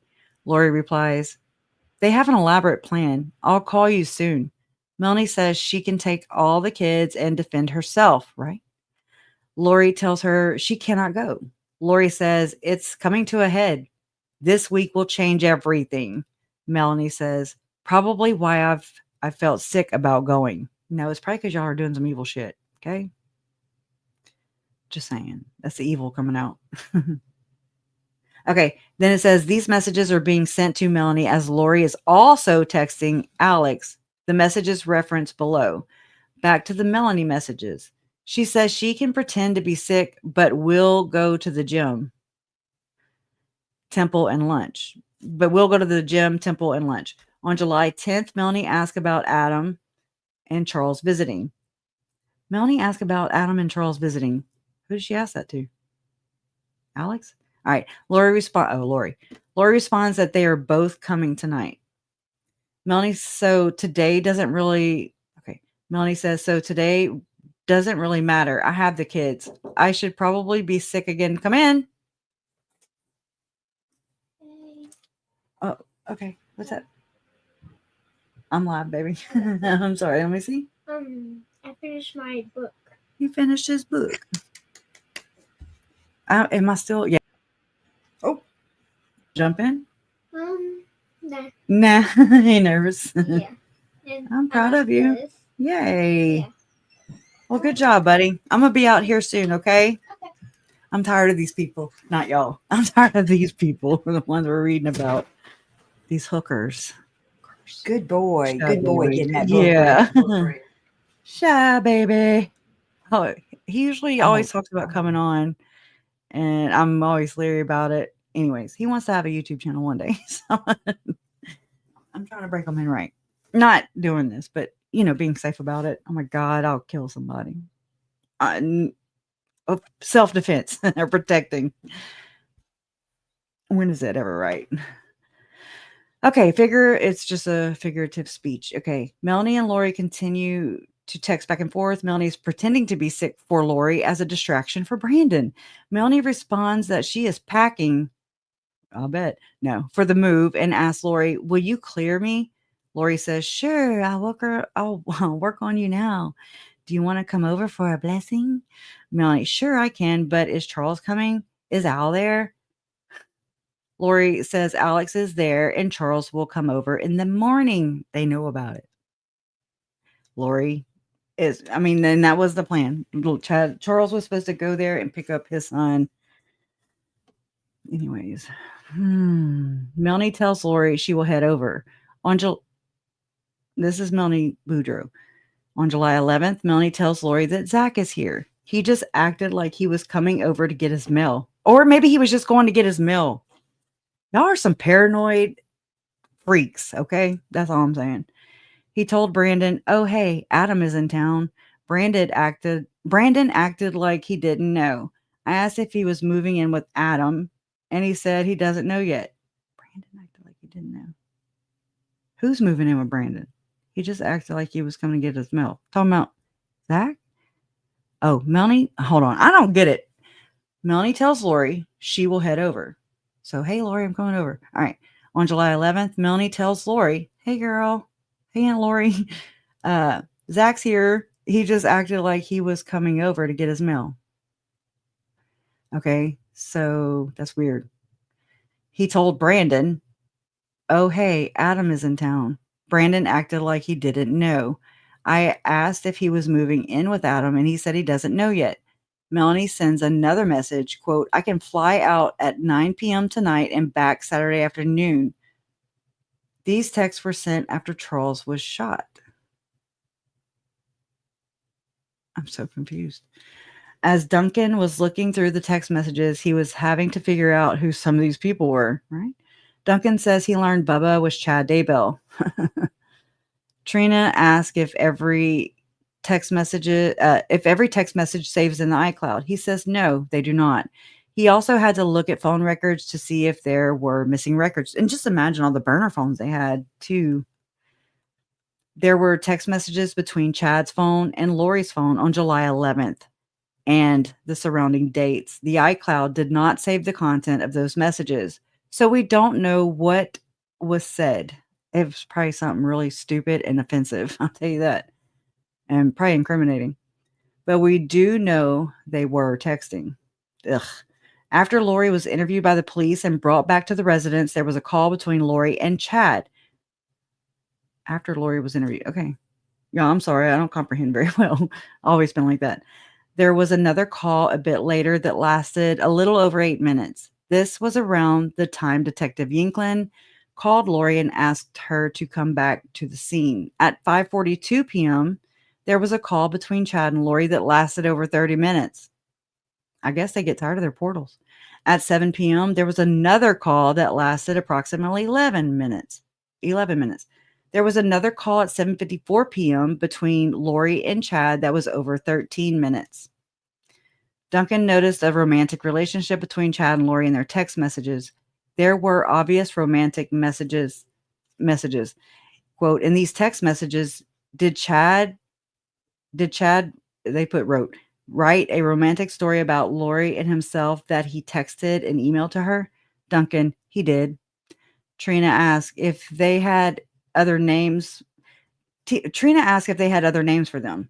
James and Elena, you can read the story here. Don't do it. Trina moves to admit the James and Elena story. Before getting to that, we see text messages between Chad and Lori talking about Lori's family. Now Chad begins talking about how much Raphael is, quote, deeply, crazily, madly in love with Lily. Sounds like Soundgarden or Sound, whatever the hell. I wanna. Anyways, truly, madly, deeply is what it sounds like. Trina asked if there were messages of love, and that's in quotes, between the two. There were. Trina says we won't read through the entire story. Amen. But the timeline of the story matches up to when Chad and Lori met at the Preparing a People event. On July 14th, Chad messages Lori about clearing the Houston house to remove I gotta sneeze. Uh-oh. Okay. I was trying to make it back over here to Paul to not do that on camera. Yeah, destroy. Oh, wait. I'm way back here in the comments. Are y'all even in here? I get it. It's boring. I love the fact that Charles told Lori she destroys families and he was going to put a stop to it, and him and JJ would be far away. Not the far away we want, but he indeed helped put a stop to her. I was wondering about that. Never heard him say, Lori, you have to decide by morning. Thanks for sharing that the change to that is official. I was wondering due to jury instructions. Thank you. Thank you. Oh, I think it was yesterday or the day before, and somebody sneezed in the courtroom and people said, bless you. And I was like, well, that's a difference from Idaho. That's so different. Nobody said bless you when you sneezed in public or whatever. Like, but everybody was giving blessings and stuff. I found that really wild. Anyways, so I mean, we only have this much left. Okay. Like over here in the corner. Okay. Let's see. 13 minutes. Okay. Chat. Okay. Trina moves to admit. Okay. Yeah. Trina moves to admit the James and Elena story. Before getting to that, we see text messages between. I already said all that. Okay. I just didn't say Chad is Raphael. Lily is Lori. Trina asked if there were, quote, messages of love between the two. There were. Trina says we won't read through the entire story, but the timeline of the story matches up to when Chad and Lori met at the Preparing a People conference. On July 14th, Chad messages Lori about clearing the Houston house. Okay. I'm telling y'all, that's where that temple book came from. Lori I bet it was on their little temple tour because it came from Uncle Charles's stuff. And that's where they translate whatever that means in their practice. Okay. Trina, okay, I already said that. And it says on July 14, Chad messages Lori about clearing the Houston house, quote, to remove darkness he caused, unquote. Charles was living in Houston. Girl. I love Nancy Jo all that much more, y'all. I just really do. I really appreciate the hell out of that woman. He was so doomed. And the kids were, Tammy was. They sealed the fates for all of these people. And then they have the nerve to show up at one of her hearings, before a pretrial hearing. I'm sorry. I'm sorry, but I'm not sorry. Oh, I'm so glad I'm not there. Okay. Messages about affirmations of love and cheek to cheek, loin to loin between the couple. Trina asked where Chad was living during this time. He was in Idaho. The messages continue until Chad said he needed a shower. Gross. The way that cheek to cheek, loin to loin. I gotta go take a shower. Anyways, he's disgusting. They all are. Now there are messages between Lori and Chad about the life insurance. She isn't getting the money, but she will still get the Social Security payments. It's on July 18th when she's telling Chad she will get the Social Security money.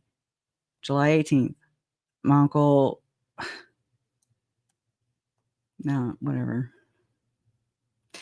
There are multiple affirmations of love back and forth every day. Trina, now that Charles is dead, there's a very open phone relationship between Lori and Chad. Duncan replies, yep.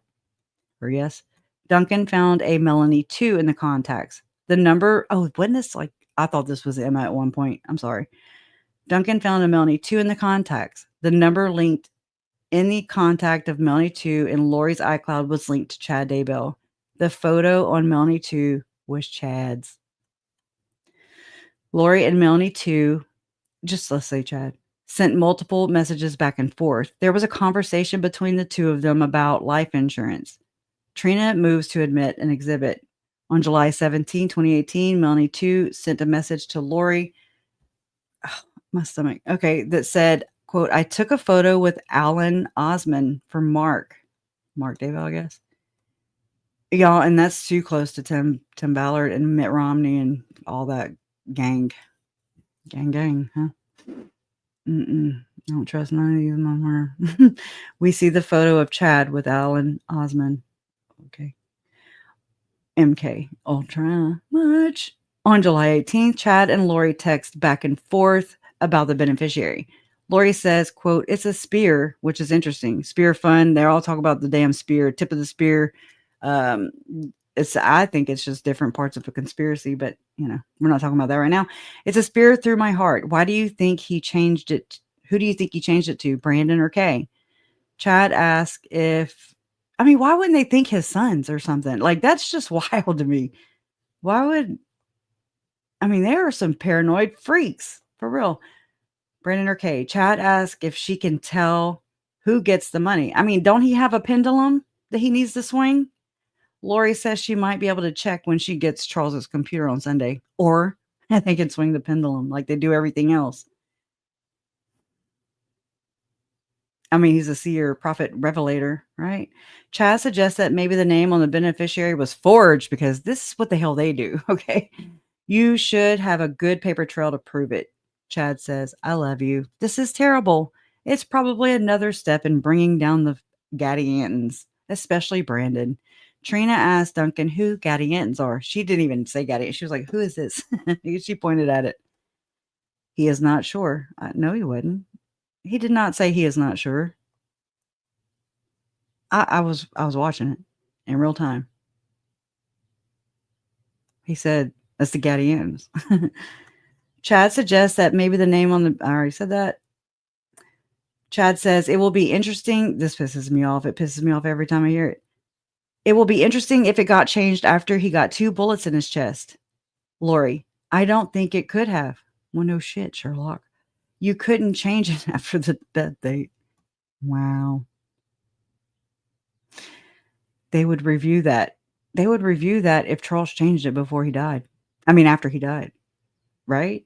Yeah, that's what I'm getting. Lori says she thinks Kay is the beneficiary. She says she's going to shower and then give him a blessing. See? I don't want to do with it.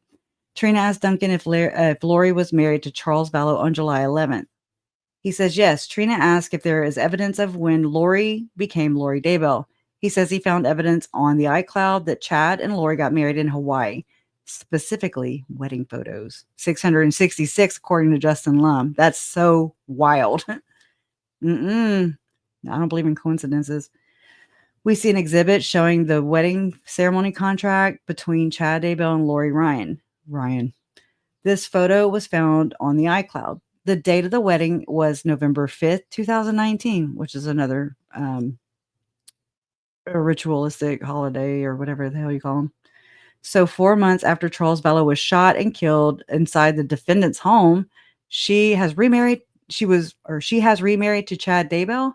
Duncan says, yes, Trina has nothing further. Lori will not. She will now cross, or whatever you want to call it.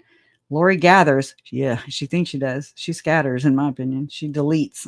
She subtracts. Lori gathers her items and walks to the lectern. She asked when Duncan became the case agent. June 2020. She asked about the prior case agent, Detective Moffat. He got promoted to lieutenant, and then Duncan took over. Lori asked Duncan what he did differently than Moffat when he took over the case. Duncan says he really didn't do anything different, but he reviewed what Moffat had done and continued to spend time investigating. Lori asked what time Duncan got to the scene. He arrived shortly after 9:15 a.m. and left around 4:30 p.m. Lori asked if he was at the house the entire time. He did leave for a short time to obtain a saw to get the flooring and baseboard out. Then he came back. Lori wants clarification on when he went into the house, before or after the search warrant. Well, if he says before, then he is SCRW, whatever, screwed. He's screwed. So he says original first responders went in and then everyone got out of the house until the warrant was obtained. Like there's a hair on me or something. Duncan did not go into the house until he had the search warrant. Lori has said, I'm confused a few times, and Trina objects. Judge says, quote, just ask the question, unquote. Lori asks about Charles being taken away in an ambulance. Duncan says he never went in an ambulance. Quote, he didn't go in an ambulance, unquote. No, his body was taken by the medical examiner. Lori asked Duncan to describe what he did when he went into the house.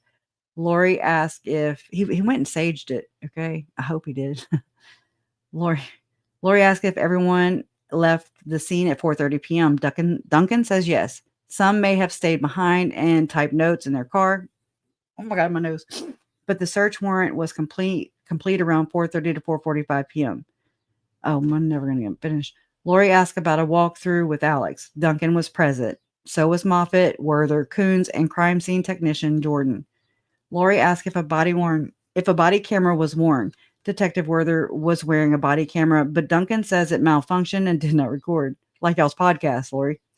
Lori asked if each of the detectives wrote reports about the walkthrough because there was no body cam. Duncan says it would have been included in their report. Lori asked if Duncan has read all the reports since he became the case agent. Duncan says yes. At one point or another, he has. Lori asked if Duncan read Werther's report. Duncan has. Lori asked repeated questions about the walkthrough, and the prosecutor objects on hearsay, asked and answered. Judge sustains. Jesus.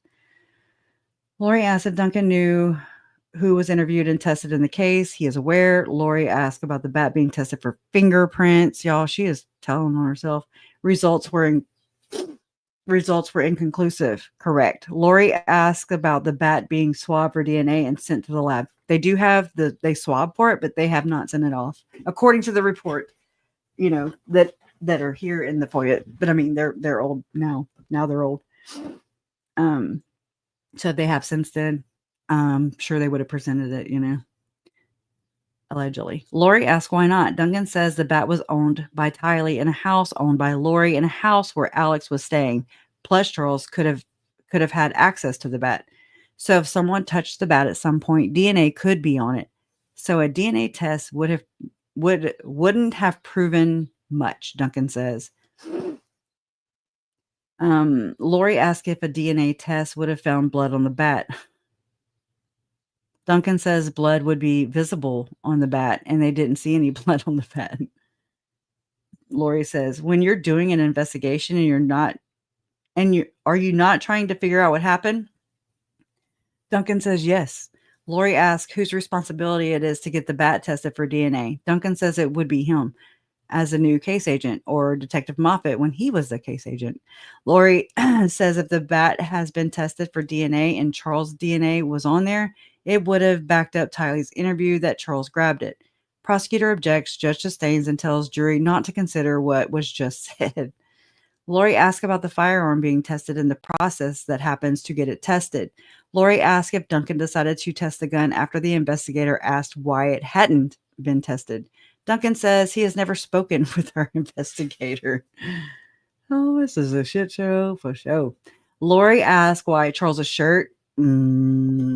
Is this going to go into bamboo territory again? I have a bamboo line right there. That's interesting. They are strong, but not like stop a bullet strong. Oh my God. She is a Riri. All right. Lori asked about the firearm being. I already said that. Lori asked why Charles's shirt and other items weren't tested. She's all about spending everybody's money, but she ain't got none. Because I was confident in the medical examiner's report that Charles had been shot twice, Duncan says. Lori asked if Duncan was at the shooting to witness it with his eyes. He says no. Lori asked if her brother and daughter willingly complied with police on July 11th. Yes, you were good Mormons, okay? Yes. Compliant, obedient. Duncan can't answer that. She tries to ask the same question with different words because she's so intelligent. Doesn't say that. Prosecutor objects based on hearsay. Judge sustains. Lori then asks, according to all the reports given by everyone who was there, as far as you know, we fully cooperated with law enforcement. That's a question. Again, objection. Lori argues that he's the case agent and should know. Lori asks if Duncan knows who drove Alex to the police department. Officer Crichton. Whatever. Lori says, quote, the one I couldn't remember, unquote. Trina objects and judge tells Lori not to testify. Girl, stupid. Lori asks if there was any cell bright of Alex's phone. Duncan says the only thing they have is the cell phone call records. Lori asks the protocol when someone hands over the phone. Duncan says it could be done with a search warrant or with consent. Lori asks for specifics on how it works. For what? Lori, quote, wouldn't that be crucial information that the police department didn't bother to take regarding Alex's phone? Anyways, Duncan says he would have taken it, but at the time, Alex's phone was not taken. Remember, it went with Zalema. I remember them getting it around that time.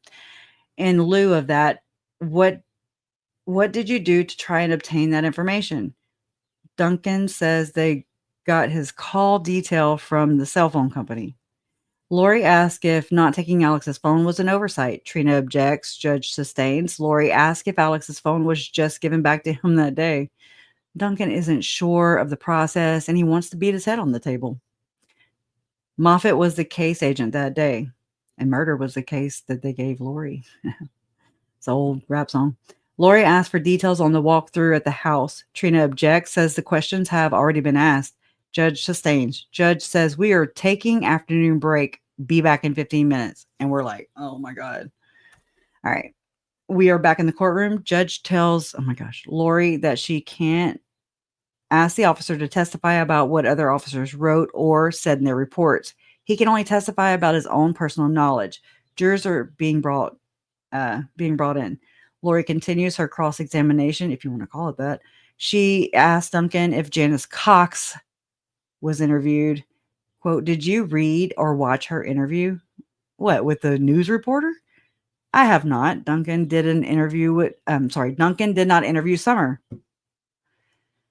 He has not watched her interview. He did not interview Barry Cox or watch his interview. And did they watch Sins of Our Mother Netflix? I mean, what the is she saying? So the only source you have for this investigation is through our brother, Adam. Duncan says none of the people she mentioned were at the shooting. Allegedly. Fuck, I don't know. Sorry. I just cussed. Lori asks if he asked any of her family what they meant by those messages. Then she says, quote, did you ask me what I meant by those text messages? He responds, I couldn't. Oh, yeah. Lori says, so the only person in our family who got information from was the estranged brother in our family who didn't know what was going on himself.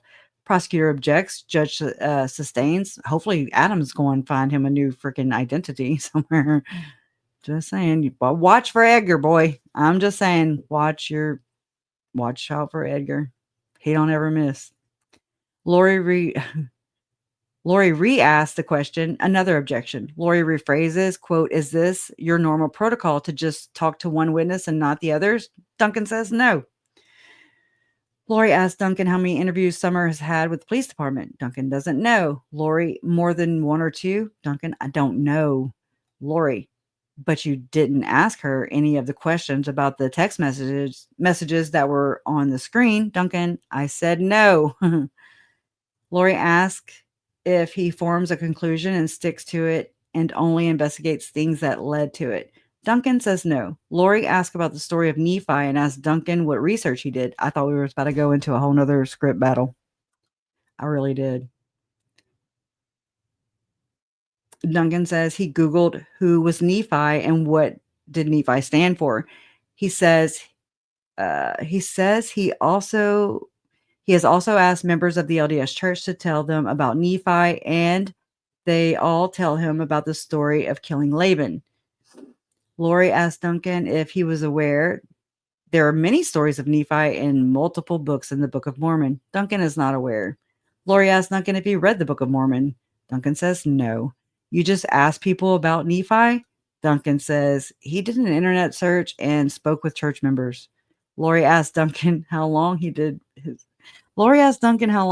research. I couldn't tell you, Duncan says. Lori says there are 25 stories about Nephi in the Book of Mormon, and there are 4 different prophets named Nephi in the Book of Mormon. There's also a freaking town in Utah called that. Okay, what are you getting at? Trina objects to the question. Judge overrules and says, you have to read the Book of Mormon. I'm just picking, he does not say that. And says the questions can be asked.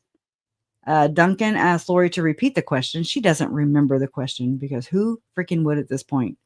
And asks the court reporter to repeat it. Now we're bringing her into it. Judge repeats the question. Duncan was not aware of the many Nephis in the Book of Mormon.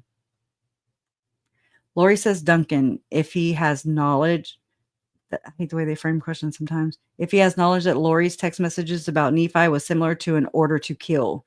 Duncan is not. Lori asked if Alex was a stand-up comedian and was always joking. What are you going to do? Go up there and cry? Duncan knows he was a stand-up comedian. Lori says Alex was often joking, and half his text messages were jokes. Yeah, I'm so sick of the tone deafness. It's not, it's just, this isn't tone deaf. This is just outright. I'm just going to be quiet. Lori asked Duncan who is on his team, and she got a team now. So she's like, who's on your team? And who is working on this case right now? Lori says he's the only person on it right now. Back in the day, it was Duncan and Coons. And now, you know, raccoons and coons, I'm sure he was marked dark a long time ago. Plus, he's an investigator. No. Periodically, Detective Werther did some work. They had a small, cramped area and just talked with each other about the case. So we do. Lori asked Duncan if he feels like he sought out facts and investigated this case. Duncan says yes. Lori asked if he is confident in that. Duncan says he is. Lori asked Duncan if he met with Moffat to review the case when Moffat was promoted. Duncan says before he left, Moffat dropped the case notebook on his desk and went on his way. He was like, you know, he was like, not it. Lori asks if it was important to Luminol the bat. What about Chad and Tammy's mattress? Okay. Or the whole house, basically. Duncan says there was no blood present on the bat, and they decided they were not going to do that particular process. Lori asks if it's possible to not visually see blood on the bat, but it's still on there. Duncan says protein could still be on the bat. Lori asks if luminol was used on the gun. Somebody needs to let her play with Google one day. Just let her rip. It wasn't. He says there was no blood on the gun. Lori says, as the case agent, they have access to do testing on the bat and gun. Why didn't you test them? He says he didn't think it was needed. Quote, you make choices and decisions based on the facts presented to us. I did not feel that was necessary, unquote. Quote, you have charged me with a crime, correct? Oh my God. Lori asked Duncan, I have not. The state of Arizona charged her. She asked why these tests were not done. Lori has nothing further. Right? Trina will not follow up with any questions. Don't give the narc any food.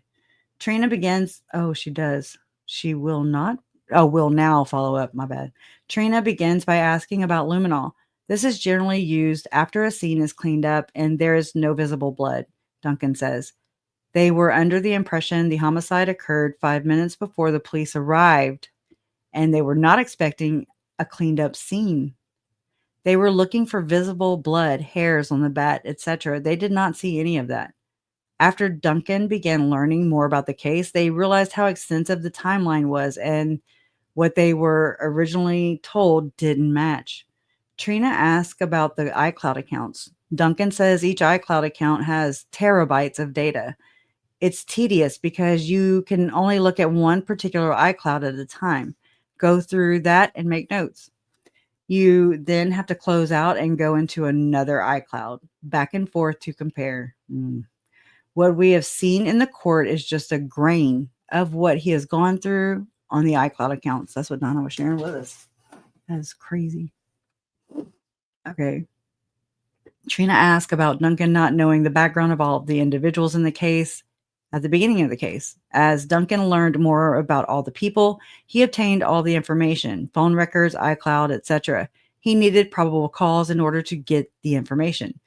Trina asked if DNA is only found in blood. It's found in saliva, sweat, and other ways. If the bat belonged to Tylee, her DNA would most likely be on it. Duncan says he looked at the bat and there was no visible blood and no damage to the tip of the plastic part of the bat.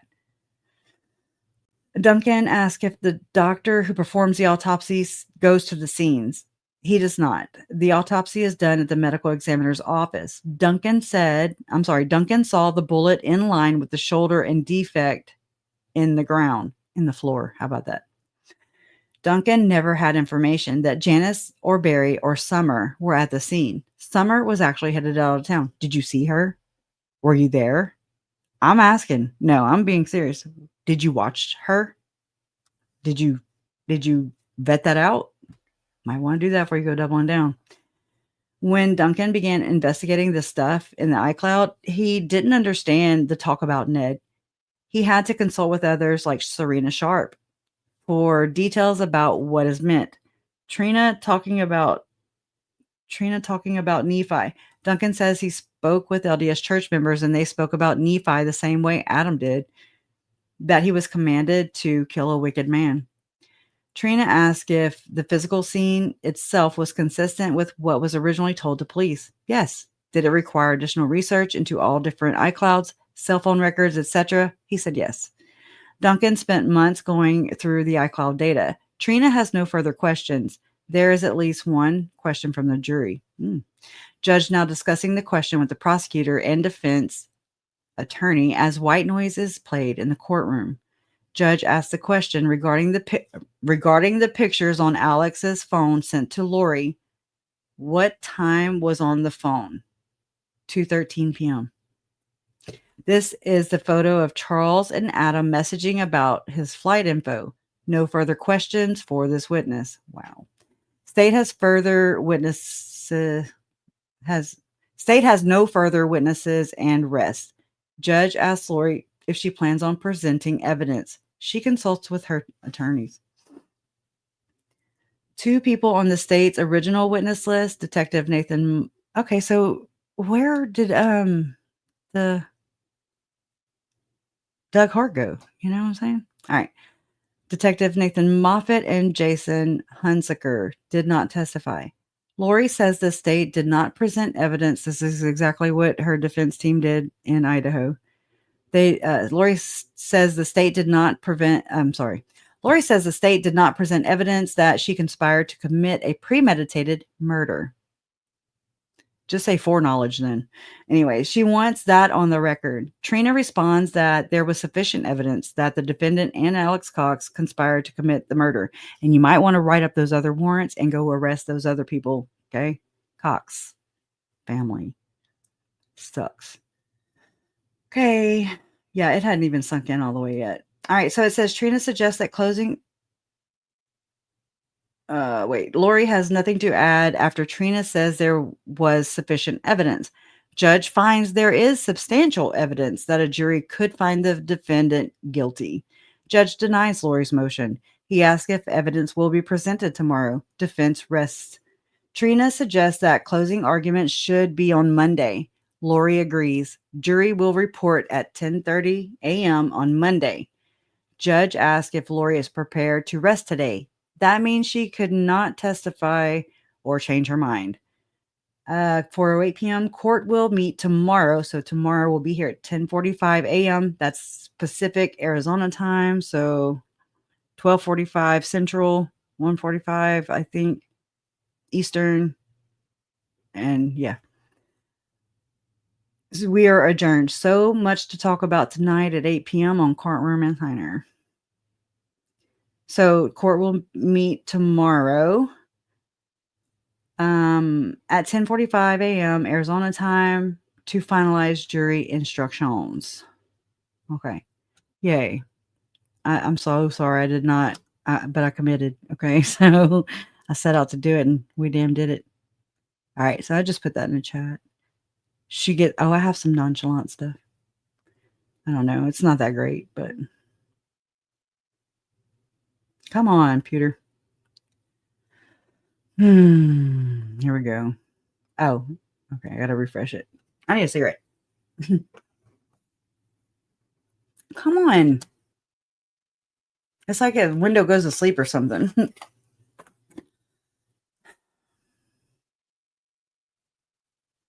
No, motherfucker.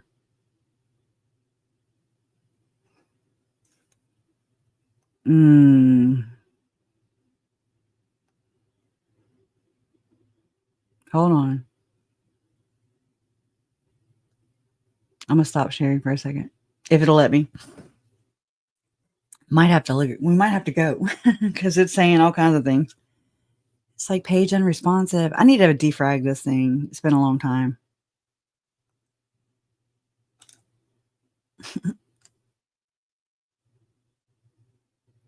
It's freaking embarrassing too, not to mention.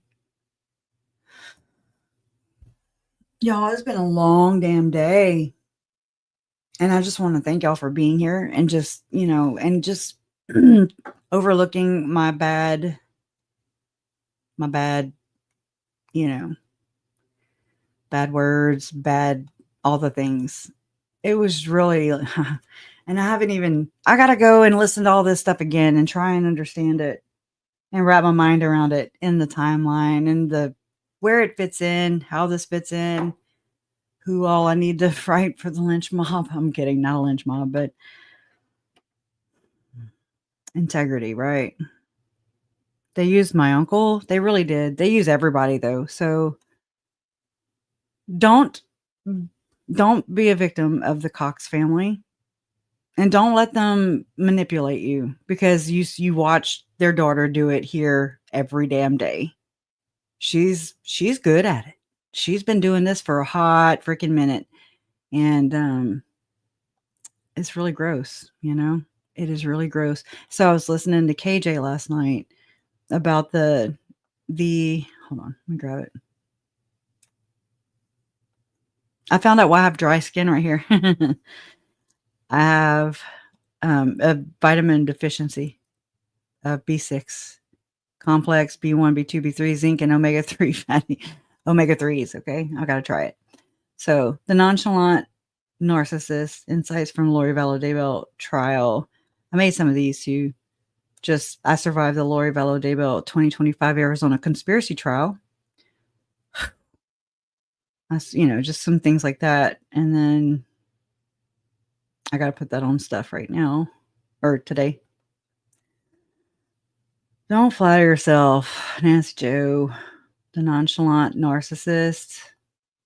Let's all remain calm and nonchalant. It's basically inspired by Lori Vallow Daybell, Conspiracy Trial 2025. I was about to do that one. This is Chad laughing at his wife's funeral. Show is.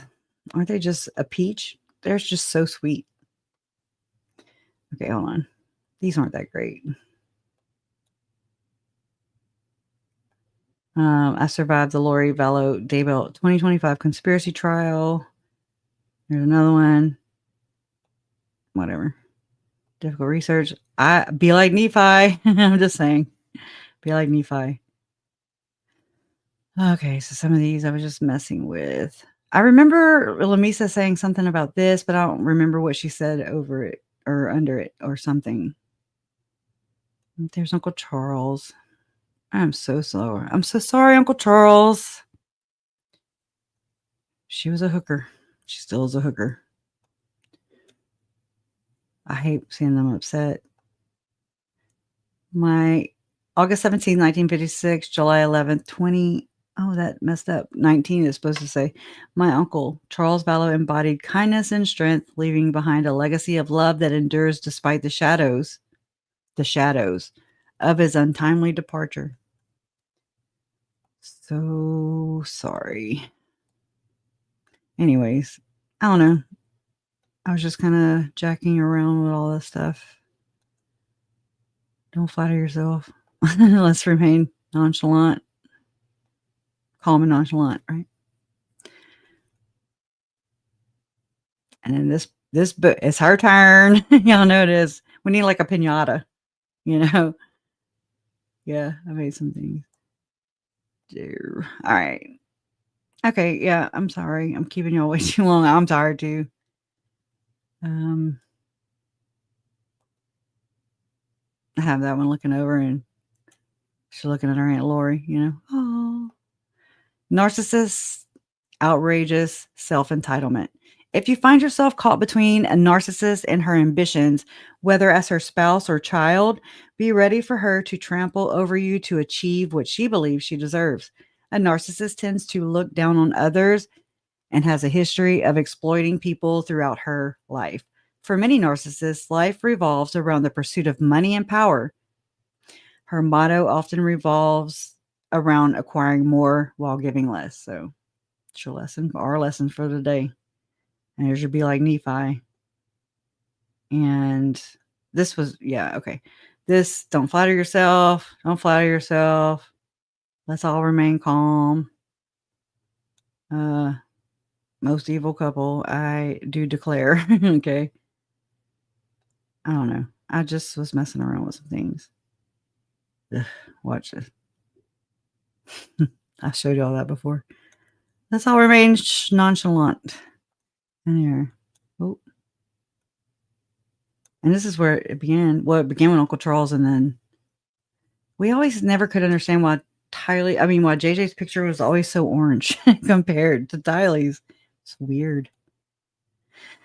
And they just would get more orange and more orange. Oh boy. Huh. Oh, I like this too. Shade. Throwing shade. Oh, that was funny. It's a GIF. It's a GIF. I think. I don't know if I can put that in my streams, but Lori's throwing shade. Anyways. All right, y'all. Oh, and this is tonight, I do believe. Might want to get off here. So maybe it's probably already going. Sorry. Anyway, so let me share this link with you. And y'all go watch it. We'll go watch it. You guys there.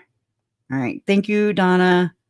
Thank you, mods, everybody. For real. Trace. Everybody. Mary, I hope you're okay.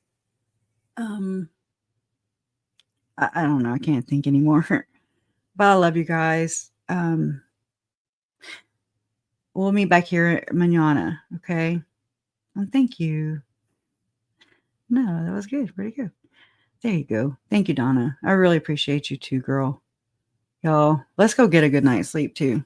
But let's go support if it's on right now. Let's go. Y'all probably let's go. Watch Joe Schmo, and I think he's having this interview tonight with Janelle Murphy, whom we also love and adore and appreciate. Thank you guys so much. We will see you guys mañana. So today exposed the entire Cox family. It didn't last long enough though. Martian Planet Art. We're going to continue this tailgate party tomorrow. I have to absorb it all. It's way too much and I overwhelmed my stay already. I'm tired now. Y'all, let's be good to yourselves, okay? This was a lot to take in today. And still going. And she sucks everything out of the damn room. So justice for Tylee, Charles, Tammy, JJ, and Joe. Love always wins. Whew, you guys are proof of this. All right, guys. Oh, there's THX 1138. All right, glad you're back. Sorry about that if that happened.